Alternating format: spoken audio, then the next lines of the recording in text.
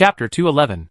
Bobo glanced calmly at the three hunters, then turned back to nibble on the blades of grass he had just targeted. Clearly, the hunter's presence wasn't surprising to him, and their hiding hadn't escaped his notice. Even upon seeing Lin Lin and the others draw their weapons, the old beast didn't panic and flee, nor did it attack them in self-defense. As if oblivious to the hunter's hostility, it shoved a few bites of the snow-covered blades into its mouth. This maneuver left the hunter stunned. Brave glanced uncertainly at his katana, then at Bobo's massive frame. This creature was large, but it wasn't so large as to ignore his weapons, was it? Boss Meow, what's wrong with this Bobo? Is he sick? Jujube tugged quietly at Lin Lin's shin guard and asked in a low voice. Lin Lin had been about to send the Bobo off with his axe form, but he paused and listened for a moment. Lin Lin's expression was a little strange.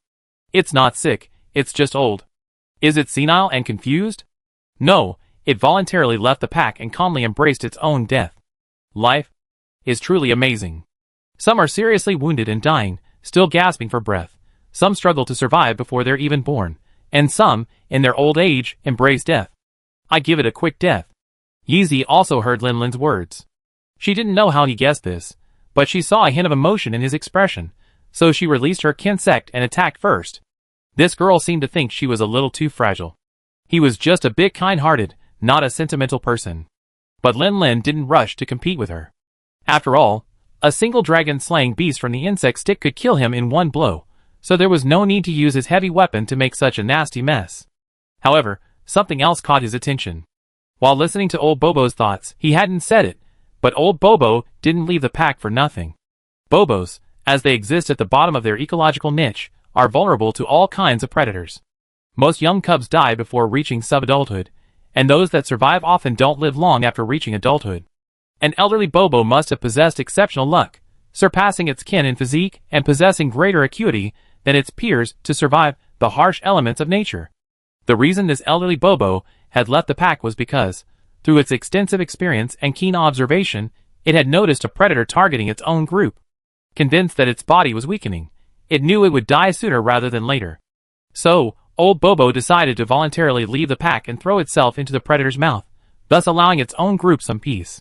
Its meat was plentiful, enough for the predator to feast on for several meals. However, it clearly hadn't anticipated that, in addition to the predator, there were actually 3 other hunters targeting it. Never mind, it didn't matter much.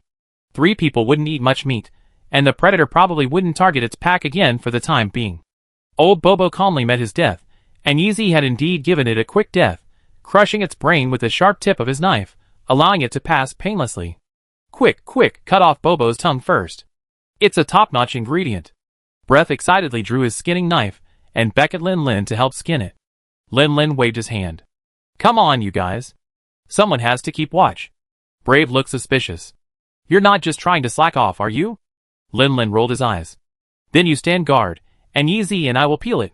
Brave froze for a moment, glanced at Lin Lin, then caught a glimpse of anticipation on Yeezy's blood-stained face. The corners of his mouth twitched fiercely. Forget it, you stand guard. It felt like his forehead glowed when these two were together. The atmosphere was strange. Forget it, I do it myself. Brave felt as if he saw Yeezy's expression suddenly change from anticipation to disappointment, but in the blink of an eye, his composure returned completely, as if the change he had just witnessed was just an illusion. Lin Lin paid no attention to it. He simply tapped his brow, contemplating the predator mentioned by the old man Bobo's inner voice. The ability to hear voices is very convenient for obtaining information, but if you simply listen, much of the information is ambiguous and inconclusive. Simply listening to voices is completely inconclusive about the predator's true identity, let alone using them as a basis for determining your next course of action. Lin Lin sighed softly. He felt that as he used this ability more and more, especially after drinking the blood of the ancient dragon and establishing a connection with the peak dragon, his abilities had undergone some inexplicable changes. Besides being able to communicate with the ancient dragon through telepathy, the scene he saw in the female fire dragon's final moments during his last battle was clearly a memory of the dragon. It was this memory that helped him find the dragon's nest in a mountain valley, and even brought back a dragon egg. But the activation of this ability was truly bizarre. Lin Lin was certain he hadn't drunk the female fire dragon's blood during the battle, nor had he established a mystical connection with the peak dragon. He simply saw the memory scene out of nowhere. This time, a monster had also perished before him, yet the memory scene showed no sign of returning. I have to experiment more in the future. Brother Lin Lin, please help push the cart over. Yi Zi's call snapped Lin Lin out of his trance, and he quickly pushed the cart hidden in the corner. Since they were hunting raw meat, relying solely on the hunter's shoulders and backs wouldn't be enough, even with the help of their tooth hound, Xiao Bai. A heavy cart was the only option. The freshly slaughtered Bobo was still warm, and the cut flesh, exposed to the frigid air, naturally emitted wisps of white mist, resembling the steam rising from a pot. However, this white mist carried not only the heat and moisture from old Bobo's flesh and blood, but also the scent of blood.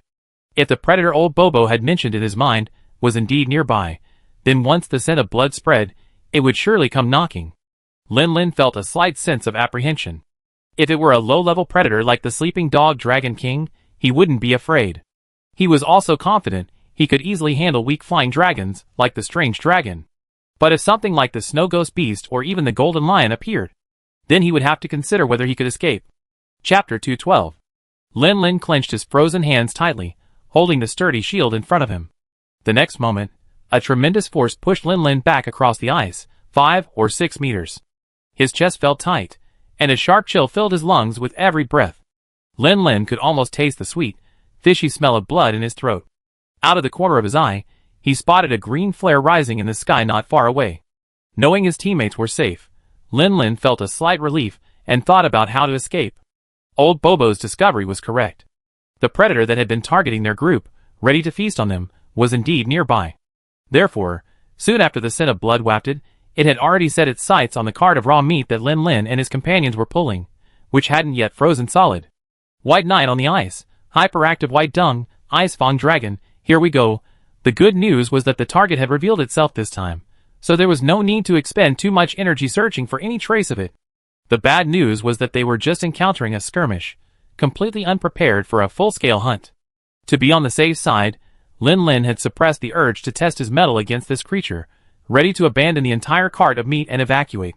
However, the Ice Fang Dragon seemed to regard them as small, easily bullied creatures like the snow deer, attacking them aggressively with no intention of letting them go. Desperate, the hunters had no choice but to fight. The frozen islands are a harsh environment, and the creatures that survive in such places possess unique skills. The Ice Fang Dragon was experienced, and after a brief exploration, it determined that the weakest of the three was the female, and launched a targeted attack on Yi Zi. A flying dragon known for its agility, the Ice Fang Dragon unleashed a series of sleek, quick-moving attacks, including snapping bites, tail lashing, Iron Mountain Lean, and Dragon Chariot. These combos overwhelmed the hunters, who encountered it for the first time, creating a dangerous situation. If it weren't for Lin Lin and Brave's all-out offensive to distract the enemy, and if it weren't for Yi Zi's masterful insect control, the situation would have been catastrophic. However, the situation, which had been barely holding up, deteriorated rapidly after the Ice Fang Dragon unleashed its ice tornado. Even though Yi Zi managed to avoid the center of the attack, the spreading icy wind severely impacted her insect's condition. Facing Iron Mountain Lean again, she was unable to escape its attack range, and was sent flying, sustaining serious injuries.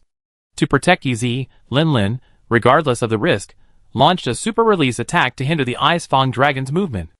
The Ice Fang Dragon's agility meant its super attack naturally fell through, but the momentum of its attack successfully drew its attention to Lin Lin, giving Yi Zi a chance to catch his breath. Seeing the Ice Fang Dragon's attention focused on him, Lin Lin breathed a sigh of relief. He allowed Brave to withdraw with the injured Yi Zi, while he remained behind to cover their retreat. To firmly hold the Ice Fang Dragon's attention and give his teammates enough time to retreat, Lin Lin launched a sudden attack, engaging in a brief, intense exchange with the Ice Fang Dragon. The three of them struggled to hold their own, and one could imagine the immense pressure of facing the Ice Fang Dragon alone. Aside from the initial few attacks, which inflicted minimal damage, Lin Lin was essentially forced to take the beating.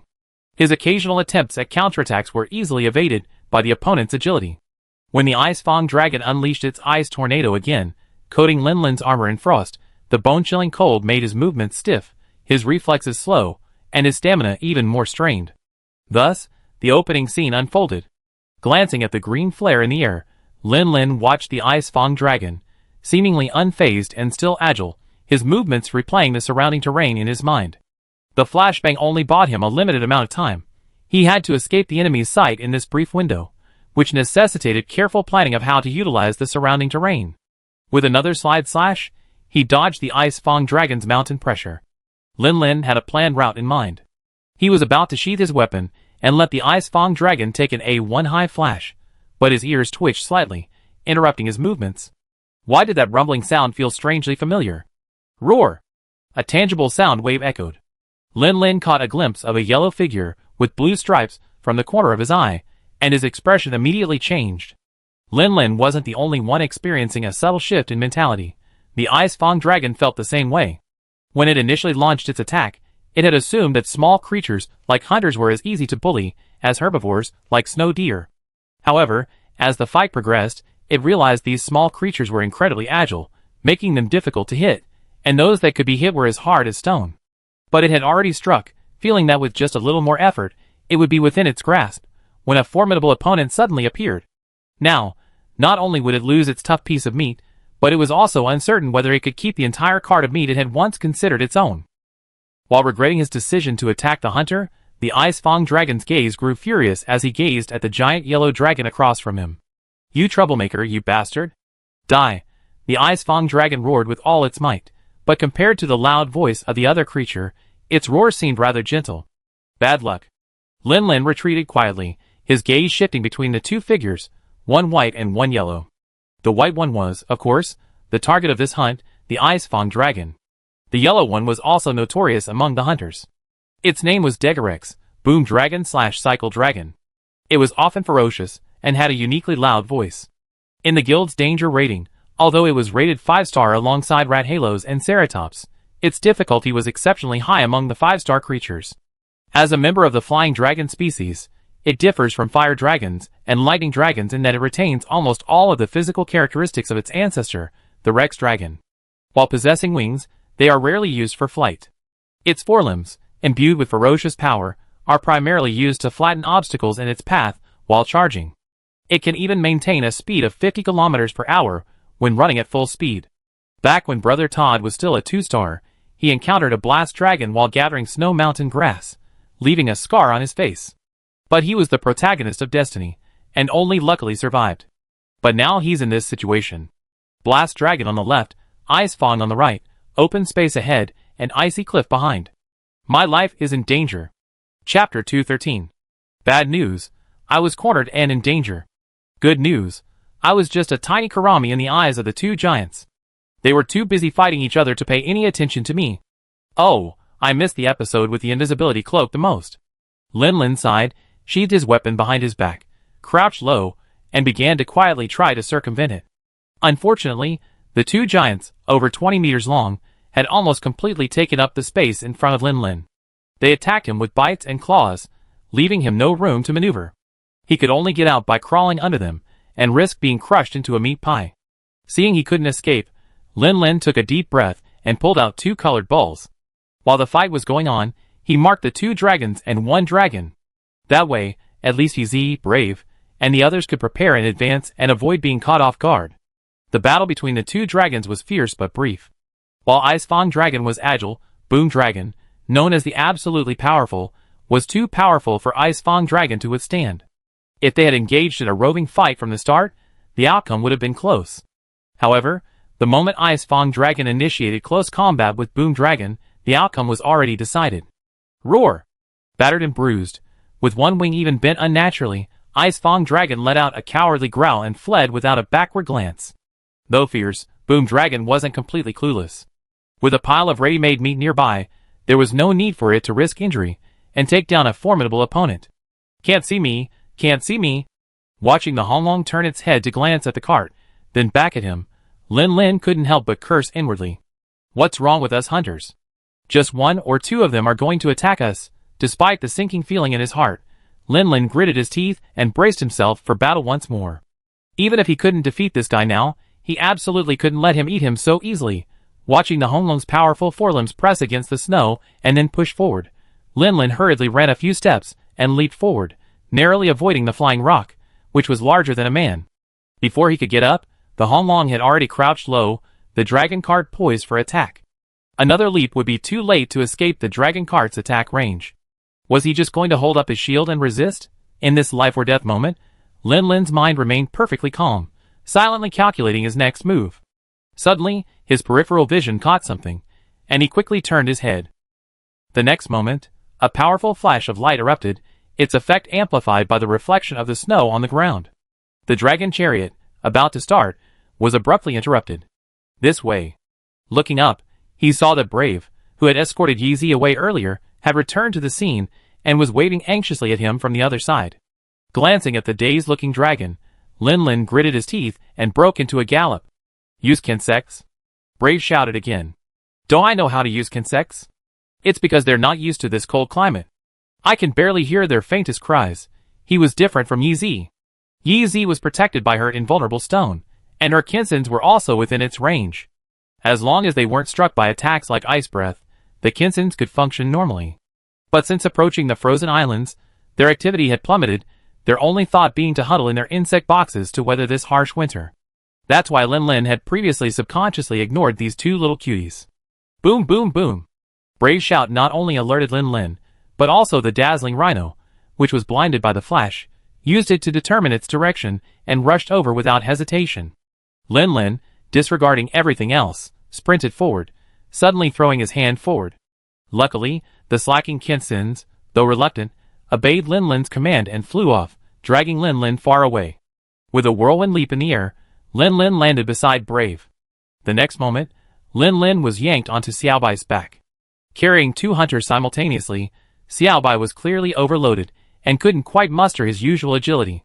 The roaring roar of the dragon behind him was deafening, and the Foxhound, who had previously been afraid to confront the monster, now broke into a frenzy. Brave drew his umbrella thrust sword and handed it to Lin Lin, letting the flames from the blade melt the ice on his body. Are you feeling better? Lin Lin breathed a sigh of relief. I'm fine, but that guy behind us is catching up. Brave grinned, unfazed, and calmly sheathed the umbrella thrust sword back behind him. Lin Lin's heart skipped a beat, and he immediately turned around. He saw the rumble dragon, who had just been charging towards him, step onto a disc-shaped device. The special paralyzing current within instantly irritated him, causing his entire body to freeze, unable to move. Only his bloodshot eyes remained fixed in his direction. Don't worry, I'm fully prepared this time. With that, Brave flung down another spherical object.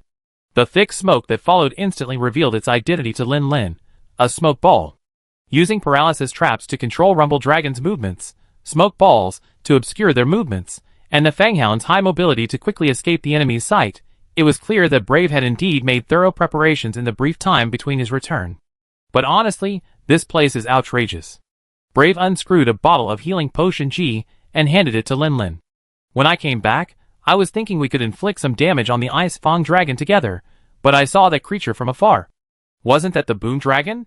Lin Lin was silent for a moment. An absolute powerhouse, the Boom Dragon. Brave glanced back. The Fanghound, Xiaobai, was quite fast. In a matter of moments, he had already left the Boom Dragon far behind, leaving it nowhere to be seen. Boom Dragon? I didn't expect to encounter it in a place like this. Is this kind of monster that only inhabits cold regions? I don't think so. Why do you ask? Didn't Todd say he encountered a Boom Dragon back in the Flasian Snow Mountains? Lin Lin was silent for a moment. Monsters like Boom Dragons seem to go wherever there's food. I wonder if the Boom Dragons in the frozen islands are native, or if they came from somewhere else. Chapter 214. In the camp tent. The atmosphere was somewhat subdued compared to when they first arrived.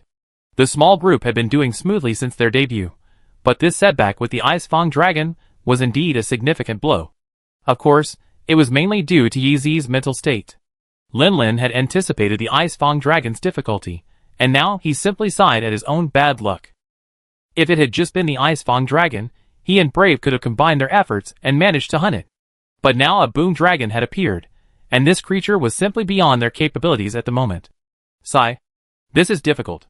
Lin Lin rubbed his forehead and drank a cup of hot water. He felt the coldness gradually dissipate, and his frown relaxed slightly. Sorry.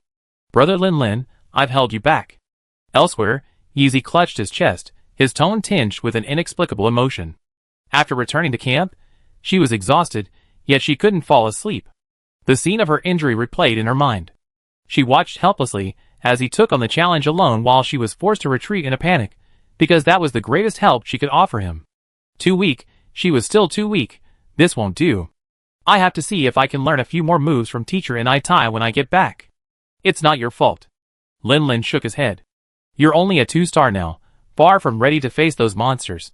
It was my decision this time. I should have scouted the area first. Bref, sharpening his parachute sword, glanced at the two men. So what's next? Should we continue the hunt or retreat? Lin Lin rolled his shoulders and turned to look at Brave.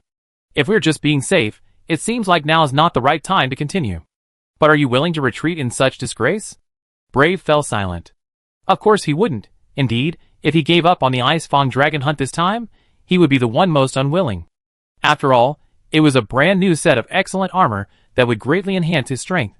I'm not willing to give up either. I still want to maintain my 100% mission completion record. Brave scratched his hair in annoyance. But what can I do if I don't give up? We're barely strong enough to fight the Ice Fang Dragon. If a Boom Dragon shows up to disrupt the situation, we'd be completely helpless. Then just stop it from disrupting things. You mean the stink bomb? Those don't always work. What if they don't drive away the Boom Dragon and instead anger it? Then we're doomed, right? Lin Lin slowly exhaled. Just then, an idea had struck him. No, listen, I have an idea. Above the white snow, a white shadow moved slowly, its icy blue eyes narrowed as it scanned the surroundings, hoping to detect any trace of prey. This was an unlucky Ice Fang Dragon. Originally, it thought it was very lucky to have found a fairly large Bobo tribe. As long as it observed it a little and confirmed that there was no Bobo king guarding it, it could eat a feast. The leftover meat could be packed up and taken back to the nest to be frozen. But a few humans had killed a Bobo, and the resulting stench of blood not only drew it over, but also a terrifyingly powerful monster. Now, not only did they not get the meat, but they were also injured. The Ice Fang Dragon paused, turning its head to look at its left forelimb. The sturdy wing bone had been unnaturally bent after being accidentally bitten by the Boom Dragon. While the deformation wasn't particularly noticeable, the pain was unbearable. Due to the injury, the Ice Fang Dragon's movements were less agile than before, and its already mediocre flying ability was even worse. Damn Boom Dragon, damn Hunter. Gurgle. Hunger seared the Ice Fang Dragon's nerves, and it shook its head, refocusing its attention on searching for prey. But in the frozen islands, hunger was the norm. The monsters that survived there possessed unique skills. Even those at the bottom of their prey ecosystem possessed excellent observation and stealth abilities. Apparently, discovering that Bobo tribe had cost it several days' luck, leading to its long search without success. Swoosh. Snap. The Ice Fang Dragon instinctively glanced up at the sky, where a green firework burst forth, a truly beautiful sight. But beauty couldn't fill its stomach. The Ice Fang Dragon simply glanced, finding no threat, and continued its foraging journey. This time, however, just as it passed a narrow passage beneath a rock face, it heard movement overhead.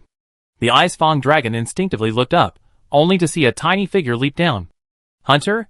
The Ice Fang Dragon was a bit annoyed. From previous experiences, it knew that hunters were agile and tough, their attacks hurt, but they had very little meat, nothing at all. So it leaped back, preparing to circumvent the creature and continue its foraging. Swish.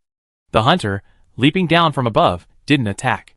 Instead, he pulled a small, snow-white creature, like a sable, from his arms and aimed its butt at the Ice Fang Dragon's head. Ice Fang Dragon? ? The next moment, a cloud of smoke, like snowflakes, exploded, enveloping the Ice Fang Dragon's entire head and bathing the hunter in the head-pounding pheromones. Ugh! You're such a smoke weasel. Lin Lin grumbled with a pained expression, then noticed the Ice Fang Dragon's face, twisted like a porcupine ghost. He immediately stopped complaining about the little creature and whistled, scrambling to get on Xiaobai's back. He had no choice but to call on Easy's Fang Hounds, since he hadn't brought Tayo Tayo with him. Although this guy hadn't yet overcome his fear of monsters, and couldn't be relied upon in a real fight, when it came time to flee from a monster, he never backed down. Roar! The Ice Fang Dragon's icy blue eyes quickly morphed into a fawn-like amber, utterly furious. He thought he was the mighty white knight of ice, roaming the frozen archipelago unrivaled. Well, even with so few rivals, he let this little creature off the hook, refusing to engage. Yet, it had actually taken advantage of him, ridden on his face, and shitting, treating his dragon's dignity like dirt. Such an insult could only be undone by completely shredding it. Chapter 215. Hong Long was feeling a bit worried, and a happy worry at that. It had finally gotten its fill of Bobo's fatty, tender, and delicious meat, even devouring it in one sitting. The problem was, its appetite was limited. After it had eaten its fill, It could only watch helplessly as the remaining food was sapped of its warmth by the cold wind, ultimately turning into a hard, frozen mass of meat. Although Honglong wasn't a picky species and would eat frozen meat, the texture was far inferior to that of freshly killed prey. Furthermore, after it left, there was no telling how much of the frozen meat would remain, as it wasn't the only predator in the area. Recalling the sensation of the still warm, tender meat splattering in its mouth, the smooth, yet not greasy, fat massaging its tongue, Honglong felt a deep sense of regret. If only its appetite had been a bit bigger, it could have savored that wonderful feeling a little longer. As you can see, among all the monsters of nature, the Honglong is a true gourmand, and on its Hongpapa's menu, Bobo meat is undoubtedly number one. The harsh cold of the frozen islands isn't exactly a suitable habitat for the Honglong, but it has left its native desert and traveled here for the unparalleled enjoyment of devouring Bobo meat. Where there's Bobo, there's Hongpapa. After a hearty meal, the Honglong's voracious appetite was satisfied. It glanced with a hint of regret at the shattered cart and the scattered chunks of meat scattered across the snow, then finally turned and headed for a nearby sheltered cave. This place is so cold. If Bobo wasn't the only place to find him, he wouldn't have bothered coming. After the boom dragon left, there was a sudden rustling in the snow, and a figure in white armor poked its head out, looking towards where the cart had been parked. Several sleeping dog dragons had gathered there, fighting over the scraps left by the boom dragon. It might be scraps, but the sheer amount of meat was enough for several full meals. As he left, Brave paid little attention to the sleeping dog dragons, only glancing at the remains of the cart with a hint of heartache. It was the only cart left in the hunter camp on the frozen islands.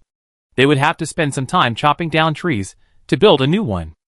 Glancing over the mess on the snow, Brave sniffed again. Let me see where that thing went. That direction, is it a cave? Brave's expression was a little bitter. If it were on the snowy plains, with all sorts of obstacles obscuring it, he could still rely on the traces left by the dyed balls to follow and observe the dragonite from a distance. But if it entered a cave, not only would concealment become much more difficult, but once exposed, escape would also be much more difficult.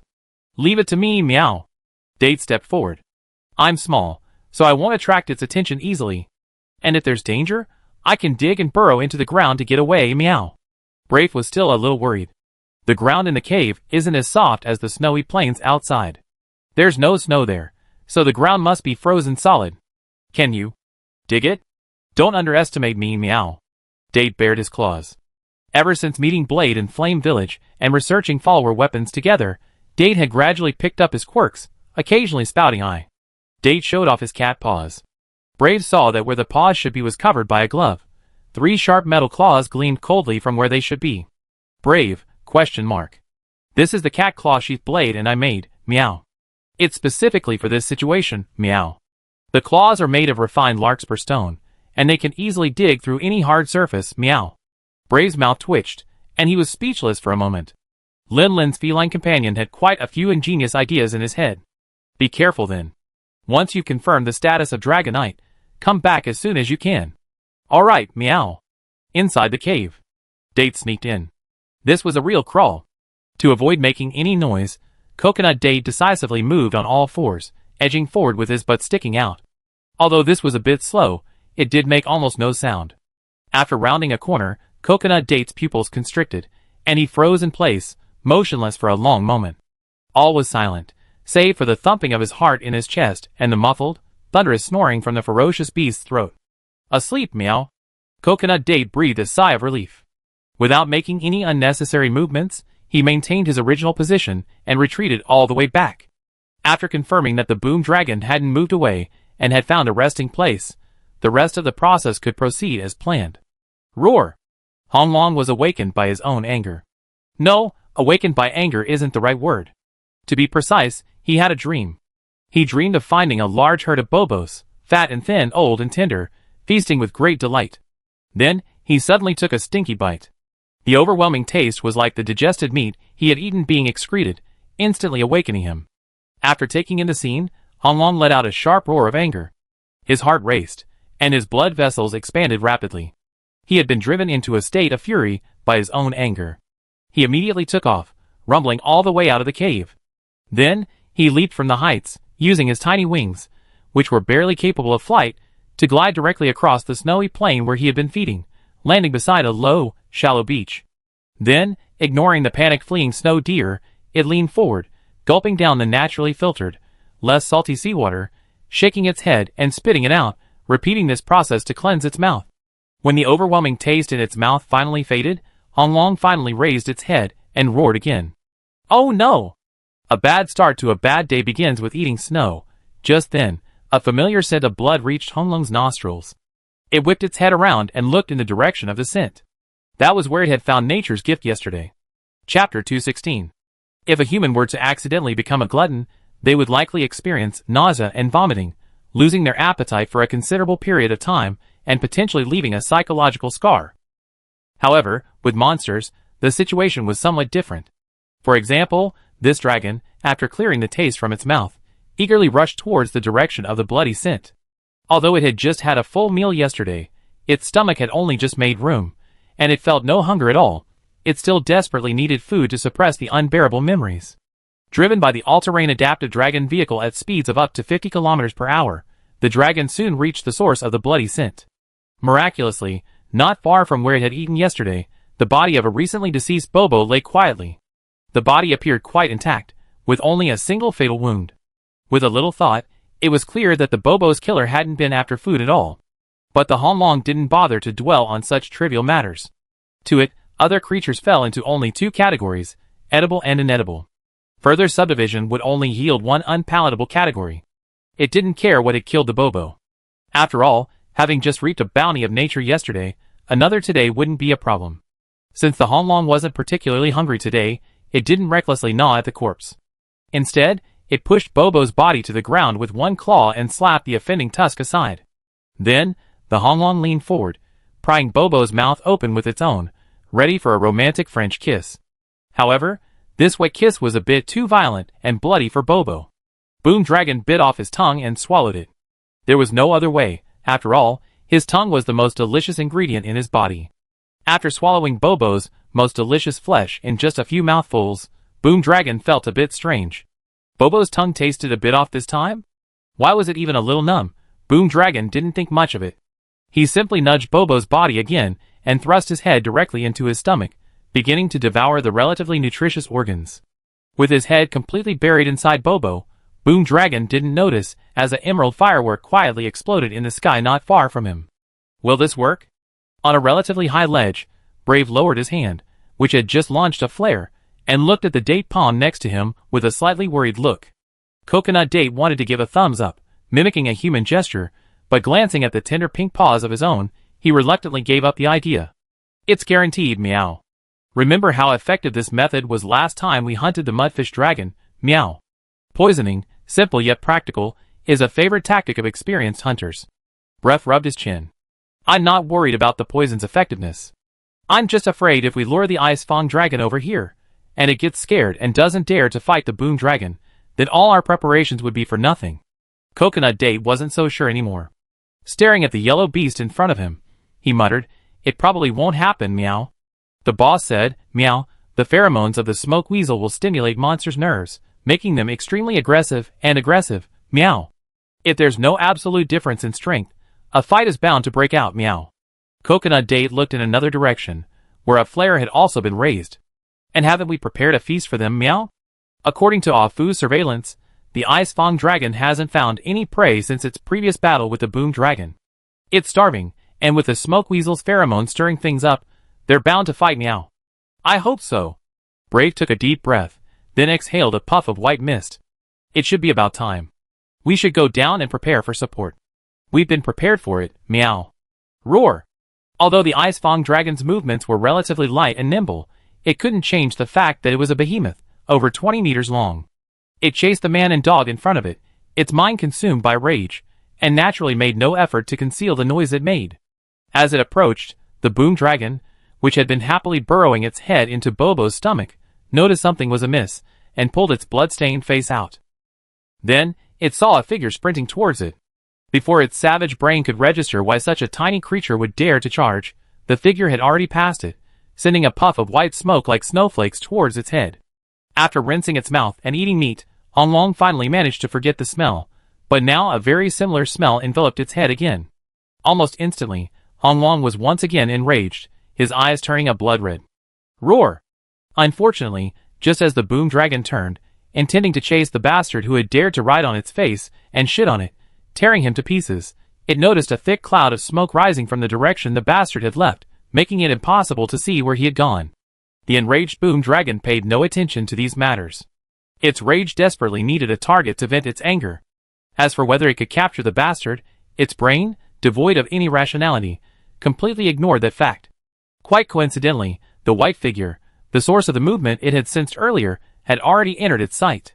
Without hesitation, the boom dragon scooped the ground in front of it with its front claws, sending a massive icy rock flying, sending it careening towards the oncoming Ice Fang dragon. The Ice Fang dragon, having just arrived, hesitated for a moment upon noticing the boom dragon, wondering whether to retreat a little to avoid further injury from this madman. This guy, however, showed no respect for martial ethics, even disregarding the customary rule of shouting before grabbing territory, and launched himself into a left kick. The Ice Fang dragon was careless, and didn't dodge, but the Rumble Dragon's hasty shoveling of the boulder seemed to have misaligned it slightly, causing the ice rock to fly off course and miss the Ice Fang dragon. The enraged Rumble Dragon naturally had no idea that this was the result of the paralyzing venom, sleep grass extract, and poisonous mushroom extract it had just ingested taking effect. Instinctively, it blamed its own abnormality on its opponent, and its rage intensified. The Ice Fang dragon was actually even more enraged than the Rumble Dragon. After all, the Rumble Dragon had eaten 2 full meals, but it was practically ravenous. Almost as soon as the ice rock missed, it lunged at the Rumble Dragon. Chapter 217. Scale shattered, blood splattered, as the two behemoths clashed in the most primal and bloody fashion. Each combatant had their strengths and weaknesses. The Ice Fang dragon was agile and had quicker reflexes, its amber fangs a deadly weapon. A strike could easily pierce the protective scales of the boom dragon. Using its freeze bag, it could even unleash a breath of icy cold, further slowing its opponent's movements. The boom dragon was even more powerful, and its fighting style was even more ferocious. Unless it struck a vital area like the throat, it would adhere to the principle of exchanging wounds for wounds, exchanging wounds for lives. The greater the wound, the more severe the enemy's victory. Under normal circumstances, when the difference in physical strength between the two sides was small, with the boom dragon's fighting style, as long as the Ice Fang dragon refused to fight, the balance of victory would inevitably tilt towards the boom dragon. But now, it was clearly not normal. The hunter's invisible hand was manipulating the outcome of the battle. Ignoring the Ice Fang dragon's fangs that had pierced its wing membrane, the boom dragon thrust forward, aiming to bite the Ice Fang dragon's throat and kill it instantly. However, a brief spasm in its neck muscles delayed the attack for a moment. In that instant, the Ice Fang dragon had released its blood-stained fangs and leaped back. Its chest bulged, and the Ice Fang dragon, taking advantage of the momentum to hover in midair, suddenly blew out a whirlwind of countless sharp ice crystals, engulfing the boom dragon. Countless ice crystals scraped across the surface of the boom dragon's scales, like blades. In the blink of an eye, the boom dragon's yellow skin was covered in bloodstains. But to the boom dragon, these fine bloodstains were merely superficial wounds. The pain only fueled its ferocity. Its heart pounded, and it forced itself to suppress the searing pain from the toxins in its body. It braved the terrifying storm of ice crystals, and lunged into the air. The Ice Fang dragon wasn't a flying dragon, and hovering in the air was already its limit. It had no ability to dodge the boom dragon's attack, and was pinned down in the blink of an eye, slamming heavily onto the snowy plains.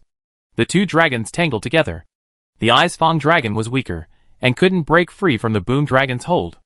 Although the threat of its saber teeth prevented the boom dragon from attacking its throat, the boom dragon's sturdy body still inflicted wounds on the Ice Fang dragon during the confrontation. The most noticeable injury was the bending of both of Ice Fang's sturdy wing bones. The good times didn't last long.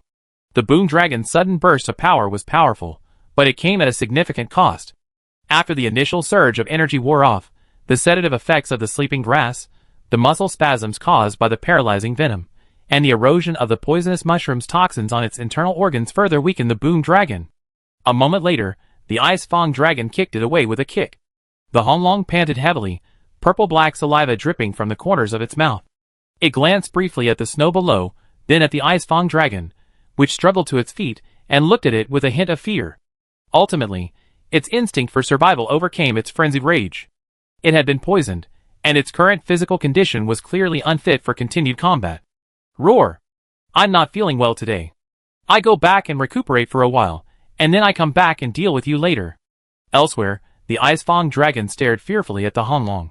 It had fought this creature twice, each time incredibly difficult and leaving it covered in wounds. Thankfully, this time, it had prevailed, finally driving the crossing river dragon from its territory. Ice Fang dragon's amber pupils watched the retreating figure of the boom dragon until it completely disappeared. Only then did they return to their icy blue color and turn to the bloody corpse of the Bobo beside it. Ice Fang dragon felt a little tired, but also happy. Having finally driven off the invading enemy, there was a ready-made meal nearby, finally relieving its hunger after 2 days. Both its wing bones had been broken by the boom dragon, making it walk awkwardly. It slowly walked over to the corpse of the Bobo and, without thinking twice, devoured it whole. The burning sensation from the stomach acid eased slightly as the food entered its stomach, but the subsequent burning pain made Ice Fang dragon realize that something was wrong. Why did this feeling resemble the time it was so hungry that it nibbled on a poisonous mushroom? Ice Fang dragon pulled its head out of the corpse's abdomen and snorted, trying to discern the aroma of the food before it. It seemed definitely different. The normal smell of blood was mingled with something else, something very like poisonous mushrooms, and a fainter, somewhat ethereal scent. Why did it feel like the scent of the hunter I encountered earlier? The Ice Fang dragon suddenly looked up, only to discover that, in the few minutes it had been feeding, a thick cloud of smoke had inexplicably filled the air, reducing visibility to about 5 or 6 meters.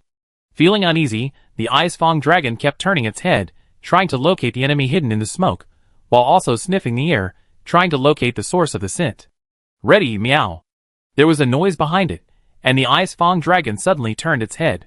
All it saw was the same thick smoke. It couldn't even see its own tail. A sudden pain pierced its left wing claw, and it turned its head back to see a blurry figure strike out again. The Ice Fang dragon roared, hoping to scare the enemy away. After all, this smoky environment was too strange. It had never encountered anything like it. But the roar seemed to have no effect. Instead, with a crisp, light sound, something sliced through its right wing claw, causing a painful slash. Enemy on both sides. The Ice Fang dragon realized this instantly, and the enemy showed no fear. Not wanting to be caught in a pincer attack, it leaped back, trying to gain distance and see if it could see the enemy from a distance. As soon as it landed, it felt one of its paws touch something smooth, and a strong, strange electric current instantly spread from that paw throughout its body. The current wasn't particularly strong, and it didn't even cause any damage to its body. However, the strange current caused its muscles to stiffen, leaving it unable to move for a moment. The next moment, 2 figures sprinted out of the dense fog, one on each side of its head. The Ice Fang dragon was no stranger to these 2 figures. Yesterday, it had snatched a gift of nature from their hands, only to have the meat snatched away by a passing boom dragon before it could even enter its mouth. It knew that the attacks of these 2 men could pose a threat to it, but its rigid body completely ignored its commands, unable to move a single muscle. It could only watch helplessly, as the other party swung their weapons once more. Chapter 218. The Ice Fang dragon hadn't been able to eat, and after 2 battles with the boom dragon, it was seriously injured and its strength was greatly depleted. It had just managed to eat a few bites of meat, but it was still caught in a poisonous trap. The dragon was completely weakened. In this weakened state, it stepped on a paralysis trap. Even though it felt the threat of death and tried its best to dodge the attack, its weakened body completely refused to obey. In this situation, Lin Lin quickly gathered the bottle energy and raised his hand to release the insect while shouting. This shout was not only to make his release more satisfying, but also to warn Brave not to accidentally injure him. However, contrary to Lin Lin's expectations, Brave did not immediately retreat to make room after hearing the warning. Instead, he sheathed the katana that had just released the yellow air blade and assumed a special sheathing gesture. No, buddy. Are you trying to take my super release? How could that even be possible? 1,000 black dragons raced through his mind. Lin Lin had already leaped into the air. His shield axe swung behind him, poised to strike. Holding back at this point would have been enough to cause internal injuries, so Lin Lin, with unprecedented dexterity, aimed his super release at the Ice Fang dragon's head. The Ice Fang dragon's skull was far less robust than its wing bones. Lin Lin's axe nearly ripped it apart. The KO technique, coupled with the subsequent explosion of the energy bottle, further blew the Ice Fang dragon's head into a daze. After finally breaking free from the paralysis trap, it stumbled and fell to the ground. Almost at the instant the energy bottle exploded, Brave's katana was unsheathed, a flash of brilliant light cleaving the escaping golden energy in 2. The collision with the energy bottle also condensed the released energy blade, its light gradually shifting from bright yellow to a vibrant red. No, seriously, Lin Lin landed, stunned, almost forgetting to grab the shield axe that had automatically detached. It was, how should I put it? It felt like a dance of two swords, the katana ascending to the dragon-like position to support the shield axe. And Brave, having just unsheathed his red blade, decisively sheathed it once more, unleashing Kamui. As he used this ultimate move more and more, Brave's proficiency in it steadily increased. This was manifested in a shorter preparation time, a stronger power, and a longer duration in which he could maintain the Kamui position. 3 brilliant katana flashes descended, and blood gushed out like a fountain, staining Brave's white armor a crimson. Lin Lin breathed a sigh of relief, and slung his weapon back onto his back. Finally, it was done. This hunt was the most difficult of his career, yet also the easiest. Difficult, of course, because the 3 of them had fought him in their initial encounter, yet they were still at a disadvantage. His agile movements meant his axe-shaped attacks barely landed. In both battles combined, the only time he had managed to hit him was today, after using a paralysis trap to control him, with this aerial super release. Easy, indeed, it was very easy. After truly formulating their plan to hunt this guy, they only had a direct confrontation at the very end, with the lion's share of the damage coming from Big Brother Boom Dragon. Regardless, the official hunt had come to an end. Lin Lin wiped the sweat from his forehead, fished a small dried fish from his gear bag, and waved it at Coconut Date. Well done. Without this trap, we have to put in a lot more effort. Yoko's Fukubi rabbit had been assigned to monitor the departing Dragonite, so Coconut Date conveniently took on the responsibility of keeping watch. Seeing Lin Lin pull out the dried fish, he quickly sprinted over and happily took it. Thank you, boss. Is this the dried fish you made yourself? Coconut Date took a bite, squinting his eyes and sighing, this seasoning even has some koi fish in it, boss. I'm really touched that you understand my preferences so well, boss.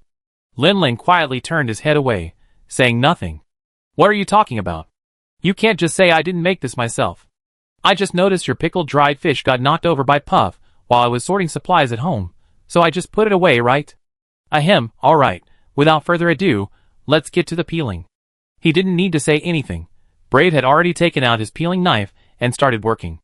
After all, this was his new armor, so naturally, he was more enthusiastic than anyone else. Lin Lin was also helping him, but he wasn't as excited as Brave. Seeing that Brave's equipment was about to be upgraded, he couldn't help but think about his own upgrade plans. The subsequent upgrades for the Grenade Bottle Shield Axe were already planned. At its current 4-star level, the Earth and Sand Armor Shield Axe was still manageable. After 5 stars, it could be upgraded to the Ceratops armament, and later, it could be enhanced to the Destiny Force through the Black Ceratops. Putting aside forbidden equipment like the Black Dragon Shield Axe, this was already the graduation set for the Grenade Bottle Shield Axe. As for armor, thanks to the unique hardness of the Earthfang Dragon's shell, this set isn't outdated against flying dragons, still offering decent protection. Its skill activation is also compatible with the current Grenade Bottle Shield Axe. Even at 5-star levels, it can still be used after being enhanced with Armor Jade. Unlike Brave, it doesn't seem to require an upgrade by hunting a specific monster. Lin Lin pried off a piece of the Icefang Dragon's white carapace, his gaze shifting. Although he might not seem to have any need to craft new equipment, on closer inspection, that wasn't the case. While the Grenade Bottle Shield Axe is certainly extremely versatile, it's also lacking in effectiveness against certain specific monsters. For example, the Thunderwolf Dragon, which is causing great trouble for Jian Village, would be much easier to defeat with a strong ice-attributed Bottle Shield Axe. With that in mind, isn't it time to start stockpiling shield axes of various attributes? The strongest ice attribute shield axe is undoubtedly the Imperial Ice, Imperial Gold Shield Axe Ice, but that can only be obtained in the New World. In the Old World, the Ice Mermaid Dragon Shield Axe is a good option. Why not take advantage of this opportunity? Bringing back an Ice Mermaid Dragon? Wouldn't that be considered poaching?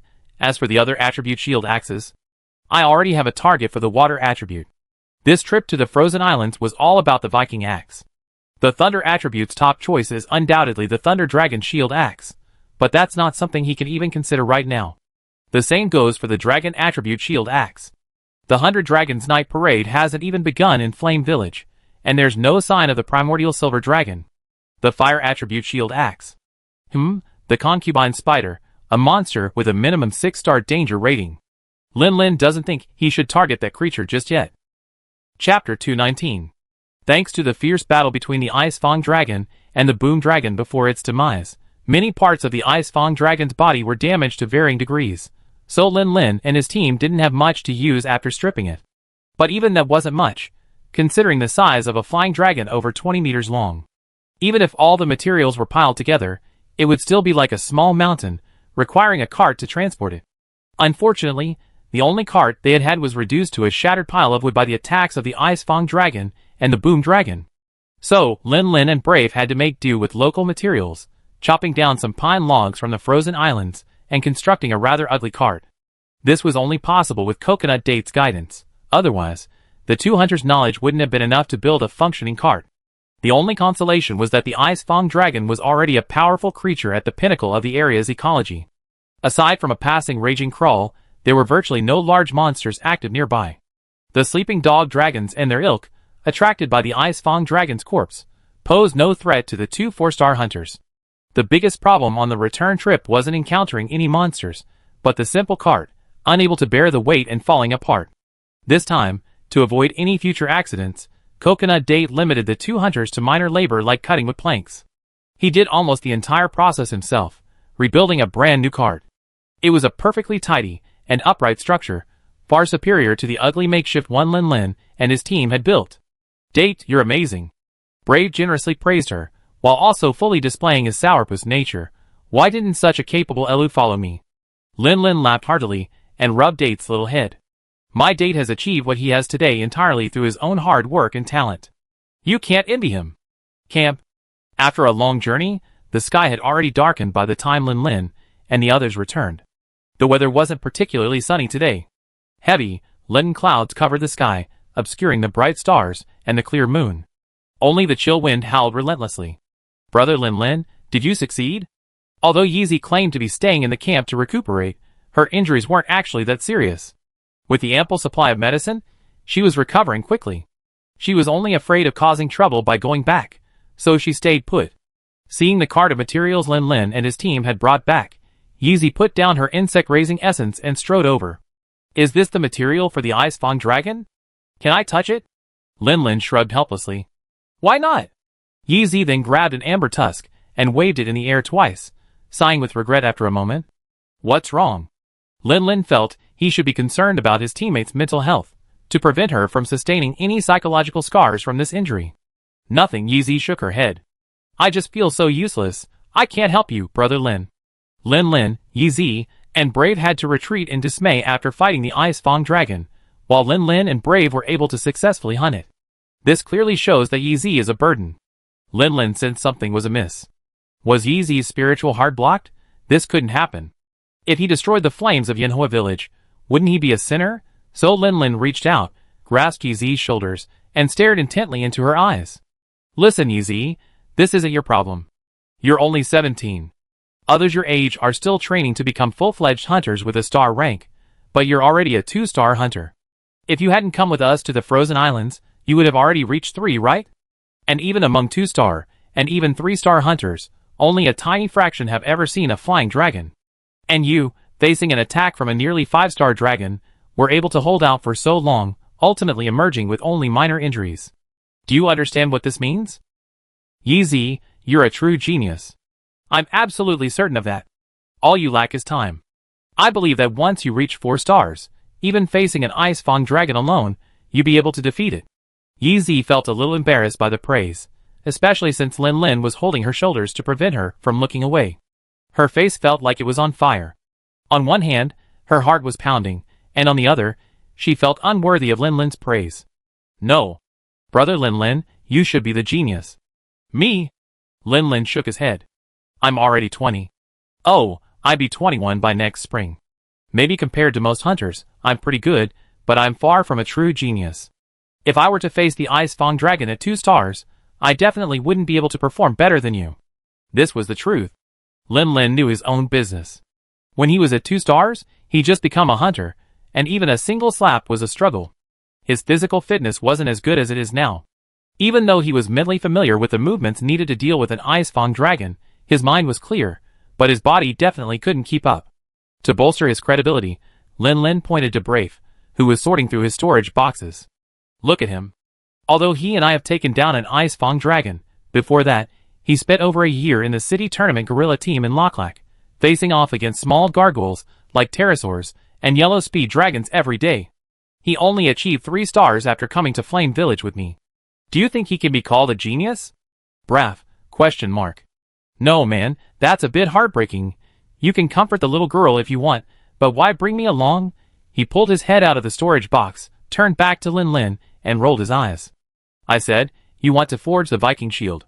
Don't we need snow metal and Samahata scales? Have you figured out where to get them?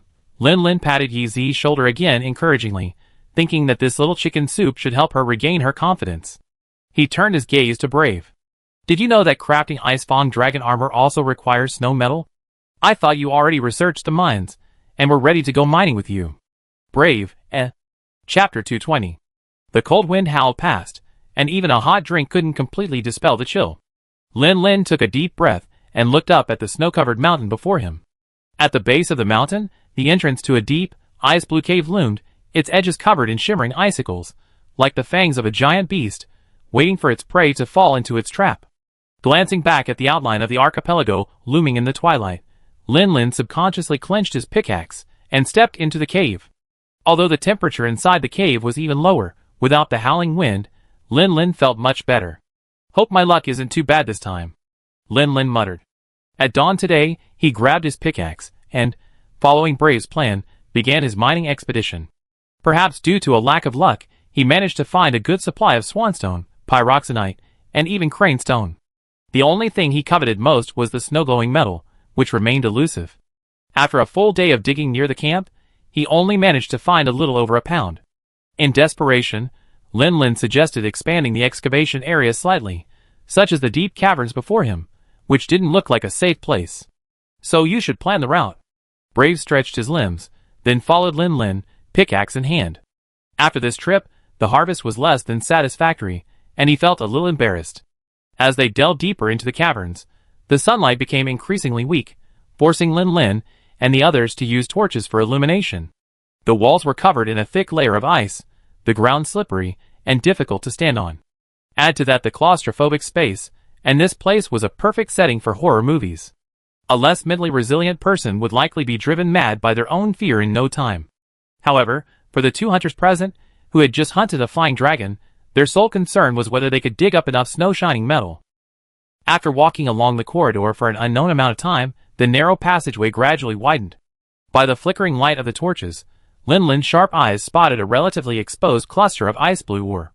This color, without a doubt, was snow-shining metal. Lin Lin scanned the area, even glancing at the stalactites above. After confirming that there weren't any strange objects hidden around the cluster, such as cows or sanitary pads, he quickly approached. Ding! The tip of the refined Tupelo stone pickaxe collided with the ore, making a crisp metallic sound. Brave stood guard, his mind firmly fixed on letting Lin Lin handle all future planning. Following his route, he gained little after a day's journey. But following Lin Lin's suggestion, he already achieved a resounding success in less than half an hour. Nature is truly unkind. Suddenly, Brave's ears twitched, sensitively detecting a subtler sound amidst the crisp ding. Look out! Something's approaching! Lin Lin raised his eyebrows, paused in his swing of the pick, and silently activated his senses. A moment later, the corners of Lin Lin's mouth curled upwards. As he sheathed the pick behind him, he drew his earth and sand armored shield axe. I was just wondering where to find you, and now you've arrived right here. Is that okay? Seconds later, a crack in the ice not far away suddenly opened. With a sharp roar, a monster about 2 meters long burst forth, charging straight at Brave. Brave had been prepared for this attack, holding his katana before him, blocking the attacker's path. Dang! The katana cracked the spiraling, hardened carapace at the tip of the attacker's head, successfully deflecting the attacker's leap, sending it plummeting sideways. However, despite successfully deflecting the attacker, Brave himself was not feeling well. The attacker was rather bulky, and even at just over 2 meters tall, the impact of his lunge must have been over a ton, leaving his arms numb from the recoil. Brave didn't immediately launch a counterattack. He held his katana, replaying his own deflection, thinking it looked rather impressive. No, it was something he could study, perhaps even apply in combat. Even though Brave didn't pursue, the transformed young ice shark still reached its end. Lin Lin excitedly charged forward, slamming his shield against its head, knocking it over as his club-like sword plunged into its throat, twisting it vigorously. Ha ha ha, now I've got Samahata's scales too. That saves a lot of trouble. Is this the transformed young ice shark? Brave pondered for a moment, then sheathed his sword, stepped forward, and curiously poked the dead shark. Why is its head so pointy? Then let me ask you, without that pointy skull, how could it have so quickly broken through the ice and attacked? I guess so. Nature is truly amazing. Even these bizarre body parts have their own principles. Lin Lin rolled his eyes. Was there really any need to lament about something like this? Alright, let's dig up the ore and get out of here. The smell of blood attracts trouble. That's common knowledge among all hunters. While 4-star hunters don't face many troublesome monsters, their goal today was simply to gather them. Lin Lin gently rubbed his fingers over the Samahata scales. These scales, peeled from a transformed young ice shark, felt wonderful. Touching them in the same direction felt smooth as silk, while touching them against the same direction felt like countless thorns. Lin Lin finally understood why such a material was used in weapons. Wait, there seems to be another sound?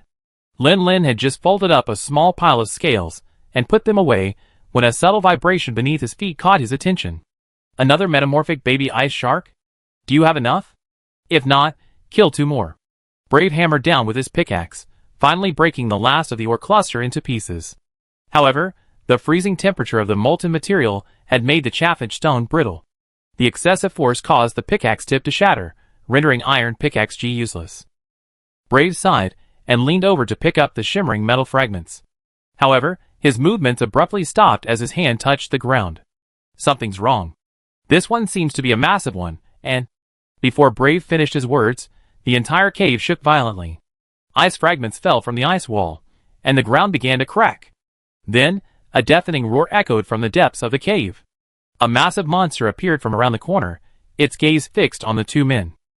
Chapter 221. The chill within the cave seemed to solidify, the cracks in the ice wall widening amidst a roar. Lin Lin gripped his shield axe tightly, his gaze fixed on the behemoth before him. The deformed ice shark's limbs were thick and powerful, sending icy shards flying with every movement. Its sharp teeth gleamed with a chilling cold light in the dim light. This was a massive monster resembling a mako shark, but unlike a normal shark, it possessed sturdy limbs. Its entire body was approximately 17 or 18 meters long, covered in smooth blue-green scales, with the exception of its belly, which was a milky white. At this moment, the monster stared intently at Lin Lin and the others with its iris-less, pale eyes. Brave's mouth twitched slightly, and he turned to glance at Lin Lin.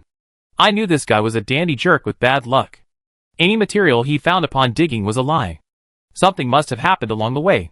Lin Lin glanced back at Brave innocently, then refocused his attention on the massive creature that had suddenly appeared, bearing ill intentions towards them. He was certainly not as familiar with this creature as he was with the female rat halos or the ice fang dragon, but he wasn't completely unfamiliar with it either. Its scientific name is Zapoa Zakir, commonly known as the transformed ice shark. The slight difference between its name, transformed ice shark, and the transformed juvenile ice shark it had just hunted clearly indicated that this creature was the adult form of the transformed juvenile ice shark. In the guild's danger rating, this creature, like the female rat halos and the ice fang dragon, was ranked at 4 stars. It was only after seeing this creature that Lin Lin suddenly remembered that the Shark Soul and Ice Shark series weapons, crafted from transformed ice shark materials, also seemed to be quite excellent ice attribute shield axes. According to the hunter's code, which he had memorized countless times, hunting monsters without a corresponding hunting commission was prohibited, unless a hunter was attacked by a monster in the wild, and was forced to kill the monster in the fierce battle to protect their own safety. This was called self-defense. If he had followed his previous idea and hunted an ice mermaid dragon, it would definitely be considered poaching. It was also because the pressure to survive in Yenhua village was relatively high, and the guild had little energy to focus on matters like ecological balance. Even if there was a penalty, it wouldn't be too severe, and Yi wouldn't be invited to have tea. That's why Lin Lin dared to come up with this idea. Well, it's hard to say that it had nothing to do with Yi Zi's experience of being put in solitary confinement after running away. Due to his past gaming experience, Lin Lin subconsciously assumed that the frozen islands only had juvenile, transformed ice sharks, and no adults. But the truth was, if no adults were spawning there, how could those transformed ice sharks have sprung from rocks? Incidentally, since the small monsters he encountered while hunting at the abandoned shrine were all carnivorous, Aside from the sickle weasel dragon and the giant boar, he hadn't noticed the difference between reality and the game. In the game, there were small thieves but no giant thieves, which was obviously impossible in real life. Inertial thinking can be detrimental. What do you mean? Retreat? Breath had only seen the description of the transformed ice shark in the monster manual, and wasn't familiar with its combat methods, so he subconsciously prepared to play it safe. Why retreat? Do you think it's going to let us go? Seeing the transformed ice shark across from him strike a somewhat awkward pose, its entire body tensed like a spring, clearly gathering strength, Lin quickly drew his shield in front of him, his mind on full alert. According to his limited memory of the transformed ice shark, after adopting this stance, it would either follow up with a dragon chariot attack or a breath of fire, both of which required complete concentration. After 2 seconds of intense staring, the transformed ice shark remained motionless, frozen in place like a puppet. In his past experience with monsters, Braid had rarely seen one take so long to build up strength, and he couldn't help but feel puzzled. Is it really going to attack? Shit! Almost as he spoke, the transformed ice shark opened its maw, unleashing a torrent of white air emitting a freezing cold. As its head twisted, it swept across the narrow cavern. Faced with such an attack, Lin decisively sheathed his shield and ran sideways with all his might, his gaze fixed intently on the direction of the surging column of ice and water. Seeing the attack approaching, Lin exerted force on his feet and lunged forward. Feeling the whistling wind behind him, and the nearly freezing cold air brushing past him, Lin couldn't help but break out in a cold sweat. Glancing at the area swept by the water column, the once smooth ground was now frost-coated with tiny ice crystals. Normally, such ground wouldn't cause any harm, but if he lunged like this, the sharp ice fragments could easily penetrate the protective gear and injure the hunter. Almost instantly, a thought flashed through Lin's mind. We must not let the transformed ice shark continue using its breath. If this continues, the field will become increasingly suitable for the opponent to fight. Glancing back in Brave's direction, he saw that, like him, he hadn't tried to resist with II, but instead relied on flying to avoid the attack. He felt a slight sense of relief. The next moment, Lin rushed forward, reaching the transformed ice shark within seconds. He raised his hand and slashed with his sword, aiming for its eyeball. The transformed ice shark's reaction was equally fast. With a slight tilt of its head, the blade missed its fragile eye and struck the skin beside its gills. Protected by its strong scales, the blade barely scratched its skin, drawing a few drops of blood, no significant damage at all. The transformed ice shark, without hesitation, immediately raised one of its powerful front claws and slammed it down hard at Lin. To be on the safe side, Lin didn't attempt to test the opponent's strength head-on. Instead, he slightly misstepped his steps, slid backward, and simultaneously swung his sword across his body. Naturally, the swing missed, but this movement also blocked the shield in time. The next moment, the transformed ice shark kicked its limbs, and its massive body rushed out like a cannonball, a truly instant chain car. The shield collided fiercely with the ice shark's head carapace, making a dull thud. Because the ground was completely covered in ice, the immense impact caused Lin's feet to slide nearly 10 meters before barely coming to a stop. Lin's mouth curled up. Fortunately, the impact had been mostly dissipated, and he was barely affected. Fight again! Chapter 222. Frankly, the transformed ice shark isn't particularly adept at close combat, but as the saying goes, if a monster can only use the chariot, it's invincible, and the transformed ice shark is semi-invincible. The reason it's semi-invincible is that, in addition to its dragon chariot, the transformed ice shark can occasionally unleash an icy breath that emits a freezing chill. Lin slid to avoid the transformed ice shark's direct charge, his blade slicing through the creature, leaving a bloody mark. Feeling the resistance transmitted back from the creature's body, as if cutting through tough rubber, he slowly exhaled a puff of white mist. This was truly a difficult situation. While he and Brave could handle this level of attack, simply holding them, there was impossible. They had to create an opportunity to attack. The transformed ice shark was inherently a highly aggressive creature. Although it had been drawn in by the scent of its young, its apathetic nature held no vengeance. It simply desired to rip apart all creatures in its territory. After several clashes, it failed to crush the two hunters, and its patience grew increasingly impatient. The transformed ice shark, curled up like a toad, suddenly shoved its hind legs against the ground, sending its massive body soaring into the air before slamming headfirst into a nearby crack in the ice. Although the carapace on the head that helps break ice degenerates and disappears after adulthood, this does not mean that the deformed ice shark loses its ability to dive under the ice. On the contrary, with its heavy body, it only needs one jump to smash the thick ice like an icebreaker, and with the help of its limbs, it can dive under the ice in the blink of an eye, leaving only the vertical fins on its back exposed. Boom! The massive creature moved beneath the ice, its path trembling violently. Unsteady on their feet, they could only watch helplessly as the fins charged towards them. It must be said that the transformed ice shark truly possessed a powerful presence when it came to intimidation. This time, it targeted Brave. In previous encounters, Brave had consistently countered its dragon chariot with Eye, his wielding air blade slicing through the creature's body with minute wounds, which only heightened its hostility towards him. Brave didn't continue using Eye. The key to this move, besides the use of ki and ki blades, is the explosive power of the lower body. The violent tremors caused by the transformed ice shark's movement made it impossible to maintain steady footing, making it impossible to assume an Eye stance. Seeing Brave begin his desperate escape, Lin Lin sheathed his weapon and rummaged through his tool bag. Then, with a subtle sigh of relief, he pulled out a fist-sized gray sphere. Fortunately, even though he traveled light this time for the mining trip and hadn't brought many potions and other supplies with him, he saved a little of each just to be safe, and now was the time to use them. Here! Seeing Brave about to be overtaken by the death-like vertical fin, Lin Lin shouted softly, raised his hand, and threw the ball, hitting the ice just in front of the dorsal fin. Instantly, a burst of intense high-frequency noise erupted from the spot, transmitted through the ice, firmly transmitting to every corner of the monster's body beneath the ice. It goes without saying that when facing monsters that prefer to burrow underground, sonic boom bombs are a blessing for hunters. These monsters often possess highly developed hearing to sense the movements of their prey from below. When that sensitive hearing meets the intensity of high-frequency noise, there's only one result. Ouch! With a wail, the ice shark monster shuddered, like a twice-electrolyzed fish released from a reservoir. It leaped out from beneath the ice, landing belly up on the ground, its limbs flailing wildly in a state of unconscious struggle. Good opportunity! Without Lin Lin's warning, Brave, panting heavily from the pursuit, spun around and slashed at the shark's spiky head. Air Blade Strike, activated, because the transformed ice shark had been chasing Brave. It was now some distance away from Lin Lin.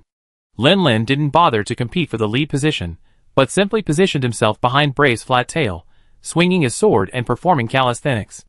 A charge double slash, a spinning slash, a bottling, a shield charge, and a tribute-enhancing spinning slash, and then the cycle began again.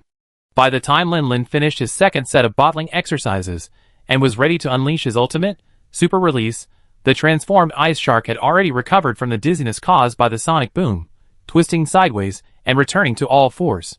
Watching the transformed ice shark, lidded with pain, suddenly flex its limbs and leap away from them, Lin Lin resisted the urge to unleash the super release. That wouldn't do. Throwing out a super move after spending so much effort to build it up only to miss would send your blood pressure soaring. Roar ah! The excruciating pain in both its head and tail raged the transformed ice shark. Its heart pumped rapidly, pumping blood throughout its body.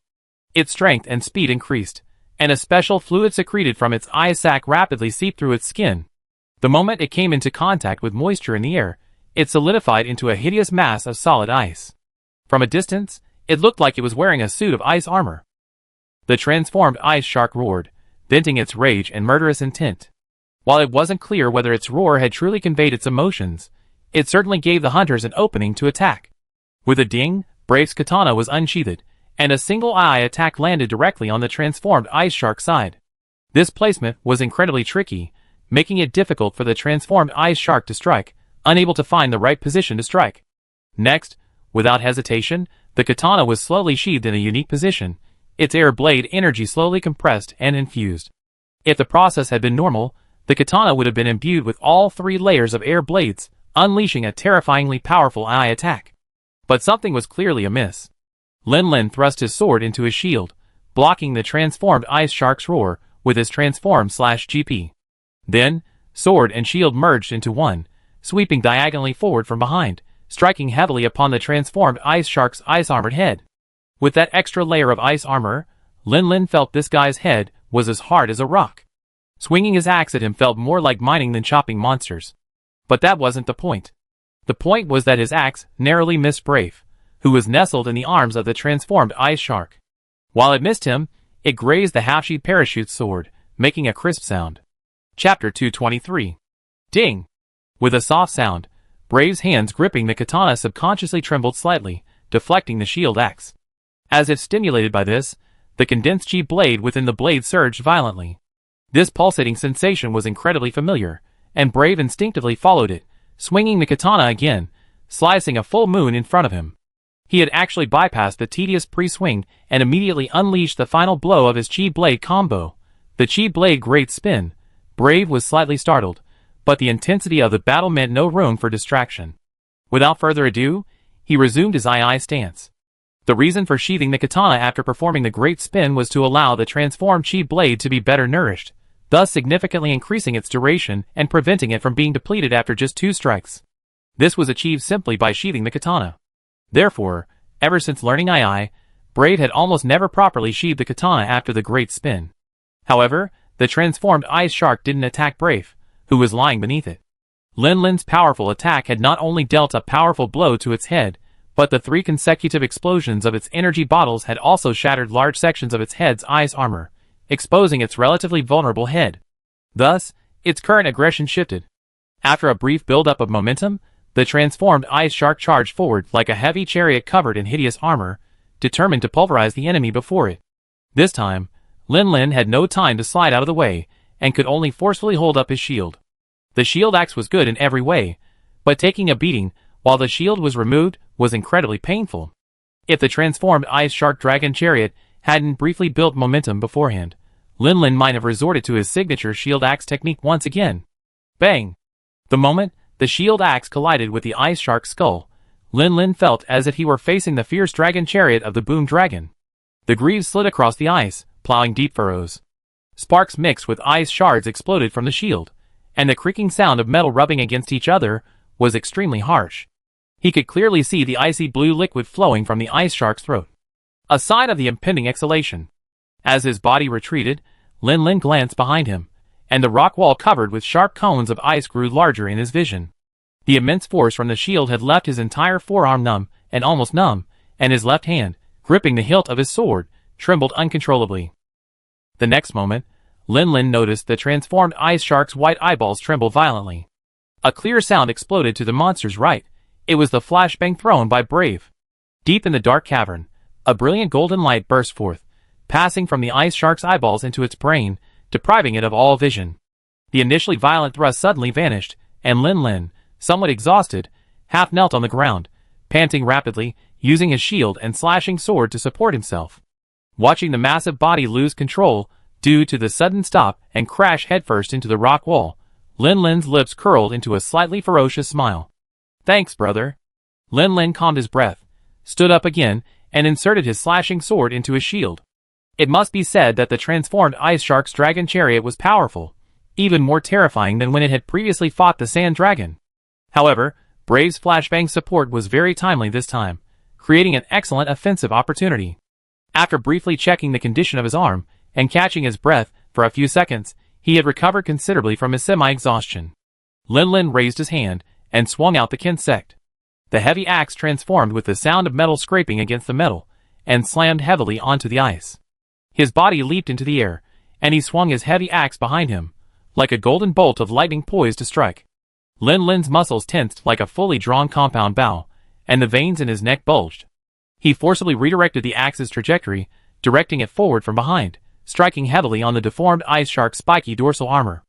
A torrent of golden energy poured out from the axe's blade, shaking the entire ice layer. Fine cracks formed a 5-meter square spiderweb centered on the axe's blade. The flying ice fragments were blasted into a ring of icy mist by the airwaves. In a flash, a hideous gash was torn open on the deformed ice shark's back, and crimson blood splattered into the sky. Awang.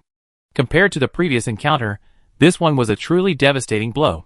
The deformed ice shark's dorsal armor was almost completely destroyed, and even its sturdy dorsal fin was broken. Lin let out a long breath and disassembled his shield axe again, but this time he didn't hold it in his hands anymore, instead tucking it behind his back. He was already half exhausted, but after that forced burst of power, he was now completely exhausted. While the transformed ice shark was still in the double stun from hitting the wall and being blinded, Brave had already charged up his Kamui. With a few sliding steps, he closed in, widening and deepening the laceration Lin had inflicted. At the deepest point, The white bone fragments were faintly visible. Lin Lin didn't continue to attack, but simply rummaged through his item bag. Reluctantly, he pulled out a piece of food he'd taken with him, tore open the package, and began to eat right there. I hadn't expected a fight this intense just mining. I should have brought nutritional supplements with me. They're incredibly effective at replenishing stamina, and they're not as dry and tough as the food. Speaking of which, Lin Lin felt like he hadn't felt this low in energy for a long time, since he started training to strengthen his stamina. It seemed he couldn't slack off on his daily training. Carrying food into his stomach, Lin Lin quickly recovered. However, the transformed ice shark across from him was also gradually recovering from its dizziness. Its gaze towards the two hunters was filled with not only anger and murderous intent, but also a hint of fear. Having just taken two powerful blows, it finally realized that these unassuming creatures actually possessed the power to truly threaten its life. It felt a bit reluctant to continue fighting. If it could scare the enemy off, that would be the best. So it began to inhale sharply, activating the special fluid in its body and vaporizing it. The rapidly expanding gas volume caused the transformed ice shark to swell up like a balloon. No, it couldn't be said to be like, because the transformed ice shark was essentially a large balloon. This way, it was making itself appear even larger, hoping to scare off the enemy. This thought flashed through Lin Lin's mind. But the second thought that immediately flashed through his mind was, the belly of the transformed ice shark is the best and softest part of its body. Normally, its abdomen is pressed against the ground and is out of attack range. But now, your belly has swelled up so much, I'd be sorry if I didn't give you a few good stabs. You've gone to so much trouble to turn yourself into a punching bag. Chapter 224. The word transformed in the transformed ice shark's name stems from its balloon-like appearance. While it may appear comical, a true clash reveals it's more than just a showpiece. The transformed ice shark lacks physical skills, and its limbs become almost useless after transforming into a ball. However, its heavy, expanded body is a formidable weapon in itself. When such a massive ball, over 10 meters in diameter, begins rolling through the cave, all the hunters can do is dodge and wait for it to stop. After all, monsters don't have unlimited stamina, and the transformed ice shark's head can't withstand the dizziness of prolonged rolling. It's not like a rolling monster like a blast hammer dragon or a bone hammer dragon. As expected, after a few laps, the transformed ice shark struggled to steady itself and regained its balance. It looked anxiously at the two hunters, who, far from being deterred by its larger size, were even darting about with remarkable agility. If it couldn't repel them, it would have to move to another territory. Just as it paused to recover, the two hunters had already rushed to the transformed ice shark's chubby belly, weapons drawn without hesitation, and launched an attack. This time, the two sides coordinated much more effectively, each choosing their positions, wielding their katana, and slashing swords simultaneously. Having just unleashed their strongest attack, their attacks were relatively weak. But who could blame the skin on its abdomen, stretched and thinned to expand its size, becoming extremely soft and fragile? Naturally, their attacks met with little resistance, inflicting numerous wounds on the transformed ice shark's abdomen. Blood flowed out like a stream, staining the icy blue ground crimson. The transformed ice shark finally managed to steady itself, feeling fresh wounds on both sides of its abdomen. It frantically shook itself vigorously, hoping to force the opponent back, but things didn't go as it expected. Ding bang. Different sounds echoed from both sides. Brave used an II attack, slightly moving away from the transformed ice shark. The yellow light on his blade condensed once again, turning blood red. Lin Lin retreated slightly, merging his sword and shield, transforming into a heavy axe, and swinging it behind him. Boo-hoo!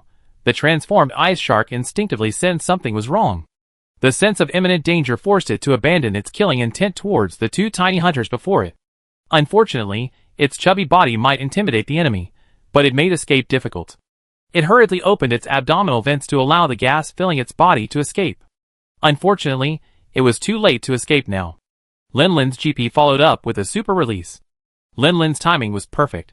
The gas within the transformed ice shark had just been released, and its abdomen was still in a swollen, weakened state.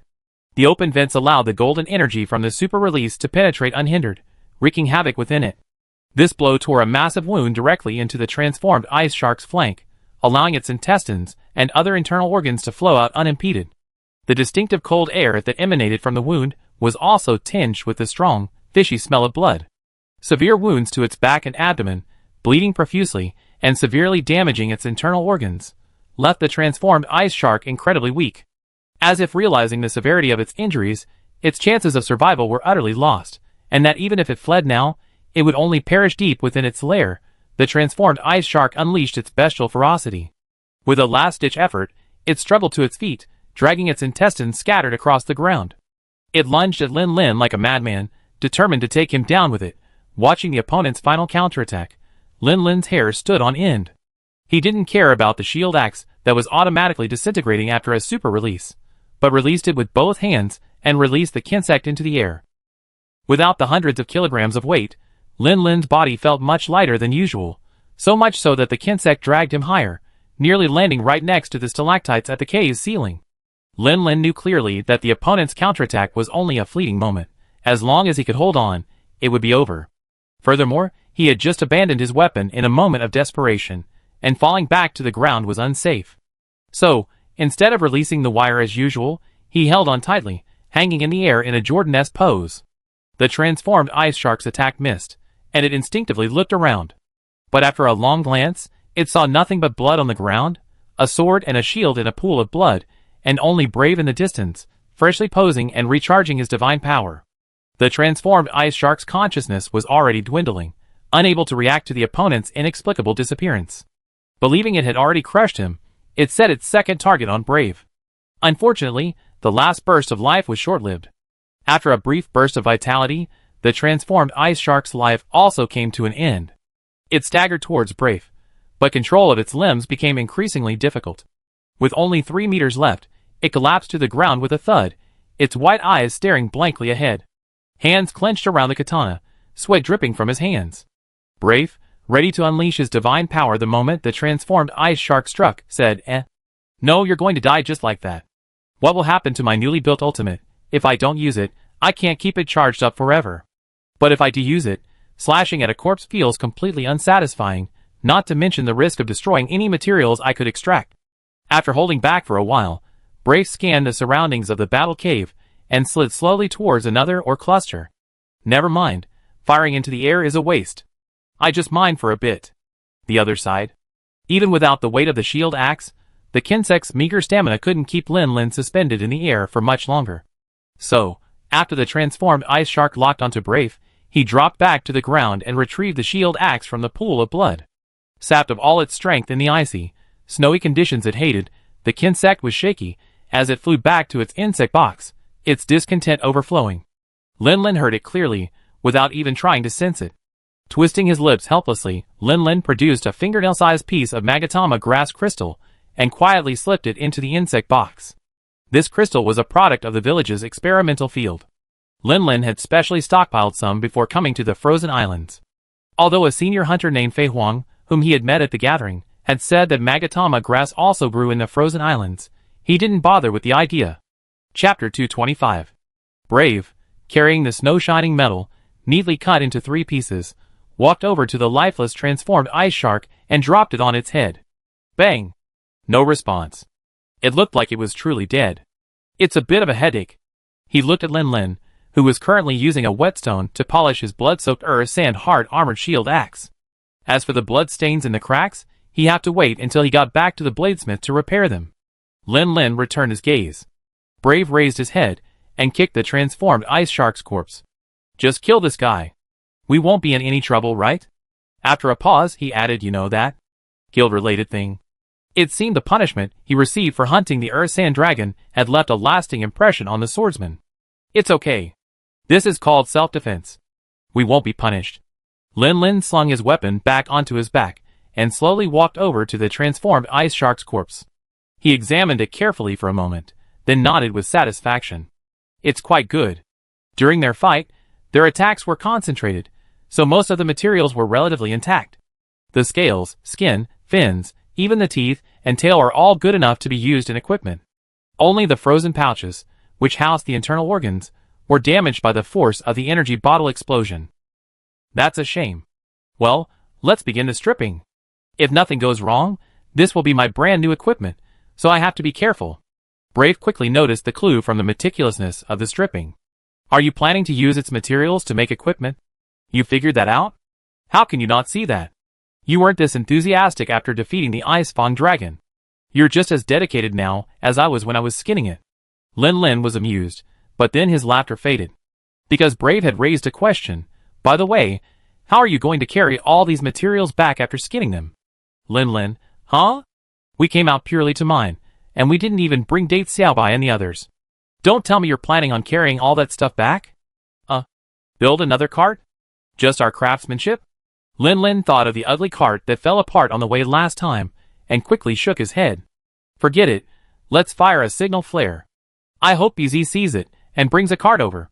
While he and Brave were out mining, Yeezy had naturally been busy too. He had taken the cart made from date coconut, and started collecting raw meat.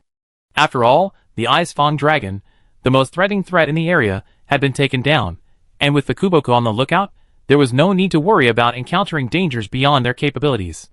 Brave glanced at his haul, a massive pile of snow-shining metal, various other ores, and all sorts of materials for the transformed ice shark family. It really took a cart to haul it all. Without saying anything, he left the cave to set off a flare. After waiting for about half an hour, Yeezy arrived at lightning speed on Xiaobai. So where's the cart? I was in a hurry, so I didn't have time to look. That wasn't a red flare I just set off, was it? Gomines. I'd bring it over right away. Is there a lot of raw meat in the cart? Yes. Then there's no need to go back. That cart is probably broken. Let's build a new one. At least you brought Coconut Date with you. I protest, meow. I already built a cart, meow. Protests are useless. You don't want your boss to have to trudge through the cave carrying a bunch of heavy materials, do you? What a disgusting feeling. When Brave, Yeezy, and Coconut Date approached the cave with their newly built cart, they saw a figure sitting on the ice shark's corpse, staring blankly at the stalactites above. Around him, besides the transformed juvenile ice shark from the beginning, there were 7 or 8 other corpses of varying sizes and similar appearances. You're finally here. Lin Lin complained weakly. The transformed ice shark species is truly difficult to judge. Adults don't specifically protect their young, and young don't consider adults their own kind. Attracted by the scent of blood, the first thing they do is try to taste the adult's corpse. He had just been through a fierce battle, and within moments, his stomach was rumbling with hunger. He already finished his food supplies. In desperation, he briefly tried roasting the transformed ice shark and the juveniles that had arrived, but the result? It smelled like the random ice black tea found at the construction site, and the taste was truly unpalatable. Lin Lin took a tentative bite, and then threw it away with a grimace. After that, he still wasn't giving up. He cut off the fins of the juvenile ice shark, and tried roasting and eating them. Hey, don't say that. Although the meat was pungent and unpalatable, the fins were incredibly delicious. After grilling 2 pieces, Lin Lin decided to save the remaining fins for soup. Of course, this only applies to the fins of juvenile ice sharks. The fins of adult ice sharks are used for equipment. And since the fins of adult ice sharks can even be used for equipment, you can imagine how terrible they would taste. In short, this trip to the frozen islands has basically concluded successfully. Once we've transported everything back and helped Yeezy hunt for enough raw meat, we can head back. After loading the supplies into the truck, Lin Lin and his group slowly left the cave and headed slowly along the shallows toward the camp. Finally, there were no more accidents along the way. Well, no major ones, but there were a few minor hiccups. As they passed a small island, Brave was curious about the island standing alone in the middle of the surrounding shallow sea, and he took a closer look. Originally, it was just a curiosity. After all, one of the perks of being a hunter is seeing unique sights that ordinary people never get to see, and you can brag about them later. But that one glimpse made Brave sense something was amiss. Why does that look so much like a dragon-slaying lance? A dragon-slaying lance? Impossible? Yeezy had reason to suspect Brave had just experienced a major battle, and the stress was causing him to hallucinate. Until Lin Lin reminded her, she looked upward at the island. Huh? It really is a dragon-slaying lance. Why is there a dragon-slaying lance here? Yeezy felt a little bewildered. She was a native of Yanhua village, and the frozen islands had only been discovered a few years ago. The Hunters Guild had established a camp there, and sent scribes and scholars to observe it, which was already the limit. Normally, it would be impossible for a dragon-slaying lance to be brought here, unless it didn't belong to the guild. Chapter 226. Judging from the level of rust on that dragon-slaying spear, it must be from a very ancient time. Lin Lin glanced at the broken dragon-slaying spear for a few moments, and made his judgment without hesitation. After all, in the monster hunter world, technological advancement relies on archaeology, and it's perfectly normal for ancient technology to be more advanced than modern technology. Therefore, the discovery of the remains of an ancient dragon-slaying spear isn't entirely surprising. But the question is, why is there a broken dragon-slaying spear here? Weren't ancient dragon-slaying spears weapons? Brave stroked his chin, repeatedly examining the dragon-slaying spear stuck diagonally into the island. He pondered, unable to understand why ancient humans would place a weapon designed to fight dragons in such a place. It's not like the hero of Kokot, who, after retirement, plunged his hero's sword into a crevice and declared whoever could pull it out the next Kokot hero, right? Even a dragon man like the legendary Great Elder wouldn't be able to pull out the dragon-slaying spear, right? Speaking of which, do you think that small island looks a lot like the head of some giant dragon? Jujube stood on the cart, observing for a moment with Lin Lin and the others, then asked uncertainly. Impossible? What kind of dragon could have such a large head? Brave instinctively dismissed the idea. He compared it in his mind and realized that even the head of a peak mountain dragon, minus its two massive fangs, would be smaller than the island. Not to mention that the shape of the island was completely different from the peak mountain dragon's head. As for the old mountain dragon, it did look somewhat similar, but according to the guild's records, the old mountain dragon was even smaller than the peak mountain dragon, making it even more impossible. As Lin Lin listened to Yeza's speculation, his mind suddenly stirred. A vision of a giant dragon carrying a volcano on its back emerged in his mind. If it were this dragon, it would probably be about the same size, right? Let me take a look from another angle. Lin Lin said this, then he raised his hand and released the insect. He leaped into the air, landing on another high ground without touching the ground. If the island was indeed the dragon's skull, then their previous position would have been the dragon's side, while Lin Lin's current position was directly in front of the dragon's head. In this direction, Lin Lin deliberately stood at the highest point and gazed far behind him. The icy skeletons looming in the valley came into view. Looking slightly to the side, he could see the remains of a severely damaged ship. Between the bones and the wreckage, a rusted dragon-slaying spear could be vaguely seen. Lin Lin rubbed his brow, trying to recall if he noticed similar scenes in the game before. Unfortunately, he'd been so engrossed in the thrill of combat back then, and since over half a year had passed since his time travel, the details had long since faded from his memory. He couldn't recall if what he saw was the same as in the game, and naturally, he couldn't directly retrieve the answer from his memory. Lin Lin could only reconstruct the events in his mind based on what he saw. Unknown years ago, a certain human faction grew immensely powerful, even producing dragon-slaying boats. For unknown reasons, this faction clashed with a massive ancient dragon, suspected to be a molten mountain dragon. A fierce, earth-shattering battle erupted between the two sides, the sun and moon darkening. The details of the battle remain unknown. Judging solely from the final outcome, in this world perpetually covered in frost, the dragon was slain by the dragon-slaying spear. Its final counterattack also destroyed the dragon-slaying boat, leaving it unable to return and ultimately remaining here, sleeping with the dragon. As for the humans originally aboard the dragon-slaying boat, judging by the occasional remains of ruins, at least not all of them perished. Whether the survivors eventually returned home or ultimately succumbed to the harsh environment here and perished altogether requires more detailed research. Lin Lin wasn't particularly interested in geographical and historical research. Instead, this enormous skeleton, estimated to be over 200 meters long, piqued his interest. Regardless of whether it was a molten mountain dragon or not, a dragon of this size must be an ancient dragon, right? So, isn't this a ready-made ancient dragon bone? This material is even more precious than ancient dragon blood. After all, ancient dragon blood can be obtained by simply defeating an ancient dragon and injuring it. Ancient dragon bones, besides subduing an ancient dragon, can probably only be collected from remains like this, right?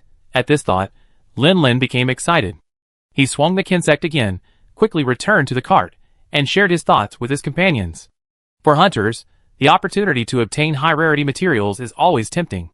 After briefly expressing their admiration for the skeleton's owner's size, the three of them unanimously decided that in addition to hunting for raw meat over the next few days, they would also try to find a few small, intact ancient dragon bones. If they couldn't find any, they could bring back fragments or something similar. Time passed, and finally, after a week or so in the frozen islands, the small group decided to return. This time, everyone had a lucrative harvest. Even Yi Zi, who hadn't hunted large monsters, had obtained a considerable amount of high-quality bone and or materials. Many of these materials were sufficient to craft equipment for even a high-ranking hunter. It could be said that after the three returned, their equipment was completely new. In the cabin, Lin Lin opened the insulated incubator and reached in to feel around, feeling the condition of the dragon egg. He breathed a sigh of relief. Before leaving, he had asked the ship's sailor, Elu, to help watch over the dragon eggs in the incubator every day while he was in the hunting grounds, changing the air and keeping an eye on them. So far, the little dragon seemed to be doing well. Through mystical sensing, it seemed that its life force had become more concentrated. However, after all, this dragon egg had experienced a sudden change in its environment. Despite a narrow escape, it had sustained significant damage. While its condition had improved considerably, it would likely take quite some time for it to hatch. After completing his routine check on the dragon egg, Lin Lin left the cabin and stepped onto the deck. Huh? Captain, you're not in the cabin. The captain of this cargo ship was a middle-aged man with a perpetual smile. Unlike the average person, however, this captain had sharp nails, webbed hands and feet, and his skin tone was uneven. Undoubtedly, he was a seafarer. Is that Lin Lin? The captain glanced back, smirking as he shook his fishing rod. These seas are very stable. With the first mate at the helm, there's no need to worry. I haven't fished in a while, so I figured I'd go for a spin. Do you want to give it a try? Chapter 227. The captain's accent was very distinctive, reminding Lin Lin of an old friend from Rocklac. Upon inquiry, it transpired that the captain was indeed a seafarer from Moga village. You mean little Anxia? Did she go to Rocklac to study? After Lin Lin's affirmative answer, the captain's face was filled with emotion. I've always said that Anxia will definitely have a great future. My wife thought she would stay in a small place like Moga village. Lin Lin blinked. After all, what the captain's wife said must be right. If Moga village ever experiences frequent earthquakes, that girl will definitely travel thousands of miles back to that small fishing village. You sound like you're very familiar with Anxia? The captain laughed heartily, looking very proud. Of course. Anxia often came to my house for free meals when she was little, and I watched her grow up. I see. This world can be truly small. Even this can be related. Anxia went to Rocklac to study. So why did you leave Moga village? Lin Lin pulled out his jib and stood beside the captain, casting his line while curiously asking, hey, why else? Money, of course. You need to make a living. Lin Lin thought back to the state of Moga village in the game. Maybe it's a little primitive, but it looks like the fishing industry is quite developed, so it shouldn't be poor, right? So making money in Moga village is hard. Well, that's not the case. To hide his embarrassment, the captain jerked his rod upward. But naturally, he caught nothing. Although making a lot of money is difficult, going out to sea every day and getting by is still easy enough. But I was thinking, every meal at home is just seafood, and it's getting boring. It just so happened that the instructor who used to teach hunters in the village came back and said he could help us make a lot of money. To improve our lives, I followed him out. Huh? Lin Lin felt like he caught something. Instructor? Help you make a lot of money? Is he selling goods as a merchant? Is he selling dare and beer? Huh? How do you know all this, young man? So it really was him. Lin Lin couldn't help but sigh again. The world is really small. So, wasn't it about making a lot of money? Why are you following Yang Yin? This? The captain's face grew increasingly embarrassed, as if he had recalled something quite ominous. Actually, there's nothing to hide, meow. We encountered pirates, meow. A sailor named Elu, who was just passing by, happened to overhear the conversation and interrupted. Lin Lin looked at it in astonishment. There are actually pirates in this world. This was truly a new lesson. He had always believed that the humans of the Monster Hunter world lived together, in the face of the harshness of nature. They weren't exactly harmonious and friendly, but at least there weren't many social problems. Now it seemed that even in this world, humans weren't without their dark side. Why aren't there any, meow? There may be fewer scumbags, but how can we eradicate them, meow? It's just that in most cases, bad guys don't have much of an impact, meow. So when bad guys band together at sea, they naturally become pirates. The captain sighed helplessly. We went to restock that time, and ended up getting pirated. All our money was stolen. Lin Lin had 1,000 complaints he wanted to make. It was hard to imagine a hunter who could wield massive weapons and fight monsters, and whose physical prowess was incomparable to that of an average human, being robbed by pirates. However, the captain, having clearly anticipated Lin Lin's complaint, spoke up first. It's mainly because they were outnumbered, and we only had one ship. If it weren't for my status as an instructor hunter, they'd be afraid of a fight to the death, and wouldn't dare to go too far. We'd probably all be drowning in the sea, feeding the sea dragons. Well, at least this made a lot more sense. But, did that devilish instructor go bankrupt just from this? That shouldn't be the case, right? How much cash do you bring with you for each shipment? After that incident, I felt the risks were still quite high, so I decided to strike out on my own. Later, I met Mr. Yang Yin, and with his connections, I came to Yanhua village. Lin Lin roughly understood the entire story, but still had many questions. What about those pirates? Neither the kingdom nor the guild would tolerate such an unstable force, right? Didn't the instructor report it to the higher-ups? If they were caught, the lost money should be recoverable, right? The captain stared at the fishing rod, his expression complex. It was the sailor, Eru, who spoke up to answer his questions. Of course, the authorities sent a fleet to suppress them, meow, but they somehow provoked a sea dragon, meow. Several ships were reduced to rubble, and the looted treasure sank into the sea. Because of the dragon's presence, salvaging it is very difficult, meow. Lin Lin couldn't help but marvel in admiration. This was truly karma, a fate unforgiven. In this kind of living environment, instead of keeping to himself, he dared to stir up trouble. He was courting his own doom. It was a shame to waste the instructor's vast fortune. This world didn't have cutting-edge technology like drones. The difficulty of deep-sea salvage was unimaginable, not to mention the presence of sea dragons. In Lin Lin's opinion, the instructor had suffered a huge loss. But the trembling of the fishing rod in his hand quickly brought him back to reality. The captain's reaction was even quicker than his.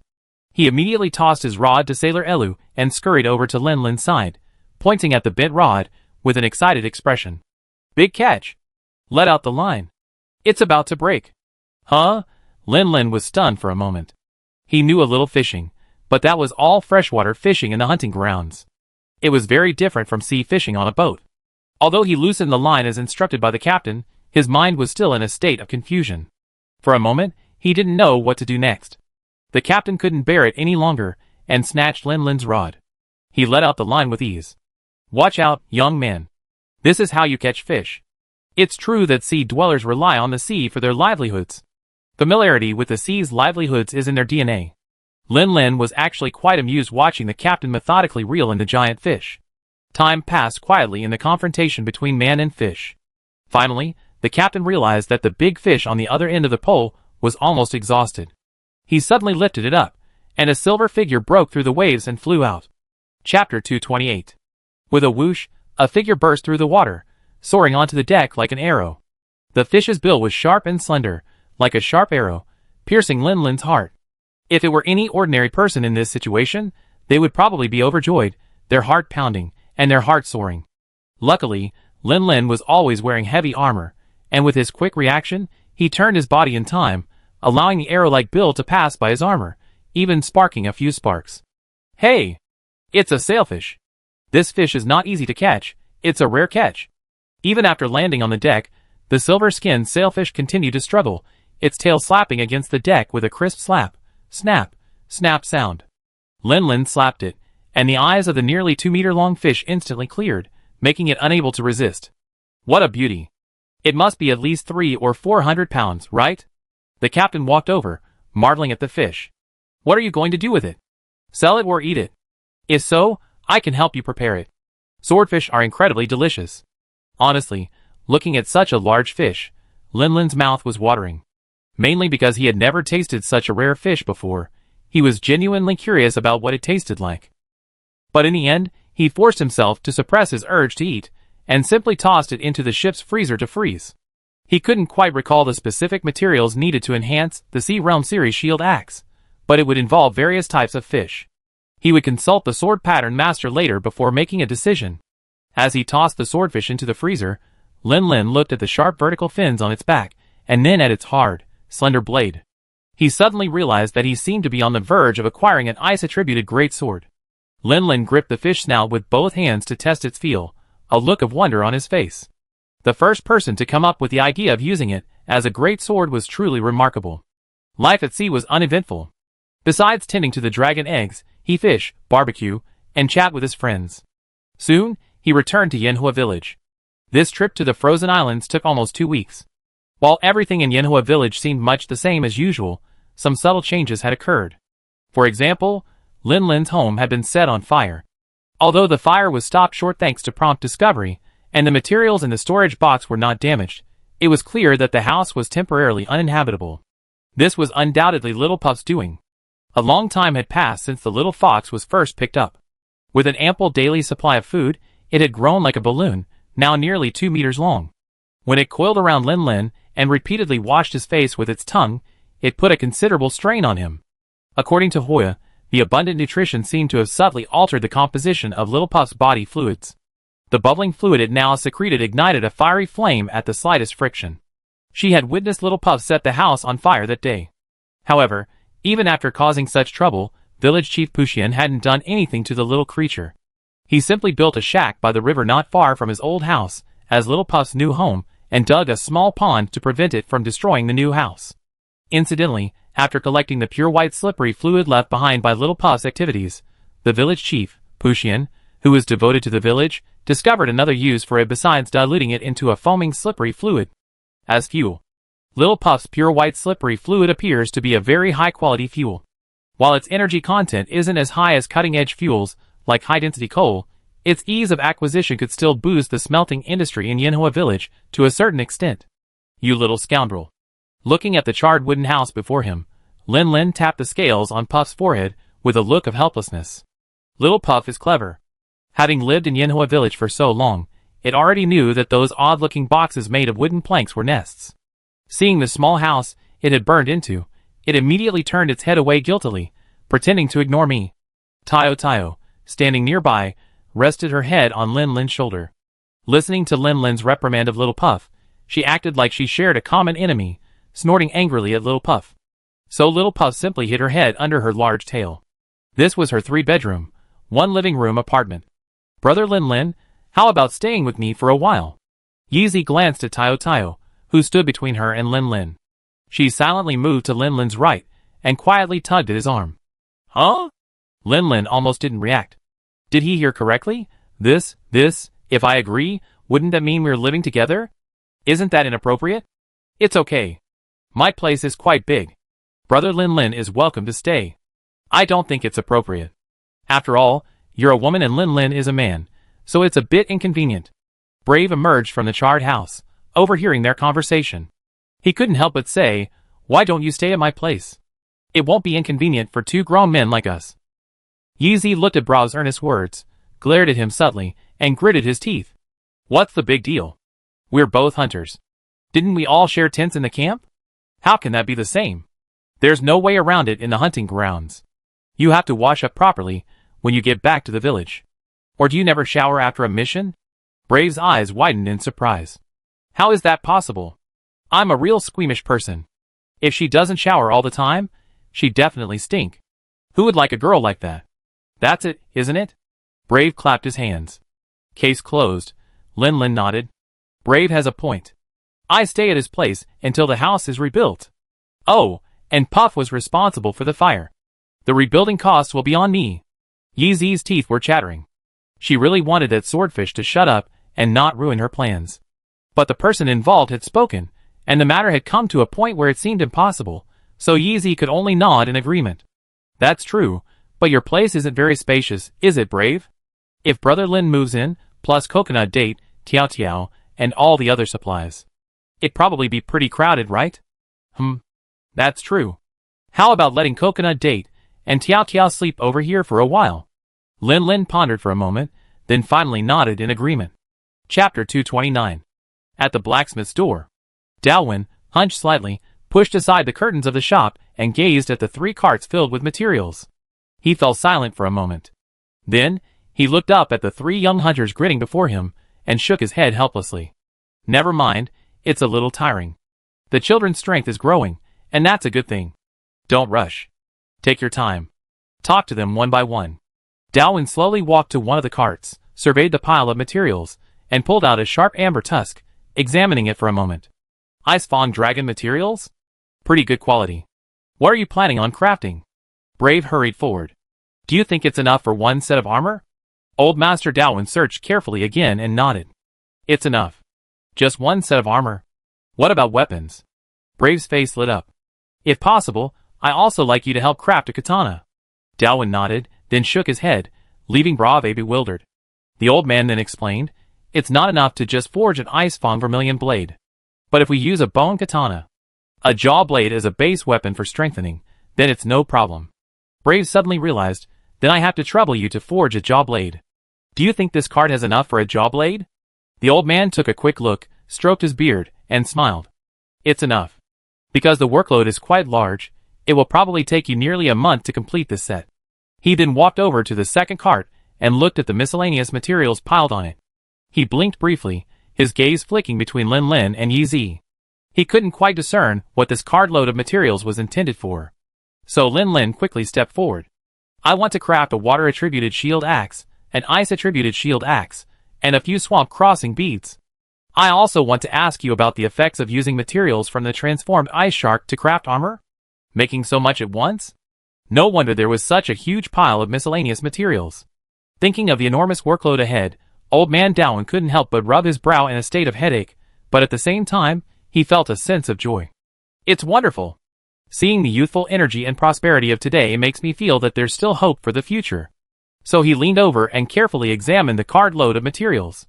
This frozen fish. Is it an armored rock bream?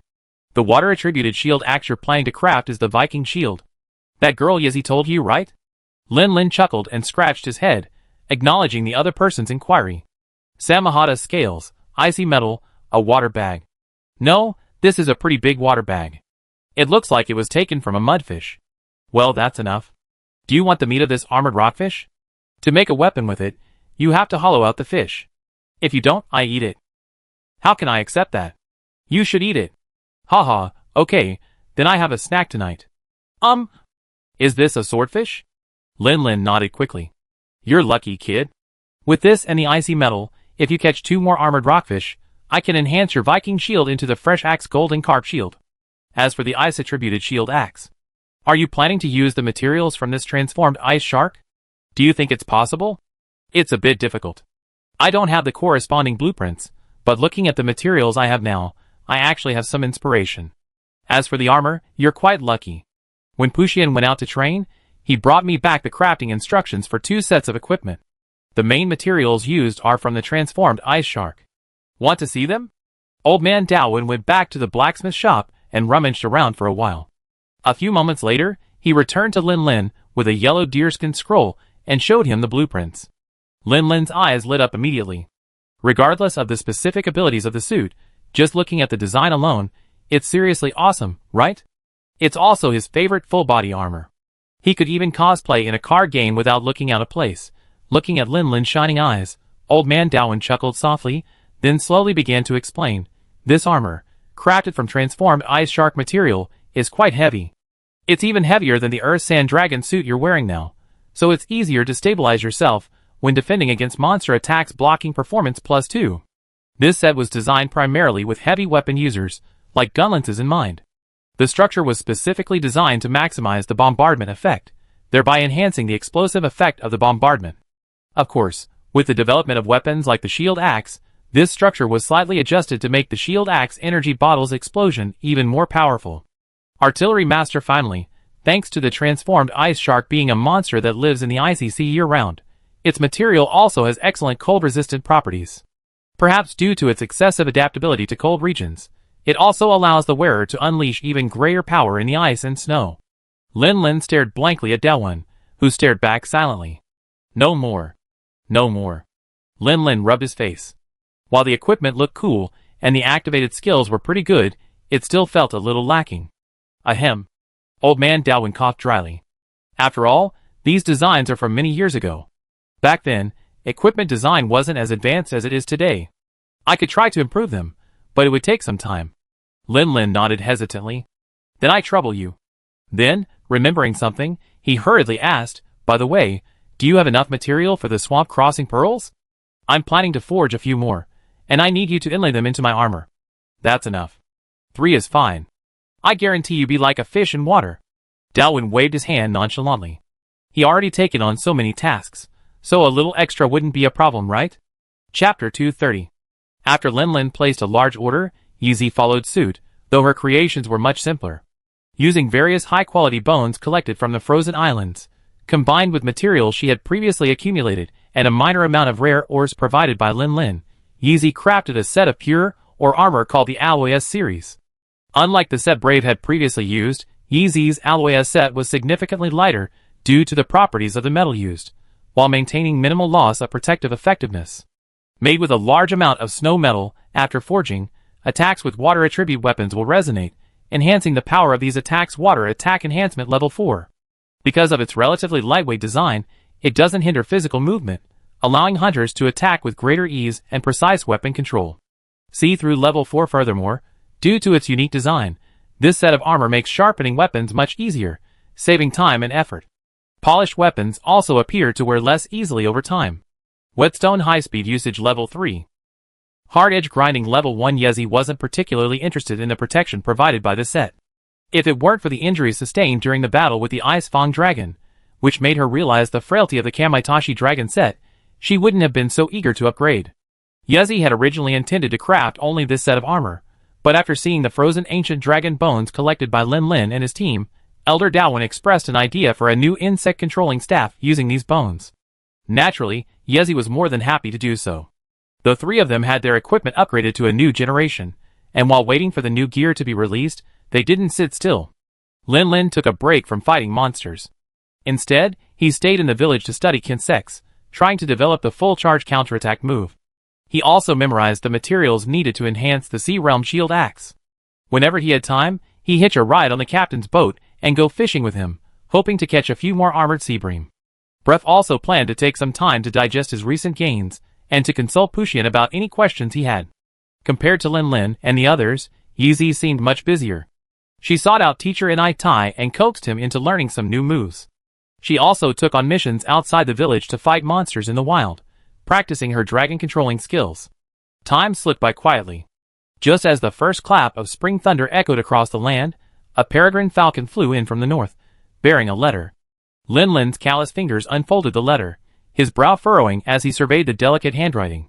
Spring has arrived so quickly. Rereading Sophia's description in the letter, Lin Lin took a deep breath. Although he was only a 4-star, there was no time for him to continue growing. It was time to return to the village. Breath was training at the village training ground, so Lin Lin went straight over. Returning to Jian? Is it finally time? After listening to Lin Lin's brief account of the events, Brief displayed his flying dragon blade, appearing eager to take action. It's almost time. I'm planning to set off once I've crafted my new equipment. No problem. Have you told EZ? Lin Lin pursed his lips. He didn't really want to take EZ with him. After all, the journey was too dangerous, and she still had her own Yanhua village to save. Didn't she say she wanted to go to Jian with you? Don't forget the current situation in Jian village. One more person means more strength. If you don't want to go, then I go? Lin Lin sighed softly. Okay, she should be working on the urgent task of getting promoted to 3 stars these days. I tell her when she gets back. Once she reaches 3 stars. As long as she doesn't face the Thunder Wolf Dragon head on alone, she should have some self-defense power. Yeezy's promotion was no surprise. After Yeezy returned to the village, Lin Lin went to tell her about it. Yeezy readily agreed to Lin Lin's invitation to join him, looking incredibly excited. After we resolve the Thunder Wolf Dragon rebellion, I'm going to soak in the hot springs of Jian village. I've been raving about it for ages. Hey! Even if you're the protagonist, you can't just jump in like that. It's dangerous. We talk about the future later. It's hard to say whether we can successfully resolve this. Yeah. Brother Lin Lin, when are we leaving? As soon as we get our new gear. The situation over there isn't very good, so we need to hurry. Yeezy mentally calculated the days, then looked up at Lin Lin with those watery eyes. Brother Lin Lin, the delivery date seems to be today, huh? And so, at the doorway of the blacksmith shop, the 3 hunters gathered once again. You're all here? You're really impatient. In the blacksmith shop, old man Daowin picked up his tea, took a sip, and looked at the 3 people with a smile. Try it all out. I've got all the equipment in the back room. Daowin set down his tea, and soon after, an Elucat emerged, leading the 3 to a separate compartment. 3 humanoid racks stood before them, each holding a set of icy blue heavy armor, a set of gleaming white armor, and a set of dull gray iron armor. Yeezy scanned the 3 sets of equipment. Why did hers seem the ugliest? No, I had to find some other monsters to change into their better-looking armor. In addition to the 3 sets of armor, 2 shield axes, a katana, and a bug club lay quietly on the weapon rack behind them. A shield axe, shaped like an armored rock snapper, was a water-attributed Viking shield. Its icy blue design, its shield resembling teeth biting together, made it quite striking. It was called Shark Guard. In Lin Lin's opinion, it looked much more stylish than the Salted Fish Shield Axe. Although the Shield Axe moves relied heavily on energy flasks, that didn't mean the energy contained in its slashing sword and axe blades was weak. One felt moist to the touch, the other emanated an icy chill. Placed side by side, a thin layer of frost formed on the ground between them. The katana was crafted from Icefang dragon material, its blade appearing amber. Even without touching it, one could sense the chilling chill just by being close. The insect stick was made entirely of bone, and no longer had the shape of a traditional double-headed knife. Its lower end was relatively rough and rounded. Lin Lin tentatively reached out to touch the blade, only to find that it was faintly flashing with crimson electric light. There was no doubt that this jumping red electric arc came from the most unique dragon attribute among the 5 attributes. According to the blade pattern, this was his dragon bone stick, crafted from an ancient dragon bone imbued with dragon energy, supplemented with other dragon bone materials. It possessed considerable dragon energy, and was particularly effective against weaker dragon monsters, like fire dragons. Yezi took her Aloe's suit to the inner room to change into, while Lin Lin and Brave were less particular, and simply removed their armor and changed right there. A few minutes later, Lin Lin, fully dressed, was about to leave when he felt a sudden bump on his forehead. Lin Lin looked up, bewildered, and saw a mark on the blacksmith's doorframe. Lin Lin subconsciously rubbed his forehead, a thought flashing through his mind. Am I already this tall? He was already a towering figure before the time travel, standing at 185 centimeters tall. His relatives would always exclaim, "What a handsome young man." After arriving in the Monster Hunter world, thanks to the nourishing climate and environment, he experienced a second growth spurt. Unknowingly, he had grown to over 190 centimeters tall. With his helmet on, the sinister spikes on his head stretched him to 210 centimeters tall. Dalwin also noticed the gap in the doorframe, and his face darkened. "Let's try it outside." Lin Lin gave a dry laugh, bowed, and walked out. Then, standing up in the open space, he practiced various tactical moves, while Brave grabbed the Icefang vermilion blade and began swinging it in the air from the other side. Since Yezi was a girl, changing clothes was always a bit more difficult. They both took a moment to adjust to their current outfits before Yezi finally emerged. The 3 of them adapted their equipment. Lin Lin tried it over and over again, and felt that drawing and retracting the weapon was very smooth. Jumping and sliding were not hesitant at all, and even rolling did not feel any hindrance. Lin Lin glanced sideways at the broad shoulder armor. The original design featured numerous ferocious spikes. If a greatsword wielded the Iron Mountain leaning, it would have dealt considerable damage in a collision. However, as a shield axe wielder, he rarely needed that skill, so he had the blade pattern modify it into a more rounded shoulder guard. After the blade pattern's redesign, while the armor still looked quite sturdy, it fully utilized the transforming ice shark's exceptional elasticity, allowing it to absorb and cushion impacts, significantly enhancing the wearer's resistance to impact. Reducing fear/impact resistance furthermore, thanks to the armor's excellent warmth retention and the heat-resistant stone on Lin Lin's body, wearing both effectively achieved excellent resistance to cold and heat, significantly improving his daily comfort. After a good workout, Lin Lin was quite satisfied with it, almost infatuated with it.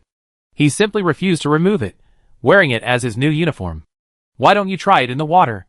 Even though I'm adorned with 3 swamp crossing pearls, I'm not sure how well I can handle the water," Dalwin reminded him from the side. Lin Lin followed suit, sprinting to the river's edge and leaping in before Puff's astonished gaze. Little Puff, dozing in the sun in the shack, was startled. Although the person looked unfamiliar at first glance, she recognized the newcomer through pure intuition. Startled, she quickly slipped into the river. Humans can't breathe underwater. Puff's eyes, with their unique structure, allowed it to see easily underwater. With a quick glance, it spotted Lin Lin's figure. With a flick of its tail, it swam over in a flash. "Don't panic, Pigeon. I'm here to save you." Thinking this, Puff accelerated again, catching up with the icy blue figure in the blink of an eye. What it didn't expect was that the figure, after turning its head and realizing it was catching up, suddenly twisted its waist and darted away, its movements like a nimble fish. After regaining some distance, the figure turned around and waved at it, as if to say, "Come chase me. If you catch me, I make you." Little Puff was stunned. This couldn't be right. Was this still my Lin Lin pigeon? When did he become so agile in the water? Unconvinced, it swung its tail vigorously and gave chase. It chased, he fled, and he couldn't escape even with wings. And so, A thrilling chase ensued between the two sides in the water. At first, the two were evenly matched, but as time wore on, limited oxygen forced Lin Lin to surface for air, closing the gap between them. Finally, Little Puff leaped, its slender body wrapping around Lin Lin's, its sharp claws clinging to his newly changed armor. Hee hee, I got you, Thank goodness Daowin modified the original design, making the overall equipment less ferocious looking with spikes. Otherwise, Little Puff's entanglement would have hurt her. Okay, I got you. Little Puff is amazing. Lin Lin removed his helmet and let Little Puff cling to him. With a slight push of his legs, he swam toward shore, carrying Little Puff with him. Sitting on the shore, Lin Lin casually fished out a small fish and fed it to Puff. After playing around, Puff had exhausted much of her energy and now lay quietly beside him. Lin Lin reached out and gently rubbed Puff's head. Live well in Yanhua village and get along well with the villagers. If other monsters attack the village, it would be great if you could help drive them away. When I'm not here, you have Hoya and the others to take care of you. I'm not worried about you, but it's been a while since we last met. Don't forget me. Lin Lin muttered to himself as he watched the shimmering waters of the lake. He didn't know how much time had passed when a snore sounded beside him. He glanced over and saw that the little creature had fallen asleep. Lin Lin smiled softly, and without disturbing Puff, he stood up and quietly returned to the blacksmith shop. Back? How do you feel? Lin Lin nodded and gave a thumbs up. It was incredible. I still remember that time hunting Kappa frogs. I jumped into the water fully equipped and nearly sank. I finally stripped completely naked to tie up the frog's body, and together with Tayo Tayo, I pulled it out of the water. But this time, he directly competed with the sea dragon in swimming speed. If he hadn't needed to breathe, he felt like he could have called himself a master of water combat. Chapter 231. Compared to ordinary travelers, hunters often carry much heavier bags. For this reason, before setting out, hunters often hire or rent a trailer, and Lin Lin and the others did the same. Although they had carefully streamlined their packs, leaving most of the materials they had accumulated in Yanhua village, each person had several weapons, several sets of armor, an incubator containing dragon eggs, and some medicine supplies, still filling the small cart pulled by the Marinori to the brim. When they left, almost everyone in the village came out to see them off. Of course, most of them came specifically for Yi. After all, she was a girl born and raised in the village, raised by the villagers. Now that she was embarking on a long journey, everyone she knew would drop what they were doing to see her off. Of course, after spending so much time in Yanhua village, Lin Lin and Brave had gotten to know quite a few villagers, so they weren't embarrassed by having nothing to do. After a somewhat sentimental farewell, Lin Lin swung over, straddling Tayo Tayo's back and glancing back at the group. Puxian, Suifengren, Daowin, Nitai, Daoji, Hoya, Shuiyuan, Aicao, Daofeng. Lin Lin's lips curled slightly as he turned back. Let's go! Breath led the Maribird in the lead, Yezi followed closely on Xiaobai's back, and Lin Lin, carrying Jujube, rode on Tayo Tayo's back to bring up the rear. Sensing the presence of its natural predator not far behind, the Maribird didn't need the driver's urging. It was eager to keep going. As long as it stayed on course, and Brief didn't deliberately slow it down, the hunter team moved at a much faster pace. By the time darkness fell, the three had already left the Wasted God community and passed through Fei Fortress. After a full day of hard work, Maritori, the cart driver, was exhausted. After a brief discussion, the three decided to call it a day, rest for the night, and continue their journey tomorrow. Further ahead is the stream area. It must have rained a few days ago, so the road is a bit muddy and difficult to navigate. Breath pushed aside the vines, walked to the campfire below the rock face, and sat down, complaining. He had just briefly explored the surrounding terrain and found the road was muddy, not at all suitable for truck travel. At least it's not a continuous downpour. Have you forgotten what happened the last time we were in Yanhua village? Be content, this is pretty good. Brave recalled the downpour and curled his lips. That rain was outrageous last time. I don't know how long it lasted. I feel like even the rain that flooded the forest wasn't as heavy as that. Yezi, who was feeding her hunting insects with honey bait, blinked at the words. Heavier than the rain that flooded the forest? Are the water resources in the stream area so abundant? She had never been to the stream area, but she had seen it when she was in the flooded forest. The impression was profound. She had thought the flooding of the forest was outrageous enough, but she hadn't expected a master to do it. No, while the streams were lush with water and grass, the original rainfall wasn't that outrageous. Lin Lin shook his head, peering through the rock face toward the sacred peak. That was abnormal weather, as if something was manipulating the celestial phenomena. Manipulating the celestial phenomena? How is that possible? Yi subconsciously felt it was absurd, but then she remembered the obscuring fog that had blanketed the forest, and her voice dropped as she spoke. Are you saying that the unrest in Jieyun village might have started with the ancient dragon? Lin hesitated for a moment, then finally nodded. I wonder if you've heard of the legend of Tianjin Huitu. Brev shook his head. What the hell? I've never heard of it. Yi poked her cheek thoughtfully. It sounds familiar, as if I've heard it somewhere. That's a legend from Jieyun village. Tianjin Huitu is said to be the deity in charge of storms. Unfortunately, the legend is true. According to the information I received from the president of the Rocklak Guild, Tianjin Huitu's true form is an ancient dragon named Lan Long. After a pause, as if to emphasize the other party's terrifying power, Lin added, it's said that the torrent spewed by the Lan Long can tear the earth apart and shatter mountains. The ecological disaster it can cause is no less severe than the night parade of 100 dragons. This last sentence was said specifically for Yi, so that she could more intuitively understand the other party's strength. Yi was astonished by the power of the storm dragon, but Brave sensed something was amiss. That's true, but how do you know the storm dragon caused the rain? Lin coughed dryly, his mind racing as he tried to explain, I'm not sure. Just looking at the downpour, the first thing that comes to mind is the storm dragon, the one who controls the storm. Lin's words inadvertently hinted at his considerable knowledge of the abilities of various ancient dragons. Fortunately, the two were preoccupied with other matters and hadn't noticed. Otherwise, if they pressed him, Lin wouldn't have known how to explain himself. Yi suddenly stood up and slammed his dragon bone staff down on the ground. Even if there's a storm dragon causing trouble in Jieyun village, that's not something we can control. The guild has so many elite members, they definitely not sit idly by. All we need to do is defend Jieyun village until they can deal with the storm dragon, right? Yi is right. Even if there's a storm dragon, there's still the guild. We're here to help Jieyun village. Lin looked at Yi's murderous expression, then at Brave, who looked as if he had suddenly realized something, and couldn't help but smile. When he told his teammates about the storm dragon, he hadn't forgotten the dangers of this journey. If they backed out, he wouldn't feel anything, at most a little disappointed. But seeing their reactions, he couldn't help but feel warmed. It's so nice to have such reliable teammates. The bonfire flickered, the stars shone, and the exhaustion of the journey washed over them. With the exception of Lin, who had been on guard for the entire night, everyone else fell asleep. Lin watched the flickering flames for a moment, before shifting his attention to his surroundings. The night in the wilderness was far from quiet. It could even be described as a bit noisy. Even after they had sprinkled insect repellent, they could still occasionally see faint blue dots of light flitting through the air, only to be swallowed by the tethered Marutori. They were lightning bugs, Marutori's favorite delicacy. Pop! A blue dot of light slammed into Lin, knocking him over. A bolt of lightning suddenly erupted from his body, piercing through his icy blue armor and landing on him. Lin shuddered violently, shaking off the dazed lightning bug. Damn, I almost forgot.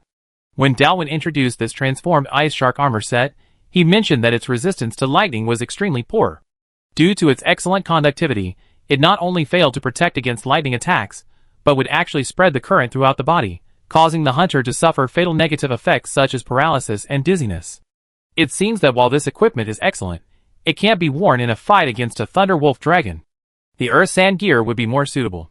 Lin poked at the ice blue armor on his body, debating whether to switch back to the Earth Sand gear now, when he suddenly realized something was wrong. The medicine they were spreading wasn't some fake medicine. It was made from herbs they personally gathered, formulated according to a proven formula proven effective by countless hunters. Logically, even beetle-like monsters, like flying beetles and giant bees wouldn't approach easily.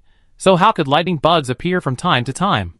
Lin couldn't help but stand up, walk off the rock face, and survey his surroundings for a moment. Sure enough, tiny specks of blue light had suddenly lit up in the gloomy forest. Although they appeared to be dancing in a disorderly manner, a closer look revealed that they were generally heading in a certain direction. Lin quickly looked in the direction of the lightning bugs. Although his view was obscured by the dense clump of knotwood trees, he knew that not far away in that direction, a thunder wolf dragon must be calling out to the lightning bugs. Lin couldn't help but grit his teeth. It seemed that after such a long time, the unrest caused by the thunder wolf dragon had expanded to a considerable scale. He had just left Fey Fortress not far away, but he had already encountered the thunder wolf dragon. Lin hesitated for a moment. Although he could see the gathering of lightning bugs, He couldn't hear the thunder wolf dragon's roar, indicating that it was probably some distance away. Should he wake his companions? Soon, a red firework exploded in the distant sky, convincing him to make a decision. The red flare signaled danger, and a call for help. Someone else had encountered the thunder wolf dragon. Lin hurriedly woke his two teammates, briefly explained the situation, and then called Tayo and Yezao to quickly rush in the direction of the thunder wolf dragon. Brave had just woken up, still a little dazed, when he saw Yezi scramble to his feet, flip over, and leap onto Xiaobai's back, dashing off immediately. Brave, eh? He glanced at the two men, who had vanished in the blink of an eye, then turned back to meet Maratori's stunned expression. He sighed helplessly, clasping the ice fawn vermilion blade in his arms, drawing on the chill energy emanating from it to instantly wake up. Maratori, and the carload of equipment and props are all here. Someone must stay to watch over them. Those two have already vanished, so he's the only one left to shoulder this responsibility. Meanwhile, on the other side, up in the tree, a young hunter in a Jieyun suit lowered the flare he just fired. He felt his heart pounding in his chest, yet he dared not breathe deeply, fearing that even the slightest movement would attract the unparalleled hunter. The thunder wolf dragon, after its appearance, had clashed with hunters numerous times, leaving them either empty-handed or defeated. Thus, it earned the title of unparalleled hunter. Such a terrifying creature was simply no match for a rookie like him. The young hunter clenched his knotwood knife tightly, his knuckles pale from the strain. He hoped, as a hunter, to take on more gathering quests to help the village through its difficult times, but unexpectedly, on his way back to the village, he encountered a thunder wolf dragon with the unfortunate luck of a collision. Bang! The dull sound of footsteps approached. The young hunter subconsciously held his breath, refusing to move. His peripheral vision peeked below through the obstruction of leaves and caught sight of a tuft of pale hair. The electric hair growing on the thunder wolf dragon's back. The young hunter closed his eyes, praying in his heart that he wouldn't be spotted, but his hopes were dashed against his own. The thunder wolf dragon stopped at the foot of a tree, its nose twitching as it sniffed the air for any lingering scent. The inexperienced hunter was an adept at concealing his scent, and the thunder wolf dragon keenly detected something amiss. Bang! It raised its claws and slammed them down on the tree trunk, a thick two-armed mane. A resounding crack. The young hunter's heart sank, knowing he'd been spotted. He struggled to adjust his stance in midair, stumbling upon landing, but managed to steady himself. He drew the knife from his waist, suppressed his racing heartbeat, and stared silently at the behemoth before him. Though he sent out a distress signal, he held little hope. With the thunder wolf dragon's rampage, traffic was blocked, the hot springs closed, and hunters arriving in Jieyun village were becoming increasingly scarce. Those with the strength to fight against the thunder wolf dragon were even rarer. For his survival, he probably had only himself to rely on. Oong! The burly figure howled to the heavens. As a brilliant blue light converged behind him, his fur stood on end, and his entire body shone with a dazzling electric light. Perhaps having previously encountered hunters, it knew that dealing with this seemingly small creature wasn't as easy as it seemed. The thunder wolf dragon immediately activated its hypercharged state, intending to crush the opponent with its thunderous force. With a roar, the thunder wolf dragon, without hesitation, dashed towards the figure in front of it on all fours. Fuck! The young hunter's eyes widened, his gaze fixed on the opponent's movements. He instinctively raised the small round shield in his right hand, but then realized that this thin round shield could not withstand the impact of the behemoth. Although he realized this in time and made the right decision, this momentary delay had already cost him the best opportunity to dodge. Despair welled up in the young hunter, but he gritted his teeth and lunged to the side. The young hunter had been hoping for a last-ditch effort, but as he lunged, a powerful flash of light suddenly appeared in the clearing in the forest. In the brief moment of illumination, the young hunter, unable to react, fell heavily to the ground, but hope already welled up in his heart. It's a flashbang. A hunter saw the distress signal. I don't have to die. In the instant the ball of light exploded, the blinding glare temporarily robbed the thunder wolf dragon of its vision, causing it to lose its balance and sense of direction in its charge. It forcibly stopped its movement, its body leaving a long trail on the ground. It instinctively raised its claws to strike, but felt its head suddenly drop. A tremendous force struck it, causing its head to buzz. Chapter 232. Ha! The female hunter, clad in emerald green armor, swung her heavy hammer with all her might, striking the blinded thunder wolf dragon repeatedly on the head. The heavy weight of the blows involuntarily tilted the dragon's head the other way. Using the recoil from the blows, the female hunter twisted her waist, spun around, and swung the ghost-like hammer back with even greater force.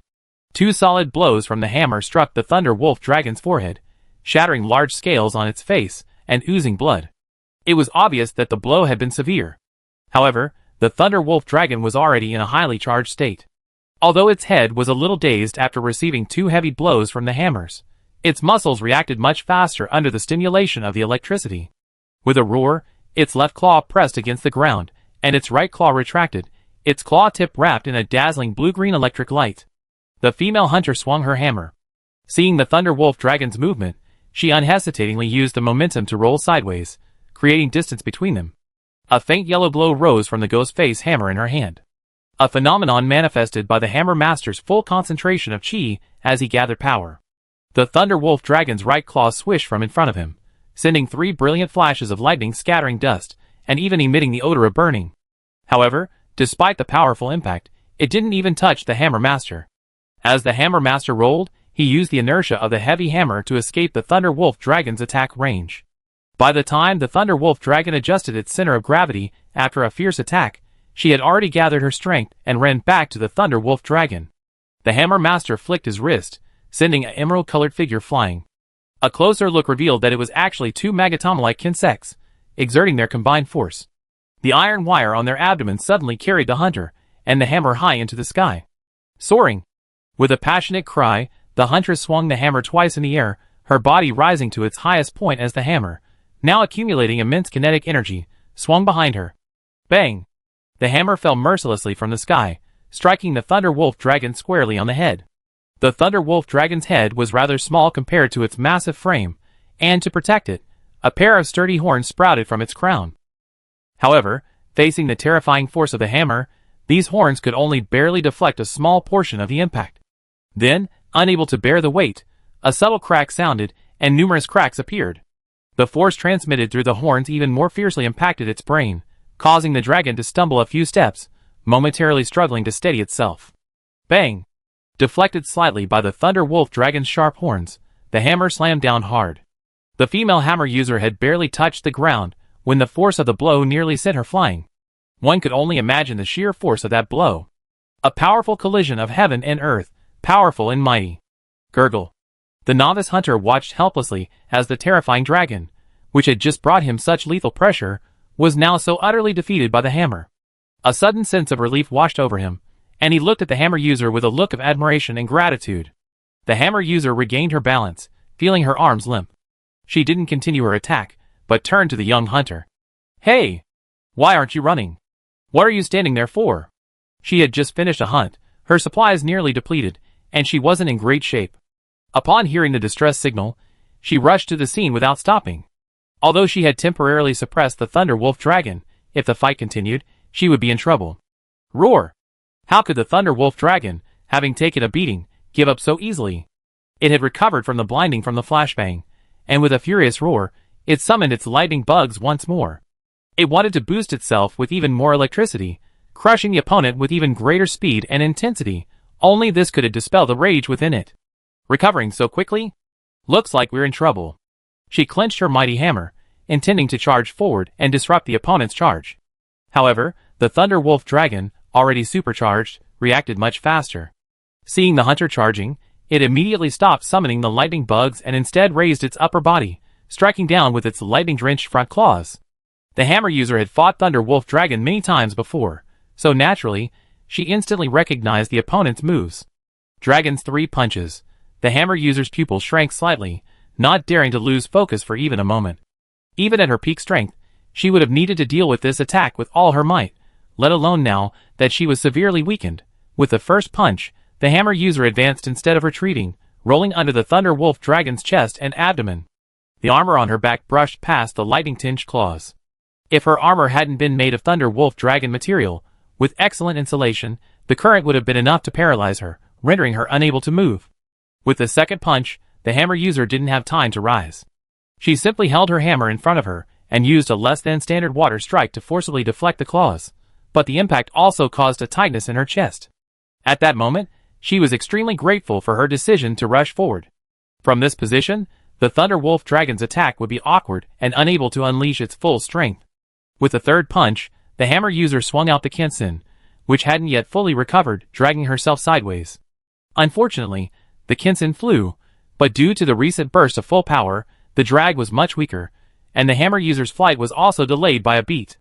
The hammer user only had time to position the hammer between herself and the Thunder Wolf Dragon's sharp claws before the Thunder Wolf Dragon slammed her into the air. The hammer flew out of her hand, and she rolled twice on the ground. The female hammer user couldn't help but spit out 2 mouthfuls of blood. From the corner of her eye, she saw the Thunder Wolf Dragon, just as it stopped, charging at her again. She clenched her fists, wanting to pick herself up and fight again. Just then, she heard a sharp sound of wind breaking in the air, and a faintly familiar shout. "Arrogant!" The next moment, a figure descended from the sky, like a divine sword, and stabbed the Thunder Wolf Dragon hard. Ouch! The Thunder Wolf Dragon felt a sharp stab in the back, and then something landed on it. It instinctively stopped its charge, trying to shake off the object behind it. Hiss! Num num num! Yeezy clutched the dragon bone stick that had pierced the Thunder Wolf Dragon's back, trying to steady herself. But behind the Thunder Wolf Dragon was its flaring, electrified shell, dense, charged fur, and swarms of super-electric lightning bugs. Chapter 233. Yeezy wasn't sure if this was the mounted attack that Brother Lin Lin had mentioned to her, but she felt that a normal mounted attack wouldn't cause the same numbing sensation as the electric shock she was experiencing. Well, this was partly related to the armor she was wearing. The alloy suit, like the shark suit, had a negative resistance to lightning, though the negative wasn't as severe. Yeezy endured the discomfort of the current coursing through her body, and swung her hand to wield the insect wire, piercing the Thunder Wolf Dragon's joints, attempting to control its movements by controlling the dragon. However, the Thunder Wolf Dragon wasn't weak at this moment, and still offered strong resistance to Yeezy's manipulation. As the man and the dragon fought through countless insect wires, another figure, dragging a kinsect, quickly approached. Upon landing, they drew their icy blue sword and struck the Thunder Wolf Dragon's head. Before the ice blue blade reached its body, the Thunder Wolf Dragon felt the intense coldness and felt the discomfort. It twisted its body and dodged. The Flame's secret dragon taming technique doesn't manipulate monsters through direct force, but rather through varying degrees of vibration of silk threads, stimulating the monster's muscles to instinctively contract, thus forcing it to perform the desired action. The Thunder Wolf Dragon was distracted by Lin Lin, and Yeezy seized this opportunity. Rather than stubbornly attempting to completely control the Thunder Wolf Dragon's movements, she abruptly tugged on several silk threads between her fingers. The next moment, the Thunder Wolf Dragon, having just dodged, suddenly lunged forward, slamming headfirst into the trunk of an ancient tree in front of it. The trunk toppled, and the Thunder Wolf Dragon was also severely impacted by the recoil. Although it tried to regain its footing, its shaky body refused to obey and fell to the ground. As it fell, Yeezy rolled over onto the ground and forcefully pulled out the insect stick stuck in the Thunder Wolf Dragon's back. Yeezy's steps were a little unsteady. After all, the current behind the Thunder Wolf Dragon was too strong, and she felt her body numbed by the electricity. Use the insect net. Catch those super electric lightning bugs on its back. The female hammer user downed a bottle of recovery potion, and, seeing the Thunder Wolf Dragon fall, suddenly shouted excitedly. Yeezy was slightly startled by this. Although she didn't understand why she did this, she instinctively felt that it would make the battle easier. So, despite her numbness, she pulled the insect net from her back and swung it at the thick, white, electrified fur on the Thunder Wolf Dragon's back. As the net dropped, she felt a heavy weight in her hand. Yeezy clearly saw a large ball of bluish-white lightning on the Thunder Wolf Dragon's back. The next moment, the lightning left the Thunder Wolf Dragon's body as the net was pulled away. Seeing the lightning still gleaming on the Thunder Wolf Dragon's back, though much dimmer by comparison, Yeezy reacted almost instantly. The majority of the Thunder Wolf Dragon's electricity comes from the lightning bugs that live with it. If a large number of these lightning bugs were killed or captured, it would be able to exit its supercharged state. While Yeezy was capturing the supercharged lightning bugs, Lin Lin wasn't idle either. He moved directly to the Thunder Wolf Dragon's head, swinging his slashing sword continuously, leaving blood marks on its head, while condensing frost gradually spread across its body. Unfortunately, the Thunder Wolf Dragon wasn't in a weakened state.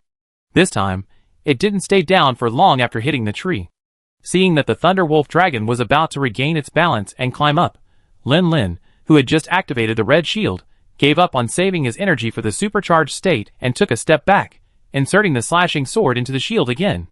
This time, however, Lin Lin didn't let go of the slashing sword immediately after it sank into the shield. Instead, he grasped a mechanism at the end with his right hand and thrust it downwards. With a dazzling flash of light, the shield, which had been expanding in preparation for its axe form, suddenly closed, its two rows of sharp teeth clenching together, firmly anchoring the slashing sword within. With a hissing sound from the icy surge, Lin Lin drew his slashing sword again. His entire body tensed like a bow, and the slashing sword in his left hand, like a heavy arrow on a string, launched with a twist of his body, struck the sharp horn on the Thunder Wolf Dragon's head with tremendous force. "Break it!" Lin Lin roared, and the slashing sword slammed down. The sharp horn only delayed the slashing sword for a moment before, unable to withstand the overwhelming force, it flew off the Thunder Wolf Dragon's head with a crisp snap. Without the protection of the dragon's horns, the sword slammed down heavily on the Thunder Wolf Dragon's snout, completely splitting its already shattered scales and embedding itself deeply into its bones. The icy blue blade, upon impact, unleashed a burst of chilling energy far exceeding its previous intensity. This move was known as high-pressure slash. Through compression within the shield's internal mechanism, a portion of the energy that filled the entire shield during its enhanced state was channeled into a special mechanism within the sword. For a period of time, each attack from the sword would trigger a small energy flask explosion, entering its enhanced sword state. Sword enhancement, commonly known as red sword, is distinct from the slash sword's red-hot state, caused by excessive energy accumulation. It is a parallel enhanced state alongside the red shield, but the benefits of activating it are modest and, in fact, shorten the duration of the shield's enhanced state. Therefore, it was mostly a bonus, not as essential as the red shield. Lin Lin had rarely used this move in the past. Its sharp horn completely severed, the Thunder Wolf Dragon let out a painful wail and forcibly struggled to its feet. It leaped back to distance itself, panting as it gazed at the crowd. Originally, it should have been just that weak human, but after the intense flash blinded it, a female warrior with a sledgehammer appeared first. With 2 hammer blows, it dazed and stunned. After finally finding an opportunity to injure her, 2 hunters appeared immediately after. One struck it hard on the back, while the other completely shattered one of its horns. Both were formidable fighters. Feeling the pain, the Thunder Wolf Dragon roared in anger and turned, disappearing deep into the woods. There are so many people on the other side now. Continuing the fight would be dangerous. Retreat now, and come back later to fight back. Lin Lin watched the other man leave, but didn't pursue him. After confirming they were truly far away, he sheathed his weapon and turned to look at the other 2 hunters present. A female hammer user, her emerald green armor looking remarkably familiar. She sported a flamboyant high ponytail. Her complexion, likely due to years spent outdoors as a hunter, was a healthy shade of brown. Manjusri, there should be a full body image, but a quick search didn't yield any, so I just stick with this. A young hunter wearing a cloud-enhancing suit and wielding a one-handed sword, clearly a novice. Isn't that Iwata? Chapter 234. Phew. This was incredibly close. Thank you so much for the rescue, seniors. The fledgling hunter bowed deeply to the 3 seniors present. As a Jillian villager who had experienced the Thunder Wolf Dragon rebellion from the very beginning, he was one of the few who knew the Thunder Wolf Dragon's strength best. Therefore, he was even more aware of the strength of the hunter, who had managed to suppress the enemy in the previous battle. In his heart, these were all powerful 5-star hunters, experienced veterans, who truly could help the village overcome its difficulties. Even if they hadn't just saved him, they deserved his heartfelt respect. You're indeed lucky. If the signal flare had been fired a little later, I really wouldn't have been able to save you. The Hammer Master put his hands on his hips and laughed heartily, but soon a few coughs from his injury stagnated, and the laughter died away. You're welcome. It's only natural for hunters to help each other. Yezi waved his hand, smiling, then turned to look at the hammer user, as if a thought had occurred to him. Iwata, you've made it big. Have you even been officially promoted? Lin Lin walked over and patted Iwata's shoulder firmly. He hadn't expected this kid to become a hunter so quickly. It hadn't been more than a few months since he'd been in Flame Village, had he? He assumed he'd need another year or 2 of training. Lin Lin's grip was so strong that even though Iwata had officially become a hunter and his physique was vastly improved, he still staggered. He stared at the hunter in heavy ice blue armor before him, searching his mind for clues, but he couldn't figure out where he met him. Iwata swallowed and spoke cautiously. Senior, do we know each other? Lin Lin was slightly startled. Seeing Iwata's bewildered look, he realized he'd been wearing a visor during the fight. No wonder he hadn't recognized him. He immediately flipped off the visor and patted Iwata's shoulder. Do you recognize me now? Iwata was stunned, petrified. Huh? What? Why are you so dazed? Did you just get hit in the head by Thunder Wolf Dragon? No, buddy. You're 5 stars? You're 5 stars already? Iwata let out a sharp roar. Even more heartbreaking than his own recent embarrassment at Thunder Wolf Dragon was the rapid advancement of his good friend. Not really, not really. It's not that exaggerated. I'm only 4 stars. Seeing someone familiar, Lin brightened up, smiling modestly. Oh. Huh? No, a 4-star can suppress Thunder Wolf Dragon? That's even more exaggerated. Seeing the other person's contorted expression, a mixture of 4 parts shock, 3 parts envy, 2 parts jealousy, and 1 part emotion, Lin's mood brightened. Just right, just right. This is exactly what I want. Pretending to be cool. So cool, but Lin wasn't the type to forget everything else when he started showing off. After secretly feeling happy, he regained his composure. Don't be so sentimental. I rushed here from Yanhua village and haven't returned yet. What's the situation now? How did you encounter Thunder Wolf Dragon? Although Sophia had mentioned the situation in her letter, it was only a written description, not a detailed one. Thinking of the village's current situation, Iwata Hiroichi quickly shook off his previous emotion, and his expression became a bit serious. It's like this. Lin and Iwata reunited after a long absence, exchanging information. Meanwhile, Yezi and the hammer user were busy too. Although it was late and visibility was dim, Yezi felt the hammer user looked familiar, so she took out a bottle of healing potion and handed it to him. Before she could say anything, the hammer user took the potion with a familiar air and drank it. Thanks, Sayoko. Huh? The last time I came back to the village, you were still a little girl. I never thought you grown into such a reliable hunter. The hammer user reached out and rubbed Sayoko's head, as if she were still a little girl, which made her feel a little embarrassed. Even with this brief encounter, Yezi remembered his identity. The other person, also from Yanhua village, was the niece of village chief Pushian, named Wenshu. Before she left the village to travel, she was a popular elder sister, known for her outspoken nature and formidable strength. It was said that she even wrestled a blue bear beast with her bare hands. Yezi removed the hand from her head and angrily said, Sister Wenshu, I'm not a child anymore. Ahaha, I was wrong. Sorry. Wenshu naturally placed the removed hand on the back of her head. She let out a dry laugh and sighed, I'm used to it. It's because I left just as Yezi was about to start hunter training. Time flies. Yezi, what star hunter are you now? Excluding hunting trips, this was Yezi's first time away from home. Even though it had only been a short time, meeting an old friend in a foreign land was still a joy. She grabbed Wenshu's hand. I'm only 3 stars. Oh, my business isn't important. Sister Wenshu, how are you? I saw you get hit earlier. Are you seriously injured? Oh, it's okay. My physique is as strong as a golden lion. Wenshu calmly pounded her chest with her fist, then her expression suddenly changed, and she began to cough uncontrollably. Yezi quickly grabbed a handful of life dust and sprinkled it. After a moment, the coughing subsided. Yezi looked at Wenshu. Though she didn't say anything, her eyes said it all. You call that okay? Wenshu laughed, looked around, and abruptly changed the subject. Ahem, Zayawaizi, are you going to Jayan village? How's things in the village? It was a clumsy change of subject, but Yezi still decided to give this heroic sister some face. Yes, Jayan village is Brother Lin's hometown. I heard there was trouble here, so I thought I'd come over to see if I could help. The village is pretty good.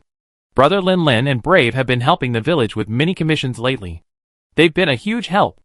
Wenshu smiled, relieved to hear that everything was fine back home, that the situation she'd been worrying about hadn't happened.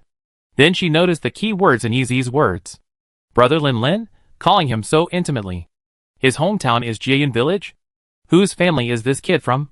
Wenshu followed Yezi's sideways gaze as he spoke, and saw the heavily armored shield axe wielder chatting animatedly with the novice hunter she rescued. Is this Jayan hunter an old acquaintance? So it was him. Chapter 235. After glancing at the shield axe man for a few moments, Wenshu turned back and gave Yezi a meaningful look. Yezi felt strangely embarrassed and annoyed by the look. She turned away with a huff, no longer looking at Wenshu, but instead headed towards the battlefield, ravaged by the previous battle. Although they had temporarily repelled the Thunder Wolf Dragon, this was still the wilderness, far from safe, nor a place to stay for long. It would be best to quickly clean up the battlefield and leave. Wenshu remained motionless, silently watching Yezi search the battlefield and clean up the traces. She couldn't help but sigh inwardly once again. The little girl from back then had grown up so quickly without realizing it. Elsewhere, Lin and Iwata's conversation had come to a temporary halt. Through Iwata's account, Lin Lin had a general understanding of the situation in Jian village. In a nutshell, it was bad, but not completely. With the end of the cold spell, wild monsters emerged from their dormancy. After a winter of starvation, they were now at their most ferocious and aggressive. Monster attacks plagued nearly every trade route to and from Jian village, rendering the village virtually isolated from the outside world. Most of these attacks weren't caused by thunder wolf dragons, but by lower niche monsters, such as dog dragons, that had been driven from their original territories by thunder wolf dragons. Although trade routes had previously been carefully developed to avoid monster territories, the guild would promptly issue commissions to eliminate any threats. However, this time, the impact of the thunder wolf dragons was simply too overwhelming, and the village's hunters were unable to cope with the situation alone. The Jian Village Guild branch was overwhelmed, and had already begun requesting assistance from the Hunter Guild headquarters. The reason the situation wasn't so catastrophic was that the village itself was still relatively safe. Traveling around the village was relatively safe, as it was already the territory of a hegemon. Monsters that dared to invade were forcefully driven away. Even a thunder wolf dragon couldn't withstand the hegemon commanding his own kin to attack. And this hegemon was unusually gentle toward humans. Lin Lin rubbed his chin, wondering if Xiong'er had somehow taken over some of the original P3 protagonist's role. If Xiong'er hadn't been there to block the thunder wolf dragon's threat, the Jian Guild wouldn't have been able to withstand it until now. They would have already requested assistance. Lin Lin's thoughts were interrupted. He stared at the pristine white hand reaching out to him, grasping the brown-yellow horn, and was slightly startled. Yeezy chuckled. I just asked, and Sister Wenshu doesn't need the Thunder Wolf Dragon's materials, so this Thunder Wolf Dragon horn is yours. After a pause, she added, I've already checked it. There are only a few cracks on the broken surface, but the top is intact. It shouldn't affect its use as a material. Lin Lin came back to his senses, and reached out to take the sharp horn. He waved it twice, and a slight tingling sensation spread through his palm. It seemed as if the Thunder Wolf Dragon's twin swords were forged from two dragon horns. It felt quite smooth in his hand. However, whether this broken horn could be used as a material ultimately depended on the judgment of the craftsman. Putting the broken horn away, Lin Lin looked around and called to the other two. If you're not in a hurry to return to the village tonight, why don't you come and rest with us? Okay, no problem. Wenshu agreed immediately. She was curious about who this Lin Lin was. Oh right, from what Yezi had just said, they seem to have another teammate. What's his name? Never mind, it's not important. No, it's quite important. It's not okay for a teammate who's been through thick and thin with them to be unreliable. Both of them need to be observed, but the key is this Lin Lin. Since the boss who saved his life agreed, Iwata naturally had no reason to object. If he went back alone and encountered a Thunder Wolf Dragon again, he'd be completely finished. Beneath the rock face, Brave, who was guarding Marutori and the trailer, was extremely anxious. Given their strength, there shouldn't be any accidents, right? It wasn't that long, so this is normal. But what if it really is a Thunder Wolf Dragon? That's a 5-star monster. Can they really handle it on their own? Should I leave Marutori tied up here and go over there myself? Time passed, and Brave grew increasingly anxious. At one point, a burst of shouting reached him. Lin Lin, Lin Lin. How did you do it? I want to tame a yellow speed dragon king and ride him too. Brave saw a female hunter wearing emerald armor, reminiscent of a super harp. She was sighing at Tiao Tiao, who was slowly carrying Lin Lin towards them. Lin Lin looked helpless. I told you I only fed it some barbecue. Wenshu absolutely didn't believe it. It couldn't be that simple, even if it all started with a single feeding. Raising a yellow speed dragon king to such a docile state, almost like a telepathic connection, couldn't be that simple. It's mainly because Tio Tio is so unique. When he was a yellow dragon, his brain circuits were different from other yellow dragons. Lin Lin stroked Tio Tio's scales with his palm. Speaking of which, Tio Tio was indeed quite peculiar. When he was a yellow dragon, he regarded him as the leader of the tribe. Now that he was the yellow dragon king, he had no self-awareness of his position as a dragon king, and still placed him firmly in the position of leader. Normally, when a yellow dragon reaches a certain level of growth, it will challenge a dragon king to replace the dragon king. Sometimes, Lin Lin suspected that the reason Tio Tio hadn't harbored the idea of usurping the throne was because his tribe was so unique.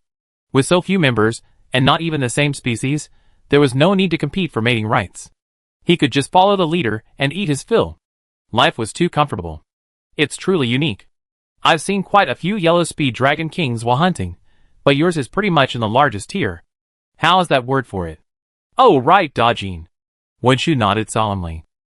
Lin Lin twitched his lips helplessly. The diet was there. How could a yellow speed dragon in the wild possibly eat as well as it did? He didn't dwell on the topic any further, but waved to Brave in front of him. Are you impatient? Let me introduce you. This is Wenshu from Yanhua Village. This is my good friend Iwata Hiroichi from Jiayan Village. You might have met him back in Jiayan Village? Brave watched the high ponytail bobbing behind Wenshu's head, unresponsive for a moment, until Lin Lin coughed softly and snapped back to reality. Ah? Oh. Hello. My name is Brave. Chapter 236. Listening to Brave begin his self-introduction, Lin Lin felt a strange excitement, perhaps an illusion. Hello, I'm Wenshu, currently a 5-star hunter. Manchu extended his hand confidently, but Brave was a bit slow to react before shaking it, and then the hand broke away. I heard Yezi mention you. Honestly, you're not what I imagined. Oh. Manchu seemed interested. What did Yezi say about me? Brave coughed dryly, trying to form his words in his mind. Back when they were chatting, Yezi had described this sister as a formidable figure who could wrestle a blue bear beast. So, Brave had always imagined a tough character with arms thicker than a normal person's thighs, capable of running a horse. The image of the dark-skinned hottie before him wasn't completely unrelated, but rather a stark contrast. She said you were a very strong hunter. Oh! You mean I don't look strong? Brave wanted to slap himself. Why did he keep saying things he shouldn't have? That's not what I meant. Manjusri chuckled twice. She wanted to ask what he meant, but seeing his embarrassed look, she felt like she might just be teasing him, so she gave up. Okay, I know you didn't mean that. After all, I don't look as big and strong as Uncle Puxian. Manjusri said this, coughing twice more. Yezi wanted to help him, but Manjusri waved him off and found a dry place to sit down. It's just a minor injury, nothing serious. I'd be fine after some rest. Brave then took out a healing potion and handed it to Wenshu, then turned to Lin Lin and the others.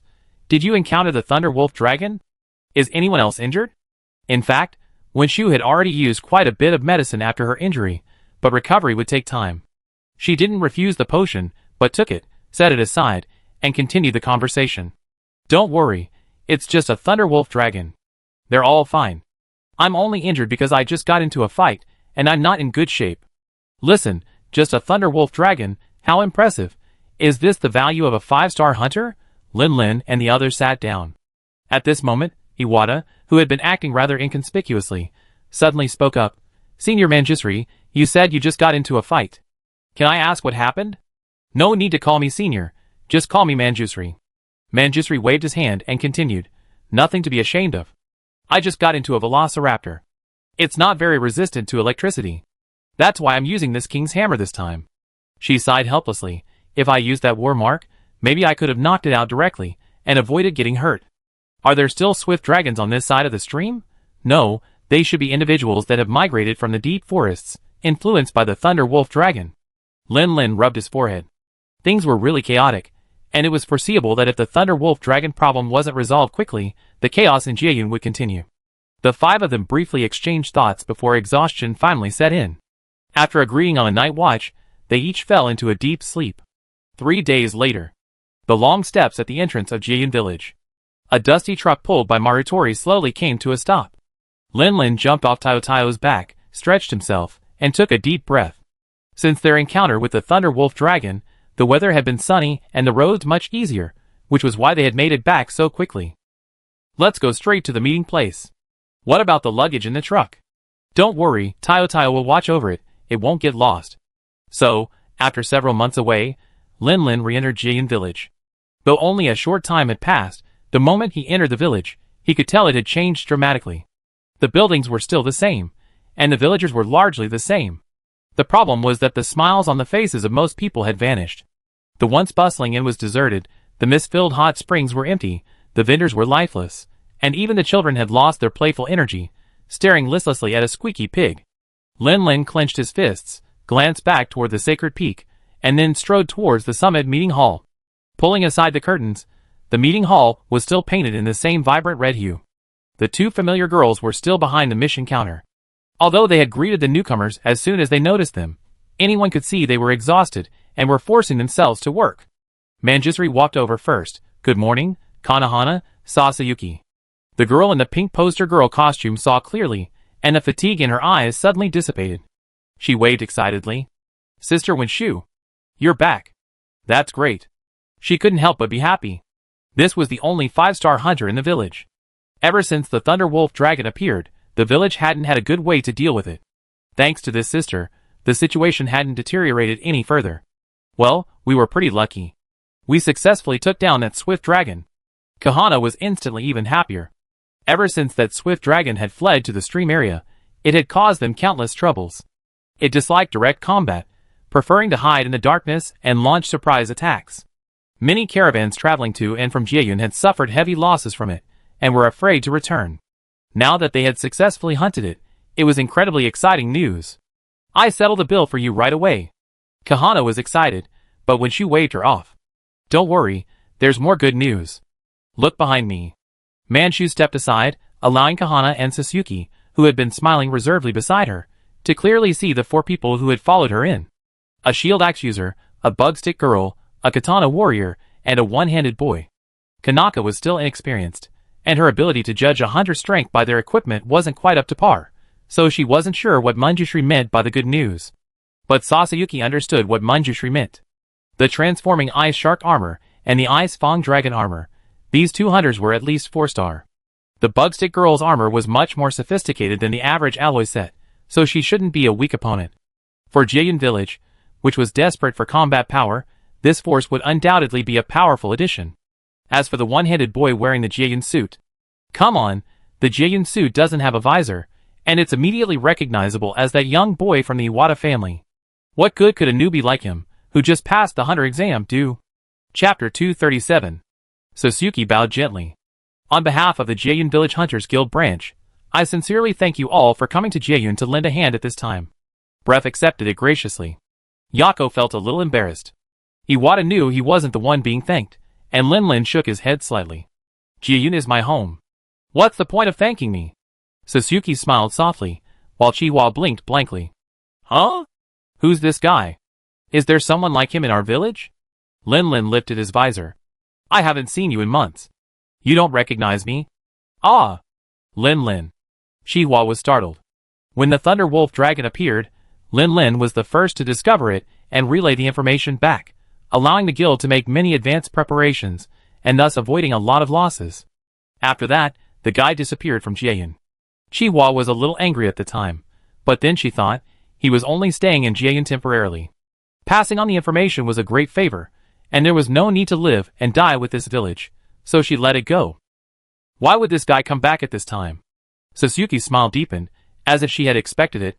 She said nothing more, just bowed again. Welcome home. Seeing Chihua's startled expression, Linlin grinned, his mischievous taste deeply satisfied. Wasn't it this moment that he hadn't removed his mask since entering? Sasuke's reaction made him feel rather embarrassed, but at the same time, a warm feeling welled up in his heart. He put away his smile, took 2 steps forward, and handed over his hunter's notebook. I'm back. Please sign me in. By the way, does the guild have any urgent commissions to handle? So soon? Taking a quest right after returning? Do you want to take a break? Sasuke was genuinely surprised. I still prefer the bustle of the village. Linlin's answer was off topic, but Sasuke instantly understood his thoughts and stopped trying to persuade him. Instead, he listed the urgent commissions currently piling up within the guild. Linlin listened patiently for a moment, but as the list of commissions piled up, he couldn't help but interrupt. Wait a minute, aren't there any urgent commissions to hunt Thunder Wolf dragons? Shouldn't they? Yes, there are, but... Sasuke looked at Linlin's hunter's notebook, branded with 4 stars, his tone hesitant. The last time Linlin left, it was still 3 stars. In just 2 or 3 months, it's already 4 stars. Facing a 5-star monster directly is incredibly dangerous, isn't it? Don't worry, Brother Linlin is very powerful. Besides, we're still here. Yeezy finally couldn't help herself.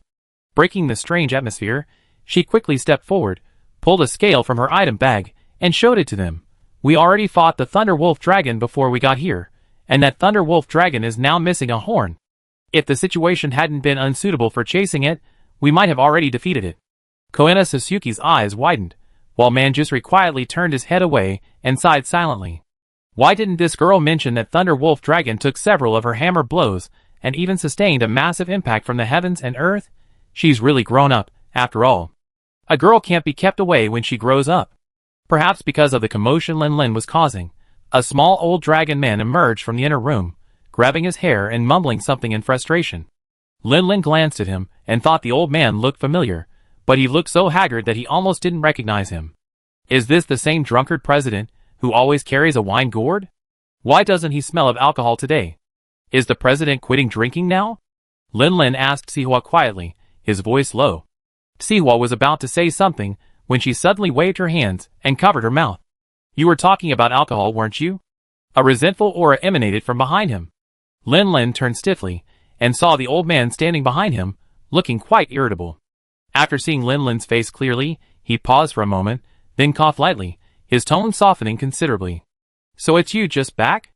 Yes. He looked carefully at Lin Lin, then at the two hunters behind him, his expression brightening again. You're quite the man.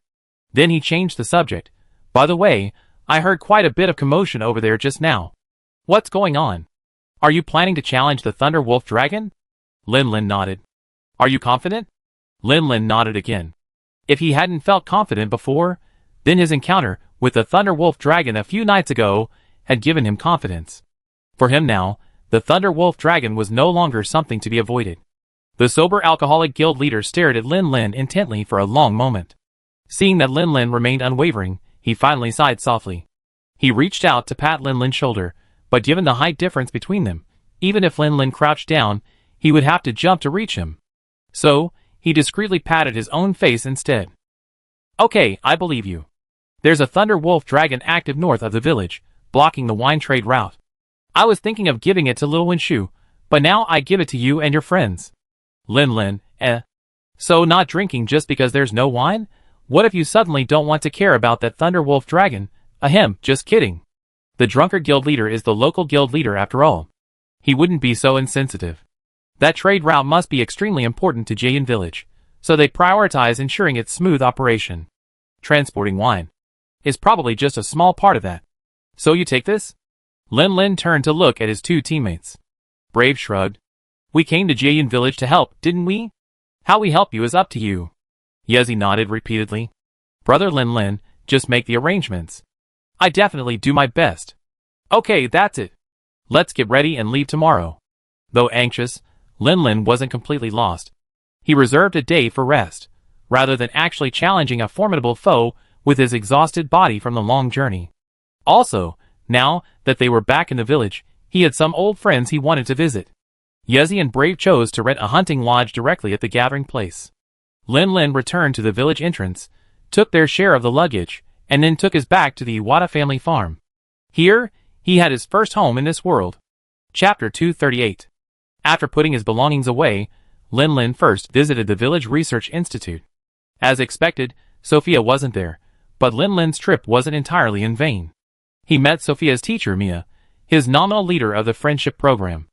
When he left, this senior, Mia, had volunteered to investigate the ecology of the Thunder Wolf Dragon and the cause of the incident. Later, through a letter from Sophia, Lin Lin learned that a significant portion of the village's current intelligence on the Thunder Wolf Dragon was provided by the senior. After a brief conversation, Lin Lin realized that his encounter with her was a stroke of luck.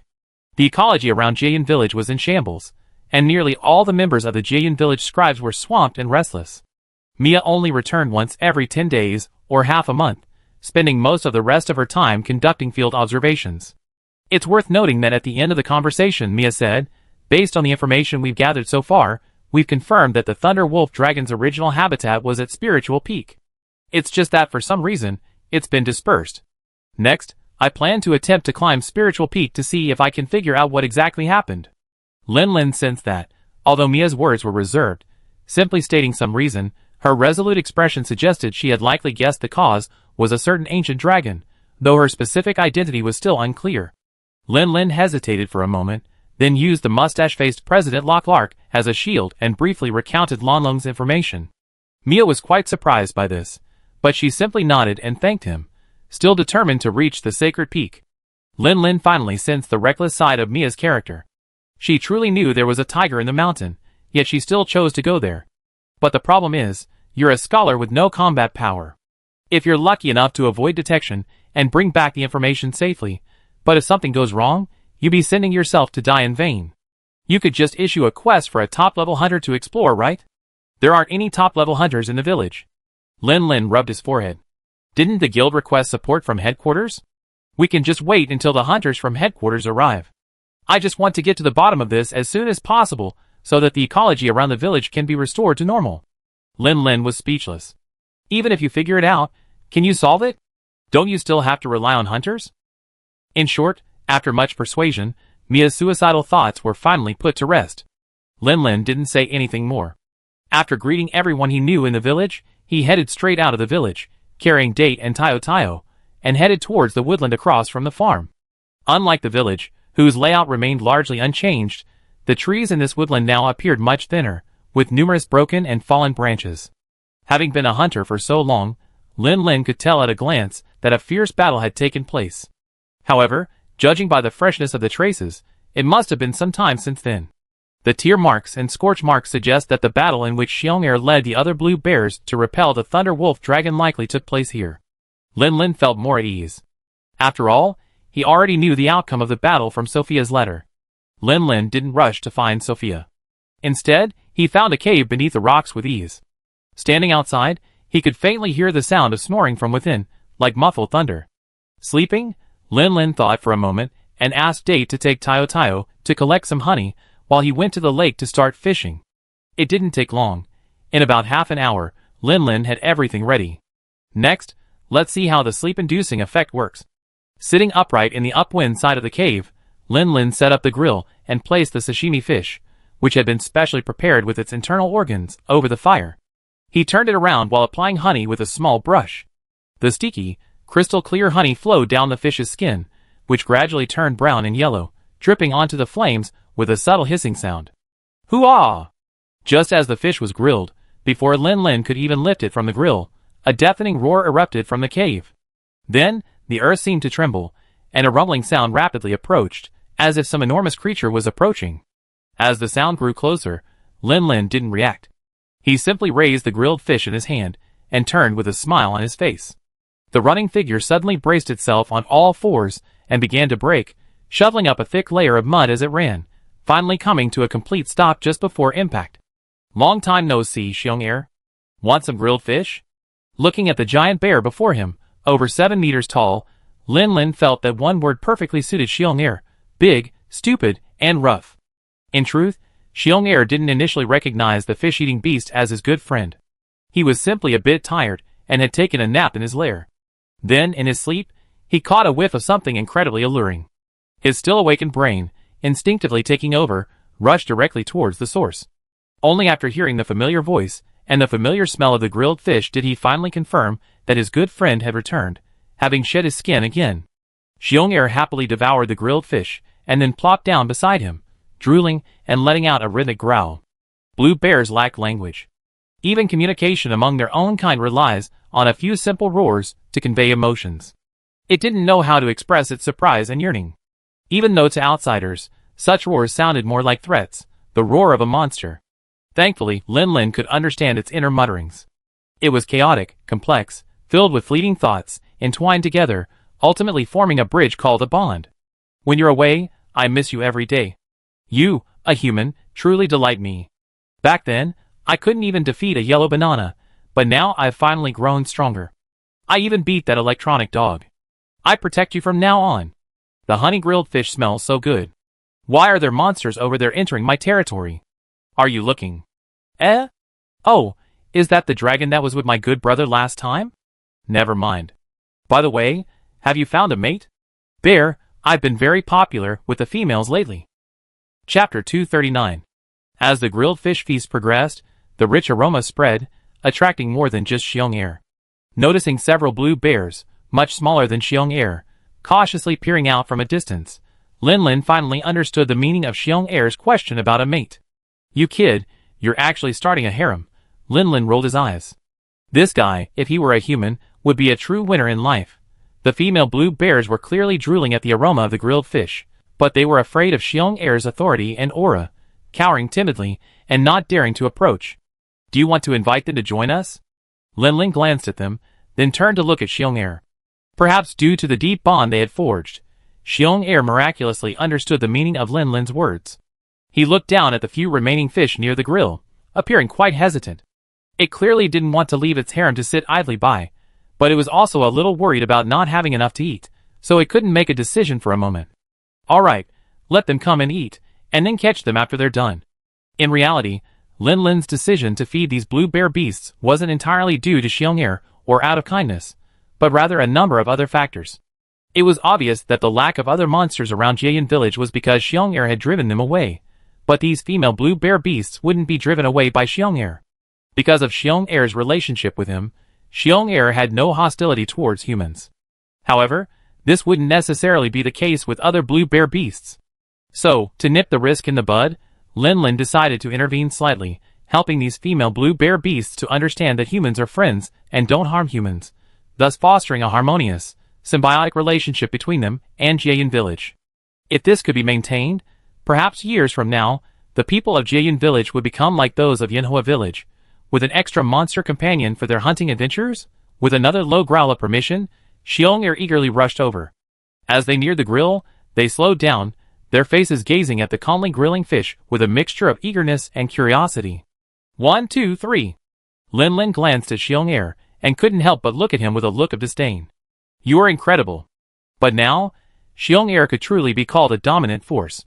The females didn't dare to act rashly in his presence, waiting obediently for Lin Lin to feed them.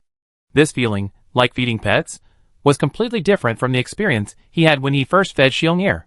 However, it wasn't just a few blue bears that were drawn in by the aroma. After grilling a few more fish, a slightly exhausted figure appeared in Lin Lin's sight. Spotting the large monsters gathered here, she was startled and instinctively wanted to draw a picture of the scene. But after seeing the man leisurely grilling fish surrounded by a group of bears, she suddenly smiled in relief. It turned out to be Lin Lin's return.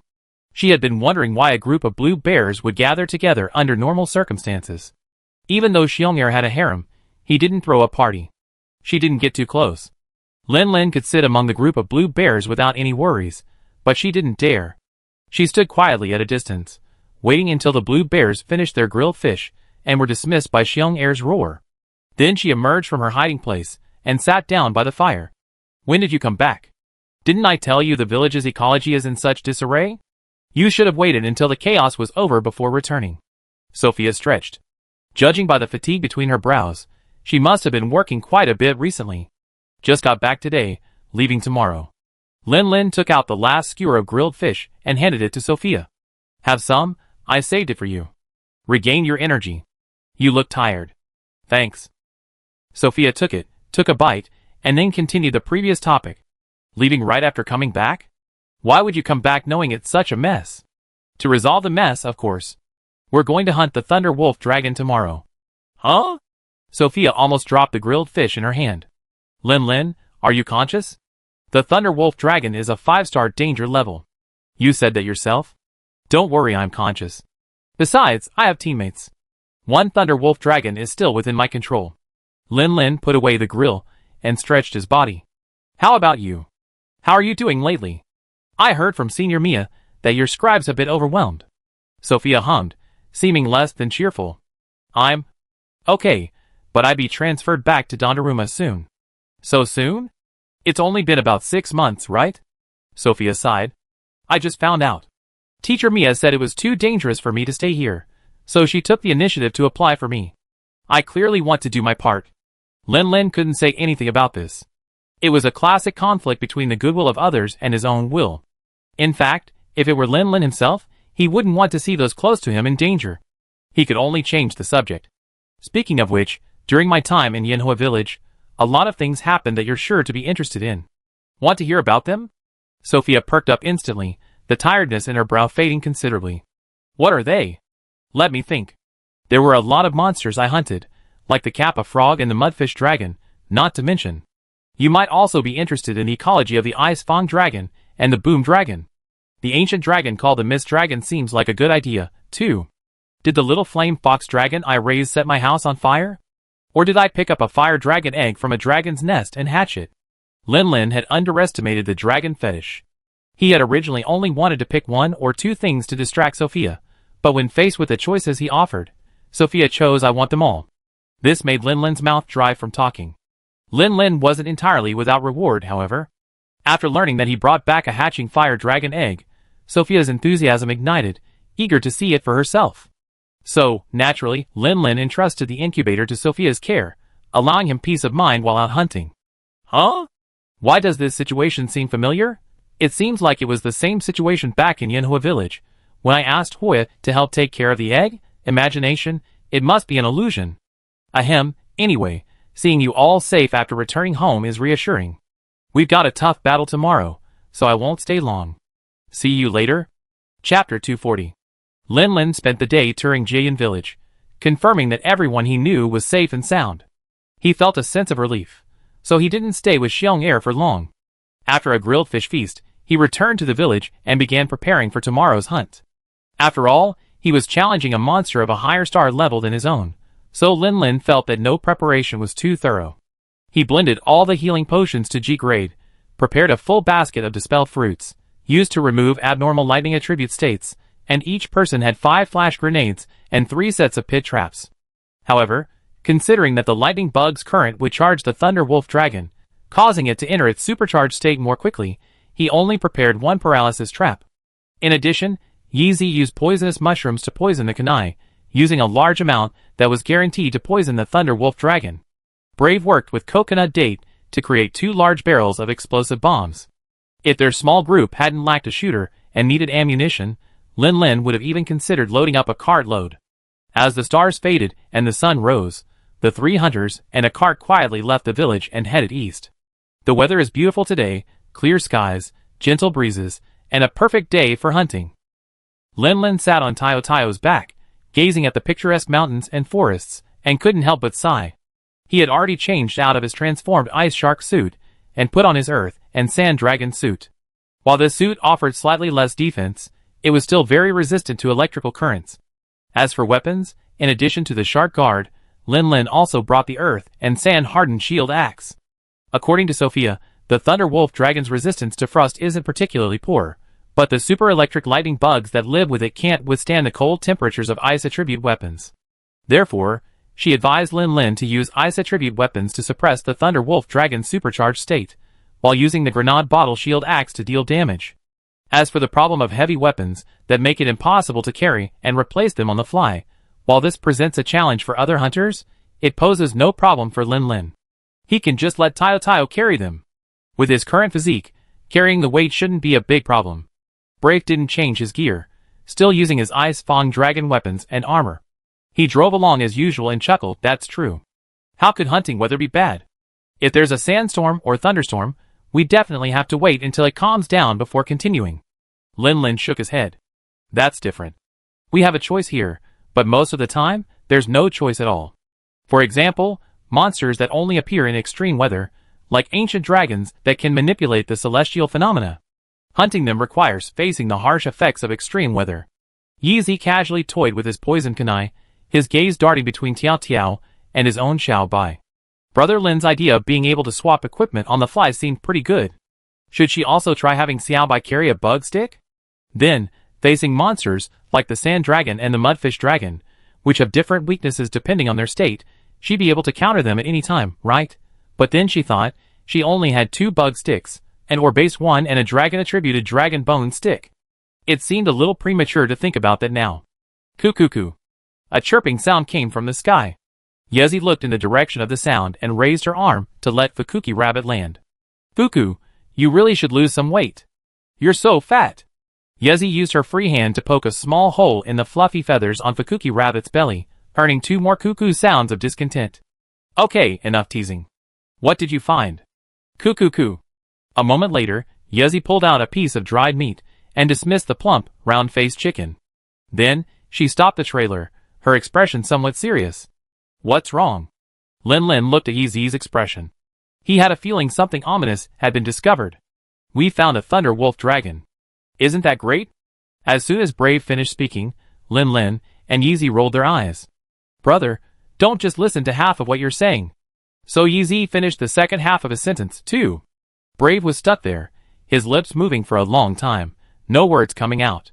Finally, he expressed his feelings with a single word, blaze.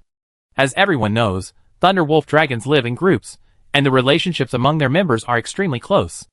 Although they don't usually gather together due to the distribution of food resources, if they are already together, then Lin Lin and his team will be facing a doubles match of 2 Thunder Wolf Dragons. 3 against 2, will they win? Lin Lin felt that they probably would. They had already made so many preparations to hunt 1 Thunder Wolf Dragon, and if another one came, they would be completely overwhelmed. Yeezy looked at Lin Lin. Brother Lin Lin, what should we do? Giving up was definitely out of the question. If they surrendered at the slightest difficulty, what trouble would they be in?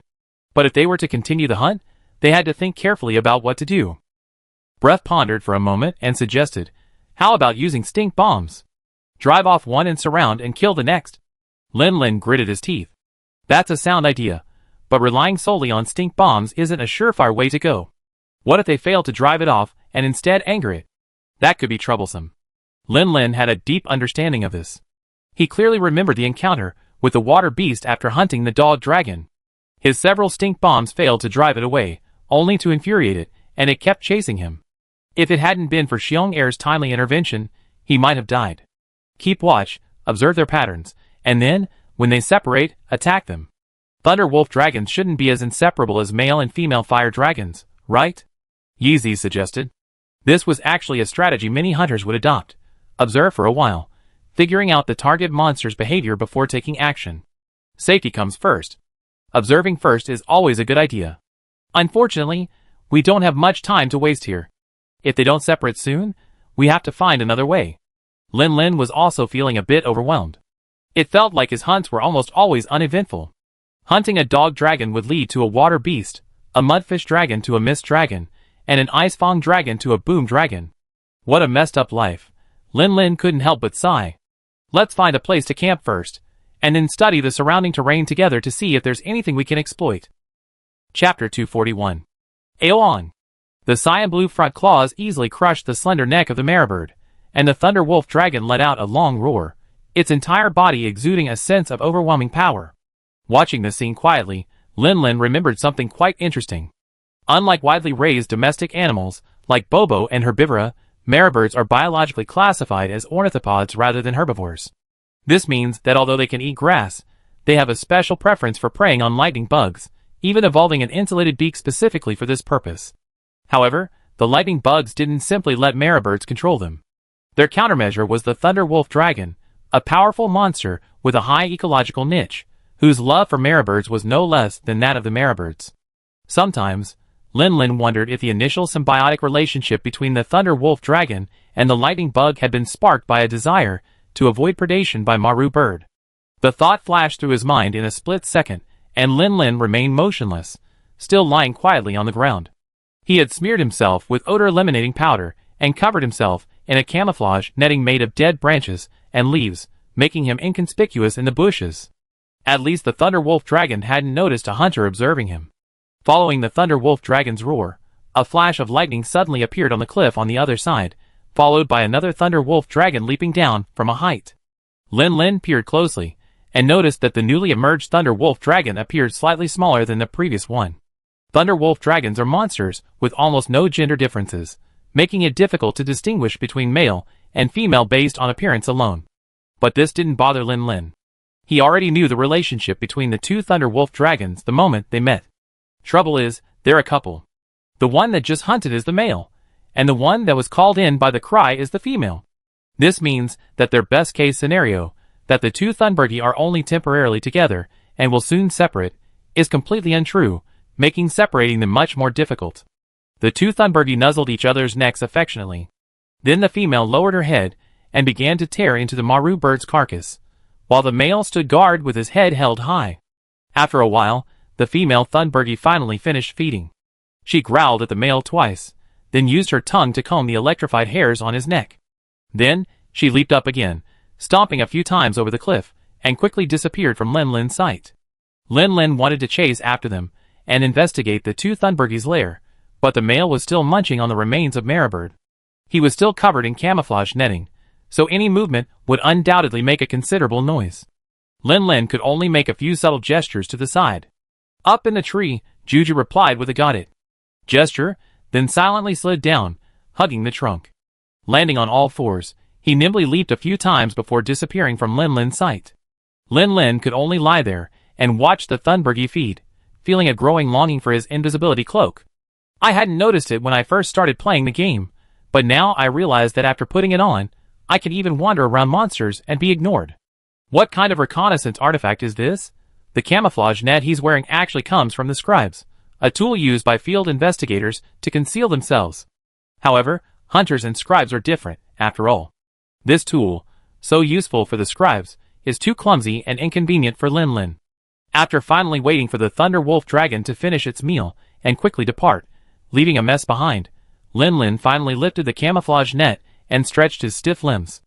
According to the scribe's existing research on Thunder Wolf Dragons, it was likely patrolling its territory and marking its territory. The mountain roads here were rugged, with steep slopes and cliffs everywhere. Even on a hop-on-hop, it would be difficult to catch up. The Kuma rabbit would have to monitor it from now on. As for Coconut, it was unclear what was happening. Whether they had caught up with the female Thunder Wolf Dragon, let alone successfully found its lair, was uncertain. The only thing Lin Lin wasn't particularly worried about was Coconut's safety. After all, felines' ability to protect themselves was far superior to humans. Furthermore, Coconut had been with him for quite some time, and was already a fairly experienced hunting cat.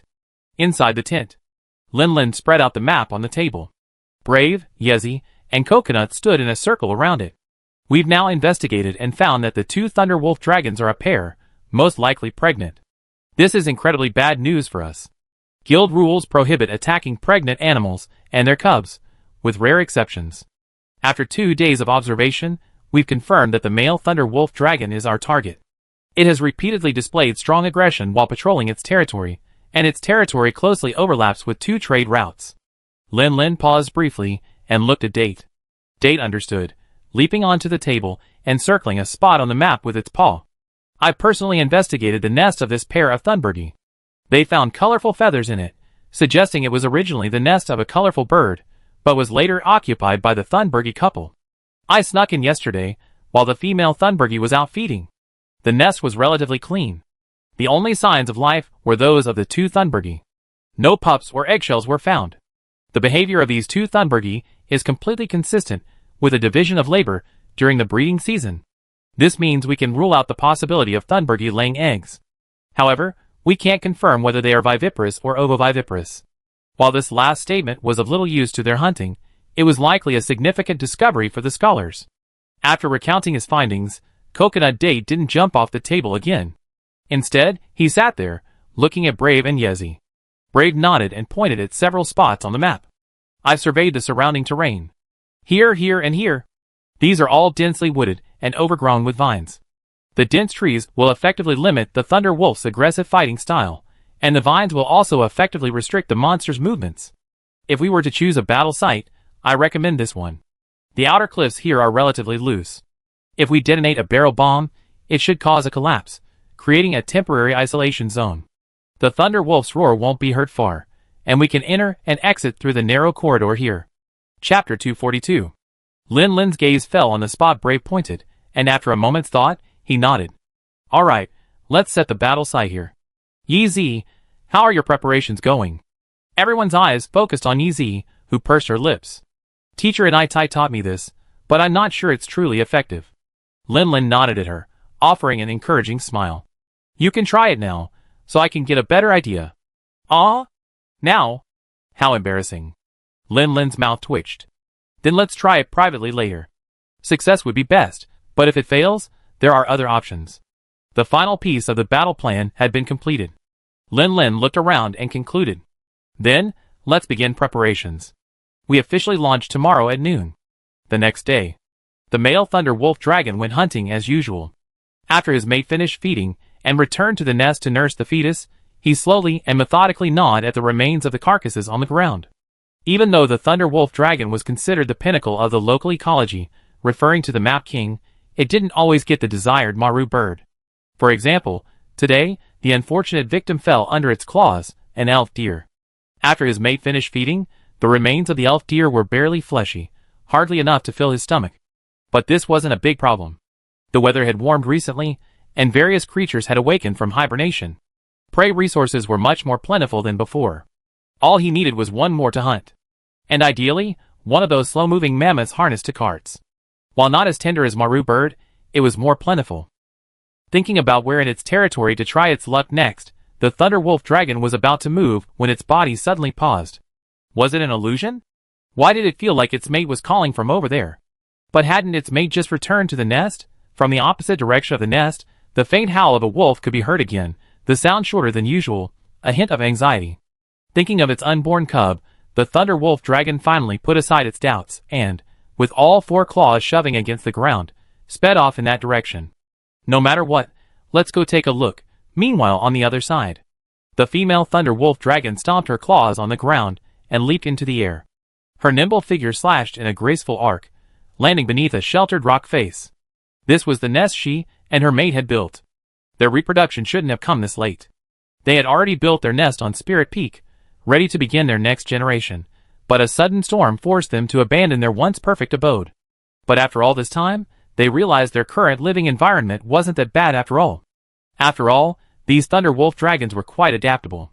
After jostling the dead branches and vines that formed the nest, tightening them to trap the warmth, the thunder wolf dragon wife quietly settled down, feeling the life within her belly, and slowly closed her eyes. To nurture her next generation, her metabolism increased significantly, her food needs surged, and she spent her days eating and sleeping. Pregnancy, however, was characterized by the high risk of hunting and fighting, leaving the burden of the hunt to her mate. Fortunately, this wouldn't last much longer. She could sense that her due date was approaching.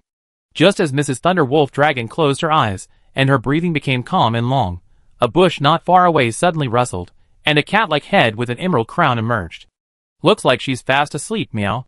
Date observed carefully for a moment, silently calculating the time. After waiting for about a quarter of an hour, Date finally made a move. Stealthily, it crept onto the ground, moving almost silently, slowly inching its way to the sleeping Mrs. Thunder Wolf Dragon. Approaching, Date rummaged through its bag and pulled out a red ball. Out of caution, Date placed his nose close to the ball and sniffed it gently, sensing the slightest hint of sleepiness rising.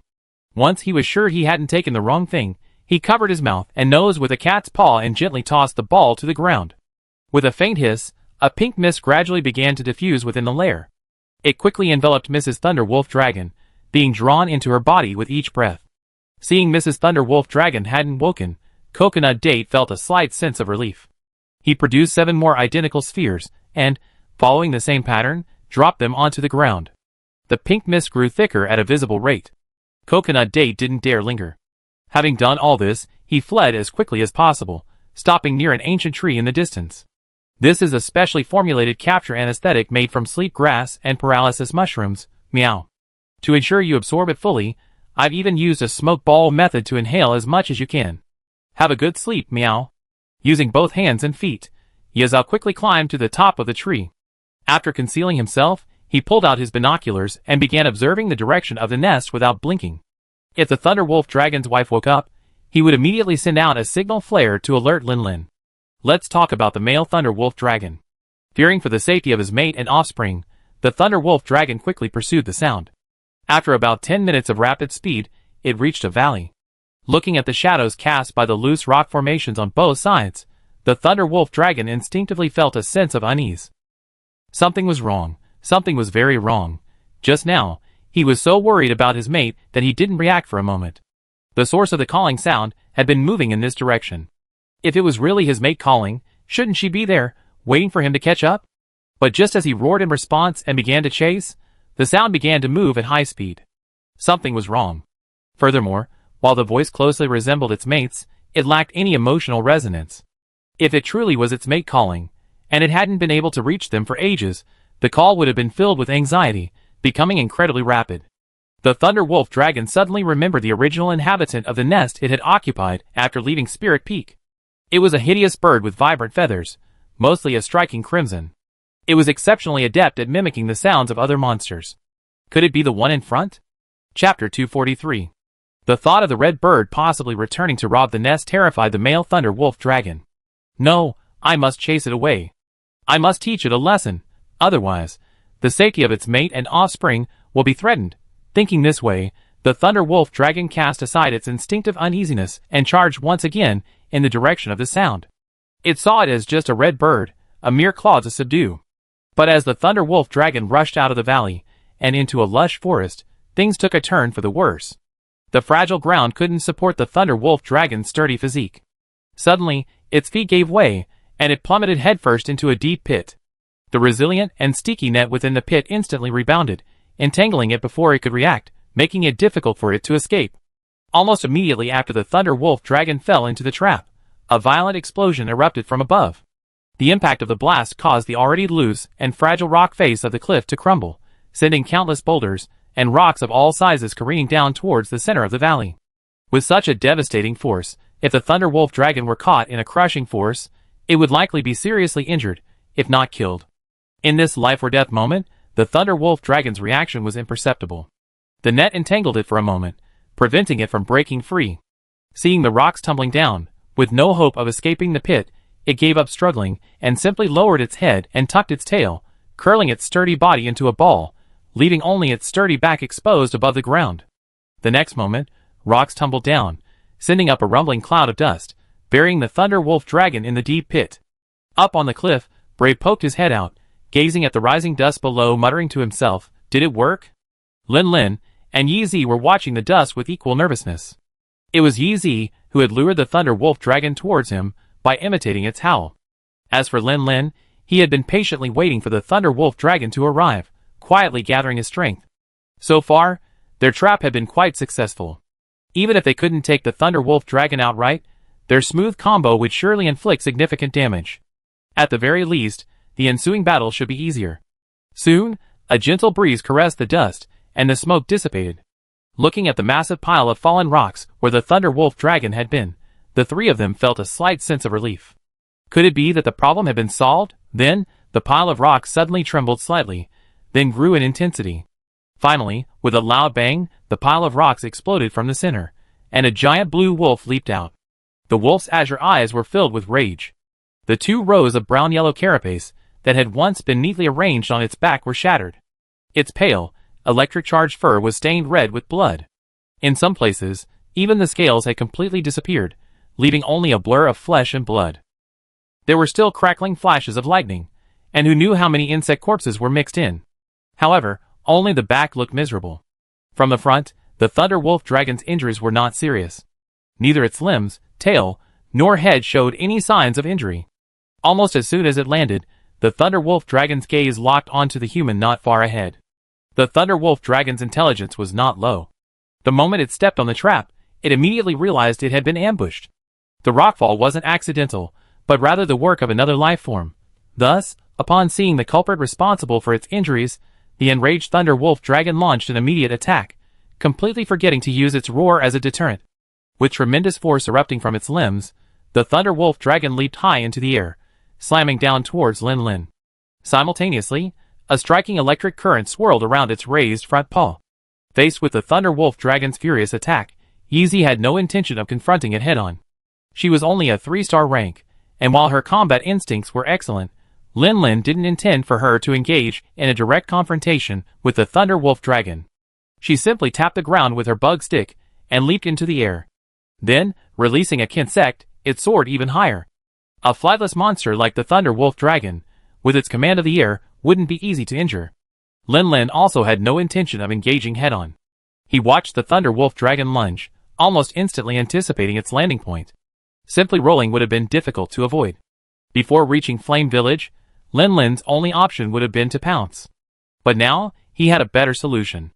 In the instant before the Thunder Wolf Dragon landed, Lin Lin swung a kinsect backward. Seeing the claw, despite its full strength, only grazed half a meter in front of him, Lin Lin released the wire and, mid-air, drew his sword and slashed at the dragon's claw. The battle was about to break out, and at that moment, Brave was still climbing down the cliff vines. The Thunder Wolf Dragon missed its claws, and upon landing, it spun sideways, slamming into Lin Lin with a powerful Iron Mountain lean. Lin Lin reacted quickly, knowing he couldn't dodge the attack, and quickly inserted his sword into his shield, holding it in front of him. Bang!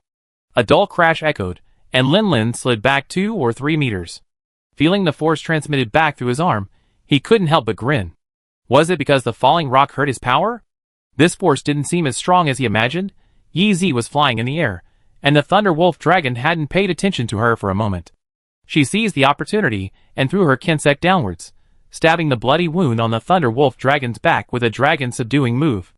Although the hunting insect hadn't had time to absorb the essence yet, the wounded area, without the protection of its shell and scales, was still inflicting considerable damage even without the monster essence's strengthening. On. Having just repelled Lin Lin with a single Iron Mountain lean, the Thunder Wolf Dragon was about to resume its attack and completely rip the damned human apart when a piercing pain suddenly shot through its back, halting its movement and nearly causing it to lose its balance. Yeezy gripped the insect stick deeply embedded in the dragon's back, feeling the Thunder Wolf Dragon struggle to throw her off. While silently gritting her teeth and holding on, an idea suddenly occurred to her. This was already her second time riding on the Thunder Wolf Dragon's back, and this time, it hadn't yet reached its supercharged state, preventing her from suffering from the shockwaves. So, was there any way she could use this opportunity to inflict even more damage on it? Chapter 244. The Thunder Wolf Dragon was struggling violently. Yeezy suddenly lost her balance, and was thrown into the air by the violent jolt. Fortunately, she held on tightly to the insect stick embedded in the dragon's back, preventing her from being thrown off. But at this moment, she relied entirely on the insect stick embedded in the dragon's back for stability. With this jolt, she spun uncontrollably to the other side, dragging the insect stick with her, further festering the already bloody wound and causing the Thunder Wolf Dragon to howl in pain again. Yeezy had quickly regained her balance, but after noticing what had just happened, her expression shifted slightly. Seems feasible? Yeezy didn't hesitate. Taking advantage of the Thunder Wolf Dragon's temporary lull, she pushed hard with her feet, grasped the insect stick with both hands, and used her own weight as a push, sending the stick spinning rapidly. The violent rotation increased the destructive power of the insect stick lodged in the wound, tumbling the already crumbling wound into a tangled mess. The rotting flesh could no longer hold the embedded insect stick in place. With a gushing stream of blood, Yeezy, clutching the insect stick, flung it into the air. Yeezy possessed excellent balance, adjusting her stance midair. With a flick of her hand, she pulled out a poison kunai, hurling it with pinpoint accuracy into the wound. Following the kunai, a bright red rhinoceros beetle, like a cannonball, flew forward. Its hard, half-meter-long body slammed into the wound, wreaking havoc while absorbing its essence, further exacerbating the Thunder Wolf Dragon's injuries. Lin Lin took advantage of the Thunder Wolf Dragon's distraction by Yeezy and launched a fierce attack, seizing the opportunity to activate his red shield. Meanwhile, he kept a peripheral vision on Yeezy's condition. Upon noticing his pole dance-like attack, he felt a chill in his heart. Shit, that looks too painful. Luckily, it was on the back. If it had been on the head, wouldn't it have pierced through the skull? But Lin Lin was still a hunter, highly adaptable. After a brief moment of shock at Yeezy's brutal attack, he recovered and continued to focus on the Thunder Wolf Dragon. While the dragon was still trembling with pain, momentarily unable to move, he quickly struck it twice. Meanwhile, Brave was still climbing down the vines. The Thunder Wolf Dragon was a resilient monster. The intense pain temporarily interrupted its movements, but after a short respite, it regained its mobility. Suffering such a wound immediately after the battle, while not a serious enough blow to render it incapacitated, it certainly affected its power. If it continued to fight in this state, it would be very dangerous. The Thunder Wolf Dragon fixed its gaze on Lin Lin with murderous intent. It swung its claws, but Lin Lin's shield firmly blocked the blow. However, the Thunder Wolf Dragon didn't react in any particular way. Instead, it tensed its body, suppressing the pain in its back and stretching its muscles. Roar! Lin Lin recognized it immediately. It was summoning lightning bugs, attempting to enter a supercharged state. Without hesitation, he combined his sword and shield, having just parried the Thunder Wolf Dragon's claw attack, and swung it in a semicircle behind him, dropping diagonally in front of him. A powerful blow struck the Thunder Wolf Dragon's head. The Thunder Wolf Dragon's head, which had been lowered to stretch its back muscles, suddenly sank downward, a narrow, bloody gash slashing across its side. However, it endured the pain and continued to howl. A faint blue light had already begun to illuminate the forest, rapidly gathering towards them. Lin Lin sighed inwardly with regret. In his earlier efforts to block, he hadn't had time to channel the energy stored in his sword into his shield. This powerful blow, however, missed the stunning effect of the energy bottle explosion. Otherwise, with the protection of the Ur-San Dragon Setsuko technique, he might have been able to knock it out. After dismantling his overheated shield, Lin Lin raced to recharge, hoping to deliver another powerful blow before the Thunder Wolf Dragon finished charging. Yeezy, upon landing, saw that the Thunder Wolf Dragon wasn't pursuing him, so he rushed behind its tail, insect club in hand, ready to deliver a powerful upward slash. Having just absorbed the essence of the rhinoceros beetle in one breath, Yeezy now had all three powers activated, feeling incredibly powerful. Yeezy's powerful upward slash was swift, even following it with a powerful sweeping slash.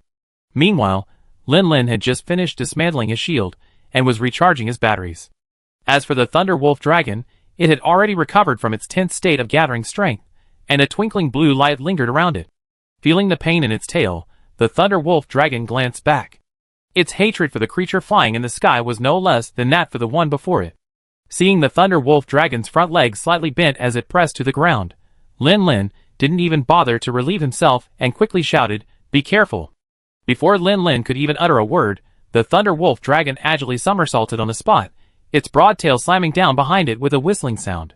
Yeezy, standing behind the Thunder Wolf Dragon, couldn't see its movements. Only after hearing Lin Lin's warning did she realize she had become its target. Without even a second to think, she flung her kinsek backwards, somersaulting in midair, narrowly avoiding the heavy blow from the tail. Feeling the gust of wind whistling past his face, Yeezy broke out in a cold sweat. What a close call. If he reacted a little slower, he had been hit. Through his fear, Yeezy couldn't help but mentally remind himself once again, be extremely careful. It doesn't matter if you can't deal damage, but you absolutely mustn't let your injuries hold you back. Aonon. After a tail strike, the Thunder Wolf Dragon roared again, and attracted by the roar, the already gathering lightning bugs swarmed frantically towards the Thunder Wolf Dragon. This thing is about to enter a supercharged state. Lin Lin hurriedly swung his shield axe, intending to forcibly interrupt it with a powerful attack. However, the Thunder Wolf Dragon, having been attacked by a powerful attack before, had learned its lesson. Seeing the axe coming, it forcibly turned its head, allowing the shield axe to miss it by a hair's breadth. Shit! The axe swung in vain, and Lin Lin felt something was amiss. The Thunder Wolf Dragon tilted its head, and bit directly at him. The shield axe automatically disintegrated, leaving Lin Lin with no time to block. He only managed to fall back as the Thunder Wolf Dragon's jaws, studded with razor-sharp teeth, passed by him. Though the teeth missed his target, the sharp horns on the Thunder Wolf Dragon's head slashed past, rubbing against the Sand Dragon's armor with a creaking sound. In a split second, Lin Lin rolled backwards awkwardly, clutching the now disassembled shield axe to protect himself. A chill ran through his chest. Glancing out of the corner of his eye, he saw two deep tears appearing in the once thick armor, ripped directly from the outside in. Perhaps the only thing to be thankful for was that the armor, thick enough to perform its intended function, successfully protecting its owner from injury. Lin Lin. Brother Lin Lin. Brave finally climbed down from the cliff. He watched the exchange from afar, his heart pounding with anxiety. He finally descended to a safe height and leaped down. As he neared, katana strapped to his back, he saw Lin Lin being struck. Yeezy, blocked by the Thunder Wolf Dragon, couldn't see Lin Lin's condition for a moment. It wasn't until Brav's panicked voice reached him that he realized something was wrong. "I'm fine. It's going supercharged." Lin Lin's powerful voice instantly reassured the two, and they refocused their attention on the Thunder Wolf Dragon. On. Having just attacked Lin Lin, the Thunder Wolf Dragon began to gather its strength once more. After 3 consecutive calls, swarms of lightning bugs swarmed from all sides, rushing towards the Thunder Wolf Dragon like birds in a forest. With a high roar and a booming thunder, the Thunder Wolf Dragon stood majestically amid the lightning, its posture erect, as if completely unharmed. This roar was far more startling than the previous ones, a sonic boom emanating from the Thunder Wolf Dragon, a physical force. Lin Lin, shielded by the sound waves, while Brave and Yeezy both covered their ears in agony, avoiding severe hearing loss. Lin Lin's expression was solemn, his mind racing as he pondered the current situation. Before the Thunder Wolf Dragon reached its supercharged state, neither he nor Yeezy could suppress it. Now that it had entered its supercharged state, its strength, speed, and reflexes had increased. Even with Brave's presence, it would be overwhelmed. We must find a way to deactivate its enhanced state. With this thought in mind, Lin Lin whistled, and a tall figure suddenly emerged from the nearby forest. Though still slender compared to the mighty Thunder Wolf Dragon, there was no doubt that this figure would attract the Thunder Wolf Dragon's attention more than the hunters. The sudden appearance was undoubtedly Tiao Tiao. As soon as Tiao Tiao appeared, he sprinted towards the Thunder Wolf Dragon. The Thunder Wolf Dragon temporarily shifted its attention from the hunters beside it to focus on this hostile creature. Sizing up Tiao Tiao's not-so-strong frame, a flicker of disdain flashed in the Thunder Wolf Dragon's eyes. A weakling like that could be killed with just 2 slaps, so it quietly waited for the other dragon to approach, ready to strike it with a blow to show it the true power of a map king. But what it saw next left it momentarily bewildered, unsure how to respond. The yellow speed dragon king suddenly lowered its body as it approached, allowing the tan-shelled human to climb onto its back. Immediately afterwards, the yellow speed dragon king turned and began circling it. The human then made a gesture, transforming its tan claws into an icy blue.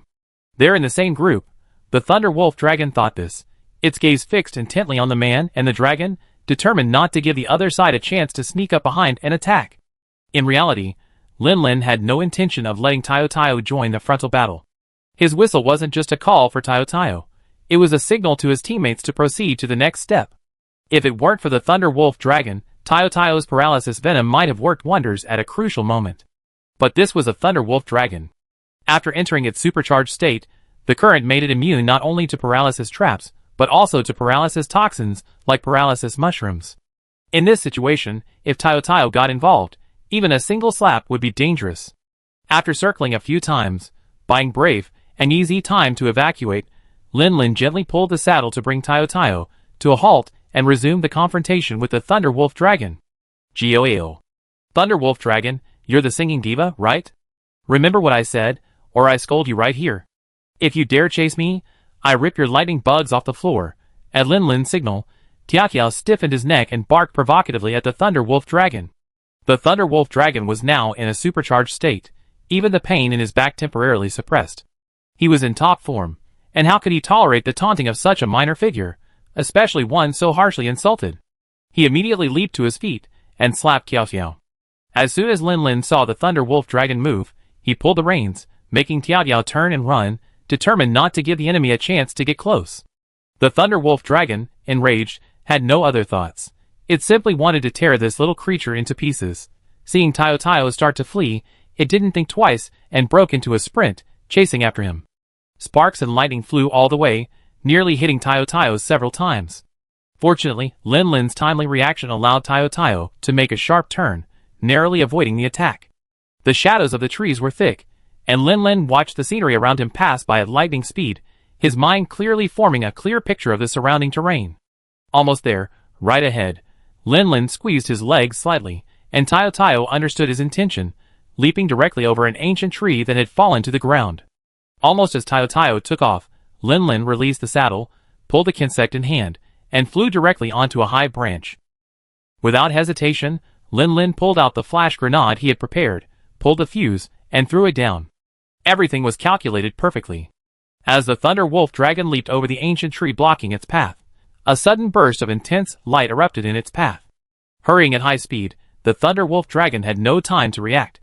It instantly lost its balance in midair, plummeting and tumbling, landing squarely on the ground, sliding a long way away. Lin Lin closed his eyes and waited for the bright light to fade. He then pulled out his insect net and leaped down from the air. While the Thunder Wolf dragon was still trying to regain its balance, Lin Lin aimed his insect net at the blood-stained, electrified fur and swiftly swung it. I want to see how long you can maintain your supercharged state without these super-electric lightning bugs. Chapter 245. The insect net was made with spiderwebs, giving it a special stickiness.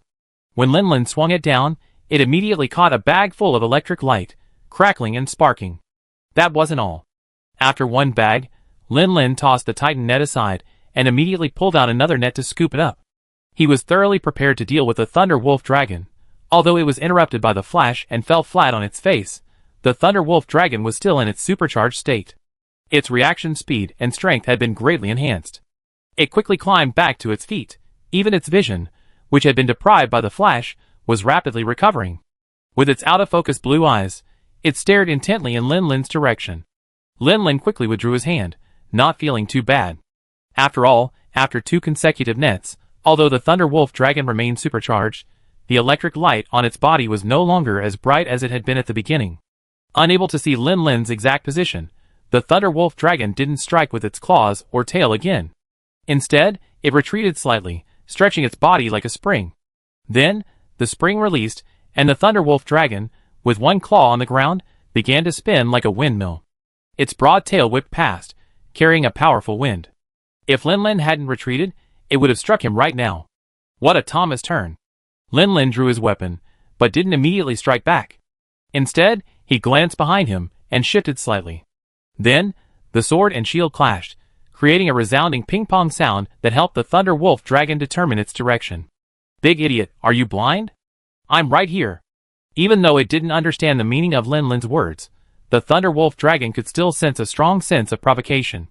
Having pinpointed the source of the voice, it lunged forward without hesitation. Lin Lin yanked the Kinsek back and quickly escaped the Thunder Wolf Dragon's attack. As soon as his front paws touched the ground, the Thunder Wolf Dragon instantly sensed something was wrong. Why did this fragile touch feel so familiar? Boo-hoo, despicable hunter. The Thunder Wolf Dragon reacted the instant its body sank, stomping its hind legs against the ground and attempting to leap upwards. Alas, the moment it lunged towards Lin Lin, the outcome was sealed. The net rebounded, the ropes tangled, and the Thunder Wolf Dragon plunged headfirst into the earth once more. As the Thunder Wolf Dragon landed, Lin Lin had already rushed forward, weapon in hand, and stood still, gathering strength. When the trap was triggered, leaving the Thunder Wolf Dragon with only its upper body barely above the surface, the icy blue sword descended mercilessly on its back. Amidst the icy air, the Thunder Wolf Dragon's back, shrouded in electric light, began to flicker intermittently, like an induction light with aging circuitry. After 3 consecutive strikes, Lin Lin didn't add 2 more strikes to recharge his energy as usual. Instead, he simply recharged his energy, aiming at the strongest point of the electric light behind it, and unleashing a powerful slash. Using different weapons based on the monster's state certainly allows for more targeted attacks, but it's obvious that the shield enhancement activated by the Earth and Sand Hard Armor Shield Axe doesn't carry over to the Shark Guard. So, pressed for time, Lin Lin forgoes the thrill of activating the Red Shield Super Break and wiping out half the Thunder Wolf Dragon's life with a single attack, and instead unleashed a powerful slash. Although both were shield axes, the explosion of the strong attribute bottle and the grenade bottle were completely different. The grenade bottle released a powerful, concussive burst of golden energy, while the strong attribute bottle's explosion erupted into a massive, solid mass of ice shards. With just one powerful burst, the shards nearly covered the entire back of the Thunder Wolf Dragon. As the shards covered the Thunder Wolf Dragon's already dimmed lightning, they flickered even more noticeably. Clearly, as the numerous lightning bugs were weakened by the cold, the power needed to maintain the Thunder Wolf Dragon's supercharged state was running low. Invigorated, Lin Lin disassembled the shield axe and continued his powerful swing. The Thunder Wolf Dragon was already seriously injured. Its previous ferocity had been suppressed by its supercharged state. Once it released its enhanced state, it would no longer be able to suppress its injuries, and would inevitably fall into a state of extreme weakness. Then, it was time to unleash all their might and hunt this creature down completely. The Thunder Wolf Dragon was clearly aware of its own situation, and knew that remaining trapped in the cave was a waste of time. Therefore, it ignored everything else and, roaring and continuing to summon nearby lightning bugs, unleashed its full force to shatter the ropes that bound it, leaping out of the deep pit. Seeing the Thunder Wolf Dragon free, Lin Lin gave up the urge to strike again, and simply sheathed his blade and began to flee. If all goes as expected, from now until he can no longer maintain his supercharged state, he will face the Thunder Wolf Dragon's most ferocious counterattack. Luckily, this is a densely forested area with ancient trees, restricting the Thunder Wolf Dragon's movements. He can use the terrain to his advantage to maneuver for a while longer. I just hope my teammates can get there before he collapses. The other side. Brave, his face gloomy, rode Little White, speeding through the forest at lightning speed. Yeezy, with an anxious look on his face, clutched his bug wand and maneuvered through the treetops, occasionally releasing his Kinsek to soar forward, effectively following closely behind Little White. According to the previously drawn-up battle plan, once the Thunder Wolf Dragon entered its enhanced state, the battlefield would be shifted to the preset trap, with the priority being to neutralize the enemy's enhanced state. Lin Lin and Tiao Tiao had just lured the Thunder Wolf Dragon away, and its destination must have been the preset trap. Therefore, after quickly adjusting their own states, they hurried over. They didn't even need to reach it. Simply by approaching the forest where the trap was set, they could clearly sense the commotion caused by the Thunder Wolf Dragon's battle. Bang! Bang! Crack! Ao ang gang. Trees were broken, soil was torn, claw marks torn, and scorch marks from lightning were a devastating sight. A hunter in tan armor, shield in one hand and sword in the other, half knelt on the ground, panting heavily. His thick armor had ripped in several places, and blood dripped from his mouth and nose. Before him, Tiao Tiao bared his teeth and roared at the Thunder Wolf Dragon. A closer look revealed that its armor, made of colorful bird feathers, was torn to shreds. 3 hideous bloody wounds ran from its shoulder blade to its thigh, clearly the result of the Thunder Wolf Dragon's claws. Off to the other side, the Thunder Wolf Dragon looked infinitely more miserable than it had at the beginning. Its entire back was caked with blood-colored frost, and it walked with a limp. Its left eye had been completely replaced by eroded flesh, and a deep scar had appeared on one shoulder joint, visible to the bone. The two sides seemed locked in a standoff. Seeing this, Yeezy and Brave didn't hesitate. One released his Kinsect, while the other darted to Lin Lin's side, scooping up a handful of life dust and sprinkling it. The other leaped from the Fanghound's back and slashed down on the Thunder Wolf Dragon with his katana. The Thunder Wolf Dragon was already at its wit's end, its supercharge barely maintaining its power, only occasionally flashing a single lightning bolt. Its injuries were worsening, and, having already been hungry and battling so fiercely, its strength was running low. Despite its utmost efforts, it still couldn't tear the human apart.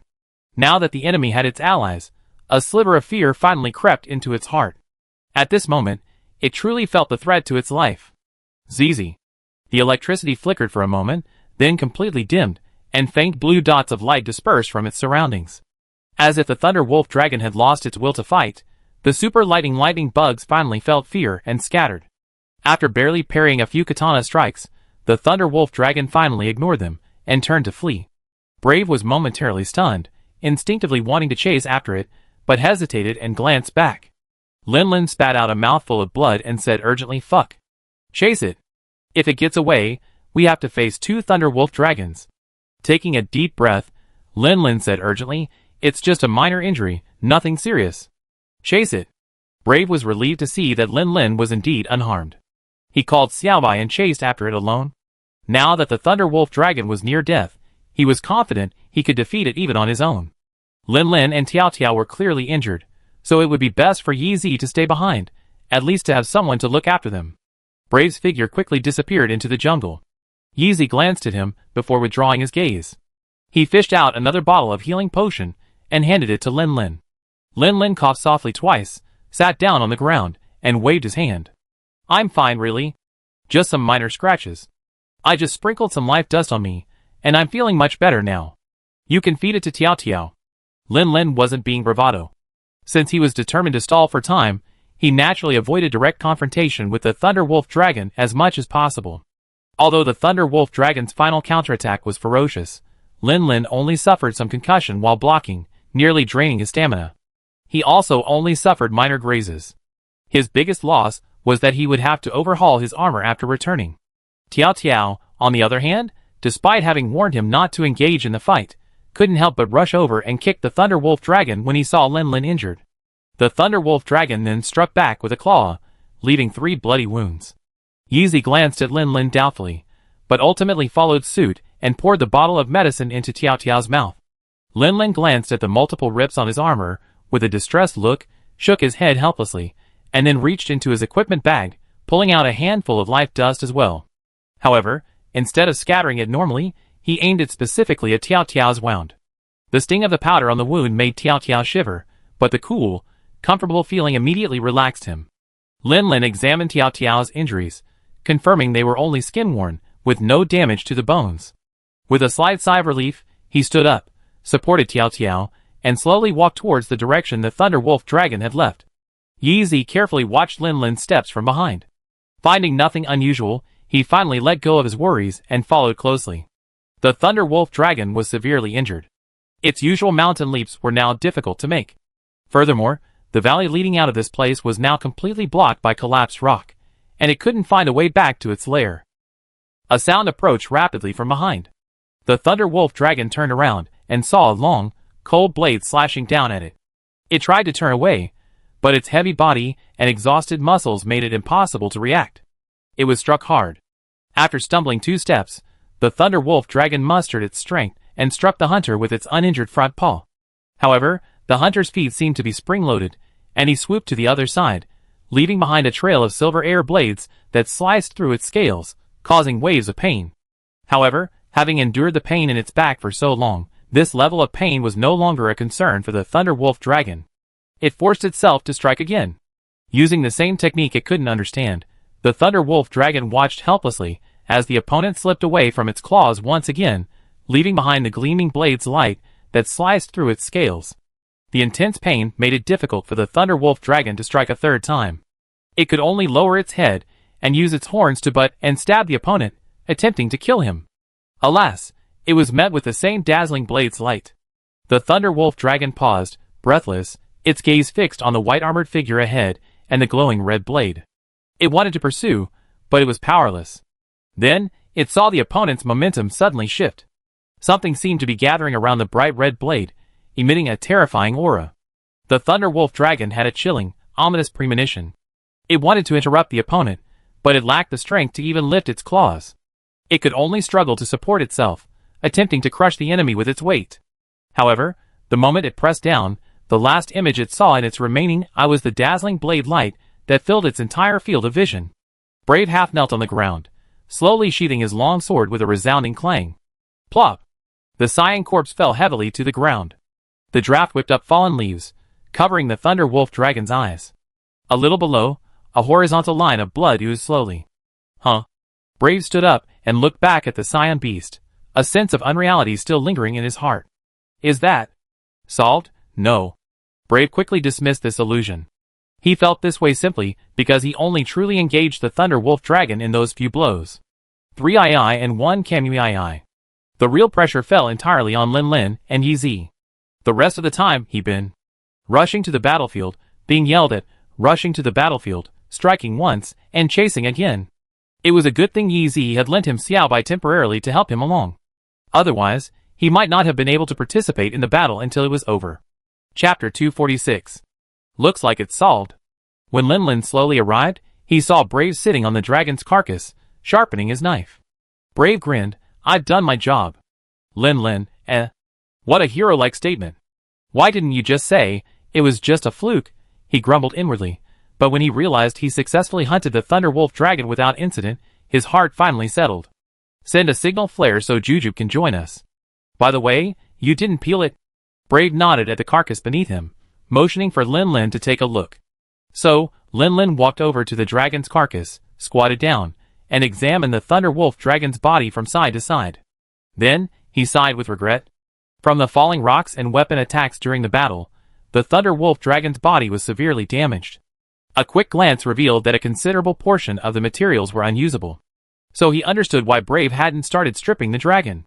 Given the situation, if he tried again, he probably wouldn't even have enough materials to make a complete set of equipment. It would be best to send it back to the village and have it processed by a professional processor, preserving the materials as intact as possible. Yi Zi raised his hand and fired a green flare, while Lin Lin and Brave worked together to get the dragon corpse onto the vehicle they had brought with them, giving the Maru bird a rough time. One can only say that the bloodline suppression is terrifying. Even with its natural enemy reduced to a corpse, this guy was still trembling with fear, his soul fading, his legs weakening every time he took a few steps. If Tayo hadn't been seriously injured and needed recuperation, Lin Lin might have considered letting Tayo try pulling the cart. Just as Lin Lin and his group were leisurely returning to Jayan village with their prey, another caravan slowly drove into the village along the trade road. Sniff! The tall girl jumped from the cart, taking a deep breath, her large violet eyes flickering. Soft footsteps sounded behind her. The girl turned around and saw a female hunter in a swift dragon suit. She giggled and affectionately took her arm. Master Sister, I heard the hot springs in Jayan village are unparalleled. Is that true? Have you ever been there? The female hunter raised her hand and gently tapped the girl's head. You're so unruly all the time. We're not here to soak in the hot springs. Let's get down to business. The girl stuck out her tongue, turned her face away, grimaced, and stretched out her voice. No. Now. The female hunter tapped her again, this time with a little more force. I'm serious. I'd be very busy for the next while, and won't have time for you. So just be quiet. Seeing the girl's bitter face, crouching down with her head in her hands, the female hunter shook her head helplessly. Alas! How could I have been so soft-hearted, and let this little girl coax me into agreeing? I really shouldn't have brought her here. Dong dong dong. Just as the female hunter in the swift dragon suit was feeling frustrated, a dull sound came from behind her. At first glance, it could easily be mistaken for the footsteps of a large monster. But in fact, the owner of the footsteps was actually a tall hunter who was dressed in extremely bloated clothes and looked like a kin at first glance. This heavy, predominantly white armor, crafted from a type of flying dragon called a Kadiron, might appear cumbersome and impossible to dodge, but in reality, it possesses immense defensive capabilities, rendering it unnecessary for the wearer to dodge. Of course, without a sufficiently formidable physique, even movement would be difficult, let alone defense. The female hunter in the swift dragon suit glanced at the canned hunter. Even though she had seen this outrageous outfit countless times, she always felt a strong urge to mock it. If you keep hitting me like that, Cheyenne's head will go crazy. Before the female hunter could speak, the canned hunter suddenly started complaining, causing her mouth to twitch violently. Unable to think of a rebuttal, she rolled her eyes. Even if she's stupid, I can still teach her. Unlike some people who take her in for the first 2 days, and then leave her alone. TSK, if it weren't for my kindness, I'm afraid that kid would have fallen down one day due to lack of basic skills. At best, he might have gotten a ride on a cat car to save his life, but at worst, he's almost completely wiped out. The female hunter in the swift dragon suit was undoubtedly Rachel, who hadn't been heard from since they parted ways with Rockler. And the hunter dressed like a can was Lin's long-lost teacher. After being rebuked by Rachel, Kevin fell silent, scratching his head in embarrassment. It couldn't be helped. This was indeed his oversight. Who could have let the guild's urgent request arrive so coincidentally? After finally repelling the Flame Queen Dragon, he sustained serious injuries. He fully recovered a while ago, even further improving his strength. Upon resuming training, he immediately chose a Black Horn Dragon as his opponent, successfully hunting it down. The dark-hued force of destiny he now possesses was fortified with the materials from that Black Horn Dragon. After hunting the Black Horn Dragon, he heard that Jian village had sent a request for assistance to East Daruma, and he rushed over. Thinking of his debt to his disciple, he couldn't help but feel a surge of gratitude towards Rachel. Hey you two, do you want to stand here and chat for a while longer? A loud voice interrupted the strange atmosphere between the two. It was a hunter in yellow and blue armor. He had just entered the village and headed straight for the meeting hall, but when he turned around, he was all alone. Hey! Those two were standing at the village entrance, chatting. Hey! Don't you know the villagers here are in dire straits and desperately need my help? Rice, if you're in a hurry, you could just go ahead. What are you talking about? Aren't we close comrades? How could I possibly leave you alone? The hunter, wearing dragon armor, slammed his tiger bell, his voice booming. His real name was Rick Reese, a hunting flute user. Since his debut as a hunter, he had often hunted with Kevin. He had also participated in the last battle against the Flame Queen Dragon. Now, like Kevin, he had become a 7-star upper-level hunter. But this wasn't entirely without cost. During the last battle, his once handsome hair was completely burned off by a fire. Even with treatment, the lost hair has yet to grow back. Perhaps this is the saying, I'm getting balder, but I'm also getting stronger. Chapter 247. Thank you for your assistance. Ji-Yun will always remember this kindness. In the village, upon hearing the arrival of the hunters from headquarters, the elegant and beautiful village chief personally came to greet them. Kevin and Rachel had both been to Ji-Yun village and were acquainted with the village chief, so Rickles took the lead in introducing himself. 7-star level advanced hunters? The village chief covered her mouth slightly, hinting at her shock. She hadn't expected the guild headquarters to send 3 advanced hunters to just one village. With such a force, even an attacking ancient dragon could be repelled. Clearly, they were only dealing with 5-star Thunder Wolf dragons. While there were a few more of them, was such a large force really necessary? Why was she so convinced there were 3 advanced hunters, even though there were 4 of them? Look at the collagen on that little girl's face. At her age, she believed you were still a trainee hunter. Rickles couldn't hide his elation, his hands on his hips as he laughed heartily. He relished the look of shock from others. However, of the 3 hunters, only Rachel had been assigned by the guild. Kevin had come spontaneously out of concern for his apprentice. As for Rick Ress, he'd simply been bored for a while, and wanted to stretch his legs and earn some extra cash. He heard his old friend was coming, so he eagerly followed along. Kevin clutched his forehead. This is truly embarrassing. This girl's name is Cheyenne. She's my apprentice, currently studying with me. She's a 2-star hunter. Rachel interrupted Rick Ress's laughter, pointing to Cheyenne, who was surveying her surroundings with curiosity. The implication was that this girl wasn't here to help, so there was no need to look at her. Village Chief, please tell us about the current situation in Jian Village, and what we all need to do. With Rachel's interruption, Kevin naturally took over the conversation and got straight to the point. Since you've come so far, why don't you rest up first, enjoy the village's hot springs, and wash away your fatigue. Then we can discuss business, okay? Although the elegant dragon lady was extremely eager to improve the village's plight, the arrival of the 3 high-ranking hunters was a shot in the arm. It reassured her, and she was no longer in a rush. That, all right. Kevin pondered for a moment. Since the village chief had said so, there was no need to rush. But aside from business, there was something else he wanted to inquire about. Hey, Madam Village Head, I have something I'd like to ask you. Hey, Mr. Kevin, what do you want to ask? Although the village head asked, the slight movement of her eyes suggested the answer. I wonder how my disciple, the little mute I brought to Jayan village back then, is doing now. When Lin and Rachel parted ways, he mentioned that he was planning a trip to Yinhua village, but Kevin wasn't sure how long he'd stay there. If at all possible, he hoped the boy wouldn't return during this time. As expected, Madam Village Head sighed softly, covering her mouth with her hand, looking quite troubled. This reaction made Kevin's heart leap into his throat. Could something have really happened to that boy? Don't do that. It's over now. If anything really happens to that kid, his irresponsible master will have made a grave mistake, might as well die as a token of his guilt, hanging himself outside the gathering hall. Lin. If it had been 4 or 5 days earlier, Mr. Kevin would still have seen him. Kevin's face instantly paled. Rachel beside him also scowled uncontrollably. Shiwan averted her gaze from the giant cat-head-shaped rock swaying in the water in the distance. Did she just hear some bad news? Rickless? ? No, what's going on? Why are you all so grim all of a sudden? Huh? Sorry, I think you two misunderstood. Noticing the two men's strange expressions, the village head woman quickly explained, he's fine. He just went out hunting 4 or 5 days ago on a mission and hasn't returned yet. Is that so? The 3 of them breathed a sigh of relief. Rachel patted her chest and casually asked, Village head woman, do you know what he's hunting? I do know, but it sounds a little strange. It's a thunder wolf dragon. The usually elegant dragon lady couldn't help but look distressed. On the day Lin returned to the village, she happened to be negotiating with a fleet from Jianghua village.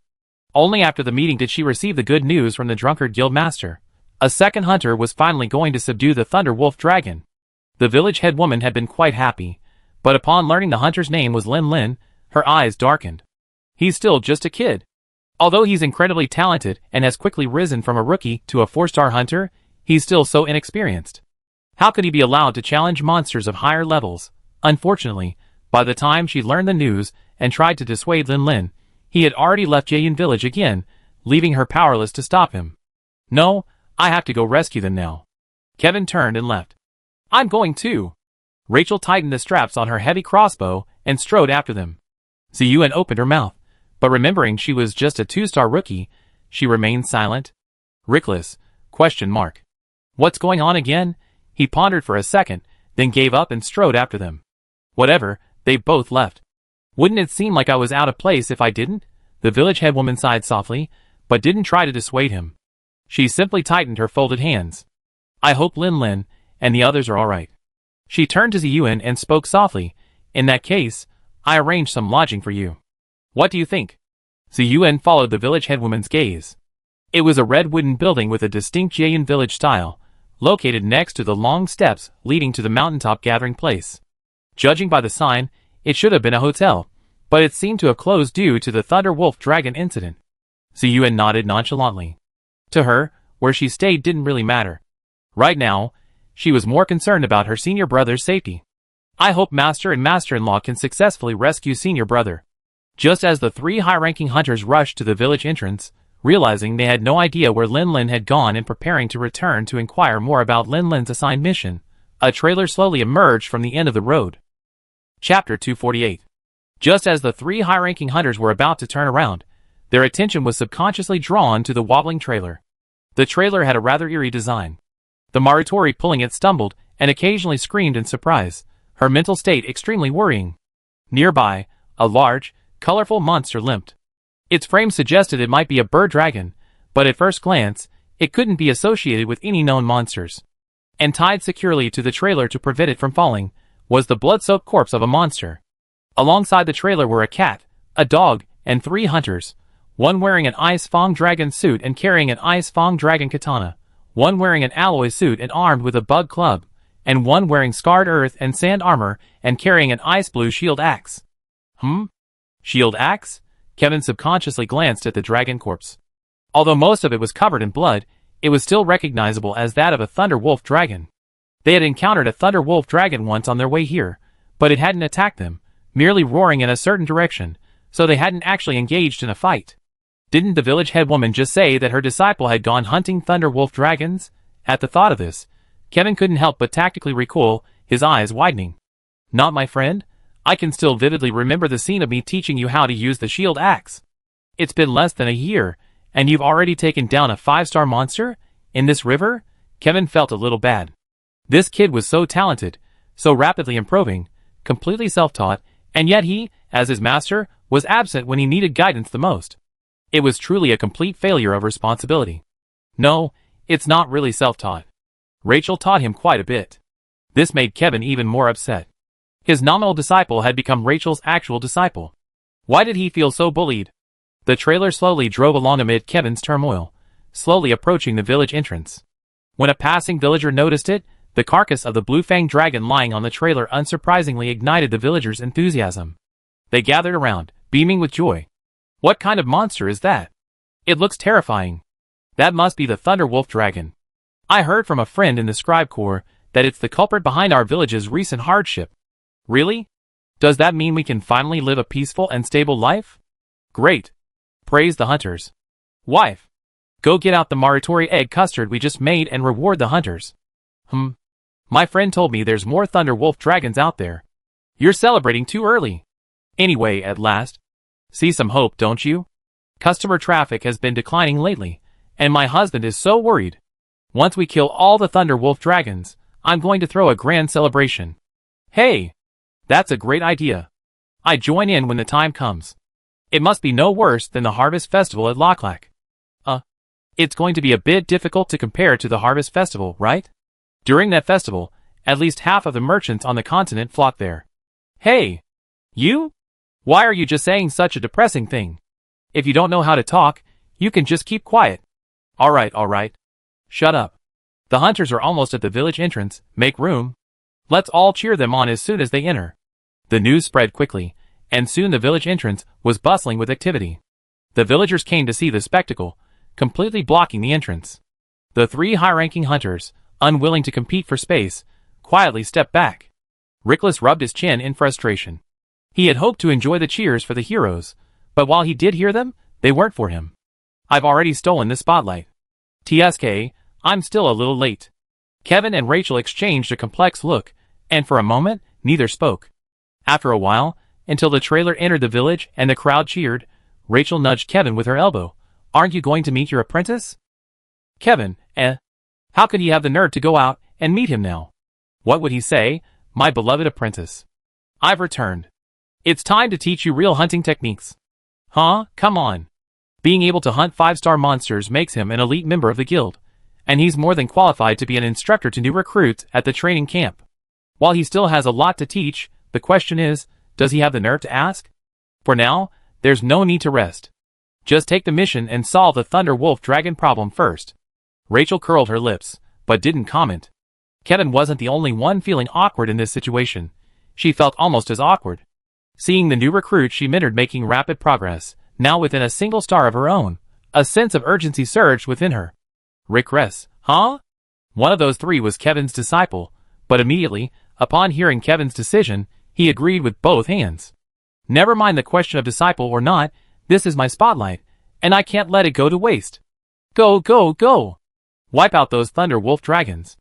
So, the 3 high hunters headed straight for the gathering place, while Lin and his group, amid the villagers' cheers, drove all the way to the weapon workshop and met the little old dragon man with a shiny head and a single, towering braid. Oh! This is the corpse of a Thunder Wolf dragon? Wow, I can try a new idea again. Ahem. The workshop owner grinned, then realized he made a mistake and interrupted himself with a cough. He shouldered his massive hammer and turned to the surrounding villagers. Alright. Disperse. I start work here shortly, and it's going to be bloody. After the crowd dispersed, still reluctant to leave, he turned to Lin and the other 2. Ahem, what do you all need? Lin tucked his helmet under his arm and greeted the boss.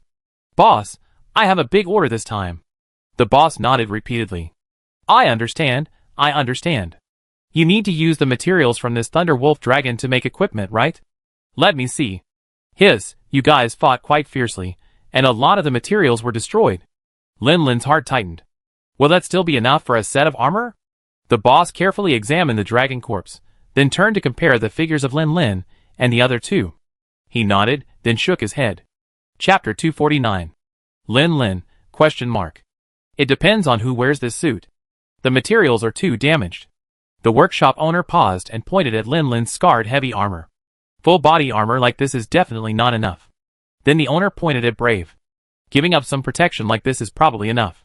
Lin looked at Brave, but Brave waved his hands away. Don't look at me. My Ice Fawn armor is very comfortable, and I have no plans to change it for now. Besides, with the role he played in the battle, it would be embarrassing to ask him to change it. Then you wear it, Yezi. It's definitely much better than your current alloy set. Huh? How can that be? Yezi instinctively wanted to refuse. Firstly, she was only at 3 stars. How could she use armor meant for 5-star monsters? Secondly, during this Thunder Wolf hunt, Lin had shouldered all the most dangerous and difficult tasks. She was just assisting from the sidelines. She didn't really feel comfortable asking for this armor. Lin spread his hands. I just like this full coverage heavy armor. The implication was that since there wasn't enough material from the Thunder Wolf to make equipment for him, it would be better for Yezi to take it.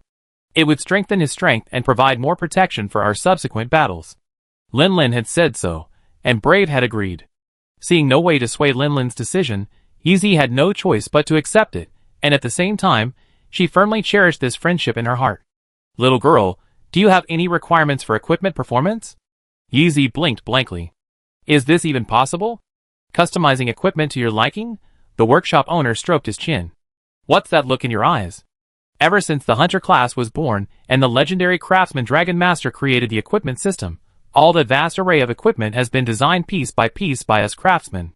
And since its design, there must be a purpose and direction.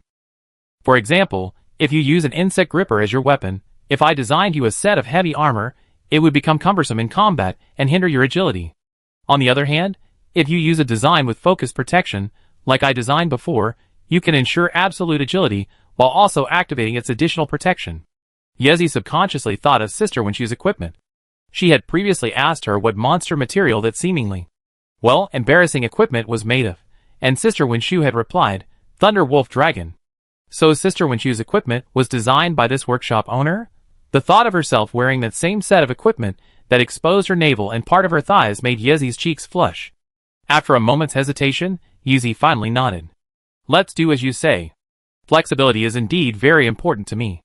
Well, while the design is somewhat embarrassing, according to Sister Winshu, the performance of the Thunder Wolf Dragon armor is truly exceptional. A little shame can be overcome with patience. According to Winshu, wearing the equipment presents no hindrance to movement, and even makes various tactical maneuvers much easier. This equipment also has other benefits. It makes it easier to discover monster weaknesses, making the use of force during attacks more precise weakness effect. After a period of combat, or when the wearer has sustained a certain level of damage, it will also allow the wearer to enter a state similar to the awakening of a beast's instincts, greatly enhancing their ability to control their body and further reducing their stamina consumption power release. When Yezi curiously inquired about the mechanism behind this, Winshu didn't explain it directly. Instead, he offered a rather enigmatic explanation, roughly arguing that the equipment wasn't a dead object as it appeared, but rather housed the spirit of a monster. The aforementioned magical effects were actually the result of the influence of the monster spirit within the equipment. Always adhering to the philosophy of monsters die when killed, Yezi didn't say it out loud, but deep down, he wasn't quite convinced by this argument. It just so happened that he was about to get a set of equipment like this. Once he put it on, he knew exactly what was going on.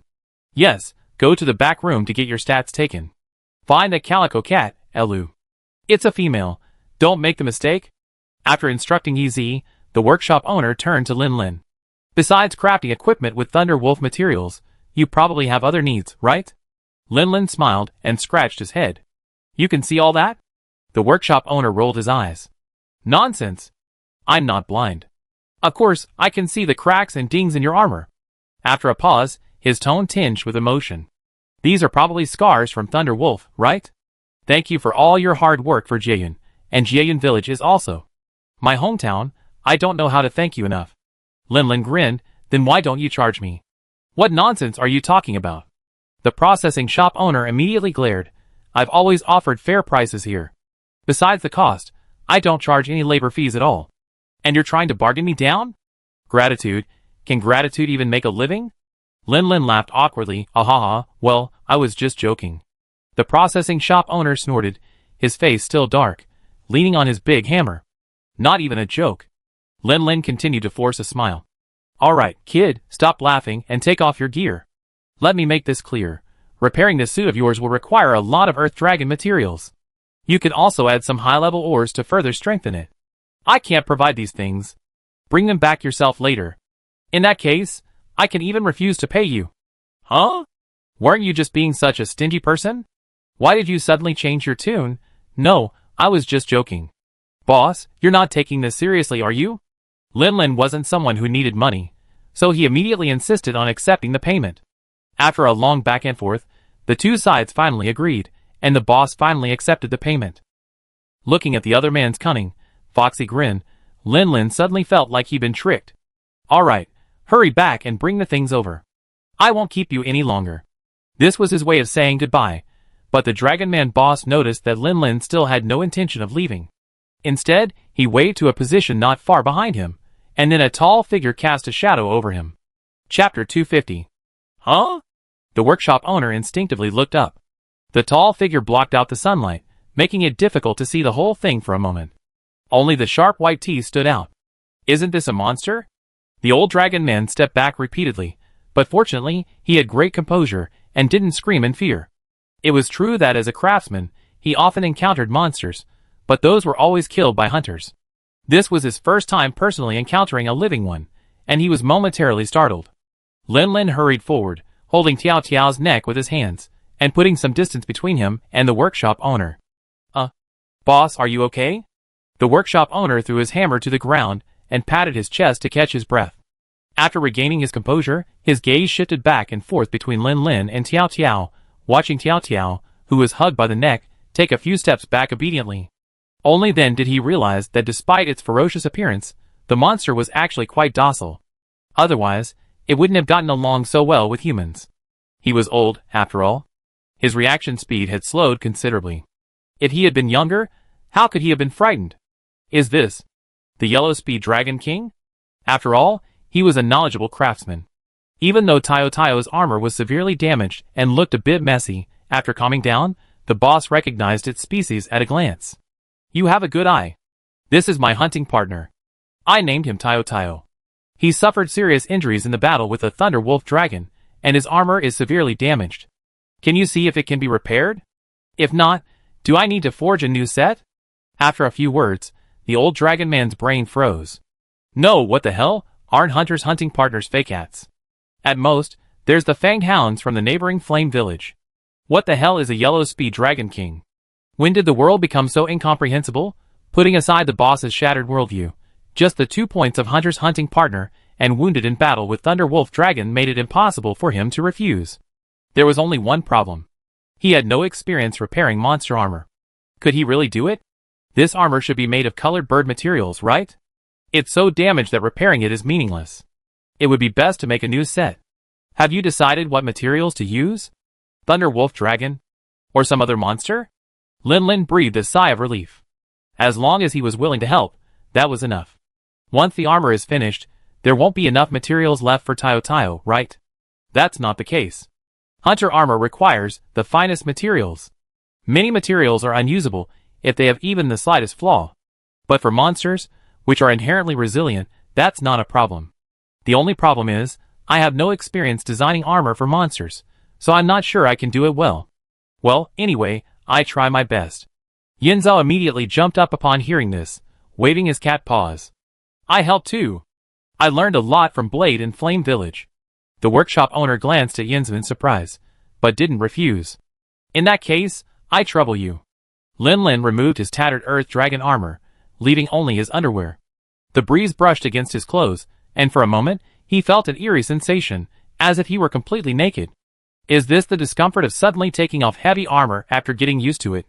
After finishing his work at the workshop, Lin Lin returned to his room at the Iwata residence and changed into the transformed Ice Shark heavy armor. The heaviness of the armor instantly made Lin Lin feel comfortable. That's right, wearing only underwear feels like running naked. After spending some time to arrange for Tayo Tayo to recuperate at the farm, Lin Lin headed straight to the meeting place to reunite with his teammates. Their mission hadn't been completed yet. Lin Lin was still debating whether to go to Konohana or Sasaki to settle the paperwork, but upon entering, he met the eyes of a short, elderly dragon man. It was none other than the drunkard guild master, who hadn't drunk in ages. Huh? It's you. The drunkard guild master looked a little surprised to see Lin Lin. A question mark crossed Lin Lin's mind. Who do you think that is, President? The drunken president shook his empty wine gourd. I thought Kevin and the others had returned. Are you here to settle your quests? Come on, come on. I'm in a good mood today, so I do it for you myself. Lin Lin nodded and, just as he took a step forward, his expression shifted slightly. Wait, who's that? Kevin, same name. Or is his Kevin Sansai back? Huh? Senior brother? Lin Lin was lost in thought when the curtain to the nearby bathing area suddenly opened, revealing a girl wrapped in a towel. Her violet eyes radiated joy as she gazed at him. I'm so glad you're okay. Master-in-law, and the others were all ready to rescue you. Lin Lin instinctively turned his head, then glanced away again after catching sight of her. While the large towel wrapped her body tightly, leaving only her two fair arms exposed, strictly speaking, it wasn't a big deal, but how should I put it? Well, don't look without permission. Hearing the familiar address of senior brother, Lin Lin quickly recalled this stranger junior sister. Hadn't she gone to Donnarumma with Rachel? Why was she here? Didn't she just mention Master and Master's husband? Master, undoubtedly senior Rachel, and Master's husband. Couldn't it be anyone else besides his Master Kevin? Adding to what the Drunkard Guild president had just said, the support sent by the Hunter Guild headquarters was his master and his wife? But then the question arose. Master and his wife had come to Jayan village, and he hadn't even seen them. What was going on? Where were they? Lin Lin was lost in thought. Yi Zi, standing nearby, had noticed the girl the moment she peeked out. Seeing her wrapped in only a loose bathrobe, and hearing the intimate address of senior brother, his expression immediately grew wary. Yi Zi frowned, stepped forward, and protected Lin Lin behind her. Where did this little brat come from? She's wearing so little and talking here. She's obviously a bad woman. She must protect brother Lin Lin's chastity, and absolutely cannot let this guy defile it. Brave was also a little bewildered. Who is this person? Lin Lin has such a junior sister? When did this happen? And why doesn't he have any recollection of it? Chapter 251. Ziyuan blinked her large, thickly eyelashed eyes, glancing at Lin Lin, who stood there in a daze. Then she glanced at the insect stick hunter, who stared at her silently with an inexplicable hostility. Suddenly, as if realizing something, a smile played on her lips. She seemed to have discovered something interesting. Senior brother? Lin Lin snapped back to his senses. He inexplicably felt that Ziyuan's voice had suddenly become soft and tender, with a hint of tea. Ah? Oh, it's Ziyuan. You just said that Master Kevin and Senior Rachel also came to Jayan village, right? Seeing Yi Zi's glaring eyes, Ziyuan confirmed her guess and chuckled, covering her mouth. Yes. Master and the others are here to resolve a problem in Jayan village. You can ask the guild master for details. She tightened her robe. I was just about to go to the hot springs when I heard someone and came out to see. I didn't expect it was you, senior brother, who returned. Then I won't interrupt you. I'm busy too. We can talk later. Lin Lin felt quite awkward talking like that. He felt like the longer he stood there talking, the more a terrifying low pressure settled around him. He didn't know if it was just an illusion. Xiwan giggled as she returned to the bathing area, winking at Yi Zi before turning around. Yi Zi, angry. Lin Lin breathed a sigh of relief and turned to look at the drunken guild master beside him. Seeing there was no more drama, the drunken guild master offered an explanation. The guild headquarters was very generous this time, sending 3 high-ranking hunters. You should know 2 of them. Kevin, the 7-star shield axe user, and Rachel, the 6-star heavy crossbow user. What about them? After all, resolving the village's current predicament is more important. They haven't rested much since arriving. They've just accepted the mission and set off. You see them in a few days when they return. Is that so? Lin Lin felt a slight sense of relief. That's good. I hope Master doesn't think they're too distant. All right, let's settle the accounts. The drunkard guild leader rubbed his forehead and looked at the hunter's notes, handed to him by Lin Lin and the others, beginning to feel worried. Look at these two 4-star hunters. They've only completed 3 4-star missions in total. Normally, this would be the initial stage of reaching 4-star status, but now both have completed a 5-star emergency mission. This 3-star hunter is even more outrageous, directly jumping star levels to participate in a 5-star mission. It's so outrageous that no one would believe it if you told them otherwise. The mission is definitely considered completed. The bodies brought back are proof of it. There's absolutely no flaw. But the problem is, simply promoting them to 5 stars is too hasty. Their limited hunting experience doesn't even meet the requirements for promotion. If he gave them the green light and promoted them without the necessary skills, and something unexpected happened during such a high-risk hunt, it would be a serious dereliction of duty on his part. But to pretend this emergency mission didn't exist would be incredibly disrespectful. They came to help your village during its most difficult time and undertook the most dangerous mission. Although their resumes weren't up to par, and they were given this mission due to special circumstances, they did it, and they completed the mission well. Their efforts can't be written off. The drunkard guild leader pondered for a long moment, then his eyes suddenly lit up. An idea. A hymn. After Lin Lin and the other two had focused their attention, the drunkard guild leader slowly spoke. You completed this mission very well. You've helped relieve a lot of pressure on the village. That's very good. Lin Lin smacked his lips. Why did he feel like the next sentence was about to take a turn? But the drunkard guild leader's cloudy eyes suddenly gleamed. He glanced at the 3 hunters before him. I don't know the details of this hunt, but I imagine it must have been quite challenging for you. Perhaps there was also a fair amount of luck involved. Lin Lin and the other two glanced at each other and nodded slowly. This was true. Their success this time was entirely due to the favorable terrain they had found. They had already inflicted heavy damage to the Thunder Wolf Dragon at the very beginning of the hunt. Even so, they had used every possible means in the subsequent battle, facing numerous dangers. Compared to previous battles, this was indeed much more difficult. Do you think you've reached the level of a 5-star hunter now? A little short of that, indeed. Lin Lin, who had fought Thunder Wolf Dragon the longest, had the most to say on this. When facing Thunder Wolf Dragon alone, he didn't even dare to use his axe form's various counters, fearing it would catch him and strike hard after the shield-breaking blow. He could only maintain sword form and parry with his shield. If he could master his fully charged counterattack and master its application, he'd probably be close. At this stage, his level is indeed still a little short. I think so too. We asked you to take this mission before, as a last resort. But now that reinforcements have arrived, there's no need to keep you fighting like crazy. So, while I settle this emergency mission for you and record it in your hunter's notes, the 5-star upgrade still needs some time to settle in. What do you think? I have no objection. Brave spoke first. He had contributed the least to this hunt. According to his own judgment, he wasn't ready for a 5-star upgrade yet. He had taken on the Thunder Wolf Dragon hunt simply to help his teammates. Lin Lin naturally had no other thoughts.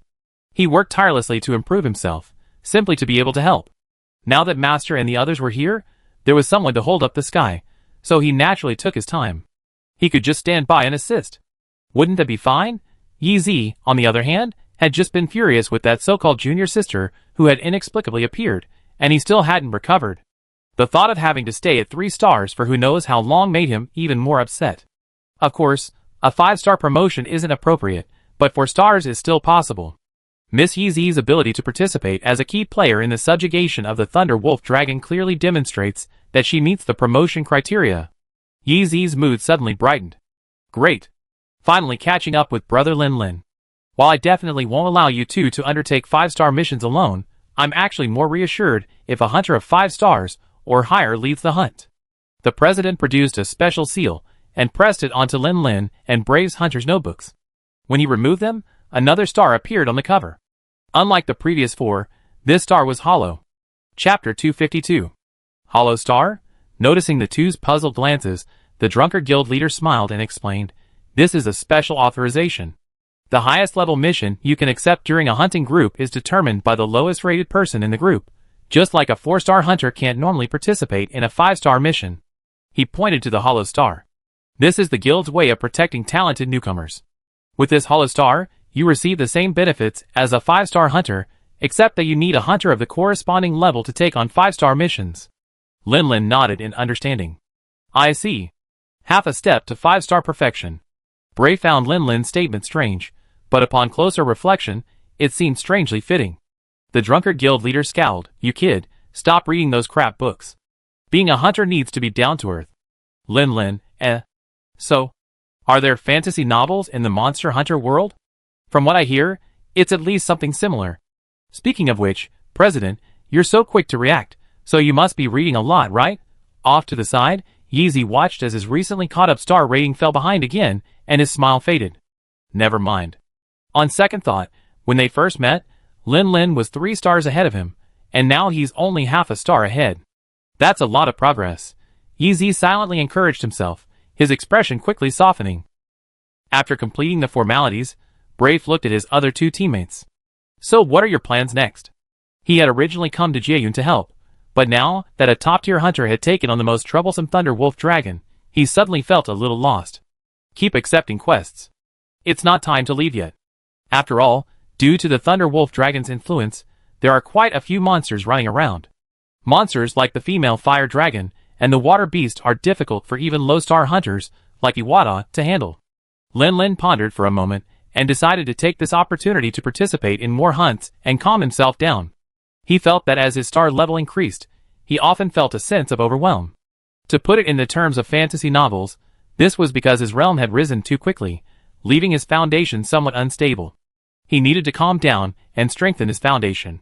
Of course, there was one thing Lin didn't mention.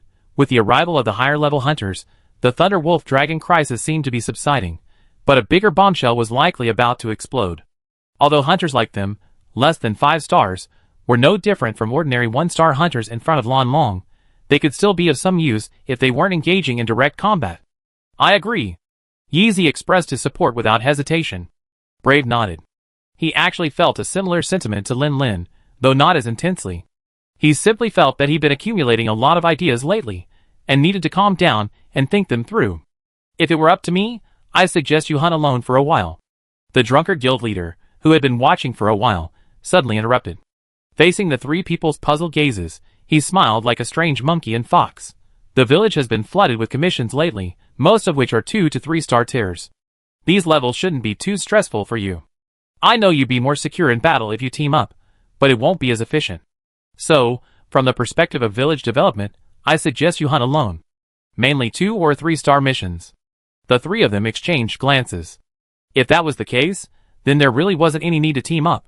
Okay, let's do this for now. Although their target was set, they had just finished a hunt and were exhausted.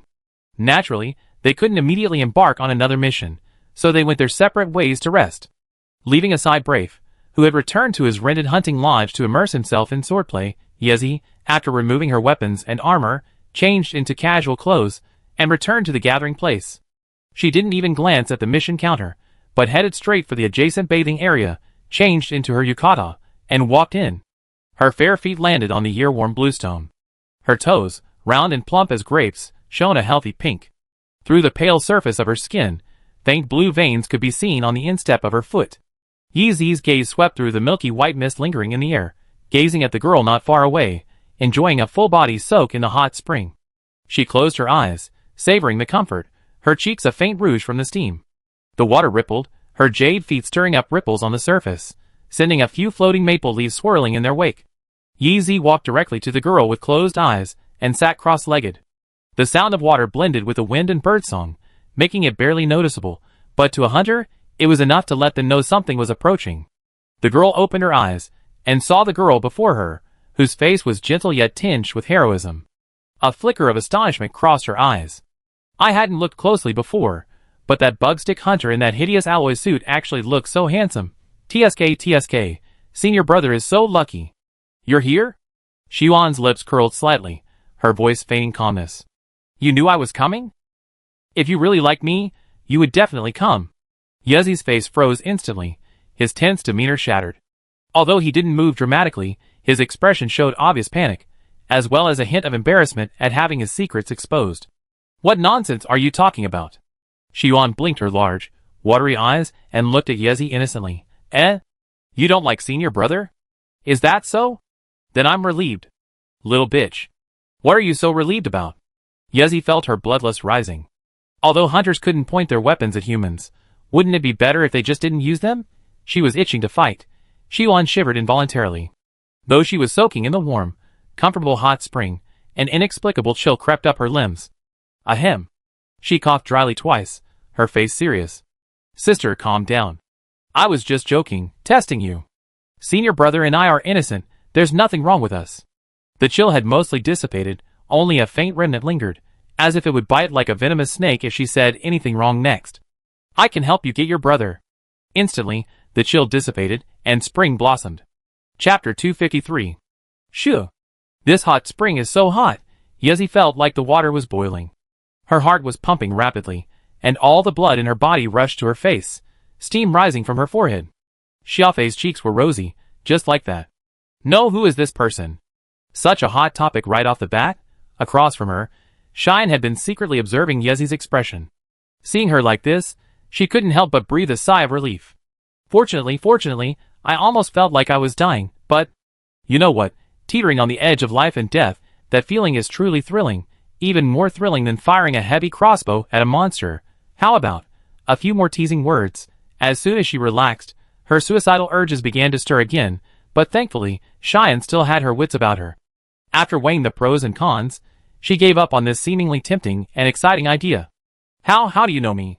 Yezi stumbled, feeling so hot she couldn't even speak coherently. Cheyenne chuckled and took Yezi's arm in a familiar way. Yezi struggled slightly, but at least she had some sense and didn't hold too tightly, so she let her go. Sister, it seems you've always been a pure hunter. Some things, you can tell at a glance if you see them often enough. Cheyenne puffed out her chest proudly, though a flat surface couldn't lift a mountain. Yezi wiped her face with a damp palm, trying to calm herself. So what if she found out? It's okay as long as Brother Lin doesn't know. So, you have a lot of experience in relationships? Cheyenne paused, cleared her throat, and mumbled, Almost. So you said you wanted to help me. Well, how are you going to help? Cheyenne perked up instantly. That's easy. There are so many ways. To put it simply, it's all about creating a space for solitude. If you add a little external sense of danger, it easily sparks love. It's called the suspension bridge effect. Yezi considered himself a country bumpkin who hadn't seen much of the world. He felt a sense of awe at what Cheyenne was saying. He didn't understand it, but it seemed incredibly powerful. How about something more specific? Well, Yuan was stuck again. How could she possibly know how to help? She just thought it was funny and said it, thinking about the people she's seen in her family before. They exchange gifts, eat together, go shopping together, chat whenever they wanted, watch opera, and participate in various entertainment activities. If she could pull off a hero-saving beauty scenario, or a beauty-saving hero scenario, the chances of success would be much higher. You could try a beauty-saving hero scenario. When your senior brother is in danger, step forward and save him from danger. It'd be like shining a ray of light into the darkness. He'd be thrilled. Yezi couldn't help but seriously consider the feasibility of this.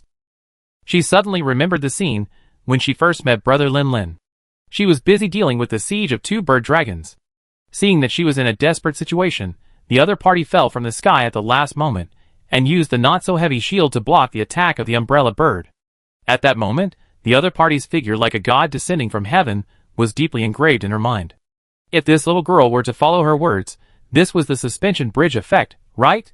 Could she replicate this situation on Lin Ling and become his hero?